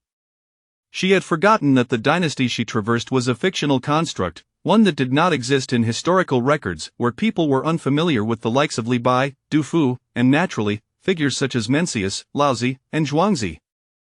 It was precisely because Emperor Xuanwu was equally oblivious that Jiang Xinyue was able to impress him so profoundly. She could distinctly feel the change in his gaze, which now held an air of excitement as he silently recited to the widowed, orphaned, and disabled shall be cared for.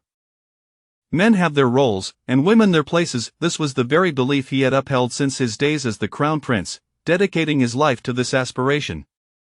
Yet, this political ambition had never been shared with anyone, so how could Jinzhaoui possess such profound understanding of him? No, the question should be, why does Jinzhaoui understand him so well? In just a few short sentences, she had encapsulated the lifelong aspiration of a sovereign, stirring within him a tumult of emotions that he struggled to quell, and when Jinzhaoui asserted that he had already achieved the great harmony, how could he not feel exhilarated? Emperor Xuanwu let out a genuine, heartfelt laugh. My beloved, your words about the great harmony are perhaps the most melodious in the realm. The efforts of my grandfather, my father, and myself over 3 generations have merely opened the door to the concept of great harmony. To truly realize what you speak of the care for the widowed, orphaned, and disabled, I bear a heavy burden and a long road ahead. Unconsciously, Emperor Xuanwu was revealing his innermost thoughts to Jiang Xinyue, placing her on an equal footing for dialogue, rather than confining their conversations to trivial matters of affection, treating her as mere entertainment. Among the myriad women in the imperial harem, who was not merely a source of distraction for the emperor, while consort Shu had garnered a modicum of his genuine affection, it was not substantial. If his heart were entirely hers, he would not treat Li Guifei or even his Jinzhaoui with such kindness. You, my emperor, still have ample time to realize your ideals. I see little, yet I already perceive that you have accomplished remarkably well, Jiang Xinyue expressed. Emperor Xuanwu assisted her in taking a seat. My love, from where did you glean this concept of great harmony? Did you hear it from Jiang Shaoqing? Emperor Xuanwu was not fond of discussing political matters with the concubines of the harem, believing that overly clever women often harbored excessive ambition, citing Empress Wu as an example. Thus, he had little patience for exceptionally gifted women. In the imperial harem of Great Yan, no renowned talents had ever been favored. Jiang Xinyue replied, my father's study contains a plethora of miscellaneous books. I frequently managed the study for him and thus read several volumes. I vaguely recall it was a gentleman named Confucius who spoke of these matters, though I cannot recall the exact book. Last summer, a servant accidentally burned many of our collected works, and I remain uncertain if we can recover them. Such a talent, if lost, would indeed be a pity. Jiang Xinyue mused. You could turn the great Yan upside down, yet you would still not find the likes of Confucius. Jiang Shaoqing was also a rare talent. The emperor seemed contemplative, and Jiang Xinyue smiled, knowing her objective had been achieved. To ascend in status, she needed her father to elevate Rowenia's position.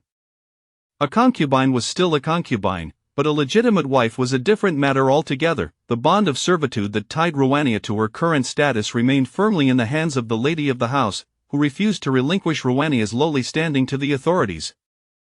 Previously, it had served as leverage against Rowenia. Now, it was wielded to suppress Jiang Xinyue. However, Jiang Shaoqing was an astute man. Today, Jiang Xinyue had made her mark before the emperor, and in time, he would provide what she desired. Moreover, with the 2 daughters of Madame Zhou, Jiang Yutong having hanged herself and Jiang Yulin publicly humiliated by the emperor during the New Year's banquet, Jiang family's reputation lay in ruins. Among the 5 daughters of the Jiang family, only she could hope to carve out a place within the palace. Her honor and disgrace were intrinsically linked to the Jiang family. If she were unable to rise due to her status, Jiang Shaoqing's prospects would also falter in the immediate future. At the Jiang estate, Jiang Shaoqing returned from the morning court session with a beaming smile. He summoned all the members of the household to gather in the front courtyard, declaring he had significant news to announce. Recently, Madame Zhou had been troubled by Jiang Yulin's marriage prospects, her hair turning gray from worry. Upon witnessing her husband's radiant demeanor, she assumed he was about to share favorable news regarding her entreaties to the Ruyang Marquis for a betrothal between the Marquis heir and Jiang Yulin, and her worried countenance transformed into one of relief. Bring the 3rd miss here. It must be she who is to become the heir's fiancée, she thought, eager to lift Jiang Yulin's spirits after having confined her indoors for so long. In an effort to please the young lady, a maid had already relayed the lady's words to Jiang Yulin, who dashed to the front courtyard, only to overhear her father address her mother, "I have taken Rowania's contract to the authorities for cancellation. From now on, she shall be regarded as the lady of this household, equal to you, and you are to refer to her as Madame Rowania. Together, you will share the responsibilities of managing the household." Though the status of a legitimate wife is lower than that of the primary wife, from this moment forward, furthermore, she would no longer have to perform the subservient rites of a concubine, nor endure Madame Jo's humiliation. "I refuse." Madame Jo shrieked, "I, a legitimate daughter of the Privy Council, am a lady of noble birth. You cannot force me to stand equal to a lowly dancing girl, Jiang Yan-kun, you are being utterly unreasonable." Rowania flinched at her sharp tone, retreating behind her husband. "Sister, there must be a reason for his actions.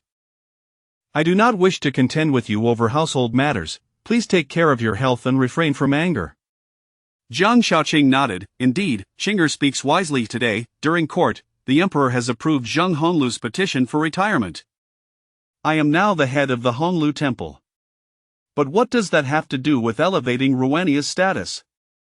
Chapter 59 Malicious intent. "I am but a lowly concubine, a mere commodity.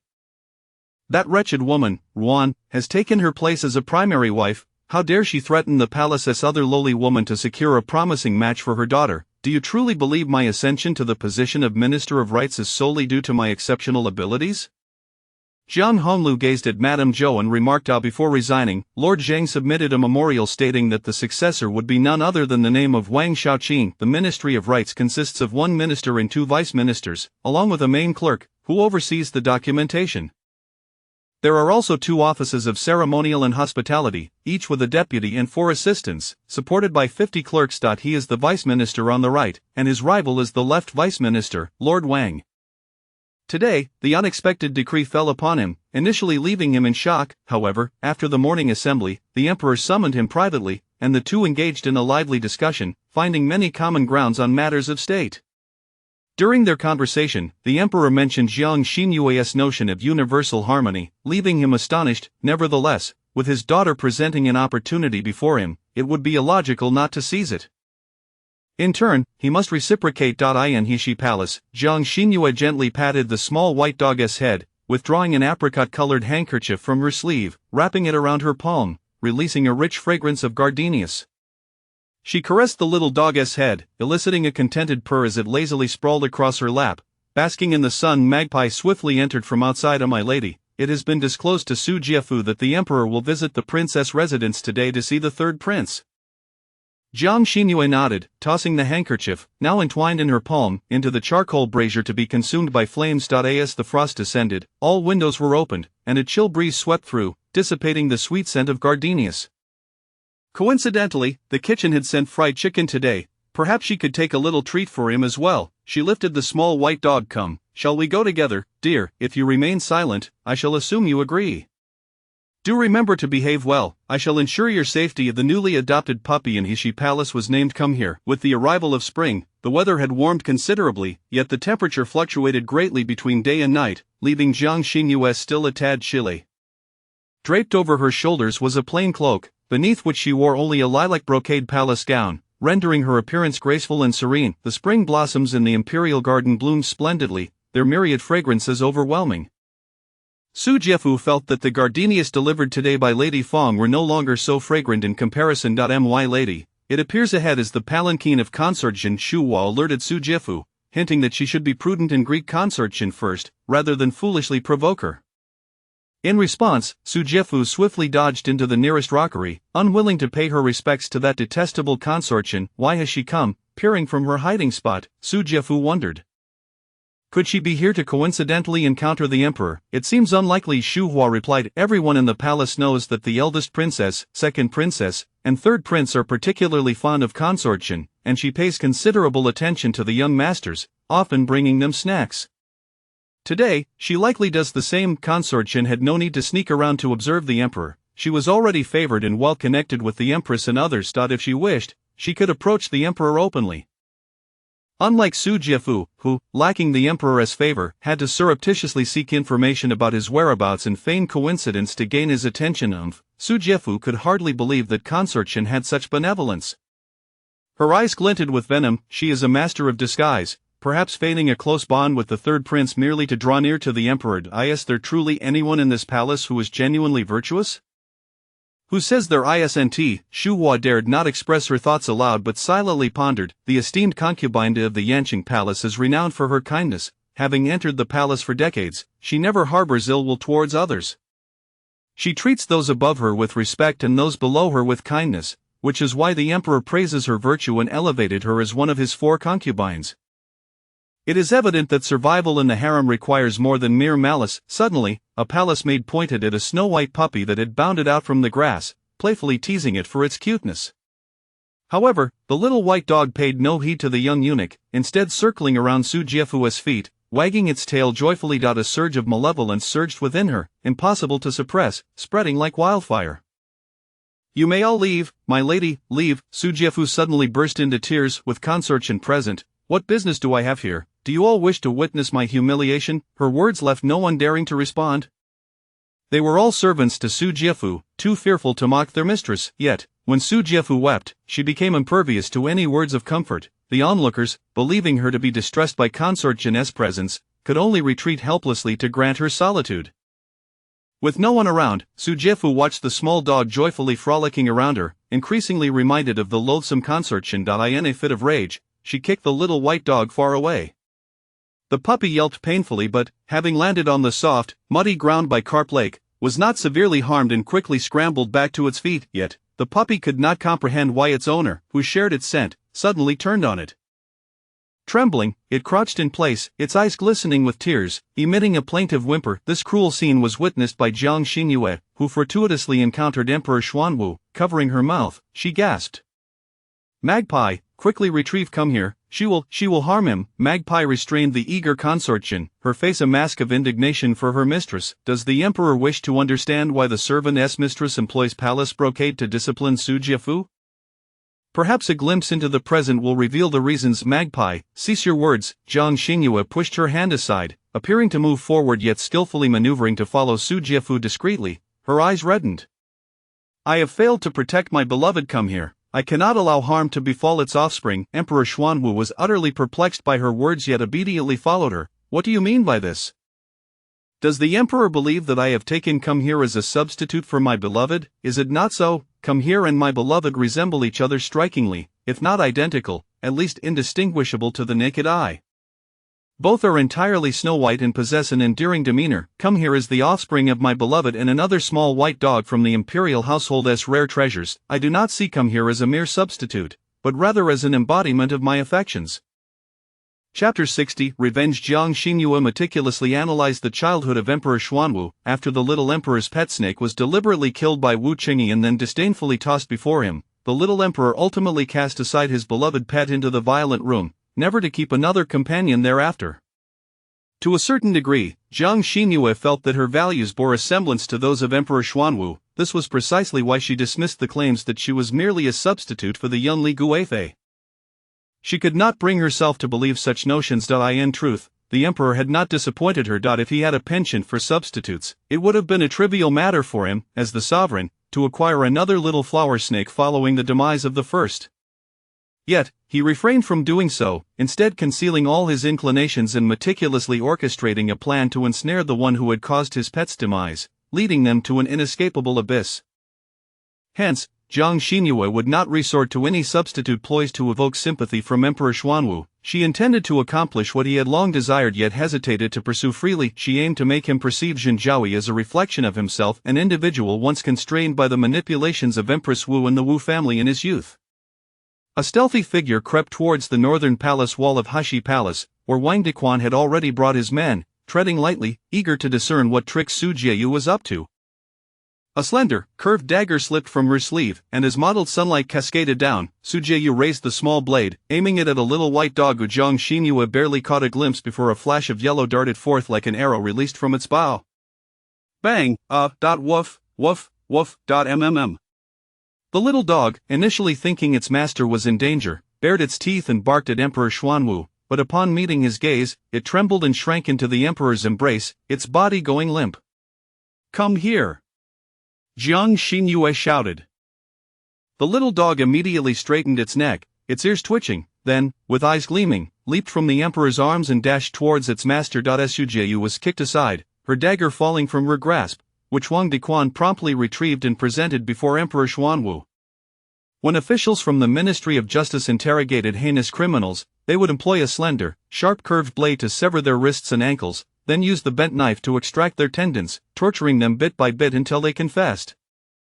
So the question arose, why did the emperor's harem contain a concubine who secretly possessed such instruments of torture, employing them on defenseless animals? In that moment, Su Jieyu's visage fused with that of Wu Qingyi.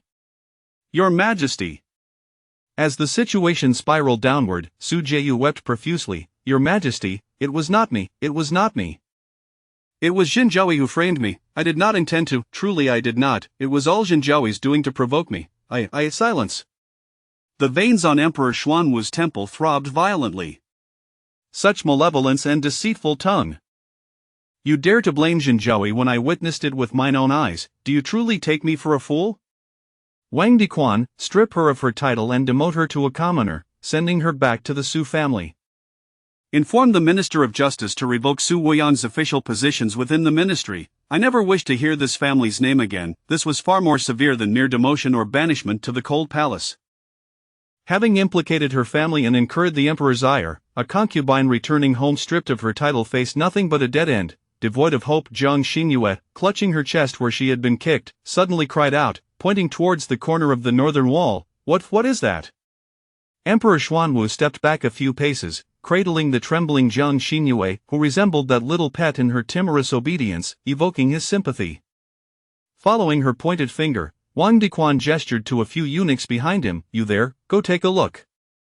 The soil washed by melted snow was soft and pliable, revealing a section of apricot-colored fabric amongst the brown earth. The place where the fabric was knotted had come undone over time, exposing dark red, almost black, soft tissue. As the eunuchs approached, they caught a whiff of an unbearable stench that nearly made them retch. However, with the emperor present, they dared not lose their composure, suppressing their nausea as they dug up a small, hardened bundle. Xuanzhang tilted her head. "It appears to be the garment our mistress wore during the New Year banquet." "It is not our mistress's," Shi Ke observed for a moment before stating. "The one our mistress wore had silver thread embroidery at the collar. This one does not. It must belong to Su Jieyu." The darkened fabric faintly revealed embroidered petals of a jade hairpin flower, and upon fully untying the knot, Shi Ke and Xuanzhang's faces turned ashen as they covered their mouths and fled, only to lean against a tree trunk and vomit uncontrollably. "Your Majesty, what has transpired?" With half her head buried in Emperor Xuanwu's embrace, Zhang Xinyue blinked her innocent, wide eyes and asked, "Why do I sense an unpleasant odor?" Emperor Xuanwu used his cloak to shield her head, obscuring her view, his gaze icy and murderous as he glared at the immobile Su Jieyu on the ground, gritting his teeth. "They have discovered little Ai Zhang's entrails." The body nestled in his arms, which had finally calmed, now quivered violently once more, this time from anger and sorrow. Such a Jinzhaoui reminded Emperor Xuanwu of his own childhood. Back then, the powerful relatives held sway, and Empress Wu dominated both the court and the harem, exerting such pressure on him, the legitimate emperor, that even breathing felt laborious and stifling. The Wu family was arrogant and overbearing, disregarding him entirely. He was oppressed both in the court and the harem. Little Flower was his first and most cherished pet, and every time Wu Qingyi entered the palace, he would torment Little Flower to the brink of death. Back then, he too had wept to Wang Dequan in a similar manner, but during that fateful visit to the violent room, Wu Qingyi had even killed Little Flower, merely to mock him. From that moment on, he dared not express his affection for cherished things. He had been powerless then, unable to protect what he loved, and now, as the ruler of the realm, with all threats vanquished, could he not avenge Jinzhaoui and safeguard her beloved pet?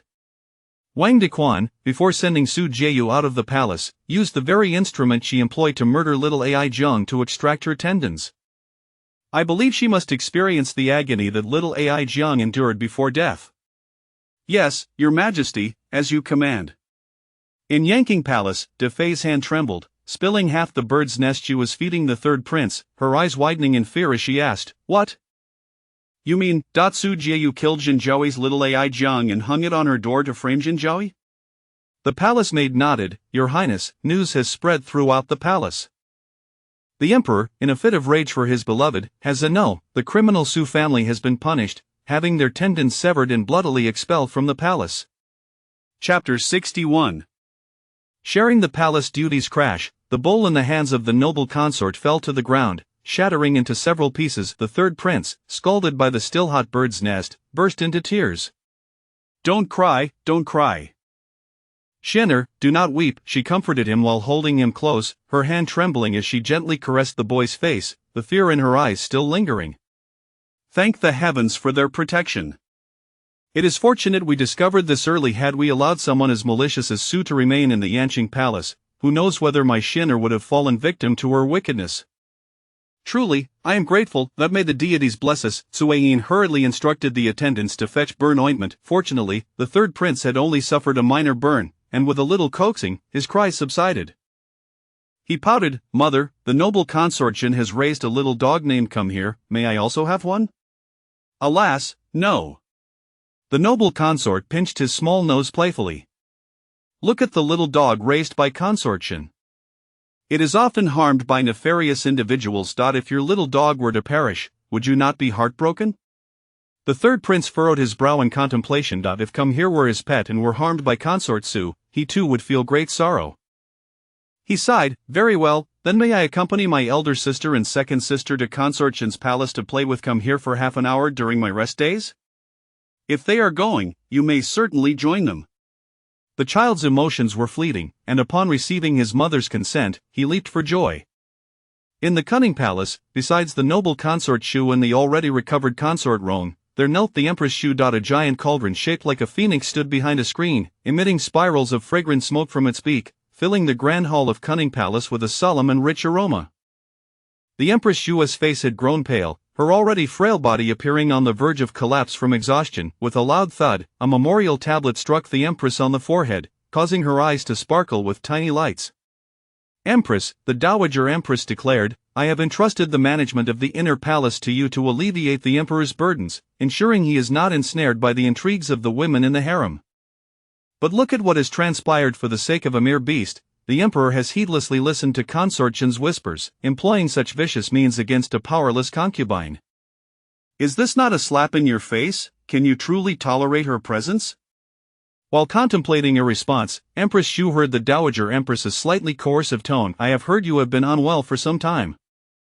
If you find managing the palace overwhelming, I can have noble consort Shu and consort Rong assist you. Your priority now should be to restore your health and bear the Emperor a legitimate heir. Otherwise, if this continues, do you believe you can maintain your position?" Her fingers dug into her palm, and a sickly flush crept onto Empress Shu's cheeks. Had she not given birth before? In her first year of marriage to the then crown prince, she bore his first child, followed by a second 2 years later, but her fortune was scant, and neither could be retained. The eldest prince drowned at just 10 years old, while the second fell ill with smallpox at 9 and succumbed outside the palace. The Zhu family had utilized their connections to investigate, but the conclusion remained that it was an unfortunate accident.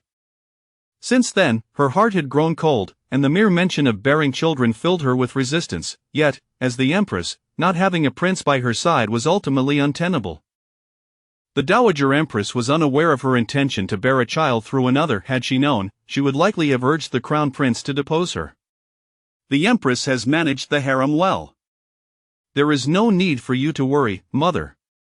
Feng Yun followed closely behind the crown prince, discreetly approaching Empress Shu alongside Wang Dequan to help her rise. The crown prince, no longer wishing to maintain appearances, grasped Empress Shu's hand and attempted to leave. "Stop right there." The table reverberated with the force of the Dowager Empress's outburst as she, supported by noble consort Shu, stood to block the crown prince's path. The Emperor is now quite powerful and shows no respect even to his own mother. Do you wish for the world to point fingers and accuse you of being unfilial? No one dares to criticize me, the crown prince retorted firmly, meeting the Dowager Empress's fierce gaze. Since I ascended to the throne at 16, 12 years have passed. I have recognized talent, selected the virtuous, and fostered harmony, leading to a prosperous realm. Who dares to say I have performed poorly as emperor? Who dares? The expression on the crown prince's face seemed to convey. No one dares to criticize except for you, Dowager Empress, who wields your status to dominate the harem and stir chaos. The Dowager Empress, taken aback by his defiance, gasped, her chest rising and falling violently, her voice trembling. Everything I have done was for the stability of your throne. Must you hold on to this point against me? What harm is there in the Wu family growing strong? Would your uncle truly wish to harm you, would I?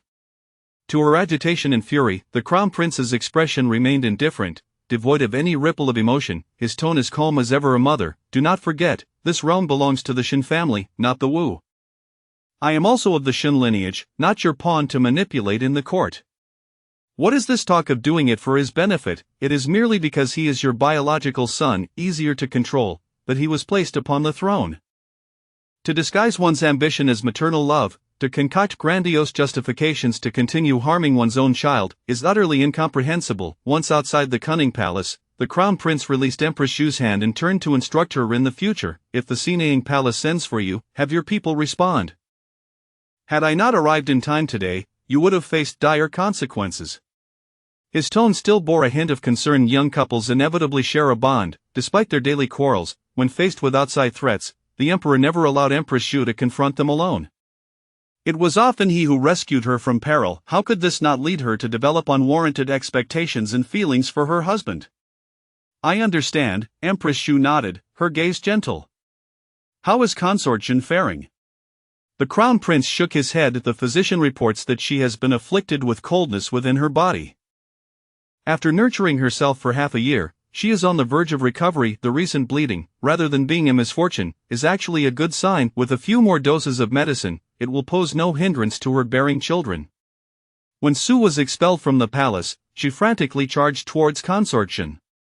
Had it not been for the crown prince's quick response, she would have surely caused harm. However, consort Jin appeared startled at the time, suffering considerable bleeding. The emperor initially feared she might have been unaware of a pregnancy and hastily summoned the. Fortunately, it was merely a false alarm and not the miscarriage everyone had feared. Chapter 62 Imitation. The charcoal brazier in Hushi Palace blazed warmly, while the magpies had closed the windows tightly, leaving only a few narrow slits for ventilation, fearing that the lack of air circulation would lead to carbon monoxide poisoning. Xuanjiang brought a bowl of steaming brown sugar water, within which was nestled a whole egg, accompanied by nourishing ingredients such as red dates, goji berries, and longan. Your Highness, you truly frightened me just now. I thought our esteemed lady was already with child, only to lose it due to their negligence. In the northeastern corner of Hushi Palace lay the remnants of a young eunuch's body, discovered last year by eunuch Zheng Chuan while he had sent the young eunuchs to clear the snow. He immediately issued a strict edict forbidding any disclosure of the matter, threatening that anyone caught would be sent to the labor camp as punishment. Upon learning of this, Zhang Xinyue orchestrated today's scheme, allowing the young eunuch to finally rest in peace. However, she never anticipated that she would experience a miscarriage, especially in front of so many witnesses. It made her long for a different world altogether. With the onset of her menstrual cycle, Zhang Xinyue was forbidden from attending to the emperor for 7 days, prompting the Respectful Affairs Chamber to revoke her green head plaque. For the first 2 days, the emperor resided in the palaces of Consort Li and Consort Liang, but on the 3rd day, news broke that the emperor had encountered a weeping maiden hiding behind a rockery on the night he had dismissed Consort Rong. She had gained his favor early that morning. The emperor's decree had already been announced to the 6 palaces, elevating Ikeni to the rank of a minor official, a title of the 9th grade. In the imperial harem, such a rank was only slightly superior to that of a palace maid. The former Jiang Yutong had similarly been promoted to Baolin, only to suffer oppression, ultimately compelling Zhang Xinyue to pave the way for her. In the Empress's Yikeng Palace, the atmosphere remained as lively as ever. Zhang Xinyue, still in pain, had her eyes closed in meditation before Empress Shu emerged, and none dared to approach her for fear of incurring her displeasure. After all, just days ago, the feat of the condemned Su had been rendered useless, with a trail of bright red blood flowing from Yanqing Palace to the palace gates, leading onlookers to doubt her survival.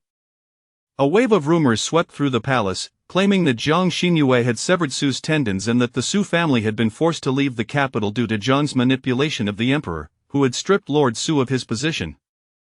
Such ruthless measures, merely for the sake of a dog, truly reflected a vengeful nature. And now, when the denizens of the harem spoke of the emperor's favored consorts, they mentioned not only Consort Li but also the increasingly prominent Jinjiaoui. However, Consort Li's esteemed lineage still granted her an upper hand. After nearly a year of effort, Zhang Xinyue had finally begun to cultivate an image befitting a favored consort. When will the begonia bloom? I wish to transplant a branch to Shunan Palace. Surely the emperor would appreciate it when he sees it. As Consort Liang and Jiang Xingyue strolled towards Hushi Palace, engaging in light conversation, they overheard a particular remark. Consort Liang rolled her eyes, gazing ahead. There she is, Yi Baolin, the Empress has arranged for her to be here. I truly wonder what the Empress is thinking, as I have no fondness for her at all. Consort Liang was candid by nature, yet she did not hurl insults without cause. Jiang Xingyue curiously observed Yi Baolin, who was busily pruning begonia branches, clad in a delicate green dress that fluttered in the April breeze, giving her an alluring freshness. I perceive Yi Baolin to be quite amicable. What could she have done to displease Sister Liang? Consort Liang blushed, then whispered something in Jiang Xingyue's ear, her embarrassment rendering her unable to raise her head. Jiang Xingyue widened her eyes slightly, though not in shock at Yi Baolin's actions. Rather, she was astonished to discover another consort in the harem who dared to tread the same unconventional path as herself. Her cries were so loud, reminiscent of a wildcat in heat. I felt embarrassed just listening. How could she appear before me the next day as if nothing had happened? Jiang Xingyue could only conclude that her boldness had even made Consort Liang, who had served the emperor for nearly a decade, blush. What man could resist such a lure? Furthermore, our emperor indulges his favorites without constraint, never denying himself. How could he possibly overlook such a captivating beauty? Yet, Jiang Xingyue was more inclined to believe that her soul, hailing from another realm, was a sophisticated hunter of both hearts and bodies, and her interest in Yi Baolin was merely a fleeting novelty. As they drew closer, Consort Liang glanced at Jiang Xingyue's light green attire, then at Yi Baolin's similarly hued garment, and suddenly gasped. I wondered why she looked so familiar when I saw her this morning. Do you not think her makeup seems to mimic yours? Even the style of her clothing and hairstyle bore striking similarities. Jiang Xingyue smirked, as if recalling something amusing. Does Sister Liang remember that my first conflict with Consort Li arose from my plucking a begonia blossom? I merely took one flower and was punished by Consort Li to kneel for 2 hours. Yi Baolin, however, is bold enough to break entire branches. Just as Consort Liang was about to respond, she noticed Consort Li's palanquin approaching and quickly pulled Jiang Xingyue to the side, revealing Yi Baolin joyfully breaking flower branches. Impudence! This begonia was planted during the passionate days of Emperor Xuanwu and Consort Li, a testament to their fervent love, and Consort Li has always cherished it. Now, in the season of begonia blooms, with buds blossoming abundantly, you dare to recklessly break off 3 or 4 branches? Furious, Consort Li halted her palanquin and strode over, her anger palpable. Who are you? Which palace do you belong to? Startled, Yi Baolin looked up to see Consort Li's wide, glaring eyes before receiving a sharp slap. In the harem, none were unaware of Consort Li's reputation, and both Yi Baolin and her attendants immediately knelt in submission. Wretched maid, who permitted you to touch my begonia flowers? This was merely history repeating itself. Jiang Xingyue, uninterested in the spectacle, took Consort Liang by the hand and circled around the scene of chaos, returning to Hushi Palace. In the small vegetable garden at the rear hall, various fruits and vegetables thrived. The maidservant following Consort Liang had filled a basket with fresh greens. Our Grand Princess believes that the greens from your palace are tastier than those from the imperial kitchen. Jiang Xingyue added more to the basket for Consort Liang. Then let the Grand Princess come whenever she wishes. She can choose whatever vegetables she desires. Yet, Consort Liang remained lost in thought about the earlier incident, increasingly convinced that her suspicions were correct. Could it be that she not only mimics your visage but also seeks to emulate your ascent in rank? Otherwise, how can one explain Yi Baolin's audacity to provoke Consort Li? Chapter 63. The counterfeits are ultimately mere imitations. I am not in a hurry, nor need my esteemed sister, the noble consort, be anxious. After bidding farewell to the noble consort with a smile, Jiang Xingyue quickly began to ponder. Yi Baolin is a pawn of the Empress. The last time the Empress urged her to conceive, she cleverly evaded the demand by feigning a cold palace, causing the Empress to abandon the thought of using her womb for childbirth. How little time has passed since then, she is already eagerly presenting another candidate for the role of a concubine. If I am not mistaken, this new beauty is the one she has procured, a fresh vessel for procreation. Is her urgency due to her own inability to conceive? Jiang Xingyue, having inadvertently stumbled upon a significant secret, rhythmically tapped her fingers upon the table. How revolting! Kiak, ever straightforward, placed a warming stove in Jiang Xinyue's hands to offer her some comfort. That Yi Baolin entered the palace on the same day as you, and during our time in the Pavilion of Reserved Beauties, she resided with us. When others bullied her, we came to her aid. Who would have thought she would exploit the goodwill of her former benefactors to gain favor? Truly despicable. The emperor did not favor her merely for her resemblance to me. She must not reveal any flaws before him. Our emperor does not appreciate the notion of substitutes. Moreover, with me as the standard, how could he possibly take a liking to a consort who pales in comparison? Those who can afford the genuine article would never settle for a counterfeit. Your Highness, Your Highness! Jiang Chuan entered, breathless. I have just learned that this morning, the emperor personally oversaw the removal of a batch of servants from the Pavilion of Reserved Beauties, allegedly those who were sly and duplicitous during Yi Bolin's time. Zhang Xinyue had anticipated this. Emperor Xuanwu would not bestow favor upon a beauty so eager to mimic another. He was merely using this circumstance to place his trusted allies throughout the various palaces. The Pavilion of Reserved Beauties had been under the dominion of Empress Dowager Wu, who selected the beauties sent to the palace. The imperial harem of the Great Yen resembles a sieve, rife with the influence of Wu. He seeks to address this issue fundamentally, especially since it is rumored that yesterday, the Empress Dowager summoned Empress Zhu, and the two had a rather unpleasant confrontation, which even drew the emperor's attention. Present at the scene, besides the Empress Dowager, were Emperor Xuanwu and Empress Zhu, along with Consort Xu and Consort Rong. Given that Empress Zhu arranged for Yi Baolin to intercept Consort Rong, it appears she suffered some grievance in the Palace of Harmony, retaliating against the faction of the Empress Dowager. It is clear that Consort Xu and Consort Rong have been pushed forth by the Empress Dowager to contend with Empress Zhu. Let the competition commence. Once it begins, I shall have the opportunity to further develop in the shadows. Your Highness, Your Highness! Xiao Shuzi rushed in again. A grave matter has arisen. The emperor personally ordered the complete destruction of the begonia trees in the imperial garden, and as for Yi Baolin, he forbade her from kneeling. When I returned, the noble consort Li was causing quite the uproar. Qiaq's mouth fell agape in disbelief.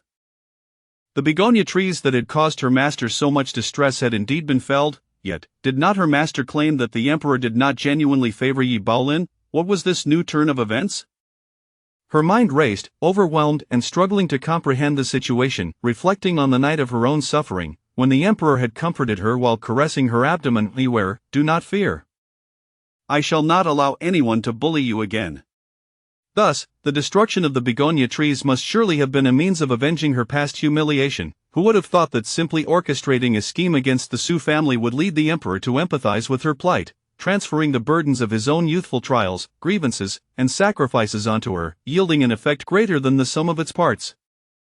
Noble consort Li, what a fortunate surprise! Yi Baolin, what misfortune! In her attempt to imitate me, she had been manipulated by the emperor, becoming a convenient target for my vengeance. However, such thoughts I shall not share with Qiaq and Xuanjiang. At this moment, I am but a foolish girl, heartbroken by the one I cherish. As night fell, the court of ceremonies dutifully presented the green headplate to Emperor Xuanwu for his selection. He bore several faint scratch marks upon his neck, remnants of a quarrel earlier that day with noble consort Li, during which Yi Baolin had intervened to mediate. In a fit of anger, noble consort Li had struck her, and in her instinctive attempt to evade, the slap had landed upon the emperor's neck.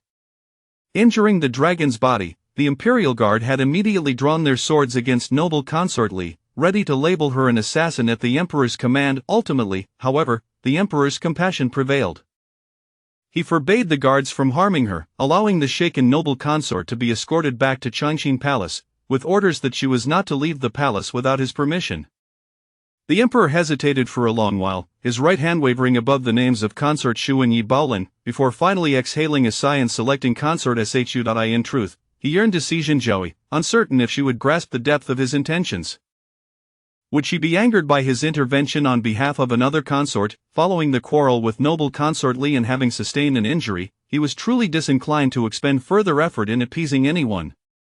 Furthermore, Zhenjiao had recently arrived at Kueishui, and the green headplate had been rescinded. The atmosphere in the hall was stifling, making it difficult to breathe. He rose and walked to the entrance of Chengqian Palace, just as the attendants of the court of ceremonies were about to emerge to notify Jingren Palace to light the lamps, when he suddenly inquired, "What is that?" In the darkened sky, scattered stars twinkled, and the dim night was illuminated by a few flying paper lanterns, upon which faint characters could be discerned.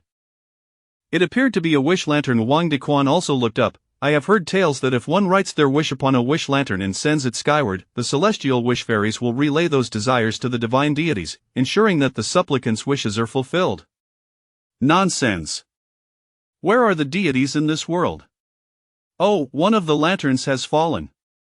The yellowish light flickered and landed just before the entrance of Chengqian Palace. Noticing that the emperor was fixated on the lantern, Wang Dequan wisely retrieved it. To my beloved Yelong, may all things be as one wishes. The inscription concluded with, a lovesick person. Upon reading the words, Wang Dequan felt the weight of the wisher's profound affection. Which consort in the harem had long harbored feelings for the emperor, yet dared not express them openly, instead beseeching the heavens for her beloved to have a life even more fulfilling than mere satisfaction? The phrase, may all things be as one wishes, conveys a hope that everything exceeds one's expectations, revealing a selfless desire for the emperor's well-being, with no inclination to draw attention to her own identity. Ha! Emperor Xuanwu chuckled lightly. Wang Dequan, whose handwriting does this resemble? Dog's paw prints? Suddenly, Wang Dequan recalled a past remark from the emperor, who had once said that Jinzhou's calligraphy was so dreadful it resembled a child's scrawl, barely legible. This is, a faint smile graced Emperor Xuanwu's lips as he instructed the eunuchs of the court of ceremonies behind him, there is no need to go to Jingren Palace. I shall tonight accompany Jinzhou to Heshi Palace. But, Chapter 64. A grief from within. The eunuchs of the Jingshi Fang wished to convey that, due to the delicate condition of Jinzhou, her presence was deemed unsuitable, and according to the established rules, the emperor was not permitted to visit her. The emperor uttered a simple yet menacing interjection, causing the young eunuch of the Jingshi Fang to bow even lower, responding with utmost reverence, this servant obeys. Ultimately, the entire palace belonged to the emperor, and the rules were established for his sake. Thus, who was a mere eunuch to question anything, the head upon his neck was far more valuable than the regulations themselves. The magpie furrowed her brow as she gazed at the scattered wine bottles on the ground. My lord, please refrain from drinking. Excessive alcohol is harmful to your health. And no matter how many lanterns you write your wishes on, the emperor will not come. Shuang Jiang added, you haven't even allowed us to write your name. If one were to fall and be found by the emperor, at least he would know who was concerned for him. How can you be so careless? With flushed cheeks, Zhang Xinyue perched on the railing of the corridor, clutching a wine bottle, her eyes glazed with intoxication. I write these, not for the emperor's eyes, but for the deities in the heavens. As long as they can see, that is sufficient, isn't it? The magpie, exasperated, stamped her foot. Then for whom is this drunkenness, my lady? For a four, Zhang Xinyue swayed unsteadily, moving to the flowering tree, dancing gracefully with the wine bottle in hand. Who else could it be for? Yes, who do I mourn for in my dismay? The lanterns of Heshi Palace flickered, signaling the arrival of esteemed guests. Zhang Xinyue hurled the wine jug to the ground with a soft, self-mocking laugh. The one I long for will never belong to me. Then I shall live for myself. The bottle shattered as it struck the ground, and Jinzhou, already intoxicated, continued to dance, her lips singing a sorrowful tune. In a world of floral splendor, she sang of meeting an old acquaintance in a foreign land, each step and word infused with yearning. The gentle moonlight spilled upon the earth, and the peach tree planted before the main hall of Heshi Palace had begun to bloom with blossoms. As the evening breeze swept through, a rain of petals fell gracefully. Beneath the tree, the enchanting beauty wore a light garment, a white wrap that barely concealed her flat abdomen. Her willow-like waist swayed like branches in the wind, fragile yet resilient. She paired it with loose white trousers, the fabric soft and flowing, and over it all, she donned a gossamer garment as delicate as a cicada's wing. When she danced, the wind surged, her hair and attire billowing as if she might soar away like the celestial China of the Moon Palace. Her voice was melodious, and the operatic tones were astounding, yet the song she sang was steeped in melancholy. After spinning several times, Zhang Xinyue stumbled, her body tilting backward until a warm hand encircled her waist. She concealed her triumphant smile, her dazed eyes gazing upwards at the handsome visage that appeared before her, momentarily unable to comprehend. The servants of Heshi Palace had already knelt in reverence. We pay our respects to your majesty. May you enjoy long life and prosperity. The beauty in his arms blinked twice, her expression devoid of joy, yet a single tear slipped from her left eye, tracing a path down her cheek, glistening as it pooled at her chin. 1 drop, 2 drops, 3 drops. The floodgates of sorrow opened, and the beauty wept silently, ultimately collapsing into the embrace of Emperor Xuanwu. his heart jolted as he noticed how much Jinjiao seemed to have lost weight. In the chilly spring night, she was dressed so lightly, having danced after drinking, showing a disregard for her own health. For a fleeting moment, Emperor Xuanwu felt a pang of frustration as he cradled Jiang Xinyue and carried her into the inner chamber, his irritation boiling over. "You lot of worthless servants, how could you allow Jinjiao to act so recklessly?" The magpie and Shuangjiang, who attended to Jinjiao closely, were the first to kneel as the emperor's fury ignited. "Your Majesty, please see clearly. The noble lady is compassionate and kind, treating us like family. We would never dare neglect her, but the lady has been troubled lately, barely finishing half a bowl of rice at each meal. Today, for some unknown reason, she suddenly felt melancholic and said, the magpie bit her lip, uncertain if she should continue. Emperor Xuanwu frowned. "Why the hesitation? Speak quickly." Shuangjiang, with determination, prostrated herself on the ground. "Your Majesty, Jinjiao is one who conceals her sorrows and only shares her joys, keeping her burdens to herself. Since she was poisoned in the cold palace, her health has never fully recovered. The Empress Dowager has made things difficult for her due to the incident involving noble consort Rome. And noble consort Li and the Empress, they have been subtly scheming against her. Today, we heard that the emperor had an outburst concerning Yi Baolin and noble consort. It is only natural for her to be overcome with grief." Shuangjiang's words were somewhat vague, yet Emperor Xuanwu's mind conjured numerous images of Jiang Xinyue being mistreated. It became evident to him that Jinjiao had endured much suffering, all for the sake of accompanying him, yet the Empress Dowager would not allow her true feelings. Noble consort Li plotted against her at every turn, and the Empress, though seemingly amiable, harbored unknown intentions behind her back. Jinjiao always presented her best self to the emperor, unwilling to burden him with her troubles, never complaining, always appearing so cheerful, as if she had no worries. Whenever the emperor was with her, he felt utterly at ease. It turned out she bore all the weight alone. "Your Majesty." In her drunken stupor, Jiang Xinyue reached for Emperor Xuanwu's sleeve, murmuring, "Yilang, no. Please don't." She seemed to be caught in a nightmare, her tightly shut eyelids trembling, yet unable to open. "All of you, withdraw." On the bed lay two individuals, one scheming and the other cherishing, exemplifying the notion of sharing a bed yet harboring differing dreams. Emperor Xuanwu embraced the deeply slumbering Jinjiao, concerned that her stomach might still ache, and warmed his palms before placing them gently on her abdomen. In the past, when concubines experienced their monthly cycle, not only was it forbidden for them to share a bed with him, but even to appear before him was prohibited. The ancestral rules had never been bent for anyone. Initially, his attention towards Jinjiao was drawn solely by her unparalleled beauty within the harem. Later, he found her innocent and carefree nature, genuine and kind. Now, he could no longer discern whether he favored Xu Fei more or if Jinjiao brought him greater joy. In the stillness of the night, it was the perfect time for contemplation. Xu Fei was the first flutter of his youthful heart, thus he treated her with a distinct tenderness. Noble consort Li was the one who brought him the most joy amidst the multitude of women after his ascension, the brightest and most forthright he had ever encountered. He held respect and guilt towards the Empress, yet love eluded him, and Jinjiao, she possessed a beauty that surpassed both Xu Fei and noble consort Li, her character a beautiful blend of their virtues, yet she also possessed a whimsical charm and imaginative spirit that neither of them had. At times, Emperor Xuanwu felt as though Jinjiao was a reflection of his youthful self. Chapter 65. A favored beyond measure. Thus, he could not help but feel a deep affection for her, cherishing her and yearning to mend the wounds she had suffered. He had never before been overtaken by uncontrollable emotions for any woman, yet Jinjiao consistently shattered his rules, compelling him to make exceptions for her. Could this be what people referred to as love?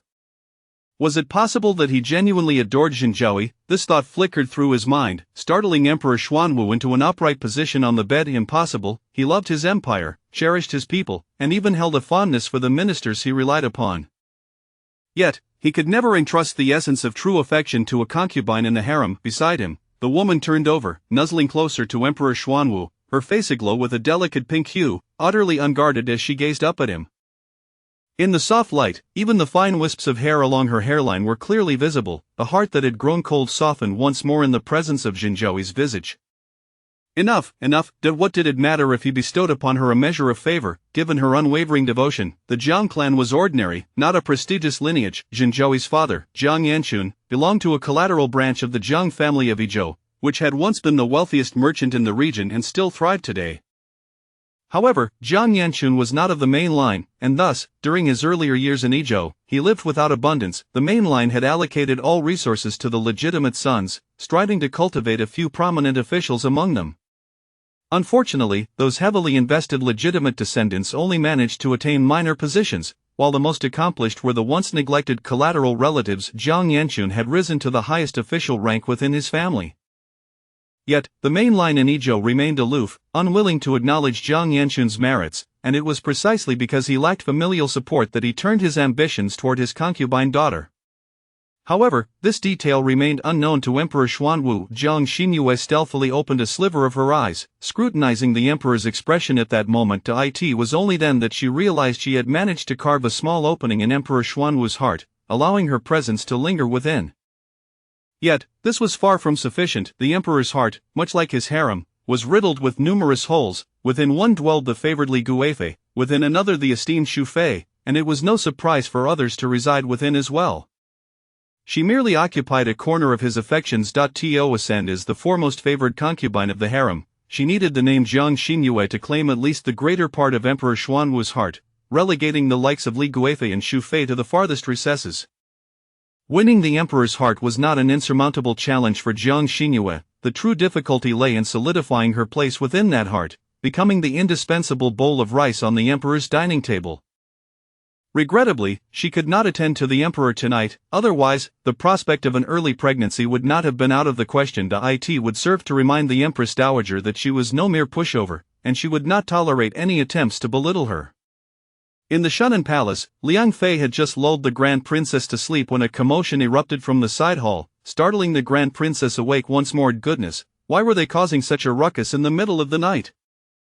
Your Highness, a maid named Qingxin entered from outside. Yi Baolin has coughed up blood, claiming she has been poisoned. Her maids are clamoring to summon the emperor for justice. Liang Fei patted the Grand Princess a few times, entrusting her to the nurse before confirming that the Grand Princess could no longer hear, then continued, "Is it not true that Jinzhaoyi is to serve the emperor tonight?"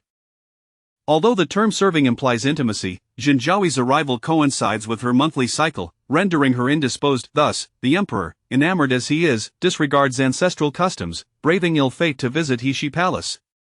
With such affection for Jinzhaoyi, Yi Baolin ought to choose a less favored target for her schemes. Jinzhaoyi's assertion proved accurate. A counterfeit could never compare to the genuine article. However, the Empress Dowager had sent Yi Baolin to her palace, undoubtedly with the intention of having her protected. Liang Fei sighed. Let Yi Baolin's people rest for now. Send Xiao Gizi to Heshi Palace to speak with them calmly, without raising their voices. The attendants of Heshi Palace and Shunan Palace had always maintained a cordial relationship, and as long as they acted with decorum, they would not hold Liang Fei accountable. Xiao Gizi stood at the entrance of Heshi Palace, carefully relaying the situation to Zhang Chuandai. In the end, he wore a face of complaint. Yi Baolin is quite the troublemaker. Our Lady truly finds herself at a loss. She is both coughing up blood and fainting, and Our Lady fears for her well-being. During the day, even the Guifei received a reprimand from the emperor because of her. The mistress has sent me to inquire if we can inform the emperor. As for whether the emperor would go or not, that was not Liang Fei's concern. Though Jiang Chuan felt somewhat conflicted, he understood that Liang Fei's relationship with her master was different. He instructed Xiao Gizi to wait outside while he entered to inquire. Xiao Xuanzi, stationed at the entrance to the sleeping quarters, scoffed at Jiang Chuan's words. She has been poisoned, yet it is not our doing. Why should we rush to Heshi Palace? Does the emperor possess some miraculous remedy that a mere meeting would cure her? Jiang Chuan, unwilling to engage further, retorted, who says otherwise? However, since Liang Fei's people have come to request an audience, I cannot be too dismissive. He decided to invite Xiao Gizi to the inner chamber for tea, planning to discuss matters once the mistress awakened. Given Yi Baolin's penchant for dramatics, she likely faced no grave danger. Liang Fei was surely prudent enough to have summoned a physician for her. Ultimately, whether the emperor arrived sooner or later made little difference. This matter would be conveyed to him regardless. The timing and manner of communication were affairs pertaining solely to Heshi Palace. As for the emperor, Yi Baolin's lips turned a shade of blue, and she spat out more blood. Your Majesty, why has your Majesty not yet arrived? Is it that you have not been informed? Sui Yin rolled her eyes in exasperation. Yi Baolin, the emperor is already resting in Heshi Palace. Out of everyone in the palace, no one knows better than you how favored Jinzhaoyi is. Do you not agree? If not, why else would she go to such lengths to imitate Jinzhaoyi's attire and mannerisms? At times, her subtle gestures were executed with such precision that one could hardly believe they were not the result of long-term observation and imitation. Yi Baolin, utterly drained, could no longer muster a fierce expression, gasping, "How I gained favor is none of your concern. It is my own ability. You, a mere maid, have no right to meddle. Speak out of turn again, and I shall silence you." Itsuain shot her another disdainful glance, this time without uttering a word, and turned to leave. As dawn broke, Emperor Xuanwu rose from his slumber. Jiang Xingyue, still inebriated from the previous night, had yet to awaken. Wang Dequan, the emperor, adjusted his attire, go to the Imperial Medical Institute and summon Physician Yan to check Xinjiao's pulse. "I wish to ascertain whether she is capable of bearing a child. If so, can she ensure both her and the child's safety?" The emperor actually wished for Xinjiao to bear him a prince? Wang Dequan swallowed back the news of Yi Bolin's poisoning, fearing that should Xinjiao hear of it, he might find himself in a precarious position. The current Xinjiao was no longer the meek little noblewoman she had once been, subject to the whims of others. Chapter 66, a comedy. While Wang Dequan chose to remain silent, Xia Xuanzai felt compelled to speak. However, being a servant of the Heshi Palace, his words were undoubtedly inclined to favor his own master. Wang Dequan did not mind offering him a good word, as it might earn him a favor in the future. He chose his moment with great finesse. Only after the Xuanwu emperor had exited the palace gates did Xia Xuanzai say, "Your Majesty, I must report that last night, Yi Baolin seemed to have been poisoned. The Liang consort has stated that she caused quite the uproar and insists that your Majesty pay her a visit. Yet, I thought to myself, the lady was quite inebriated yesterday and is surely unable to be roused. Not wishing to disturb your Majesty's rest, I have only now brought this to your attention. I beg for your pardon. To punish the chief eunuch for the sake of Baolin would be tantamount to slapping the face of consortion." The Xuanwu emperor waved his hand dismissively. "What need is there to come to me about a poisoning without first consulting the imperial physician? Why come to me?" The previous day, the mere mention of the unremarkable Yi Baolin had already aroused jealousy and sorrow in consortion, and he could not afford to hurt her feelings further. With that, he continued on to his dragon carriage, appearing indifferent to Yi Baolin's plight. Jiang Xingyue opened her eyes, her gaze no longer clouded but sharp enough to fell a tiger. "Yi Baolin has been poisoned?" The maid Qiak assisted her in rising and preparing for the day. "It's quite tiresome for Xiao Gue to have run such an errand in the dead of night. What was she thinking? Just yesterday, she had the audacity to provoke the Li Guifei and now seeks our attention once more. Does she truly believe herself to be the most favored in this harem?" In Qiak's estimation, the current Li Guifei could hardly compare to her own mistress. Were it not for her illustrious family background, the emperor would not dare offend the formidable Pei family, her maternal kin, or her father, the prime minister of the realm, and thus even the slightest favor would have likely been lost. The Pei family patriarch held the esteemed title of Zhongshuling, the foremost of all civil officials, while Pei Zhongshu was the Li Guifei's maternal grandfather. The head of the Song family, also a venerable official, commanded the 6 ministries of the court. The son of the prime minister, who was also the father of the Li Guifei, meant that nearly all literati in the court were beholden to them. In days gone by, the emperor had lavished affection upon the Li Guifei. Who could truly ascertain whether it stemmed from genuine affection or political advantage? Yet, regardless of her past glory, the events of yesterday had already begun to shift the tides of favor within the palace. Jiang Xingyue sat upon the palanquin, one hand propping her forehead as she closed her eyes in contemplation. Something was amiss. The Empress, a master of strategy, had poisoned her before she rose to prominence, framing Jiang Yuan without leaving any incriminating evidence. The depth of her scheming was unfathomable. Such a cunning adept in palace intrigue would never resort to using someone as spoiled and dim-witted as Yi Baolin to seize favor in bare children. What further schemes might she have in store? Suddenly, a piercing scream erupted from the Changxin palace, and Jiang Xingyue opened her eyes to see the Empress approaching hurriedly, accompanied by a throng of attendants. Qiak helped Jiang Xingyue descend from the palanquin, and as they entered the Changxin palace, they were met with the chaotic scene within the Li Guifei's quarters. The sound of sharp whips cracking echoed alongside anguished cries. By the time Jiang Xingyue entered, the Li Guifei's chamber had devolved into utter disarray. She gazed in astonishment at the rolling figure of Yi Baolin and the Li Guifei, surrounded by eunuchs and palace maids attempting to restore order. "What has transpired here?" The Liang consort, suppressing a smirk, replied, "It is simply that Yi Baolin, in her obstinacy, believes the Li Guifei to be the source of her poisoning. Last night, the imperial physician forced her to vomit, and deprived of the emperor's visit, she has gone mad this morning. storming into the Changxin palace vowing to kill the Li Guifei. Jiang Xinyue's eyes brightened with a flicker of insight, a memory from her days in the Shuxiu palace flashing through her mind. She nodded in understanding. It was no wonder Yi Bolin's temper had flared. After all, she was the legitimate daughter of the general of the West, a fierce lineage. The daughter of the general had entered the palace only to be relegated to the role of a lowly maid, and it was only after gaining favor that she was granted the title of Baolin. The general had wished to shield his daughter from the perils of court life, yet Yi Baolin, enamored with the emperor, was determined to make her presence known. Previously, the other maidens in the Shuxiu palace had bullied Yi Baolin at the behest of the general, hoping she would retreat and accept a marriage arranged by her family with a suitable young man. Unexpectedly, it was Jiang Xinyue who intervened, thereby allowing Yi Baolin to remain. During their time in the Shuxiu palace, as they shared a room, they learned the courtly rules together. After Jiang Xinyue gained favor, however, she had forgotten this good sister from the Shuxiu palace, leading Yi Baolin to seek the Empress's collaboration, mimicking Jiang Xinyue to capture the emperor's attention. It proved to be an effective strategy, yet, Jiang Xinyue remained unaware of the dealings between Yi Baolin and Empress Zhu. Until today, she had scarcely recalled Yi Baolin's existence. Separate Yi Baolin from the Li Guifei immediately. This is utterly disgraceful. The disgrace had already become a spectacle for all to witness. The Li Guifei had barely escaped Yi Baolin's grasp, her hair and attire a chaotic mess. Yi Baolin, held down by others, bore a crimson and swollen lash mark across her face, oozing droplets of blood. After a tumultuous scene, the commotion finally drew the emperor's attention, as well as that of the Song and Yi families, one being the foremost literati, the other a celebrated military family. Favoring one over the other would surely incite discontent among the court. Thus, the Xuanwu emperor resorted to the most severe measures, extending no aid to either party. With the Li Guifei suspected of administering poison, he ordered the Xinjing division to investigate, while Yi Bolin's insubordination in assaulting a consort led to her confinement and mandated copying of the palace regulations.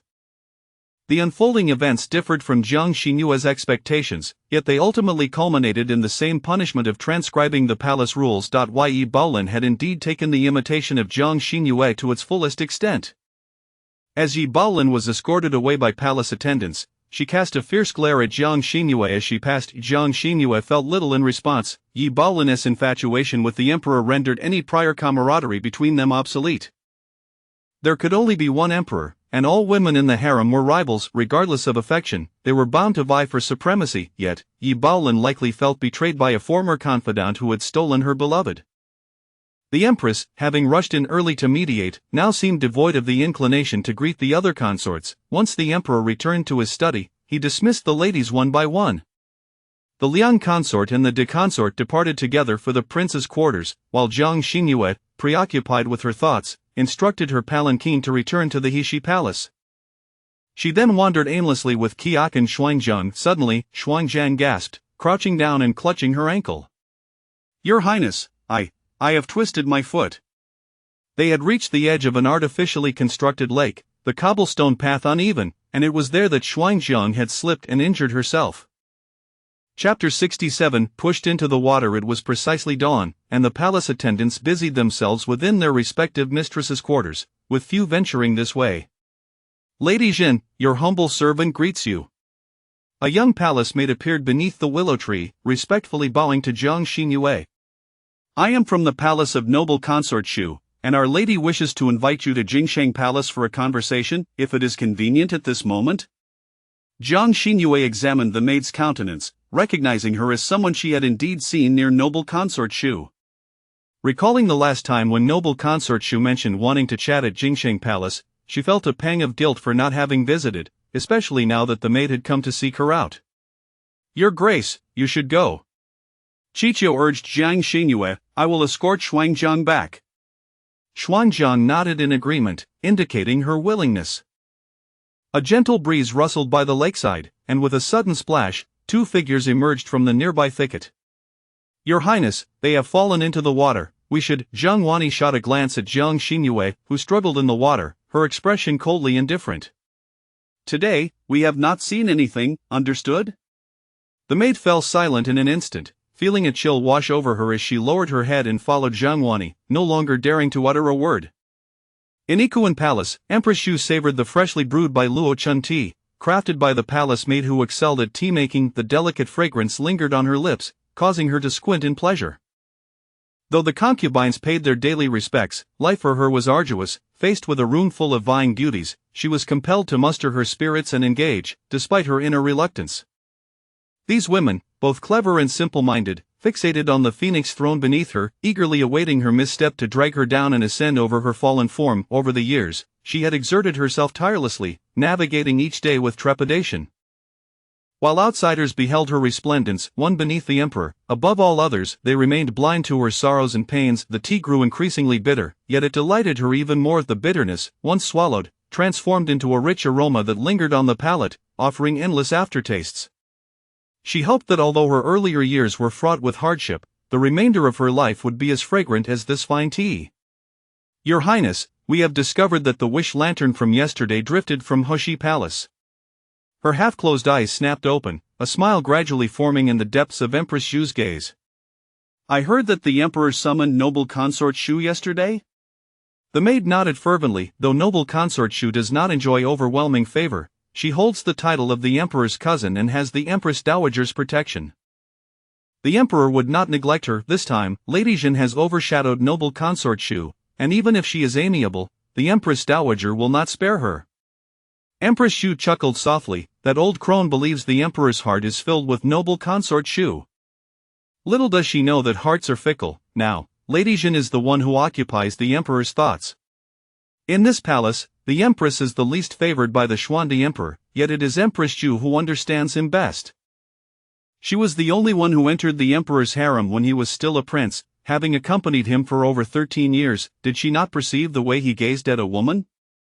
Long ago, his gaze toward noble consort Shu was filled with tenderness. Following the downfall of the Wu clan, her hatred for him grew, and as time passed, so did their affection.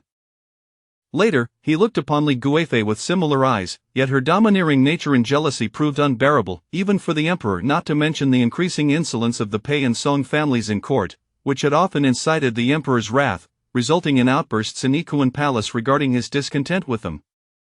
Perhaps even the emperor's fondness for Li Guifei had been eroded by her family over time. Recently, however, she had noticed that the way the emperor looked at Lady Jin mirrored his previous gazes at both noble consort Shu and Li Guifei.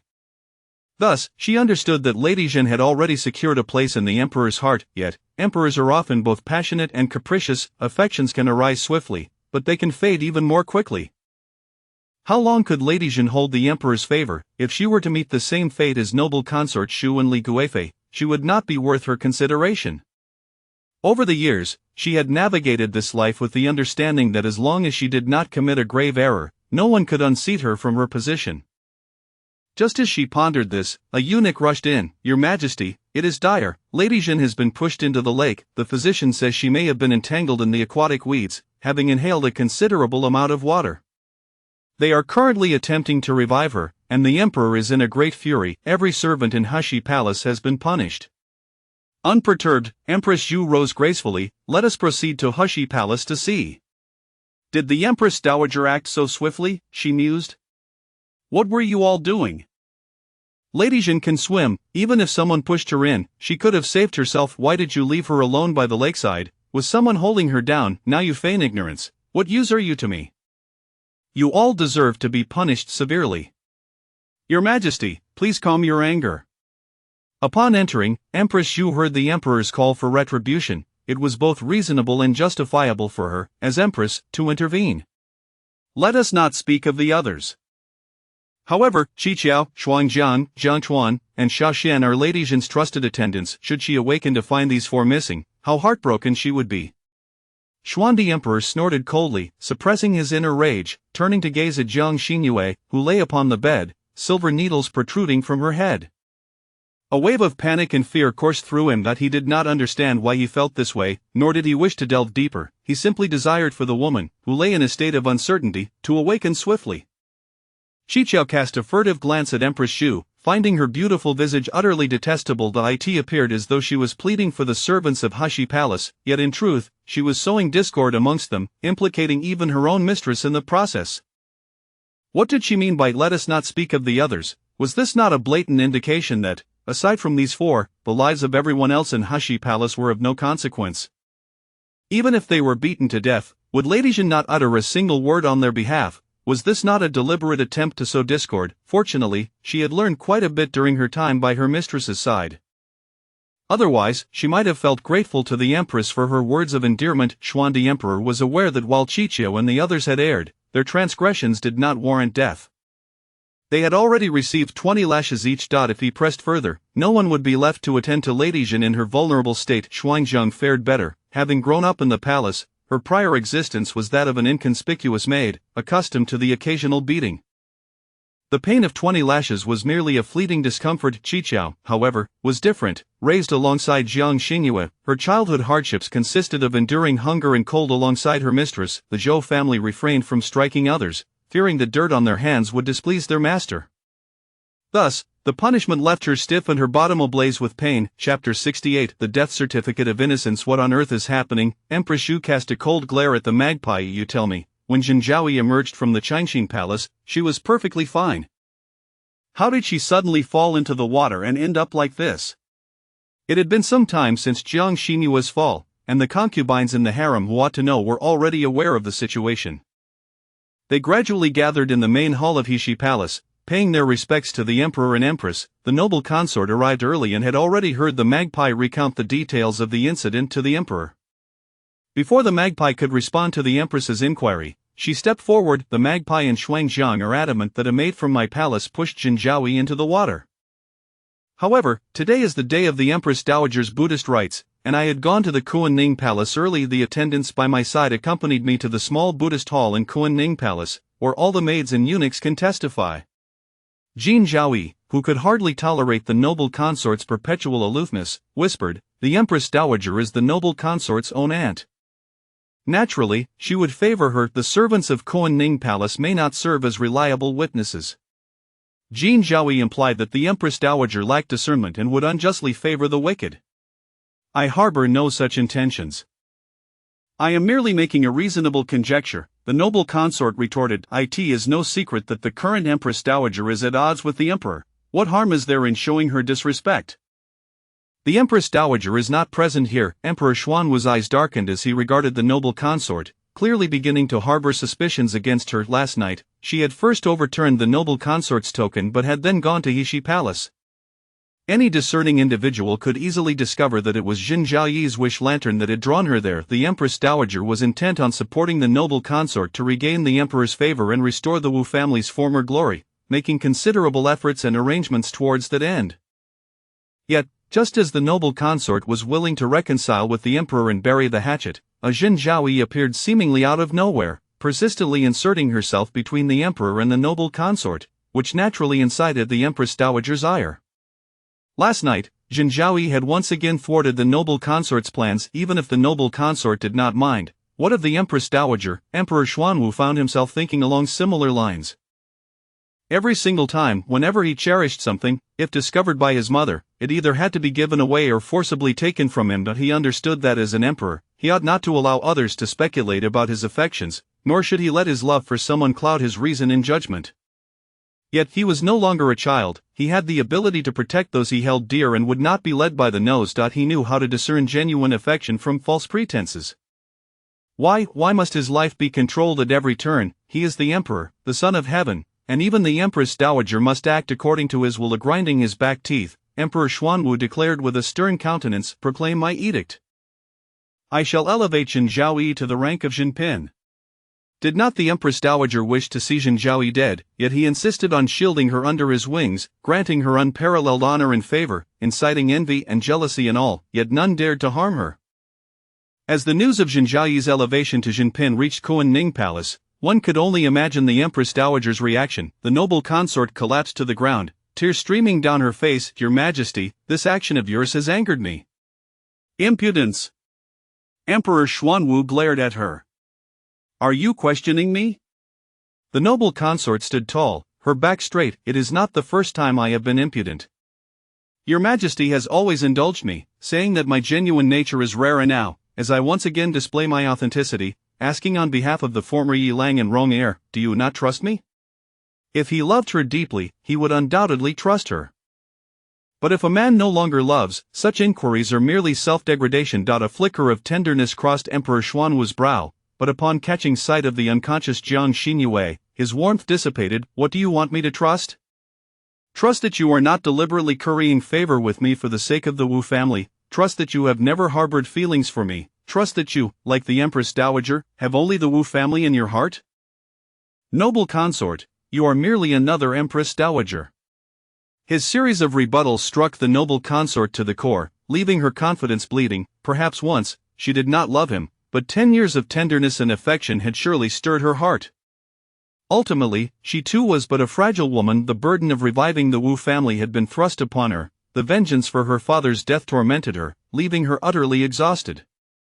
Ah! A concubine screamed. The noble consort, her eyes filled with a determination to die, drew a golden hairpin from her hair and plunged it into the side of her neck, the sharp pin piercing her flesh without hesitation, blood gushing forth. Emperor Xuanwu rushed over, snatching the pin from her and casting it aside. Have you lost your mind? The noble consort forced a smile. I am willing to die to prove my innocence. I have never harmed Jin Zhaoyi. Quick, summon the imperial physician. Empress Xu exclaimed, her face filled with concern. Your Majesty, quickly take the noble consort back to Jingren Palace. Jin Zhaoyi is here with me, she will be fine. The emperor had just declared Jin Zhaoyi to be elevated to Jin Pin, yet both the noble consort and the empress only referred to her as Jin Zhaoyi, unwilling to acknowledge the emperor's decree. To be elevated to Pin without a child, apart from the noble consort's sister Rong Pin, no one else in the Great Yin harem had received such treatment. Rong Pin's elevation was due to the then flourishing Wu family and the Empress Dowager, whereas Jin Zhaoyi relied solely on herself. The other concubines in the harem hoped that the emperor's anger was but a fleeting moment and did not reflect a genuine desire to elevate Jiang Xinyue. Emperor Xuanwu, gazing upon the noble consort, her blood flowing profusely, and then at Jiang Xinyue, whose face had turned ashen, could not bring himself to release the noble consort's hand. He pushed her towards Empress Zhu. No, Empress, take the noble consort back to Jingren Palace for treatment. I shall remain here with Jin Zhaoyi. She is timid, and if she awakens and cannot find me, she will be frightened. Empress Zhu opened her mouth, yet found herself rendered speechless. Without further delay, she promptly summoned the imperial physicians to Jingren Palace, assisting the noble consort onto her palanquin and hurrying towards Jingren Palace. In truth, if the emperor truly cared, he should not have moved the seriously injured noble consort. There were 3 imperial physicians in Heshi Palace attending to Jin Zhaoyi. Simply sending one to treat the noble consort would have ensured her safety, as they could halt the bleeding and bandage her wounds in the side hall. Why seek distant aid when close help was available? It was merely that the emperor felt the noble consort's act of self-harm before Jin Zhaoyi's bed was ominous, and he was angered by her actions. This emperor of theirs, when in love, would grant life, when in hatred, would desire death. Tap, tap, tap, raindrops fell into the water tank housing 7 or 8 koi, and before long, the sky darkened, a torrential downpour ensued, and the chill of the air enveloped the entire palace.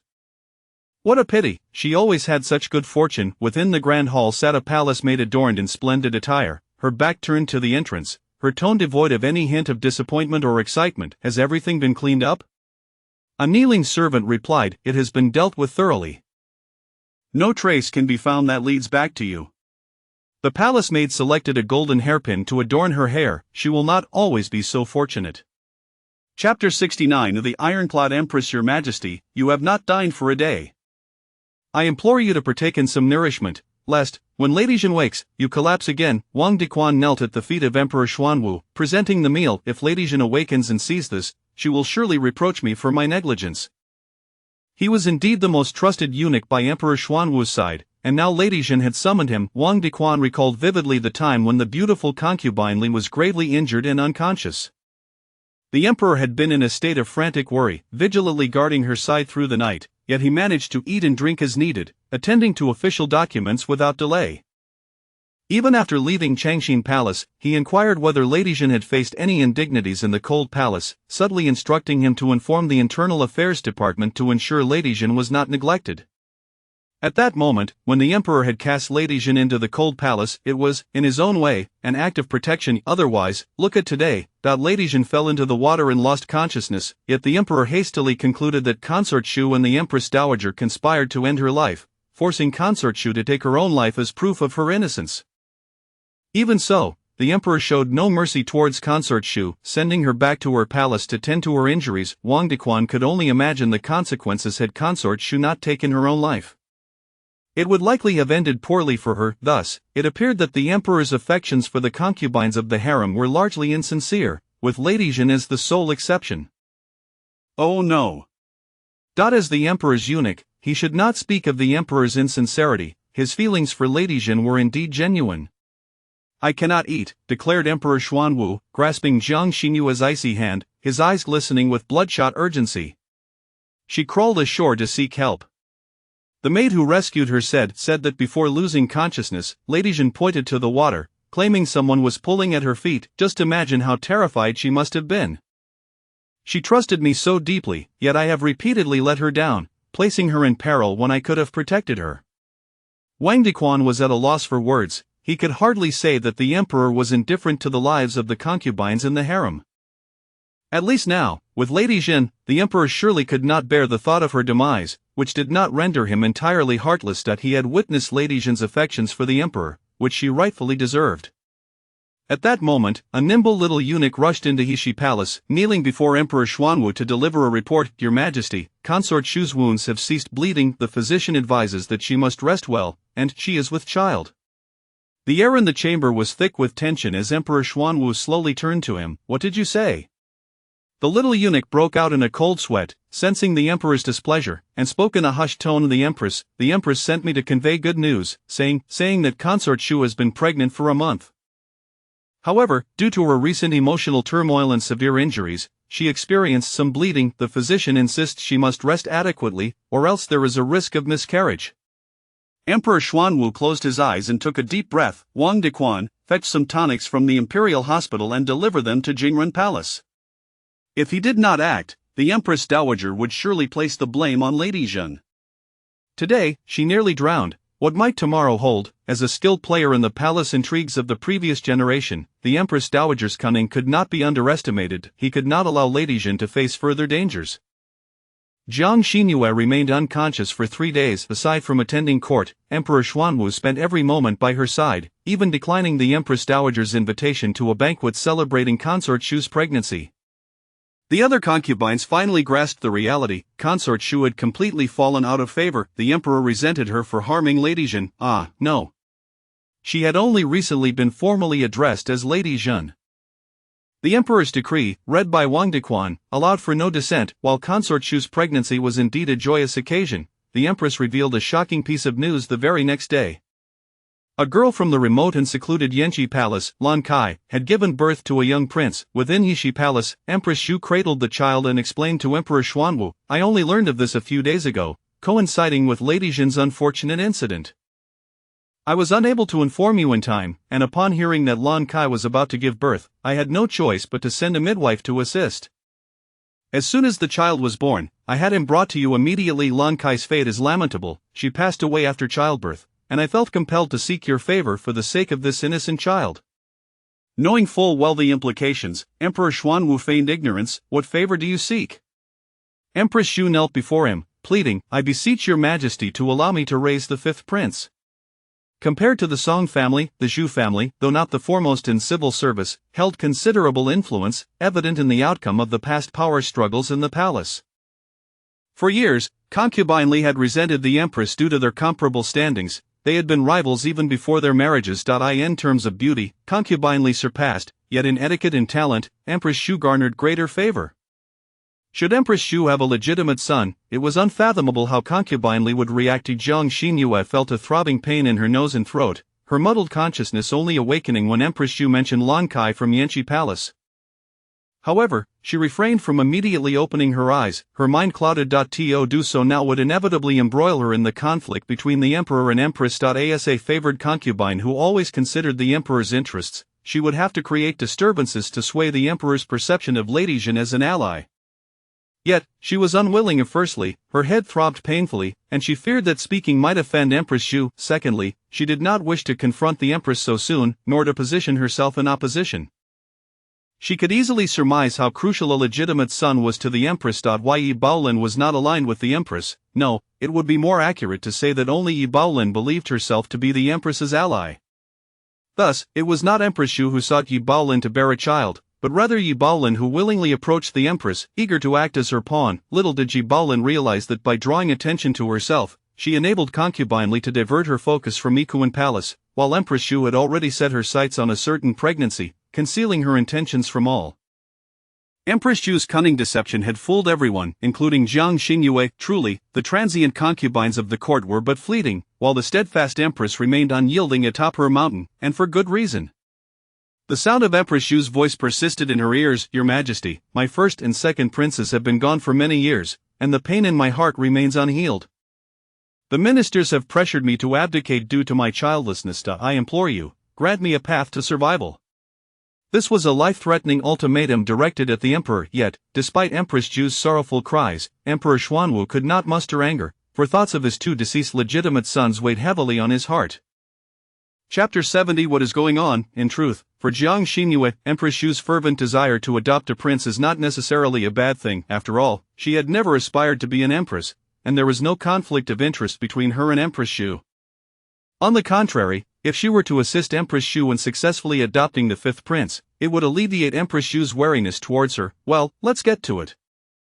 She pressed her forehead and slowly propped herself up with her elbow, causing quite a commotion. Your Majesty, Empress, that your Highness, what has happened to me? Cough, cough, cough. Empress Shu wiped her tears and stood up from the ground, while Jiang Xinyue feigned ignorance, gazing at Empress Shu with wide eyes. Your Highness, have given birth to a little prince. She could hardly believe it, rubbing her eyes only to find that the infant in Empress Shu's arms had not vanished. Stiffly, she turned her head to look at Emperor Xuanwu. Your Majesty, could it be that I have been unconscious for 10 months? Emperor Xuanwu chuckled at her words.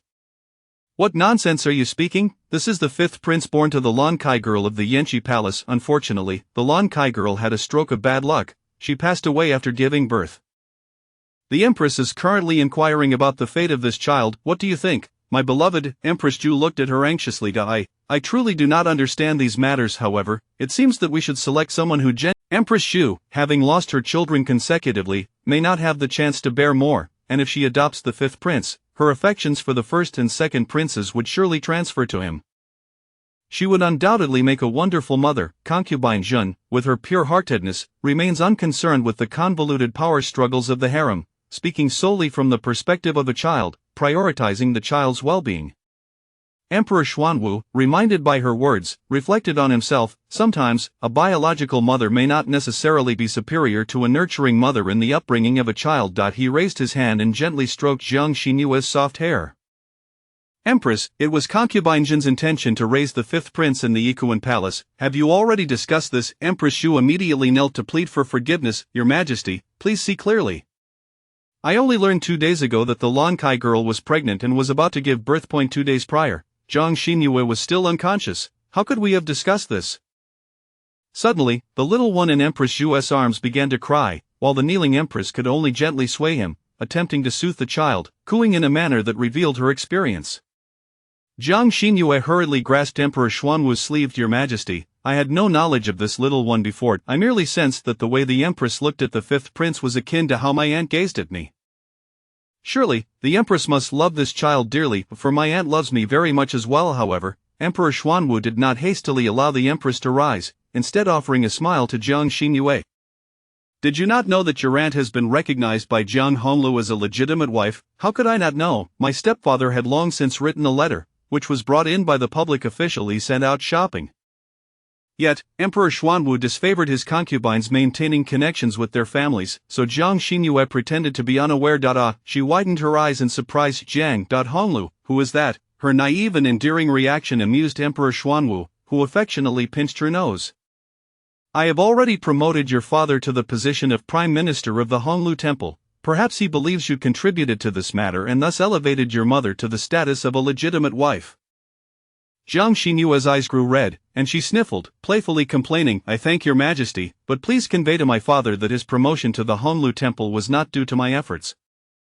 It was he who encountered your Majesty, his benefactor. He should express his gratitude to your Majesty instead. What a jest, almost placing me among those meddling in the harem's affairs. Cough, cough. Originally meant to tease her, Emperor Xuanwu cleared his throat. In that case, Empress, take the fifth prince back to the Ikuan Palace for his upbringing. My heirs are scarce, let the servants be more cautious. Yes, I shall instruct them accordingly. As Empress Shu departed, she cast a grateful glance at Jiang Xinyue. She left Emperor Xuanwu cradled the child in his arms, patting Jiang Xinyue's back with a hint of trepidation, unsure if he was comforting himself or her. His deep voice, tinged with hoarseness, questioned to speak, "What exactly transpired?" "I do not believe it was concubine Shu." At that time, Xuanzhang had twisted her ankle, and the magpie assisted her back to Yi Palace. The woman who claimed to be a maid from Jingren Palace led her there. There is a vermilion wooden bridge over the artificial lake. To reach Jingren Palace, one must cross it. Jiang Xinyue, being a good swimmer, did not pay much attention to safety. Unexpectedly, in a moment of negligence, that maid pushed her into the water with a forceful shove. It was remarkably swift. Someone underwater grasped her ankle. Although the eunuch who dove in claimed it was just water plants entangling her, Jiang Xinyue had grown up by the sea and was an excellent swimmer, capable of holding her breath for 3 minutes. The figure obscured by a mask was a guard, tall and strong, with strength several times greater than hers. She could only feign death. Once the guard loosened his grip, she seized the opportunity to open her eyes and plunged her gold hairpin into his chest. She exerted all her strength. Had it not been for the resistance of the water, the hairpin would have penetrated fully. No guard, no matter how strong, could escape that fate. If it were truly concubine Shu, how could she have used her own people to summon me? There must be someone attempting to frame concubine Shu. The one who sought to harm me cannot possibly be concubine Shu. Emperor Xuanwu exhaled deeply, relieved. Had concubine Jin insisted on punishing concubine Shu, he would have faced a dilemma. With the Wu family gone, concubine Shu and Rong concubine remained in the palace as mere tokens, providing an explanation to the Empress Dowager. Now that she was pregnant, she could not be disturbed. Fortunately, concubine Jin was a sensible woman, entirely fitting his preferences in both looks and character. I have already instructed Wang Dequan from the suspended mirror office to locate the maid and guard you mentioned. Emperor Xuanwu rested his chin atop Jiang Xinyue's head. However, I advise you not to harbor too much hope. Those who commit such deeds are likely to have covered their tracks well. The maid is either dead or hidden away. Finding her will not be easy. As for the guard, every inner palace guard has a notable background. Those without family connections have their own networks. It would be exceedingly difficult to conduct an investigation. Yet, concubine Jin gazed at him with her watery eyes, filled with grievance and admiration. No matter how formidable they may be, can they surpass your majesty? I firmly believe that your majesty will apprehend the wicked individuals who harm the concubines in the harem. She clenched her small fist, brimming with determination. When that time comes, I will ensure the wrongdoers experience the taste of my fists. In an instant, her pale complexion transformed, radiating vitality once more. Chapter 71 of the Great Martial Competition. Had it been anyone else in this situation, they would undoubtedly be weeping and wailing, seeking justice from him, clawing at this one and that, striving to disparage every favored concubine within the harem. Even if they refrained from direct slander, they would still find ways to display their fragility, subtly guiding him to cast suspicion upon a particular consort. Yet, Jinping was unlike any other. Li Guifei held a grudge against her, yet she never even mentioned it. The Empress had also plotted against her. Whether Xuanwu Emperor was aware of her knowledge was uncertain, but she still defended the Empress. That foolish girl, sold by others yet helping them count their profits. Upon reflection, it seemed that Jin Zhaoyi and Zhang Wani had also treated her poorly, but she appeared to forget it all in an instant, not holding on to their transgressions. Only on 2 occasions did she retaliate. Once, when Xuanzhang was beaten, she rolled up her sleeves the next day and thrashed Li Guifei's maid. The other time was when Su Jieyu killed her little dog. She orchestrated a rebuke against Su Jieyu for that. Each instance, she only acted in defense of those around her or her pets. It was his excessive favor and lack of protection that led everyone in the harem to perceive Jinping as gentle and easy to bully. Should the concubines in the harem learn of the emperor's thoughts, they would likely kneel at the gates of Qingqin Palace, crying out for justice. Rewinding time to when Chu Jieyu was still at Changchun Palace, she had incited Jinping's sister, Zhang Baolin, to hang herself in the Lotus Hall and had even pretended to be a ghost to frighten Jinping. Where had the Chu Jieyu of today gone? She had already been demoted to the lowest rank of maidservant, relegated to the Zinziku as a slave. Now, let us turn our gaze to Su Jieyu in the Defei Palace.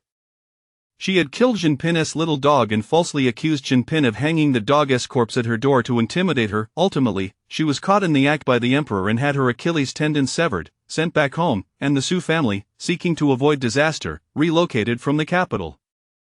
There was no need to inquire into Su Jieyu's fate. Her death was a certainty. Then there was the once favored Jiang Shuani, now a cold palace convict, Jiang Yuan. Let us not speak of past affections. Before Jinping entered the palace, she still had some esteem before the emperor. After poisoning Jinping, she fell into disfavor and had no hope left in this life. Furthermore, Wang Guifei was demoted to Zhang Wanyi merely for uttering unflattering remarks about Jinping in the cold palace.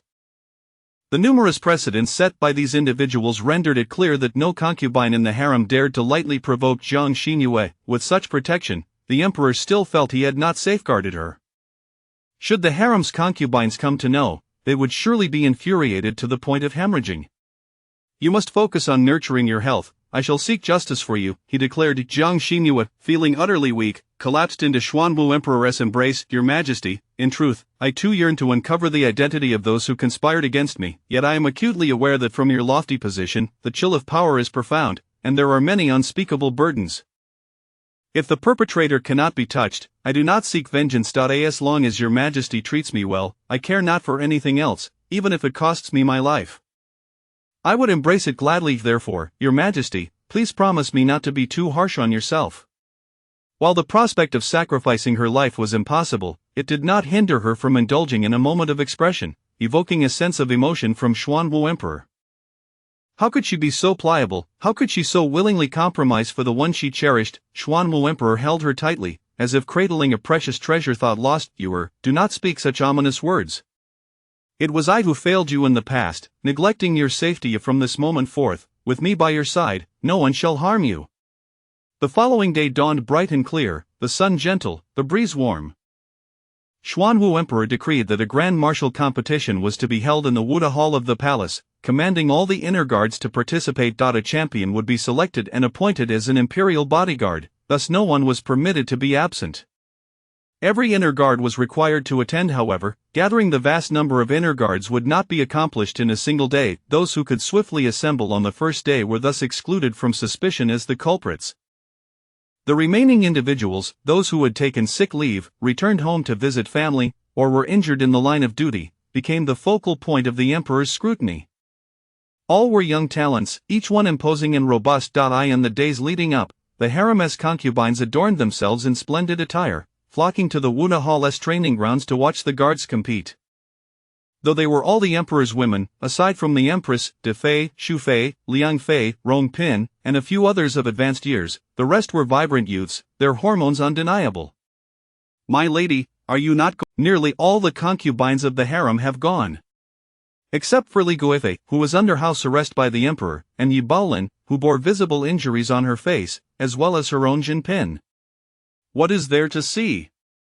Jiang Xinyue tossed a freshly written sheet of rice paper into the fire pit, the elegant characters consumed in flames, reduced to ash in an instant. Xuanjiang, puzzled, asked, "My lady, why would you burn such beautiful writing?" Jiang Xinyue smiled faintly. "It is not so exquisite, you perceive it as such due to your bias towards me." Not understanding her mistress's words, Xuanjiang nonetheless stood by her side, grinding ink while glancing at the characters being penned. They were undoubtedly beautiful. The character Fortune leaped vividly upon the paper, the final stroke yet to be added, when suddenly outside came the sound of magpies. Yi Baolin, you cannot enter." "Our Lady, get out of my way." With a loud crash, the study door was kicked open, and Yi Baolin charged straight towards Jiang Xinyue, her eyes blazing with anger. The redness on her face still evident, she questioned Jiang Xinyue, was this deliberate? The wolf hairbrush was heavily set down on the stand, and Jiang Xinyue, with an expression devoid of emotion, gazed back. "Did the matron of the Chusho Palace not teach you manners?" Yi Baolin leaned on the table, squinting her eyes, her tone unfriendly. "This little master struck Li Guifei, and the emperor did not punish me. What are you to dare speak of rules to me? Do you think just because you've received favor for a few days, you are exceptional? Do you believe I a smack?"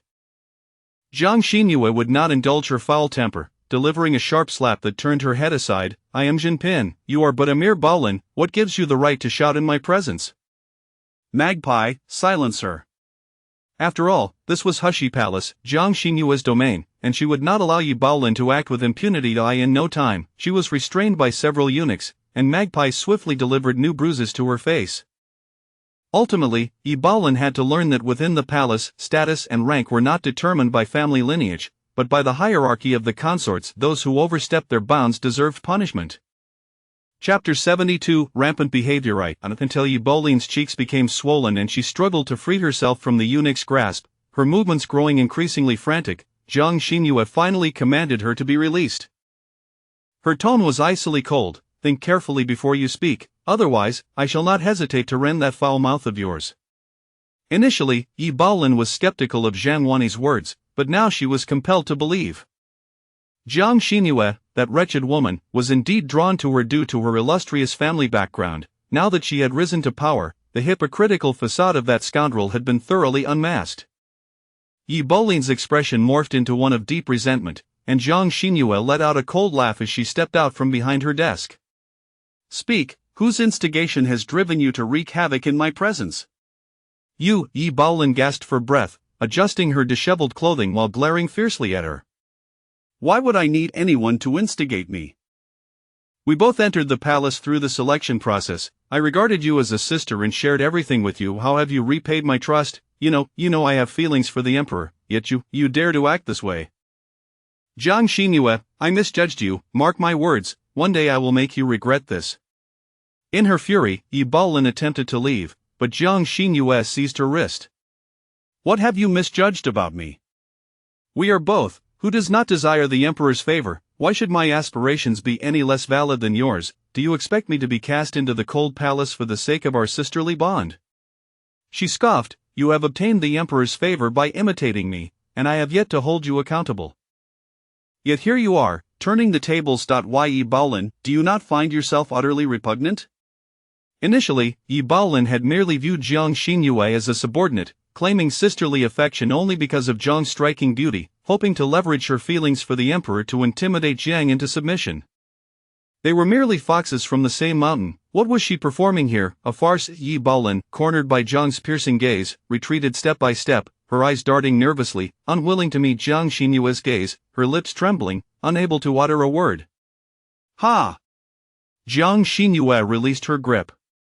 Yi Baolin, do not attempt to morally bind me. I have no interest in such trifles. Intending to reprimand Jiang Xinyue and instill guilt within her, Yi Baolin found her intentions laid bare, leaving her no choice but to make a hasty retreat. Jiang Xinyue took a moment to calm her anger, then summoned Xiao Xuanzi, instructing, recently, I have heard that there are many mice in the palace. Take this creature to Zhongsui Palace and say you've heard from the palace maids that there are numerous mice in Zhang Wanni's quarters. I am simply doing her a favor by helping to clear them out. Zhang Wanni, still reveling in the delight of inciting Yi Baolin against Jinping, was soon interrupted by a report that Jinping's dog had arrived at Zhongsui Palace. The tragic fate of Su Jiayue's dog at Jinping's hands was still fresh in memory, and Zhang Wanni lacked the courage to harm such a cherished pet. Xiao Xuanzi, accompanied by a group of eunuchs and palace maids, burst into Zhongsui Palace, exclaiming, Come, Lady Wanni. The mice here are as large as humans. You must catch them one by one and ensure none of these filthy vermin escape. Woof, woof, woof. The dog, with its front legs raised, assumed a diving posture.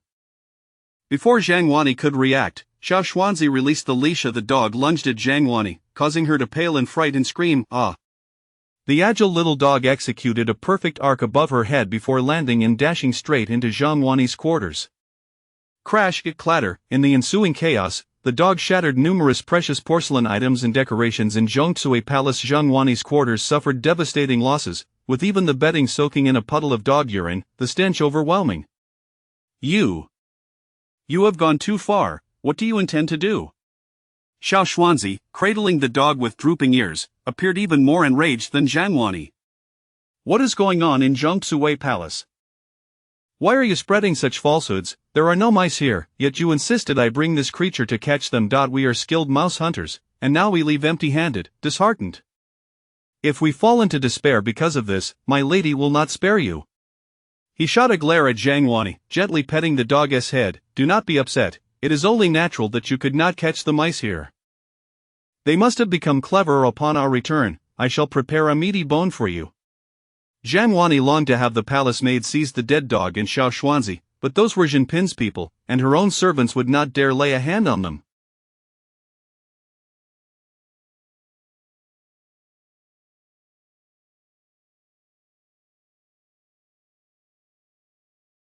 A dog catching a mouse, wasn't that a veiled jab at her meddling? Impossible, she had been discreet. Zhang Xinyue would never discover that she had instigated Yi Baolin against her die in the Changqian Palace. Emperor Xuanwu, having finished reviewing a stack of memorials, wore a barely perceptible smile. She sent the dog to Zhang Wani's palace, causing chaos in Zhongsue Palace? Wang Diquan chuckled. Indeed, this Shinpin possesses a childlike spirit, winning not only the affection of several princes and princesses but even the little animals she raises seem exceptionally spirited. Zhang Wani had incited Yi Baolin to cause trouble in Yishi Palace, hoping to reap the benefits, but Jinpin had played her hand unexpectedly, arriving unannounced, leaving Zhang Wani with no avenue for reprisal. She could hardly confess to the emperor that Jinpin's dog had come to wreak havoc in Zhongsue Palace because of her own misdeeds. Unaware that the emperor was in the know, Zhang Wani knelt in the imperial study, weeping. Your Majesty, Jinpin relies on your favor and has become lawless. She allows her pet to insult me. I beseech your Majesty to take my side. Emperor Xuanwu raised his head from the high stack of memorials, his expression a blend of curiosity and irritation. Is there truly no mouse in your palace? Zhang Wani's sobs ceased abruptly as she looked at Emperor Xuanwu with surprise. Your servant. I have no small kitchen in my palace, so how could there be mice? Jinpin is deliberately causing me trouble. If your Majesty continues to protect her, it shall break my heart. Emperor Xuanwu felt a twinge of regret. How could there be no mice? If there were, the dog would not have returned empty-handed. It would truly earn the title of mouse-catching general. While lamenting internally, his face turned serious. What insults has Jinpin cast upon you? Is it that she reproached you for not rescuing her when she fell into the lake, or do you accuse her of instigating Yi Baolin against you? Zhang Wani was taken aback, collapsing to her knees, her face a mask of panic.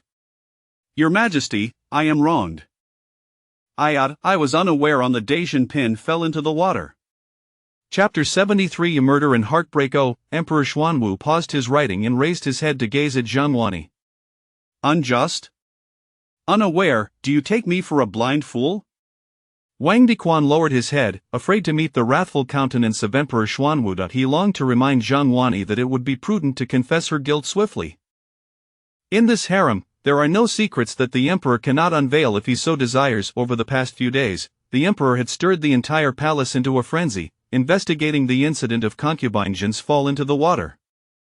To uncover the guard with an injury to his chest, he orchestrated a grand martial display, even enticing the imperial guards to reveal the truth. So why would it be surprising that Zhang Wani had passed by the lakeside at that time? Zhang Wani struggled desperately. I did pass by the lakeside that day, but I did not hear anything, nor did I hear concubine Jin's cries for help. I suspect someone must have dragged her beneath the water, and I was walking swiftly, which is why I missed it. Your Majesty, I truly am not enough.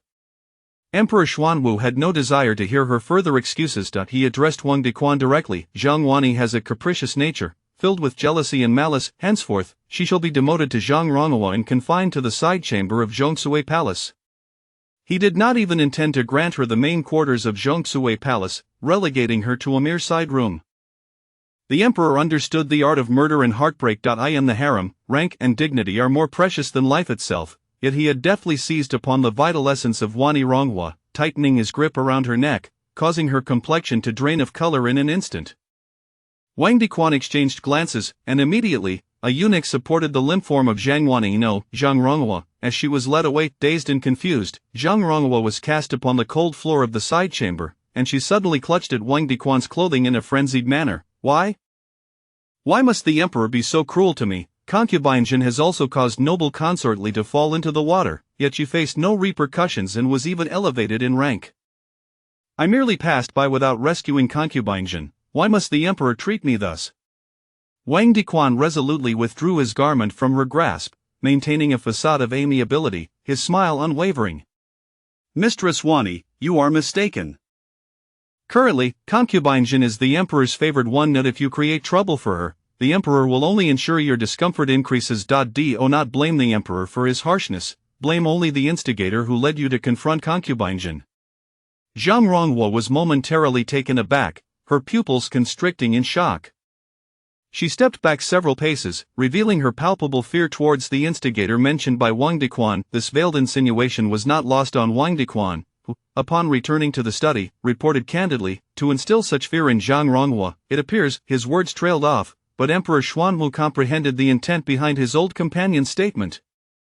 The Empress Dowager, it was indeed the Empress Dowager who sought the life of concubine Jin. Emperor Xuanwu was nearly certain that his ruthless biological mother sought to wrest away his beloved from him once more.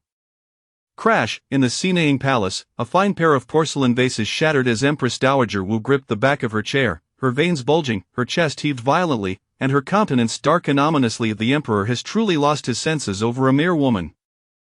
I am his mother, how dare he treat me thus? It seems I have remained silent for too long, allowing even a lowly concubine to use me as a stepping stone for favor. Behind her, Granny Gue soothed her, Your Majesty, please calm your anger. The Emperor has merely been momentarily blinded by a scheming concubine. He does not truly oppose you. Do not let your health suffer over someone unworthy. The Emperor will come to understand your good intentions. Can I still place my hopes on this ungrateful son? Empress Dowager Wu slammed the back of her chair. Long ago, when that ungrateful child overthrew the Wu family, I knew he was just like his cold-hearted father. I should never have expected him to bring honor to the Wu family or respect to me. She trembled with rage, forcing herself to calm down after a time, and sat down, a glint of conspiracy dancing in her eyes. How is the health of noble consort Shu?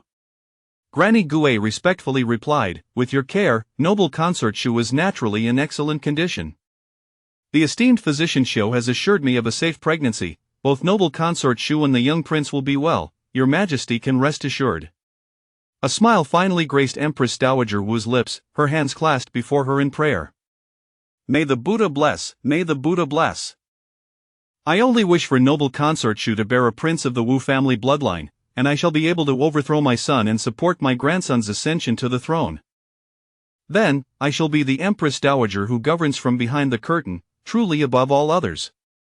In the Heshi Palace, Physician Yan, attending to Zhang Xinyue, stood hunched over. The weather was distinctly mild and pleasant for April, yet beads of sweat rolled down his forehead. Being a physician could bring honor to his family. It was the lifelong aspiration of every medical practitioner. But to be a physician meant placing his life at risk, always prepared to sacrifice himself amidst the intrigue of the harem. Physician Yan felt that his life was in peril. Who could have imagined that the emperor's favored concubine Zhen, was such a master of theatrics? What of drowning and near-death experiences? All merely an act orchestrated by concubine Zhen, compelling him to play along. Was Physician Yan feeling hot? Zhang Xinyue smiled at the elderly man, her smile unnerving him further. No, I am not hot at all. Magpie, fetch a chair for Physician Yan. He mustn't stand on ceremony. Physician Yan dared not take a seat, thinking that concubine Jin was merely trying to intimidate him. His knees buckled, and he fell to the ground, weeping. Concubine Jin, spare my life. I know nothing. I will not speak a word. I have elders and children at home. I beseech concubine Jin to spare me. What is this? Zhang Xinyue thought her demeanor had been quite amiable. She quickly instructed Xiao Xuanzi to help him up. Physician Yan, I owe my life to you after being poisoned in the cold palace. I have always remembered your kindness and would never wish for your demise. I simply wish to draw you to my side, to be allies. Physician Yan cautiously lifted his gaze, scrutinizing the face of concubine Jin, which bore the allure of a viper. Trembling, he stammered, will you not kill me? Zhang Xinyue nodded, her expression earnest. Only then did Physician Yan breathe a sigh of relief, wiping the cold sweat from his brow with his sleeve. I thank you, concubine Jin. You allow me to live, and I shall guard your secrets with my life, never revealing a word. That is of little concern. Zhang Xinyue smiled. In any case, who would believe you if you spoke? Who would risk their life to seek the emperor's pity, without ensnaring others in their web? She had been pushed into the water but had never revealed who did so, nor had she voiced her suspicions. Moreover, she had staunchly defended noble consort Shu's innocence before the emperor. Chapter 74 of The Balance of Punishment and Grace. Who was the true culprit? Naturally, the emperor's suspicions would fall wherever he deemed fit. Anyone could be a suspect in his eyes. Regardless, even if every woman in the harem were scrutinized, it would not touch the esteemed Jinping. She was the greatest victim, having narrowly escaped losing her life. As the esteemed imperial physician Yan was just recovering from the ordeal, his heart sank once more. Your Highness Shin, Jinpin, this humble servant is dull-witted. Truly, I do not grasp your meaning. I beseech you to enlighten me. Jiang Xinhua, wielding both kindness and authority, perceived that Yen was nearing his breaking point. After a moment of contemplation, she sighed and addressed him, Uncle Yen, my entry into the palace was not by my own volition. It was my father who sent me here in pursuit of wealth and prestige. Throughout this journey, I have faced countless schemes and plots, all of which you have witnessed. If I do not learn to safeguard myself, I fear that soon, Jinpin will no longer hold any significance within these palace walls.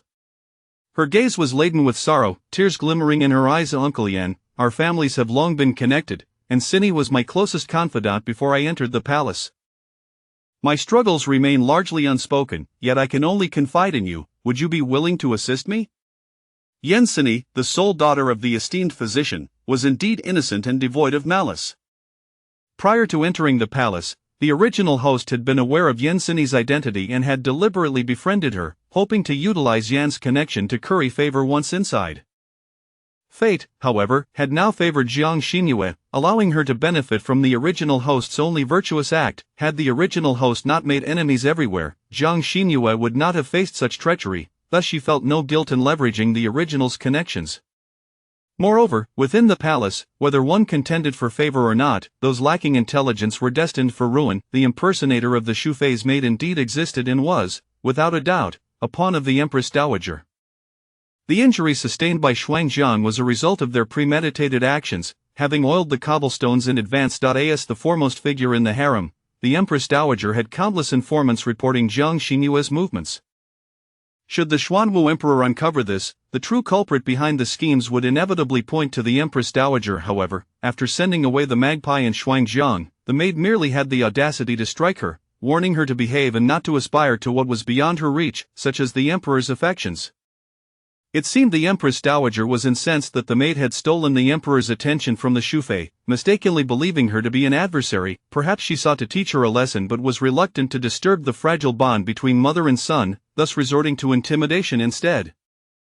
Yet, her tactics were insufficient against Jiang Xinhua, a scholar of the highest order in the ways of the harem. Consequently, Jiang Xinhua turned the tables, employing her knowledge from her doctorate in psychology to engage in self-hypnosis. Zhang Wani, passing by the lakeside, witnessed only the maid pushing Jiang Xinhua into the water, oblivious to the fact that Jiang had instigated the conflict, leaving even the maid uncertain as to whether she had pushed Jiang or if Jiang had merely lost her footing. The guards who pulled her under were entirely figments of Jiang's imagination. Nevertheless, the underwater vegetation was real and had been deliberately knotted. Anyone who accidentally fell into the water, panicked, would find themselves ensnared, ultimately succumbing to the depths.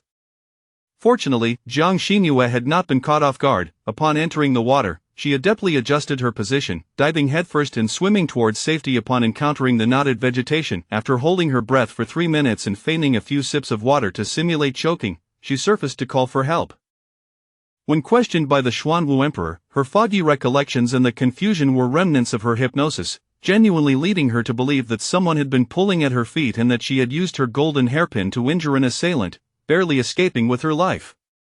In moments of deceit, one's involuntary expressions, gestures, and glances betray the truth. The Xuanwu Emperor was discerning, exceptionally skilled at interpreting the subtle nuances of human expression. In another era, had he pursued the study of psychology, he would have become a luminary in the academic realm. Jiang Xinhua did not dare to underestimate him. If lies could be uncovered, what then if she had deceived herself? What she spoke was, in her mind, the truth. She was certain that even had she not fallen into the water, she would have eventually been pushed. The knotted water plants had been laid for her by someone, but that individual was likely not the Empress Dowager. This time, the Empress Dowager would unjustly bear the blame for the true instigator. Jiang Xinhua's misfortunes had serendipitously spared her from the imminent peril of drowning. As imperial physician Yan emerged from Hushi Palace, medicine box in hand, he gazed up at the vast blue sky, for the first time acutely aware that the palace was a merciless cage, devouring the innocent. It could transform a naive young girl into a cunning player of the court, a terrifying metamorphosis indeed. Yet, Jinpin was correct. He, being of advanced age and without an heir to carry on his legacy, found himself in a precarious position. The head of the Imperial Medical Bureau had always been affiliated with the line of Empress Zhu, and despite the brilliance of his apprentices, their prospects for advancement were bleak. After his passing, he feared for the well-being of his only daughter, abandoned without maternal support, destined to face cruelty from her future in-laws. However, what if his daughter were to cultivate a friendship with the favored concubines of the palace?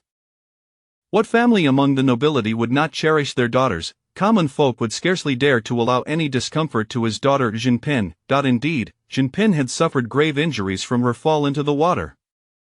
The emperor must not easily dismiss those who harmed her. The magpie patted her chest. When did you realize that maid was a threat? Had you not discovered it in time, you could have lost your life. What cobblestone path would be so oily as to cover her shoes, and how fortuitous that upon spraining her ankle, the Shufei's maid just happened to invite me to Jingren Palace. Too many coincidences cease to be coincidence, they are orchestrated.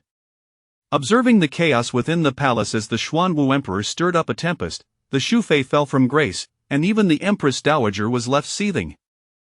The outcome of this turmoil remained uncertain. The greatest victor was none other than herself. Not only had she secured the emperor's promise, but she had also been bestowed the title of Jinpin. Although the emperor's promises were often fickle, they nonetheless attested to her elevated status in his eyes, setting her apart from the ordinary concubines. While the emperor's assurances held little value, he perceived the worth of those he chose to honor. In that moment, she was the object of his deepest affection. The Shufei and Li Guifei had been foolish, failing to seize the fleeting affection of the emperor for their own benefit. Jiang Xinyue, however, sought everything but the emperor's love. Yet, the magpie gazed at Jiang Xinyue with concern. If the emperor cannot identify the guard with the chest injury, wouldn't that imply that you are lying? Chapter 75. Entrapment. Take a moment to ponder, Jiang Xinyue urged, giving her a gentle nudge. Utilize your exquisite intellect to consider that among the high-ranking concubines, which family does not have brothers serving within the inner court? Even if one lacks direct siblings, there are always a few distant relatives from the clan. Otherwise, how could these consorts communicate with their families? The Empress, Consort De, Consort Liang, and others such as Jin Zhaoi, Yi Baolin, and Li Guifei all have such connections. Their backgrounds may differ, and their abilities may vary, leading to distinct paths of development. Naturally, those who do not fare well harbor envy toward those who do. When an opportunity arises, who could possibly let it slip away? Xiao Qiao gazed into Jiang Xinyue's eyes, feeling her own foolishness reflected in her mistress's astute gaze. Jiang Xinyue remained unhurried, allowing her to contemplate at her own pace while she sat by the gauzy window, propping her elbow on the desk as she perused a book. After a considerable pause, Xiao Qiao finally exclaimed, I understand. If we disseminate the news that our master has injured a guard, they will inevitably turn against one another. Jiang Xinyue nodded in agreement. At that point, they will devise all manner of schemes to ensnare each other, fabricating injuries purportedly inflicted by this palace's golden hairpin. Why should I exert any effort? There will naturally be others to weave the lies for us. By evening, the news of Consort Jin injuring a guard had already spread throughout the harem. Li Guifei grasped Xia He's hand, her expression filled with urgency. Is it true that Consort Jin herself uttered these words? Xia He nodded vigorously. Your Highness, it was indeed Consort Jin who relayed this to the emperor. At that moment, 3 imperial physicians were present. If your Highness doubts it, we can summon Physician Yan for confirmation. It cannot be mistaken. Li Guifei paced back and forth within the grand hall, visibly agitated. I suspected as much. The emperor's sudden mobilization for a grand martial competition must have been for Consort Jin, seeking to identify the injured guard. It has been 2 days, and the assembled guards have yet to complete their trials. Will they be able to uncover anything? Xia He's eyes darted about. Your Highness, I have heard that the Empress's younger brother has returned to Chang'an County to visit family and will not return for several days. He serves as a 4th-rank guard within the inner court. Although a 4th-rank guard is not a particularly exalted position, there is ample room for advancement, unlike my brother from the Song family, who remains merely a 6th-rank lowly officer. Go, write a letter to my grandfather, instructing them to intercept Zhu Erlang and inquire about the style of Consort Jin's golden hairpin. This time, I must deal a significant blow to the Empress. Consort Jin, with her humble origins, cannot be compared to me or Empress Zhu. No matter how much the emperor favors her, she is destined to remain a mere consort, an object of amusement, inconsequential in the grand scheme of things. Only the Empress stands as my sole rival in the harem. Only by toppling her can I seize the opportunity to ascend to a higher rank. Li Guifei's thoughts mirrored those of Zhu Empress, Consort De, and Consort Liang. all of whom had reached similar conclusions. In an instant, the correspondence circulating within the harem multiplied exponentially compared to previous times. Emperor Xuanwu turned a blind eye, instructing Wang Dequan to meticulously record the names of guards, palace maids, and eunuchs who were delivering messages to the concubines. At an opportune moment, he would replace them with his trusted confidants, thereby consolidating control over both the former court and the harem. Your Majesty, only Consort D and Consortian have refrained from sending out letters. Nearly every other consort has written and dispatched correspondence, reported Wang Dequan. Emperor Xuanwu snorted derisively. Pray tell, is this truly my harem, or has it become a den of spies? Among the 3 palaces and 6 courtyards, only 2 remain loyal to me. However, this was not entirely accurate. Most of the concubines who had not received favor from the emperor were of little concern to him regarding their correspondence. The only ones noted for not sending out letters were Consort D and Consortian. Wang Dequan could only ascertain which consorts had sent letters. The contents of those letters were beyond his scrutiny. The more prestigious the family, the more subtle the codes employed in their correspondence. Should he inadvertently uncover and ruin these codes, it would alert the culprits and jeopardize the emperor's plans for succession. Fortunately, the emperor cared little for the content of the letters. He only required the list of names to arrange for replacements in their stead. What has become of the martial competition? Emperor Xuanwu had only spent the first day at the Wuda Hall without discovering the identity of the injured guard before delegating the matter to the captain of the imperial guards and Wang Dequan. In response to the emperor, it was reported that over 30 guards, for various reasons, would not arrive for another 2 days. Those who had already arrived had completed more than half of the trials, and within 5 days, results would emerge. There were only 2 possible outcomes: either the injured guard would be found, or he would remain elusive. If even the emperor could not locate him, the skill of the mastermind behind this would be truly chilling. Consortian, entangled with such a deeply hidden figure, could she evade this predicament? Feigning a severe illness for 2 days, Jiang Xinyue finally rose from her sickbed. A playful creature leapt onto her, rolling about, its freshly washed, snow-white fur brushing against her neck, causing her to squirm in delight. As a consort, lacking any semblance of decorum, how could she possibly serve the emperor well? Consortian ought to learn the proprieties diligently. Though the Heshi palace was typically lax, it would never permit anyone from outside to intrude carelessly. Jiang Xinyue reached out to control the frolicking creature and swiftly sat up, only to find an elderly matron with a stern visage and impeccably arranged hair glaring at her with a disapproving expression. The door to the chamber had been left ajar, and this matron had entered unannounced. Moreover, before Qiao Qiao and Shuangjian could utter a word, a group of individuals had swiftly covered their mouths and forced them to kneel on the ground.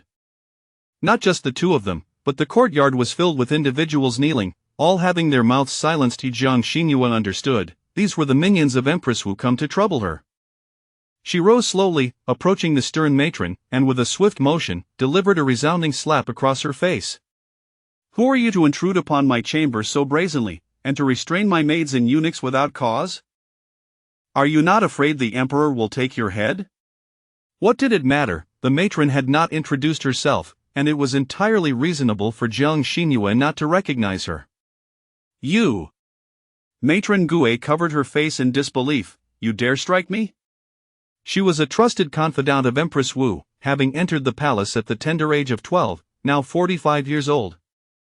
Having risen from a humble maid to a first-rank matron by the side of the harem's master, who would dare to disrespect her? Even the empress treated her with deference. How could this consortian have the audacity to strike her?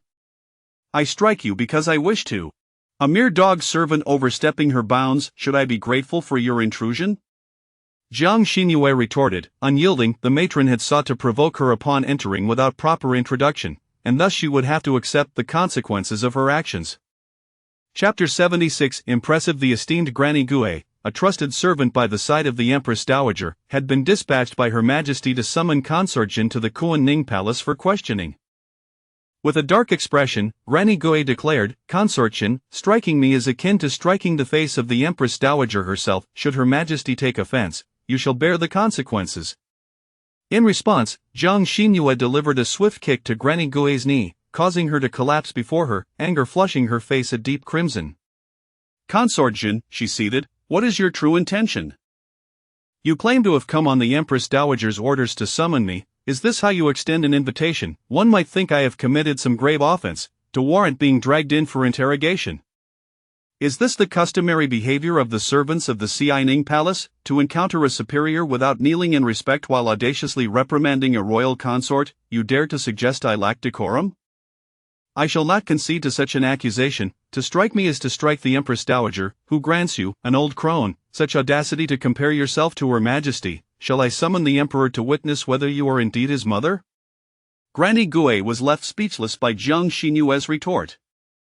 Her words had been misconstrued, yet the insinuation lingered. Taking advantage of Granny Gui's momentary daze, Jiang Xinyue strode out of the chamber, her icy gaze sweeping the room.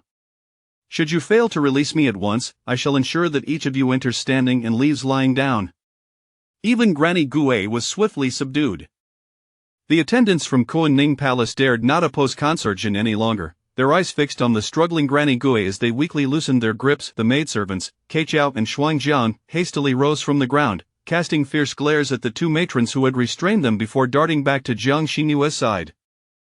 Little Xuanzi pushed aside several eunuchs, assisting Jiang Chuan to rise and helping the attendants of Heshi Palace to their feet as well. Granny Gui, her dignity in tatters, glared at Jiang Xinyue and remarked, "You have flaunted your authority long enough, Consort Jin.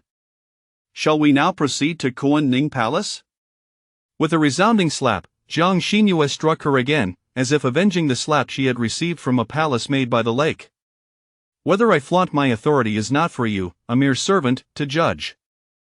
When you ascend to the rank of Empress Dowager, then you may come before me and exert your influence. She lifted her chin proudly, embodying the essence of haughtiness. At present, you are but an old servant.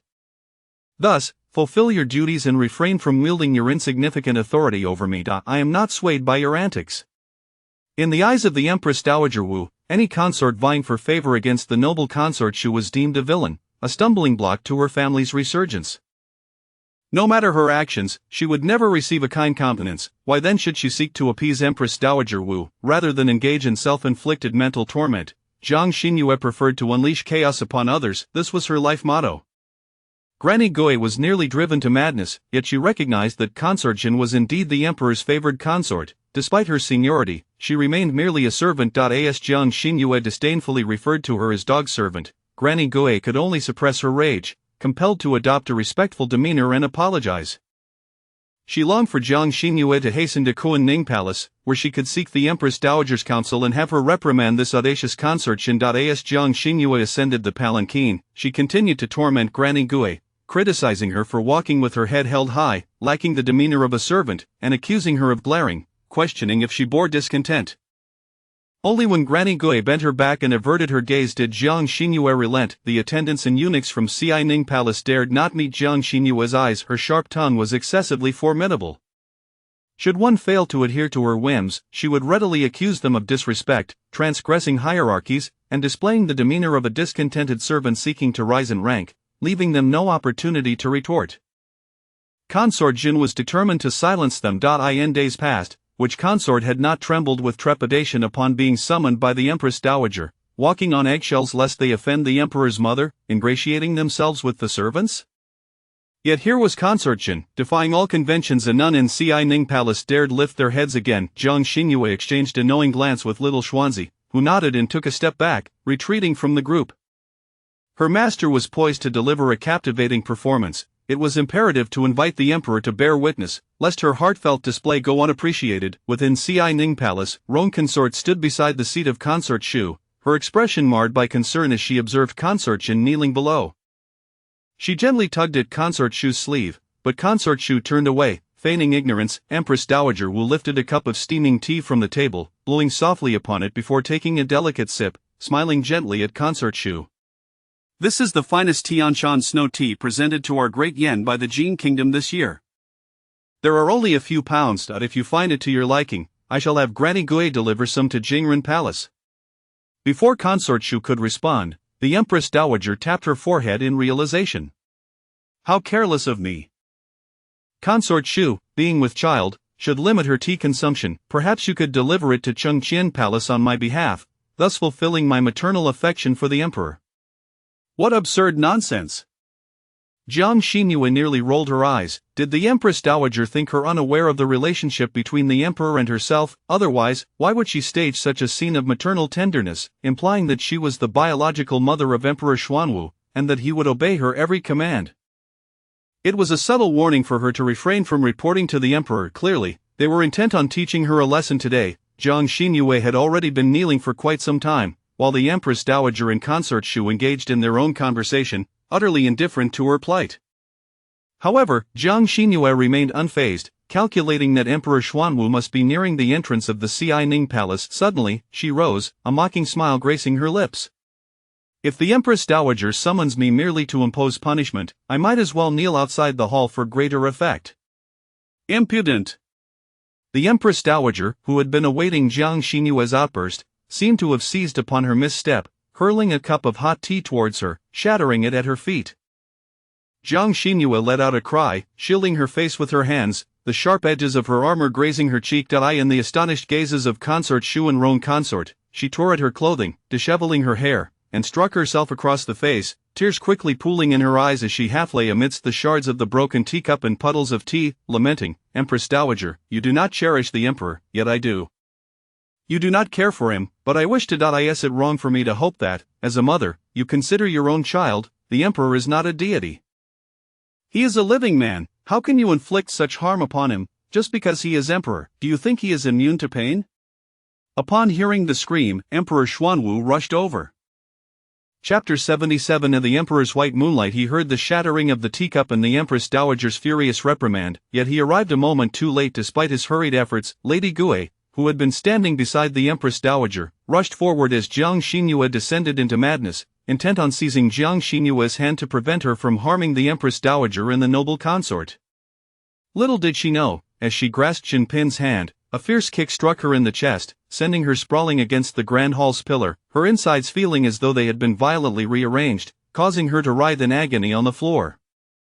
The Emperor Xuanwu's eyes, ablaze with wrath, flicked over to the flabbergasted noble consort, who was at a loss for words as she attempted to explain herself. The disappointment evident in his gaze deeply wounded the noble consort, who returned his stare defiantly, refusing to yield even a fraction. Jiang Xinyu, cradled in the Emperor's arms, revealed a bloodied streak across her face, shaking her head as she whispered, "Your Majesty, I am unharmed, please do not let your anger consume you." Despite her own injuries, she sought to comfort Emperor Xuanwu, wishing to shield him from distress.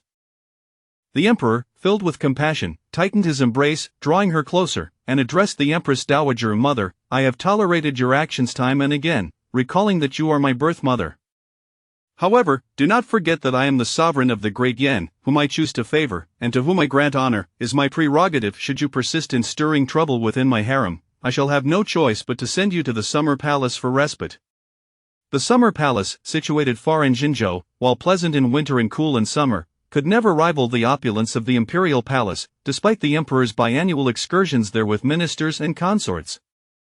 The Empress Dowager, incensed, took 2 steps back, trembling with fury as she pointed at Emperor Xuanwu, her hand quaking. Well, Your Majesty, I raised you, nurtured you, and now you bear enmity towards me? Your unfilial actions, shouting for a duplicitous consort while disregarding your own mother, will have tongues wagging and fingers pointing at your back." She recalled the former emperor's time in the Summer Palace, where several consorts, having fallen from favor and bearing no children, had become deranged and hostile towards her.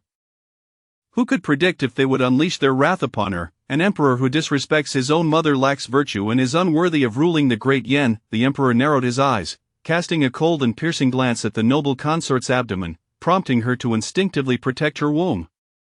The emperor's earlier demeanor had been terrifying. Jiang Xinyu felt as though she were the malicious female antagonist in a grand heroine's tale. With worry etched across her face, she looked at Emperor Xuanwu and shook her head, addressing the Empress Dowager with feigned humility. "Your Majesty, the fault lies entirely with me. Please do not blame His Majesty, he is merely concerned for my fragile state. I apologize profusely, and I beg for your forgiveness." The more she feigned contrition, the more the Empress Dowager's eyes reddened with fury. Yet reason reminded her that she must not succumb to anger, for that would only play into the hands of the scheming Jinpin. Originally aiming to provoke the Empress Dowager, she now found herself outmaneuvered and compelled to suppress her emotions, conceding to the steps Jiang Xinyu had laid out. After much restraint, The Empress Dowager managed to refrain from pulling her hair out, delivering a cold laugh. I am unworthy of your apology, Jinping. Since the Emperor shields you, I am powerless against you. I hope you will remain obedient and cease your designs against the noble consort. She is a kind-hearted child, and you know this better than I. The Empress Dowager, a seasoned player in the palace intrigues, with but a few words managed to stir Emperor Xuanwu's doubts about Jiang Xinyue and rekindle his fond memories of the noble consort. He had cherished her precisely because, during his youth, he had felt neglected by the Empress Dowager, often left in solitude and sorrow. It was the noble consort who had recognized his despair and offered him solace, striving to bring him joy. When Wu Chenyi deliberately tormented him by flaunting the Empress Dowager's affection, it was only the noble consort who would reprimand Wu Chenyi for his disrespect towards the emperor. Though he married the crown princess at 13, his true affection lay with the noble consort, who remained hidden away. The Wu family was reluctant to marry her into the Eastern Palace, believing that the Empress Dowager's presence rendered it unnecessary to add another daughter of their own, but it also reflected their disdain for him. The fervent passion of his youth, which he had finally obtained through perseverance, revealed itself to be unreciprocated. The noble consort had merely compromised for her family's sake. Thus, the emperor's affection shifted toward the beautiful Guifei. For years, this secret had been closely guarded, known only to him, until the Empress Dowager unveiled it with a single remark. He halted, his expression remaining largely unchanged, but Jiang Xinyue recognized that he was now caught in an internal struggle. On one side stood his white moonlight, the noble consort, and on the other, his new favorite, Jinping. Both were dear to him. Your Majesty, she instinctively wriggled free from his embrace, and the emperor did not insist on holding her tightly. Jiang Xinyue covered her face with a handkerchief, saying, Your Majesty, the noble consort was frightened. She is with child, please go check on her. I am fine and can return to the palace alone. She smiled sweetly, yet the sorrow in her eyes was impossible to hide. Before her tears fell, she curtsied to the Empress Dowager and the emperor, then turned and fled. The tears fell too swiftly. As she ran, Emperor Xuanwu caught sight of the glistening droplets rolling down her delicate chin.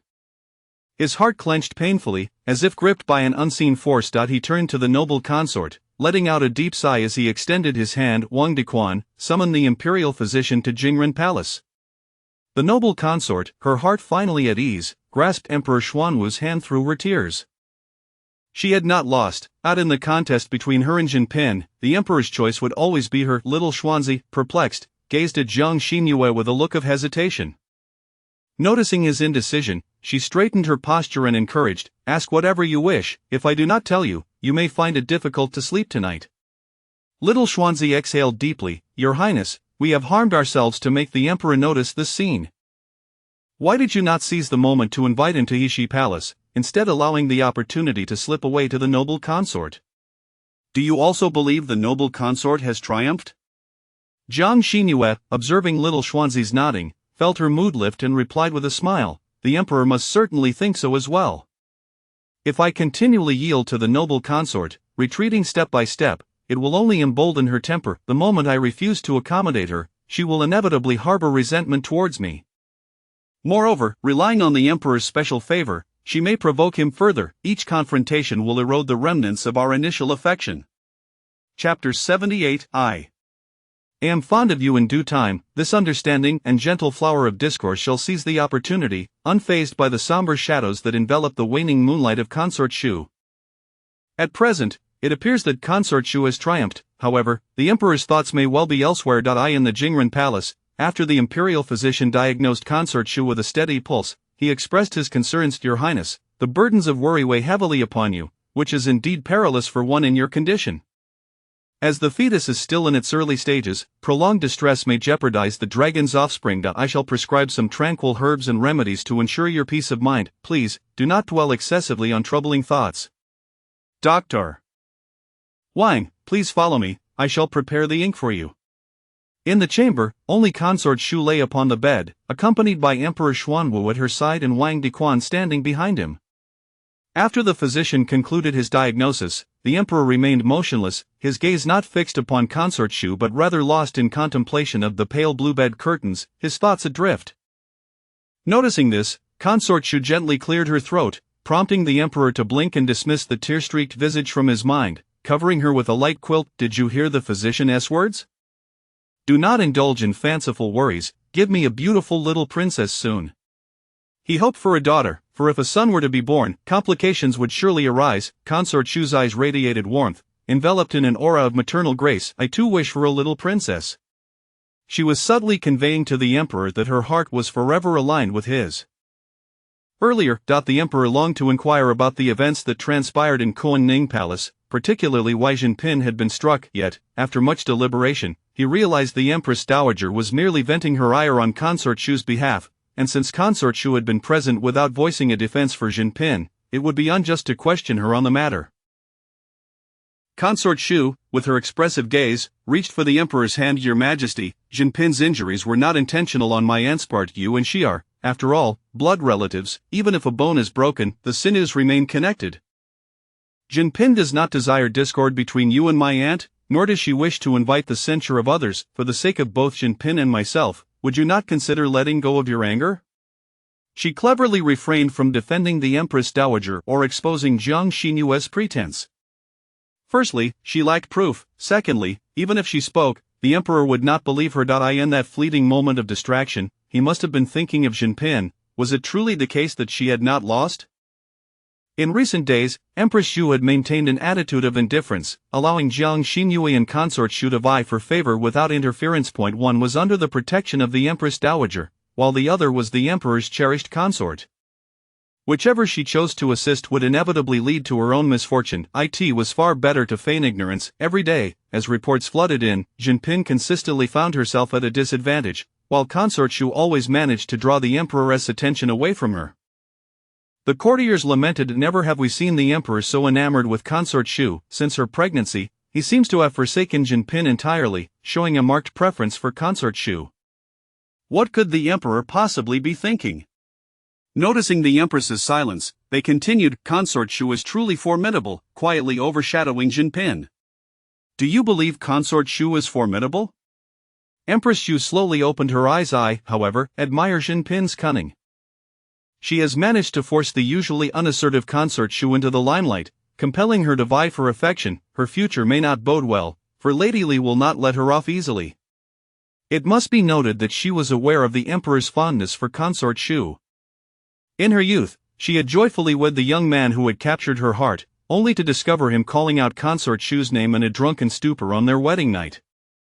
After the fall of the Wu family, Empress Shu recognized that Consort Shu posed no threat and ceased to concern herself with her. Yet, amidst this dance of old loves and new affections, which of the two would ultimately capture the emperor's heart? Empress Shu harbored hopes for Jinping, for outwardly, she seemed to be on her side. As night fell, Jiang Xinyue's facial wound had healed, and after several instances of Consort Shu whisking the emperor away, she relished the peace it afforded her, sleeping soundly each night. This evening was no exception. However, shortly after lying down, she felt a hand caressing her face. A wave of irritation surged within her, and with a swift motion, she slapped away the offending hand. The force of her action caused Emperor Xuanwu to sharply inhale, a large red mark blooming on the back of his hand. Having released her pent-up frustration, Jiang Xinyue's eyes gleamed with coldness, a hint of vexation flickering beneath her seemingly innocent demeanor as she rose, appearing dazed and freshly roused. By the dim candlelight, she widened her eyes in surprise, ready to spring up, only to be restrained by the emperor.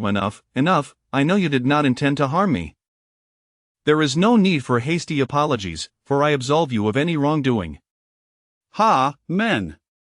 She was fully aware that his touch had been deliberate. In this harem, who else would dare to caress a consort's face but the emperor himself? She was venting her frustration solely towards this indecisive, fickle man. Internally chastising him, she nonetheless melted into his embrace. Your Majesty, what brings you here? Did you not encounter Consort Shu in the imperial garden earlier, where she mentioned feeling unwell? At the mention of Consort Shu, the emperor felt a fleeting discomfort. He was acutely aware of the debt he owed Jinping, yet his youthful affections for Consort Shu had led to her unjust suffering. Consort Shu was not truly unwell, her emotional fluctuations were simply heightened by her pregnancy, causing her to feel jealousy whenever she saw him with Jinping. This was the first time Consort Shu had openly expressed her affection, a moment that should have filled him with joy. Yet, inexplicably, his thoughts remained fixated on Jinping's enchanting face. If only she knew of his feelings for Consort Shu, if only she understood that Consort Shu reciprocated his affections, how heartbroken that foolish woman would be. Thus, he refrained from responding to Consort Shu's declaration of love and fled from the Jingren Palace, unwittingly finding himself at the Heishi Palace. Upon arrival, hesitation gripped him, and after much deliberation, he entered in his embrace. Jinping nestled close, a devoted love for him that ran deep and unwavering. He should not waver. He must not be indecisive. Fearing that his ambivalence had hurt Jiang Xinyue, he took the time to explain, I became the crown prince at the tender age of 13. Throughout my life, I have received everything I desired. Yet, I learned at a young age that love cannot be forced. My mother did not love me, nor did consort Shu. After ascending the throne and vanquishing the Wu family, both my mother and consort Shu became dependent on me. To this day, I struggle to discern their true feelings from their facades. With a sigh, the emperor brushed his fingers through Jiang Xinyue's lustrous black hair. It is only today that I have come to understand my own heart. The one I truly cherish has always been you, always. This unwavering sentiment invites further contemplation. Chapter 79. Give me a prince at this very moment. Jiang Xinyue harbored no doubts regarding the sincerity of Emperor Xuanwu. She lifted her gaze from his embrace, her eyes shimmering with surprise and delight. Suddenly, however, tears began to cascade down her cheeks. She pushed the emperor away, turning her back to him, and wept, curling into herself. The emperor, filled with concern, gently turned her to face him, observing the little girl who was sobbing uncontrollably, her tears flowing freely, leaving him both amused and bewildered. What was this reaction from his beloved consort? He tenderly wiped away her tears, cradling her face in his hands, as he asked, Have I frightened you? Jiang Xinyue shook her head, her voice choked with tears. I thought your majesty's greatest affections lay with consort Shu and imperial concubine Li. I believed it was merely my one-sided affection, that you had no desire to acknowledge me. Woe is me.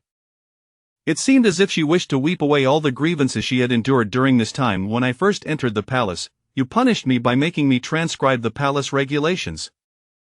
I was heartbroken, nearly dying from sorrow. Woe is me. During the spring plowing, I saw you secretly holding consort Shua's hand. I witnessed it, yet I held back my tears, only to cry in solitude upon my return.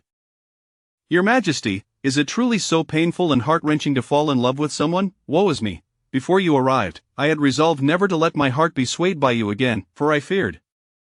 I truly have cried enough. Woe is me. When she declared her determination to no longer be swayed by him, Emperor Xuanwu felt a sharp pang in his heart. He pulled her into his embrace, holding her tightly as if to seal any gaps between them. It is my fault, all my fault, dear Xinyue. Please cease your tears, your weeping pains my heart. I promise you, from this day forth, I shall cherish only you. Is that agreeable? I do not wish to be hidden away by your majesty. If you truly care for me, I cannot remain concealed. I desire to openly receive your affections. Perhaps in the past, Emperor Xuanwu believed that to genuinely love someone meant to withhold excessive favoritism, lest it incite the jealousy and schemes of the women in the harem. He had acted thus with consort Shu, but their relationship had only grown more distant, leaving him increasingly perplexed by her. He was willing to lavish ample affection upon Jinping, yet he feared she lacked the means to protect herself. Your Majesty, I can safeguard myself. Jiang Xinyue tightened her embrace around his neck. Moreover, your Majesty's favor serves as my protection. Do you not have confidence in your ability to ensure my safety within the harem? Emperor Xuanwu was a formidable figure. His strength manifested in his capacity to balance the court and control the harem. As long as he desired, it was not a daunting task for him to protect a consort within the palace.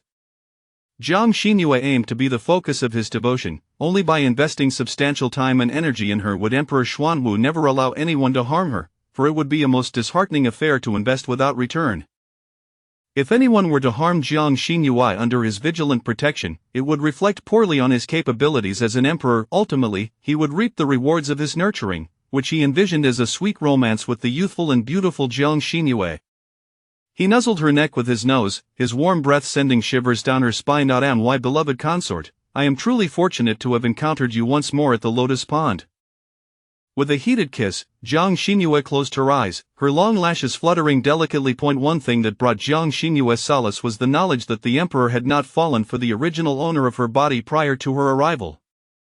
Otherwise, she would have felt that his affections were merely for her stunning beauty and alluring figure. Successfully ensnaring an emperor's heart was indeed a gratifying achievement. After all, who could blame her for employing a little strategy against such a foolish prince? Having toiled diligently for nearly a year to win his affection, it was time to reap the rewards. If she could not capture Emperor Xuanwu's heart, she would begin to question the validity of her PhD in psychology. The evidence was clear. The pursuit of knowledge was indeed beneficial. A night of entanglement filled the air with fragrant allure. As the swaying curtains gradually stilled, Emperor Xuanwu did not call for water. "Xinhua, will you bear me a little prince?" The woman, clutching the blankets, exuded a captivating charm, her voice resonating like a melodious chime, as she sighed, "But your majesty has yet to agree with me." "My beloved, will you not transcribe the manual for beloved consorts?" She seemed to hold a grudge, remembering the punishment from a year prior when he had made her transcribe the palace regulations, and now sought revenge.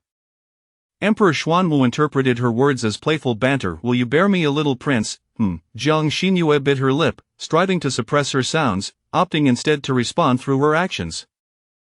The veins on the emperor's temples and neck throbbed, clearly reaching the limits of his patience. "My dear consort, will you not transcribe the rules for beloved consorts?" Yet the very woman who had instigated this dilemma wore an innocent expression, smiling sweetly at him, showering him with kisses.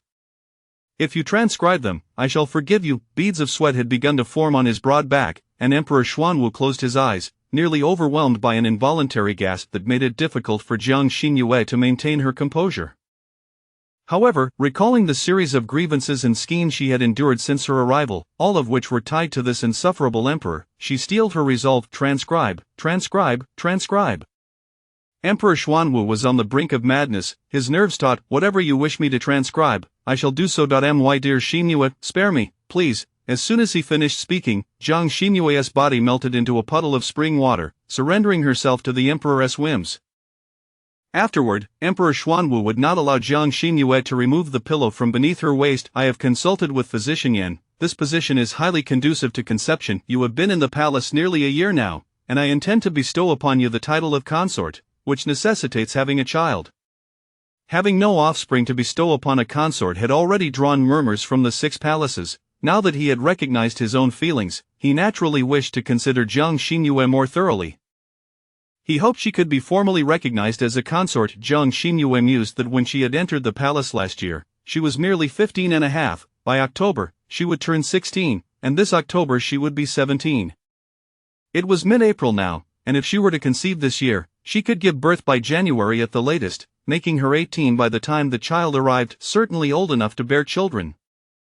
Nestled against Emperor Xuanwu's chest, she declared, "I too desire a child with your majesty, regardless of gender, as long as it is our child." A smile graced Emperor Xuanwu's lips.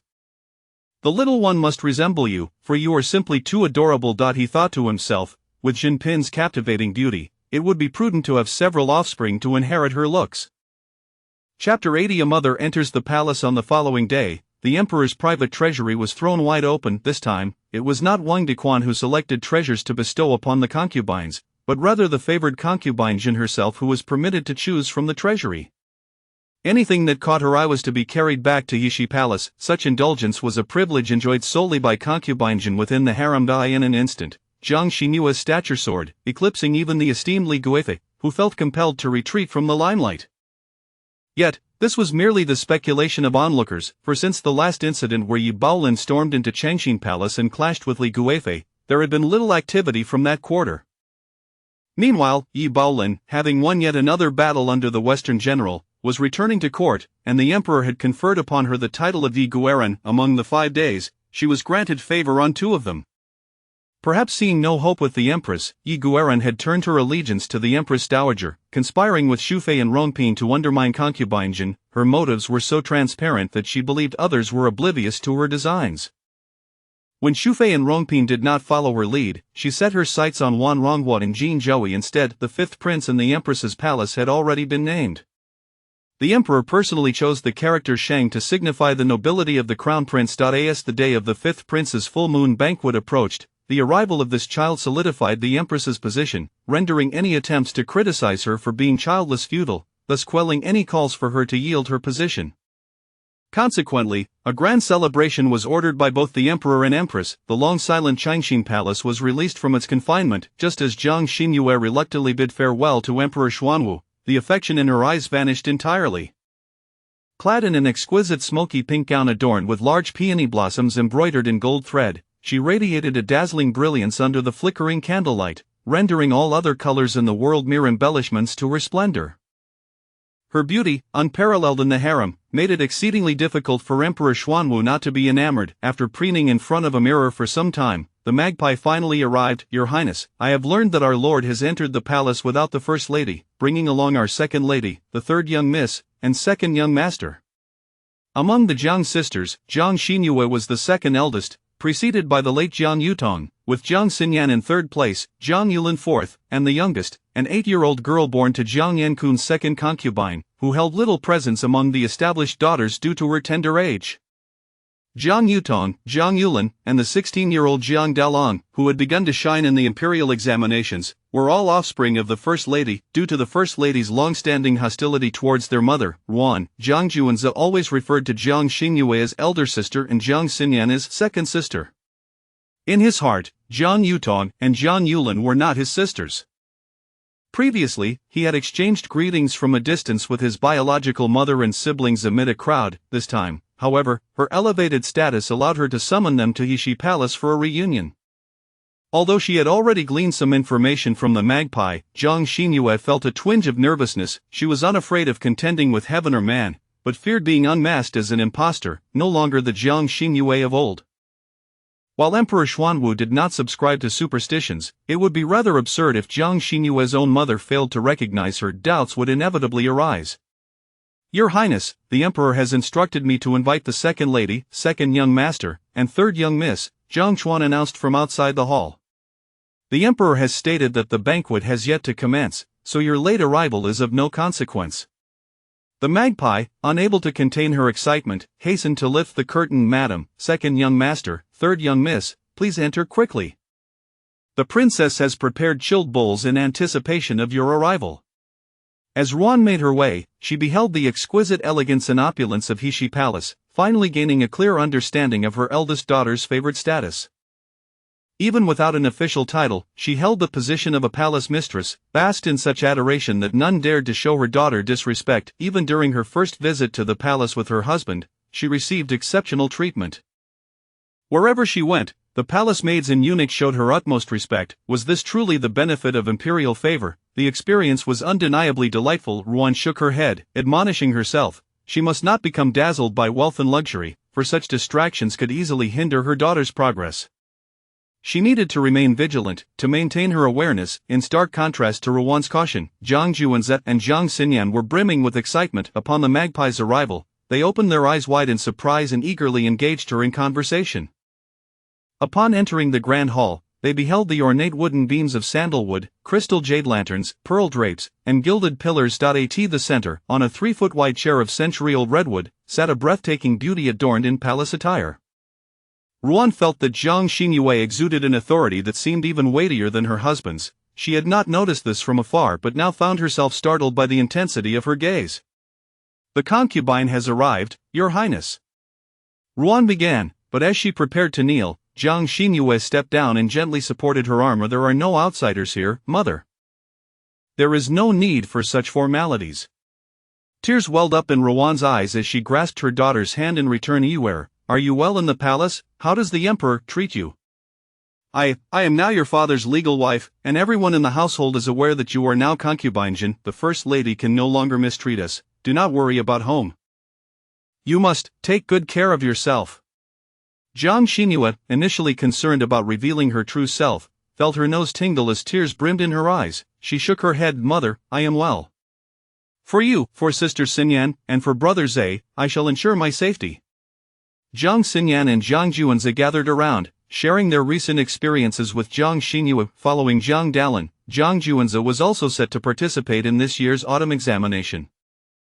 Jiang Xinyue nodded thoughtfully. Brother Zhe is 12 this year. If he performs well in the autumn examination, he can take part in next year's spring examination. If he does not succeed in the spring, it is of no consequence. He is still young and may consider it a valuable experience, with further opportunities to come. It was not uncommon for some to achieve the highest honors at a young age while others failed even in their old age. Such occurrences were commonplace. If Jiang Juanze did not succeed this time, he would merely be 15 when he tried again in 3 years. Her words were also a reminder to Ruan not to resort to underhanded tactics in her name. Ruan nodded. I shall be cautious. Jiang Xinyan, with a hesitant gaze, remarked, "If Brother Zhe does not succeed, there is still hope, but for our older brother, it may be a different matter. If father seeks the assistance of the princess, she must be prepared." In the capital, the scholars were a hidden treasure. Jiang Dalin had the backing of a well-educated father, yet academic success in the imperial examinations required genuine talent and knowledge, something Jiang Dalin lacked. With the Zhou family's declining influence, they could no longer advocate for Dalin, and it seemed the Zhou matriarch had set her sights on Jiang Xingyue. Concubination, Chapter 81. Of the pitiful women, the Empress rejoiced at the arrival of her precious son, and all the concubines in the palace, whether sincerely or feignedly, were compelled to attend the full moon banquet of the fifth prince. In previous years, the favored Li Guifei was always the last to arrive, and this year was no exception, although the emperor had communicated with Jiang Xingyue, assuring her that it was perfectly acceptable for her to arrive late. Her aspirations extended beyond merely becoming a celebrated but ultimately inconsequential concubine like Li Guifei.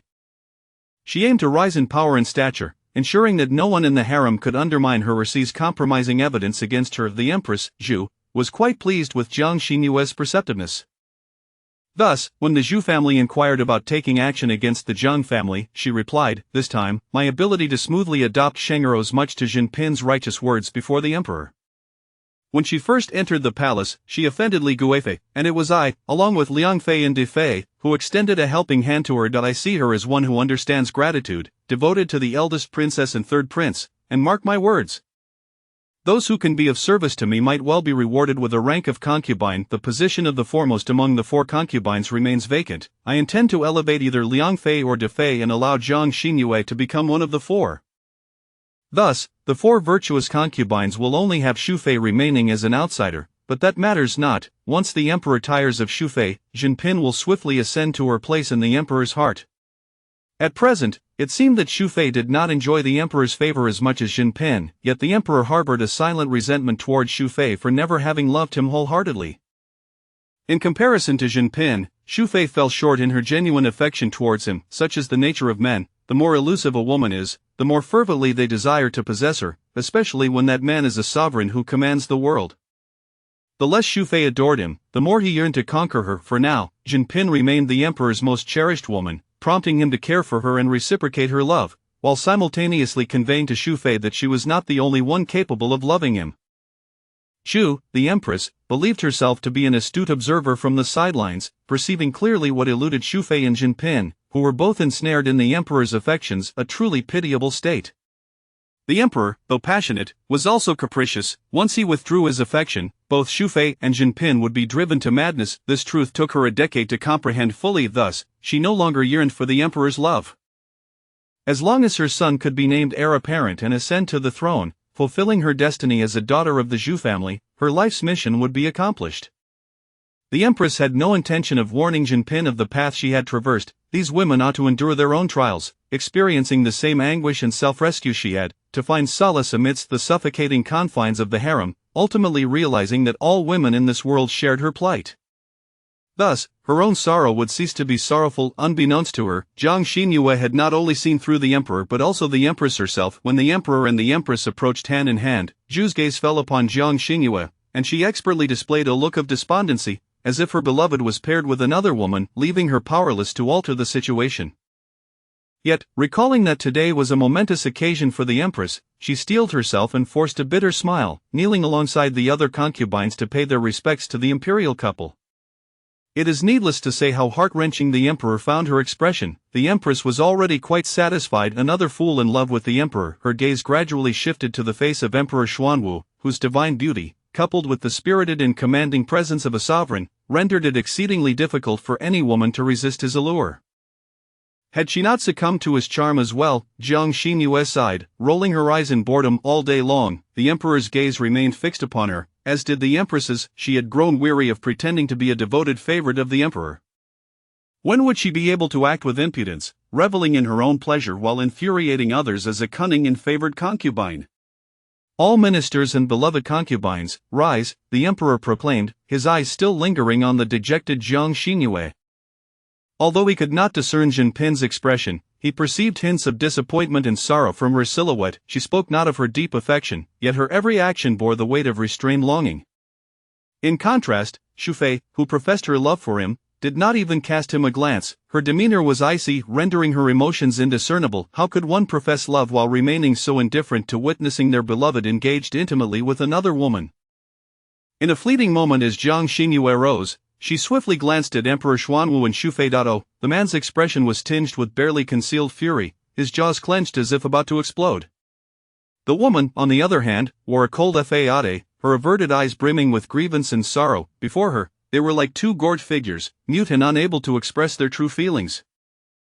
Previously, while watching dramas, she had heard a line stating that two equally proud individuals would not yield favorable outcomes together. Emperor Xuanwu and Shufei were living embodiments of this notion.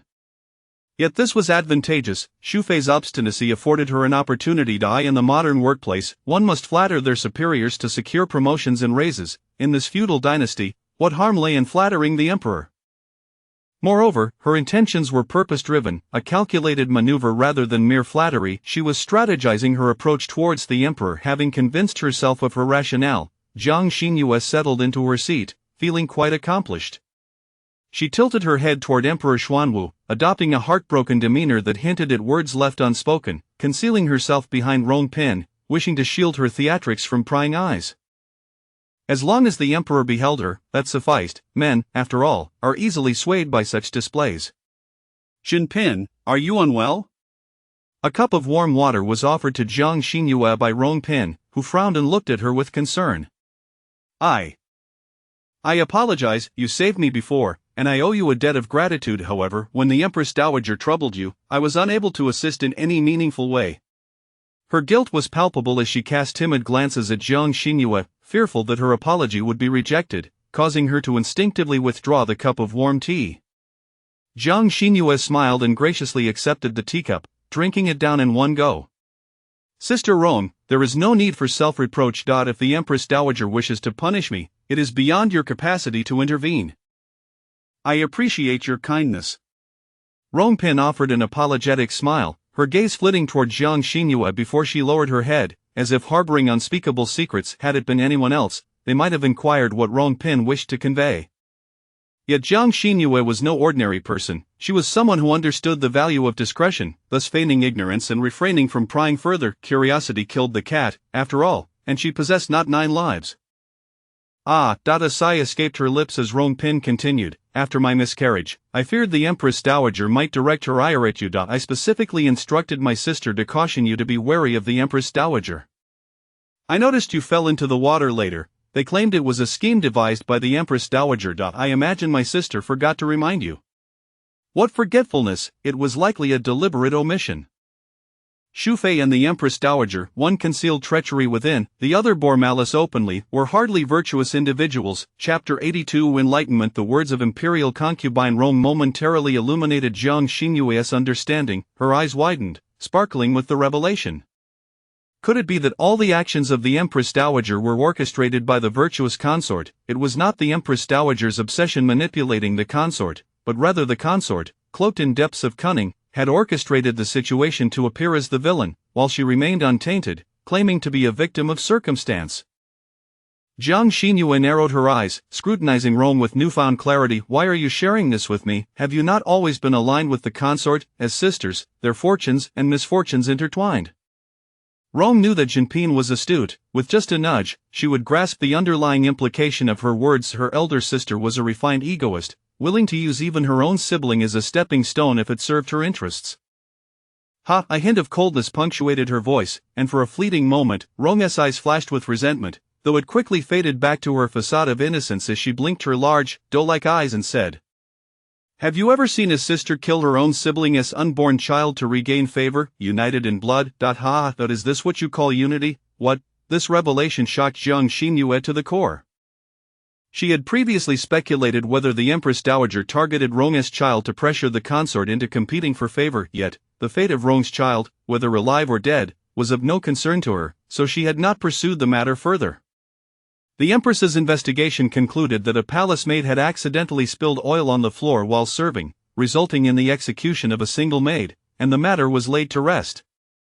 Could it be the consort? If so, her scheming was truly terrifying. In the eyes of Emperor Xuanwu, she was the pure and kind-hearted moonlight, incapable of malice. That time she invited you to the Jingren Palace, it was fortunate you declined. Rong's expression turned mocking. Had you attended, she would have devised a way to frame you as the murderer of my child. With her whispering in the emperor's ear, you would have been handed over to Kuan-Ning Palace for interrogation, facing unbearable torture that could even lead to your demise. Poison, truly, it is poison. After Rong finished speaking, Jiang Xinyue took a long moment to compose herself. Yet since entering the palace, I have never offended her. Why does she seek my life so desperately? In truth, she had begun to believe Rong's words, but the motive behind the consort's vendetta against her was incomprehensible. At that time, she was not particularly favored, with Li Guifei in the forefront and Liang Fei and De Fei behind, all favorites of the emperor. Everyone merely viewed her as a substitute for Li Guifei, never as a true rival in palace intrigue.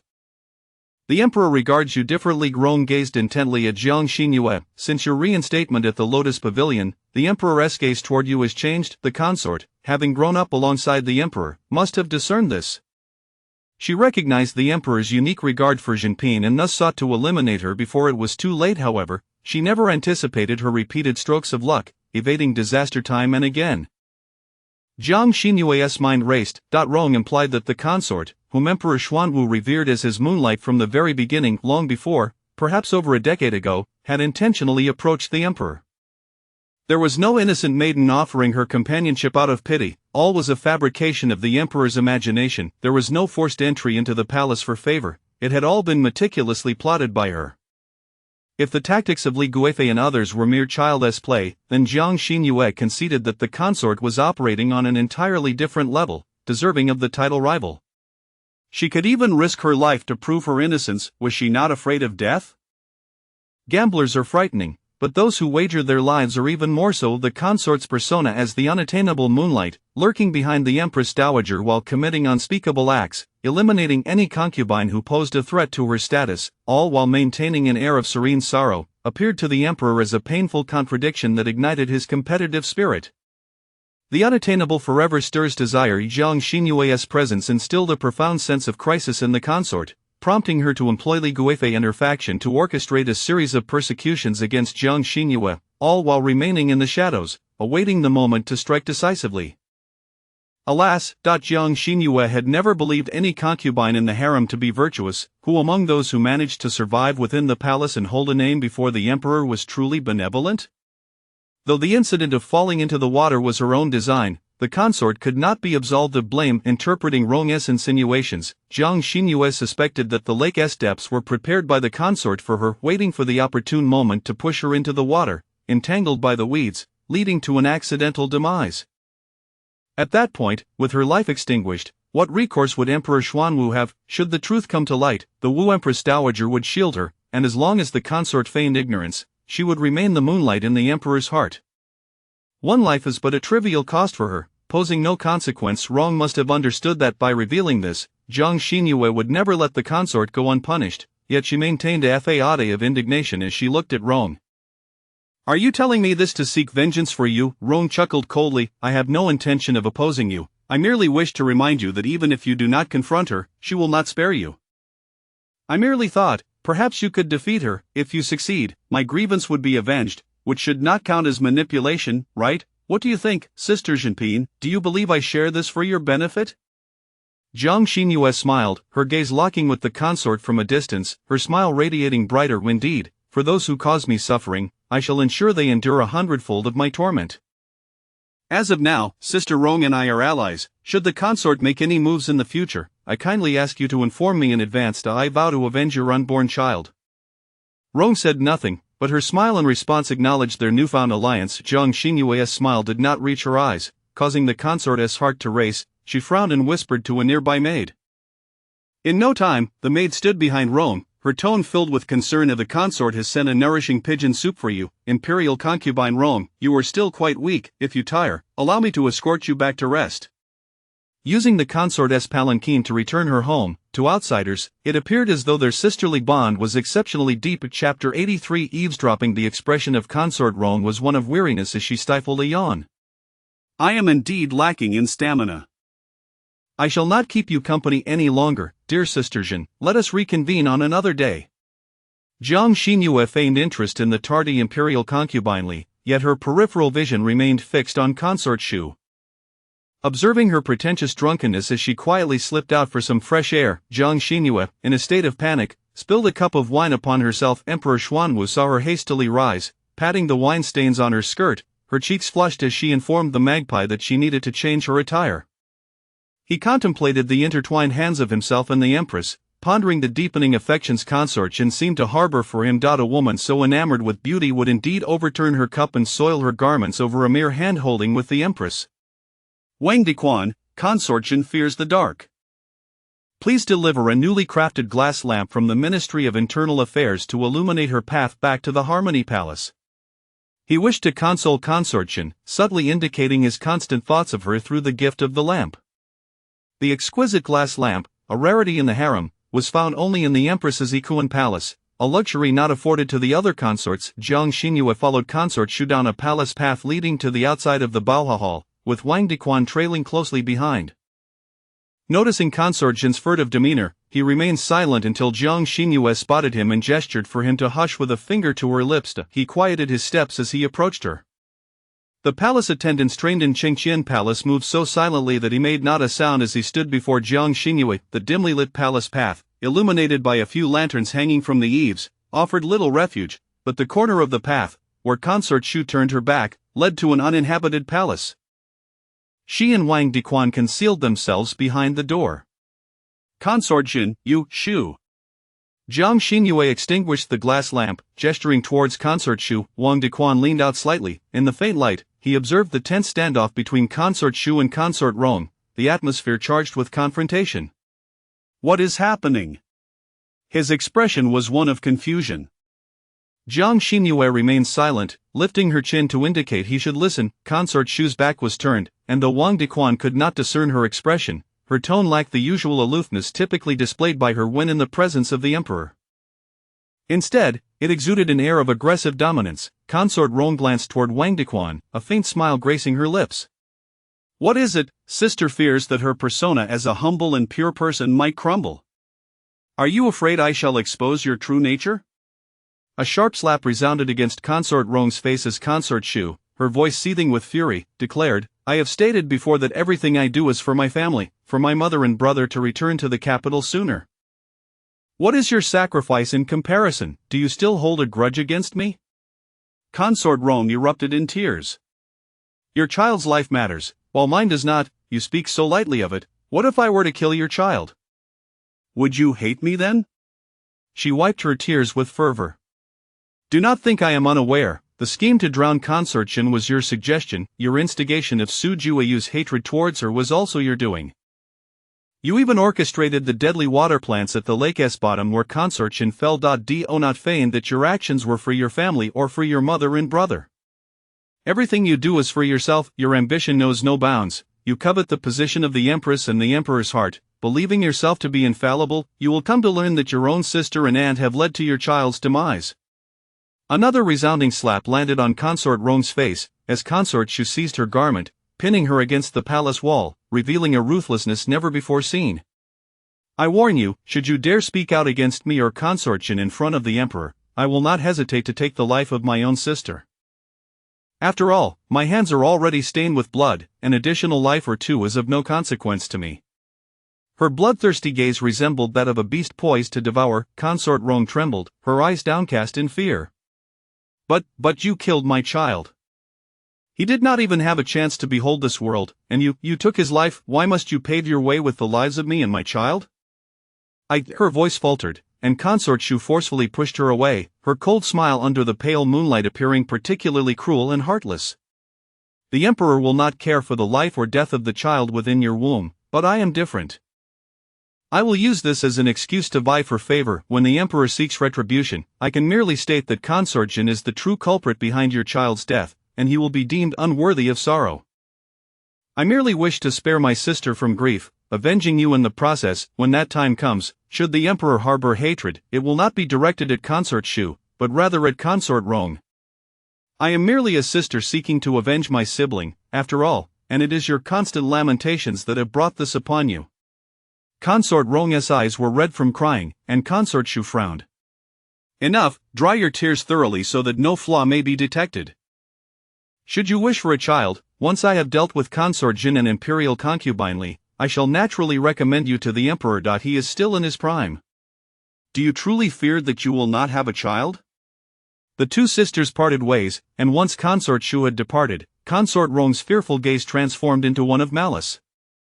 The moment her child left her body, she had lost all sense of fear, reduced to a mere shell, consumed by the desire for vengeance, yet, consort Jin truly surprised her. She had anticipated that after warning her, it would take at least 6 months for consort Jin to outmaneuver her sister. However, within less than half an hour, she had come with Wang Dequan in tow. The swiftness of it all nearly prevented her from formulating her response. Jiang Xinyue and Wang Dequan stood dumbfounded in the overgrown palace, exchanging glances, unsure of how to react. Had Jiang Xinyue been aware of consort Rong's admiration for her, she would surely have blushed with embarrassment. This was entirely consort Shu's misfortune. Finding herself in a situation where the emperor had sent Wang Dequan to deliver palace lamps, she had merely extinguished the glass lamp so that Wang Dequan could later concoct an excuse to reveal the secrets he had overheard that night to the emperor. This Wang Dequan's mouth was agape, capable of holding an egg. He pointed at consort Shu, then at consort Rong, before finally looking at Jiang Xinyue, his expression frantic. Consort Jin, what on earth is happening? As the emperor's close confidant, he was acutely aware of the emperor's affections for consort Shu. Though consort Jin had emerged, consort Shu retained a special place in the emperor's heart. Chapter 84. A grievous humiliation. How could it be that, from the implication of consort Shu's words, she had never truly loved the emperor, but rather sought vengeance for the Wu family and desired the emperor's clemency for their kin? If the emperor were to discover this, what chaos would ensue? The entire palace would surely be thrown into turmoil. Jiang Xinyue felt a chill run down her spine, her fingers clutching the handkerchief pressed tightly against her chest. This palace I was merely conversing with Sister Rong at the banquet, and her tone seemed off, perhaps concerning her miscarriage. I worried for her well-being and intended to come and check, yet I feared I might be misunderstanding the situation and would become a subject of ridicule. Thus, I deliberately dampened my garments to follow discreetly. Upon arriving here, I noticed that consort Shu was also present, and thought it would be easier for them to communicate, so I intended to wait until they finished before departing. I never anticipated. I never imagined consort Shu would utter such astonishing words. Wang Dequan's expression darkened considerably. Your Highness, might I suggest that you allow Qiaoke and Xuanjiang to escort you back to Yishi Palace? I have matters to attend to with the emperor. Jiang Xinyue swiftly caught hold of him, stammering, Wang Gonggang, this matter it should not have reached my ears. If you intend to inform the emperor, could you perhaps refrain from letting him know that I overheard consort Shu's words? It is utterly unfathomable that there exists a consort in the harem who harbors no affection for the emperor, not even for him. I am at a loss as to what kind of man consort Shu desires. The mere thought incenses me, and how heart-wrenching it would be for the emperor to learn of it. Wang Gonggang, please allow me to preserve some of the emperor's dignity and feign ignorance. For a monarch, to discover that one of his consorts does not love him is an unforgivable affront, a profound humiliation, and this humiliation was overheard by another consort, casting shame that would reach the Pacific Ocean. The emperor would undoubtedly harbor resentment towards Jiang Xinyue as well. An emperor, after all, would never perceive himself as lacking or at fault. The blame invariably lies with others. Consort Shu's lack of affection would be seen as her folly, while Jin Pin's awareness of his embarrassment would reflect her impropriety and disregard for decorum. Ultimately, any loss of face would be attributed to those around him. Jiang Xinyue had no desire to become a sacrificial pawn in the turbulent emotional landscape between Emperor Xuanwu and consort Shu. Nonetheless, Jin Pin's remarks did provide Wang Dequan with a glimmer of hope that there were still those within the palace who genuinely loved the emperor. He smiled at Jiang Xinyue. This servant knows what course to take. As night deepened and the shimmering lanterns dimmed, the palace corridors remained shrouded in gloom. Qiaoke assisted Jiang Xinyue into the palanquin and gazed up at her. Will Wang Gonggang truly keep this from the emperor? Surely, he will speak of it. Jiang Xinyue chuckled softly, resting her chin on her hand. Wang Dequan is the emperor's trusted confidant. Any matters within the palace are reported directly to him. As Emir Jin Pin, what authority do I possess to sway him? Then why did you feel the need to utter those words? Because he will undoubtedly relay my comments to the emperor verbatim. Thus, Wang Dequan unwittingly became the catalyst for consort Shu's downfall. Qiaoke's mind raced back to her mistress's earlier statements regarding the existence of a consort who does not love the emperor. If consort Shu does not favor the emperor, whom does she desire? Perhaps she has already formed an attachment outside the palace. The thought unfolded, and Xiao Kei's eyes widened in realization. If Consort Shu does not cherish the emperor, might she be involved with another man? Even a lowly maid like her could not bear to contemplate the emperor's wrath, a fury far beyond her comprehension. The banquet concluded, and Zhang Yankun was surrounded by several officials as he prepared to make his way to an outside tavern for a second round of revelry. His daughter was basking in lavish favor, attracting sycophants aplenty. Having failed to find an opportunity to converse with his daughter throughout the evening, Lord Jiang felt a twinge of melancholy as he inquired of Ruanshi, "Did you speak to the Empress regarding de Lang's affairs?" Ruanshi shook her head. "I merely mentioned that Zegu intends to participate in the autumn examinations." The Empress remarked that she currently walks on thin ice in the harem and will not permit Zegu to exploit her name for any form of cheating or bribery. Do not be deceived by her present favor. It is a precarious position she has earned through perilous trials. I believe that even if our Jiang family lacks influence, we must not become a burden to her.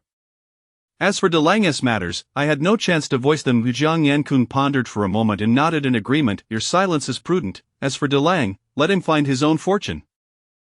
Should it prove impossible, I shall arrange a nominal position for him at the Honglu Temple, allowing him to return to the fray in 3 years. If all goes well, by then, Yuer will surely be one of the 4 favored consorts. Even if he does not succeed in the examinations, the Jiang family will surely be elevated, for de Lang has little interest in study. It would not be unthinkable for him to enjoy a leisurely life as a man of modest renown. However, the situation with Zhou was quite perplexing. As she was determined to see her offspring surpass Ruanshi's children, she seemed oblivious to the fact that Yuer was already a favored consort of the emperor. What could she possibly offer in comparison? A strategy must be devised to navigate this predicament. In the Chengqian Palace, the lanterns had not been lit, and the exquisite glass lantern intended for Zhang Xinyue lay shattered on the steps, while the entire assembly of palace maids and eunuchs, including Wang Dequan, knelt on the ground within the grand hall. In the darkness, Emperor Xuanwu emerged, his weary figure shrouded in shadows, his expression grim. Consort Shu, did she truly say such things? Wang Dequan bowed low, his forehead touching the ground. This servant would never deceive the Emperor. Xiazi and Xiaoshi, who accompanied me to present the palace lantern, witnessed and heard everything. Consort Shu, she was indeed entirely different from her usual demeanor. Consort Rong was struck twice, and her words referenced the miscarriage. It appears it seems to all stem from Consort Shu's actions. Was it she who conspired against Jinping? Every word I utter is the truth. Emperor Xuanwu, believing he had confirmed Consort Shu's lack of affection, felt an intense anger ignite within him, reminiscent of the first time he discovered this truth, a fury that nearly consumed him. Yet this time, upon hearing Wang Dequan's account of Consort Shu's indifference, he found himself surprisingly unperturbed. Instead, a heavy weight seemed to lift from his heart, granting him an unprecedented sense of ease. What truly incensed him was Wang Dequan's revelation that Jinping had been harmed multiple times, with Consort Shu orchestrating events from the shadows. Wang Dequan, the emperor's eyes glinted with cold determination. Arrange for someone to investigate outside the palace. Has Consort Shu had any close associations with men prior to entering the palace? Had Jinping mentioned that Consort Shu held no affection for the emperor?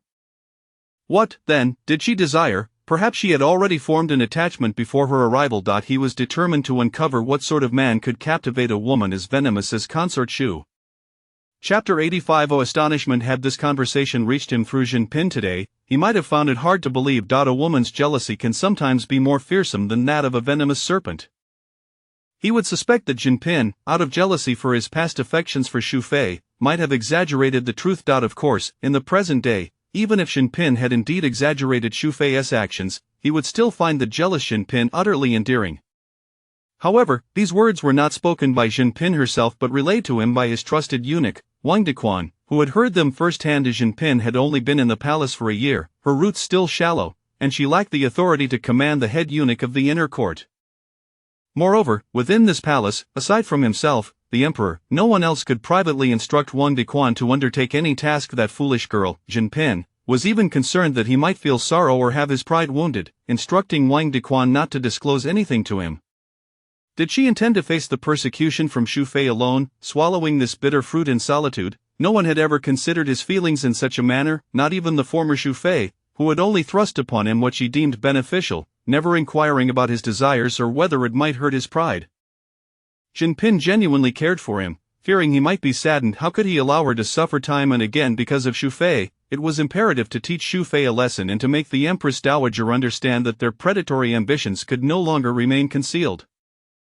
Dreaming of him pardoning the Wu family, never, in the Heshi Palace, Jiang Xinyue, who had discreetly made life difficult for Shu Fei in front of the emperor, was selecting new floral fabrics for the Department of Garments when Jiang Chuan rushed in, breathless. "Your Highness, The room full of ladies paused in their activities and turned to him. He cast a glance at Jiang Xinyue, who was measuring fabric, and quickly lowered his head. This demeanor clearly indicated that there was something significant that required discretion. Fang Rumeng noted the freshly taken measurements of Jinping and, with keen insight, bowed respectfully. "Your Highness, I have secured the blueprints drawn by Jinping. Once they are complete, I shall personally deliver them to you." Jiang Xinyue also glanced at the two ladies behind Fang Rumeng, intentionally raising her tone to elevate Fang's status. "I have always placed my utmost trust in Fang's work, and I sincerely thank you for your efforts." "Your Highness, your gratitude is unwarranted." "It is merely my duty," Fang Rumeng replied. Their eyes met, confirming that their intentions remained unchanged, and they continued to support one another as friends. Afterward, Fang Rumeng and the other two ladies were escorted out of Heshi Palace by Xuanzang. As soon as Xuanzang turned away, the smiles vanished from the faces of the two ladies. Some sycophants are simply adept at ingratiating themselves. Who knows what backdoor they navigated? In the Department of Garments, they managed to please Zhang and Hong, and now they have caught Jinping's favor. It seems that soon, the head of our department may very well change their surname to Fang. Indeed, she even seeks to curry favor with the servants in Heshi Palace, revealing her restless nature. Perhaps she harbors hopes of encountering the emperor in Jinping's quarters, aiming for a meteoric rise. Fang Rumeng turned around, a playful smile on her face, addressing the two. "Indeed, if I were to become the head of the Department of Garments, my first decree would be to silence the two of you with a swift blow. And if I were to become the emperor's concubine, my first act would be to summon you both as palace maids, subjecting you to daily torment." In this palace, conversations are often convoluted. Even when thoughts are clear, they are rarely voiced openly. Fang Rumeng's bluntness, almost naked in its malice, left the two ladies astonished and fearful, concerned that she might one day ascend to a high position and act upon her words. You are simply you. Yes, I am unreasonable and vengeful.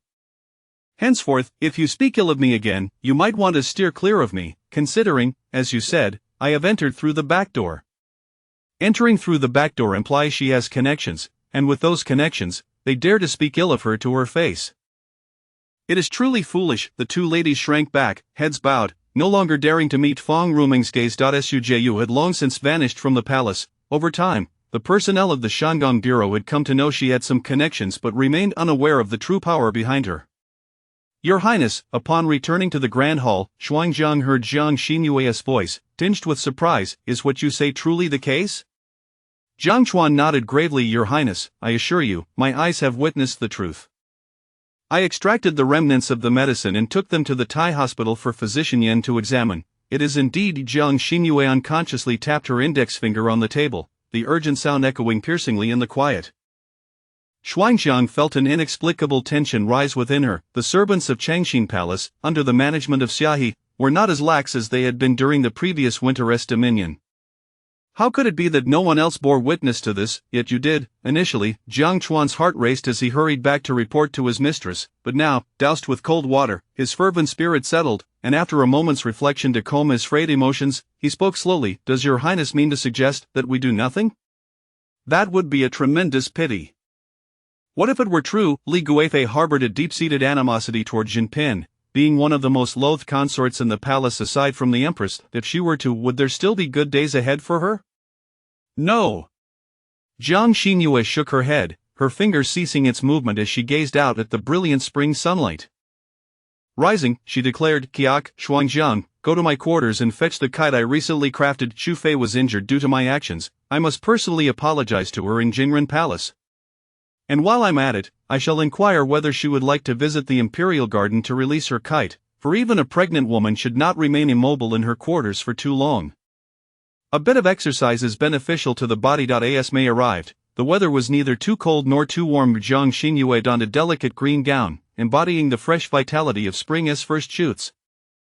She radiated a blend of youthful innocence and a hint of enchanting allure, truly a sight to behold. Upon seeing her in Jingren Palace, Shu Fei's temples throbbed visibly of the previous night, the emperor had chosen to spend the night in Chengqian Palace, and when Xu Fei sent someone to summon him, her request was denied. Having endured a night of restless slumber, dark circles now shadowed her eyes. Even the powder she applied could not entirely conceal the evidence of her sleeplessness. Jiang Xinyue feigned ignorance of her fatigue, her face beaming as she performed her greeting. This humble servant pays her respects to Xu Fei. Initially, it had been Xu Fei who invited others to engage in idle chatter in Jingren Palace, and now she had to muster her spirits. Sister Jinping, no need for such formalities. What brings you to my Jingren Palace today?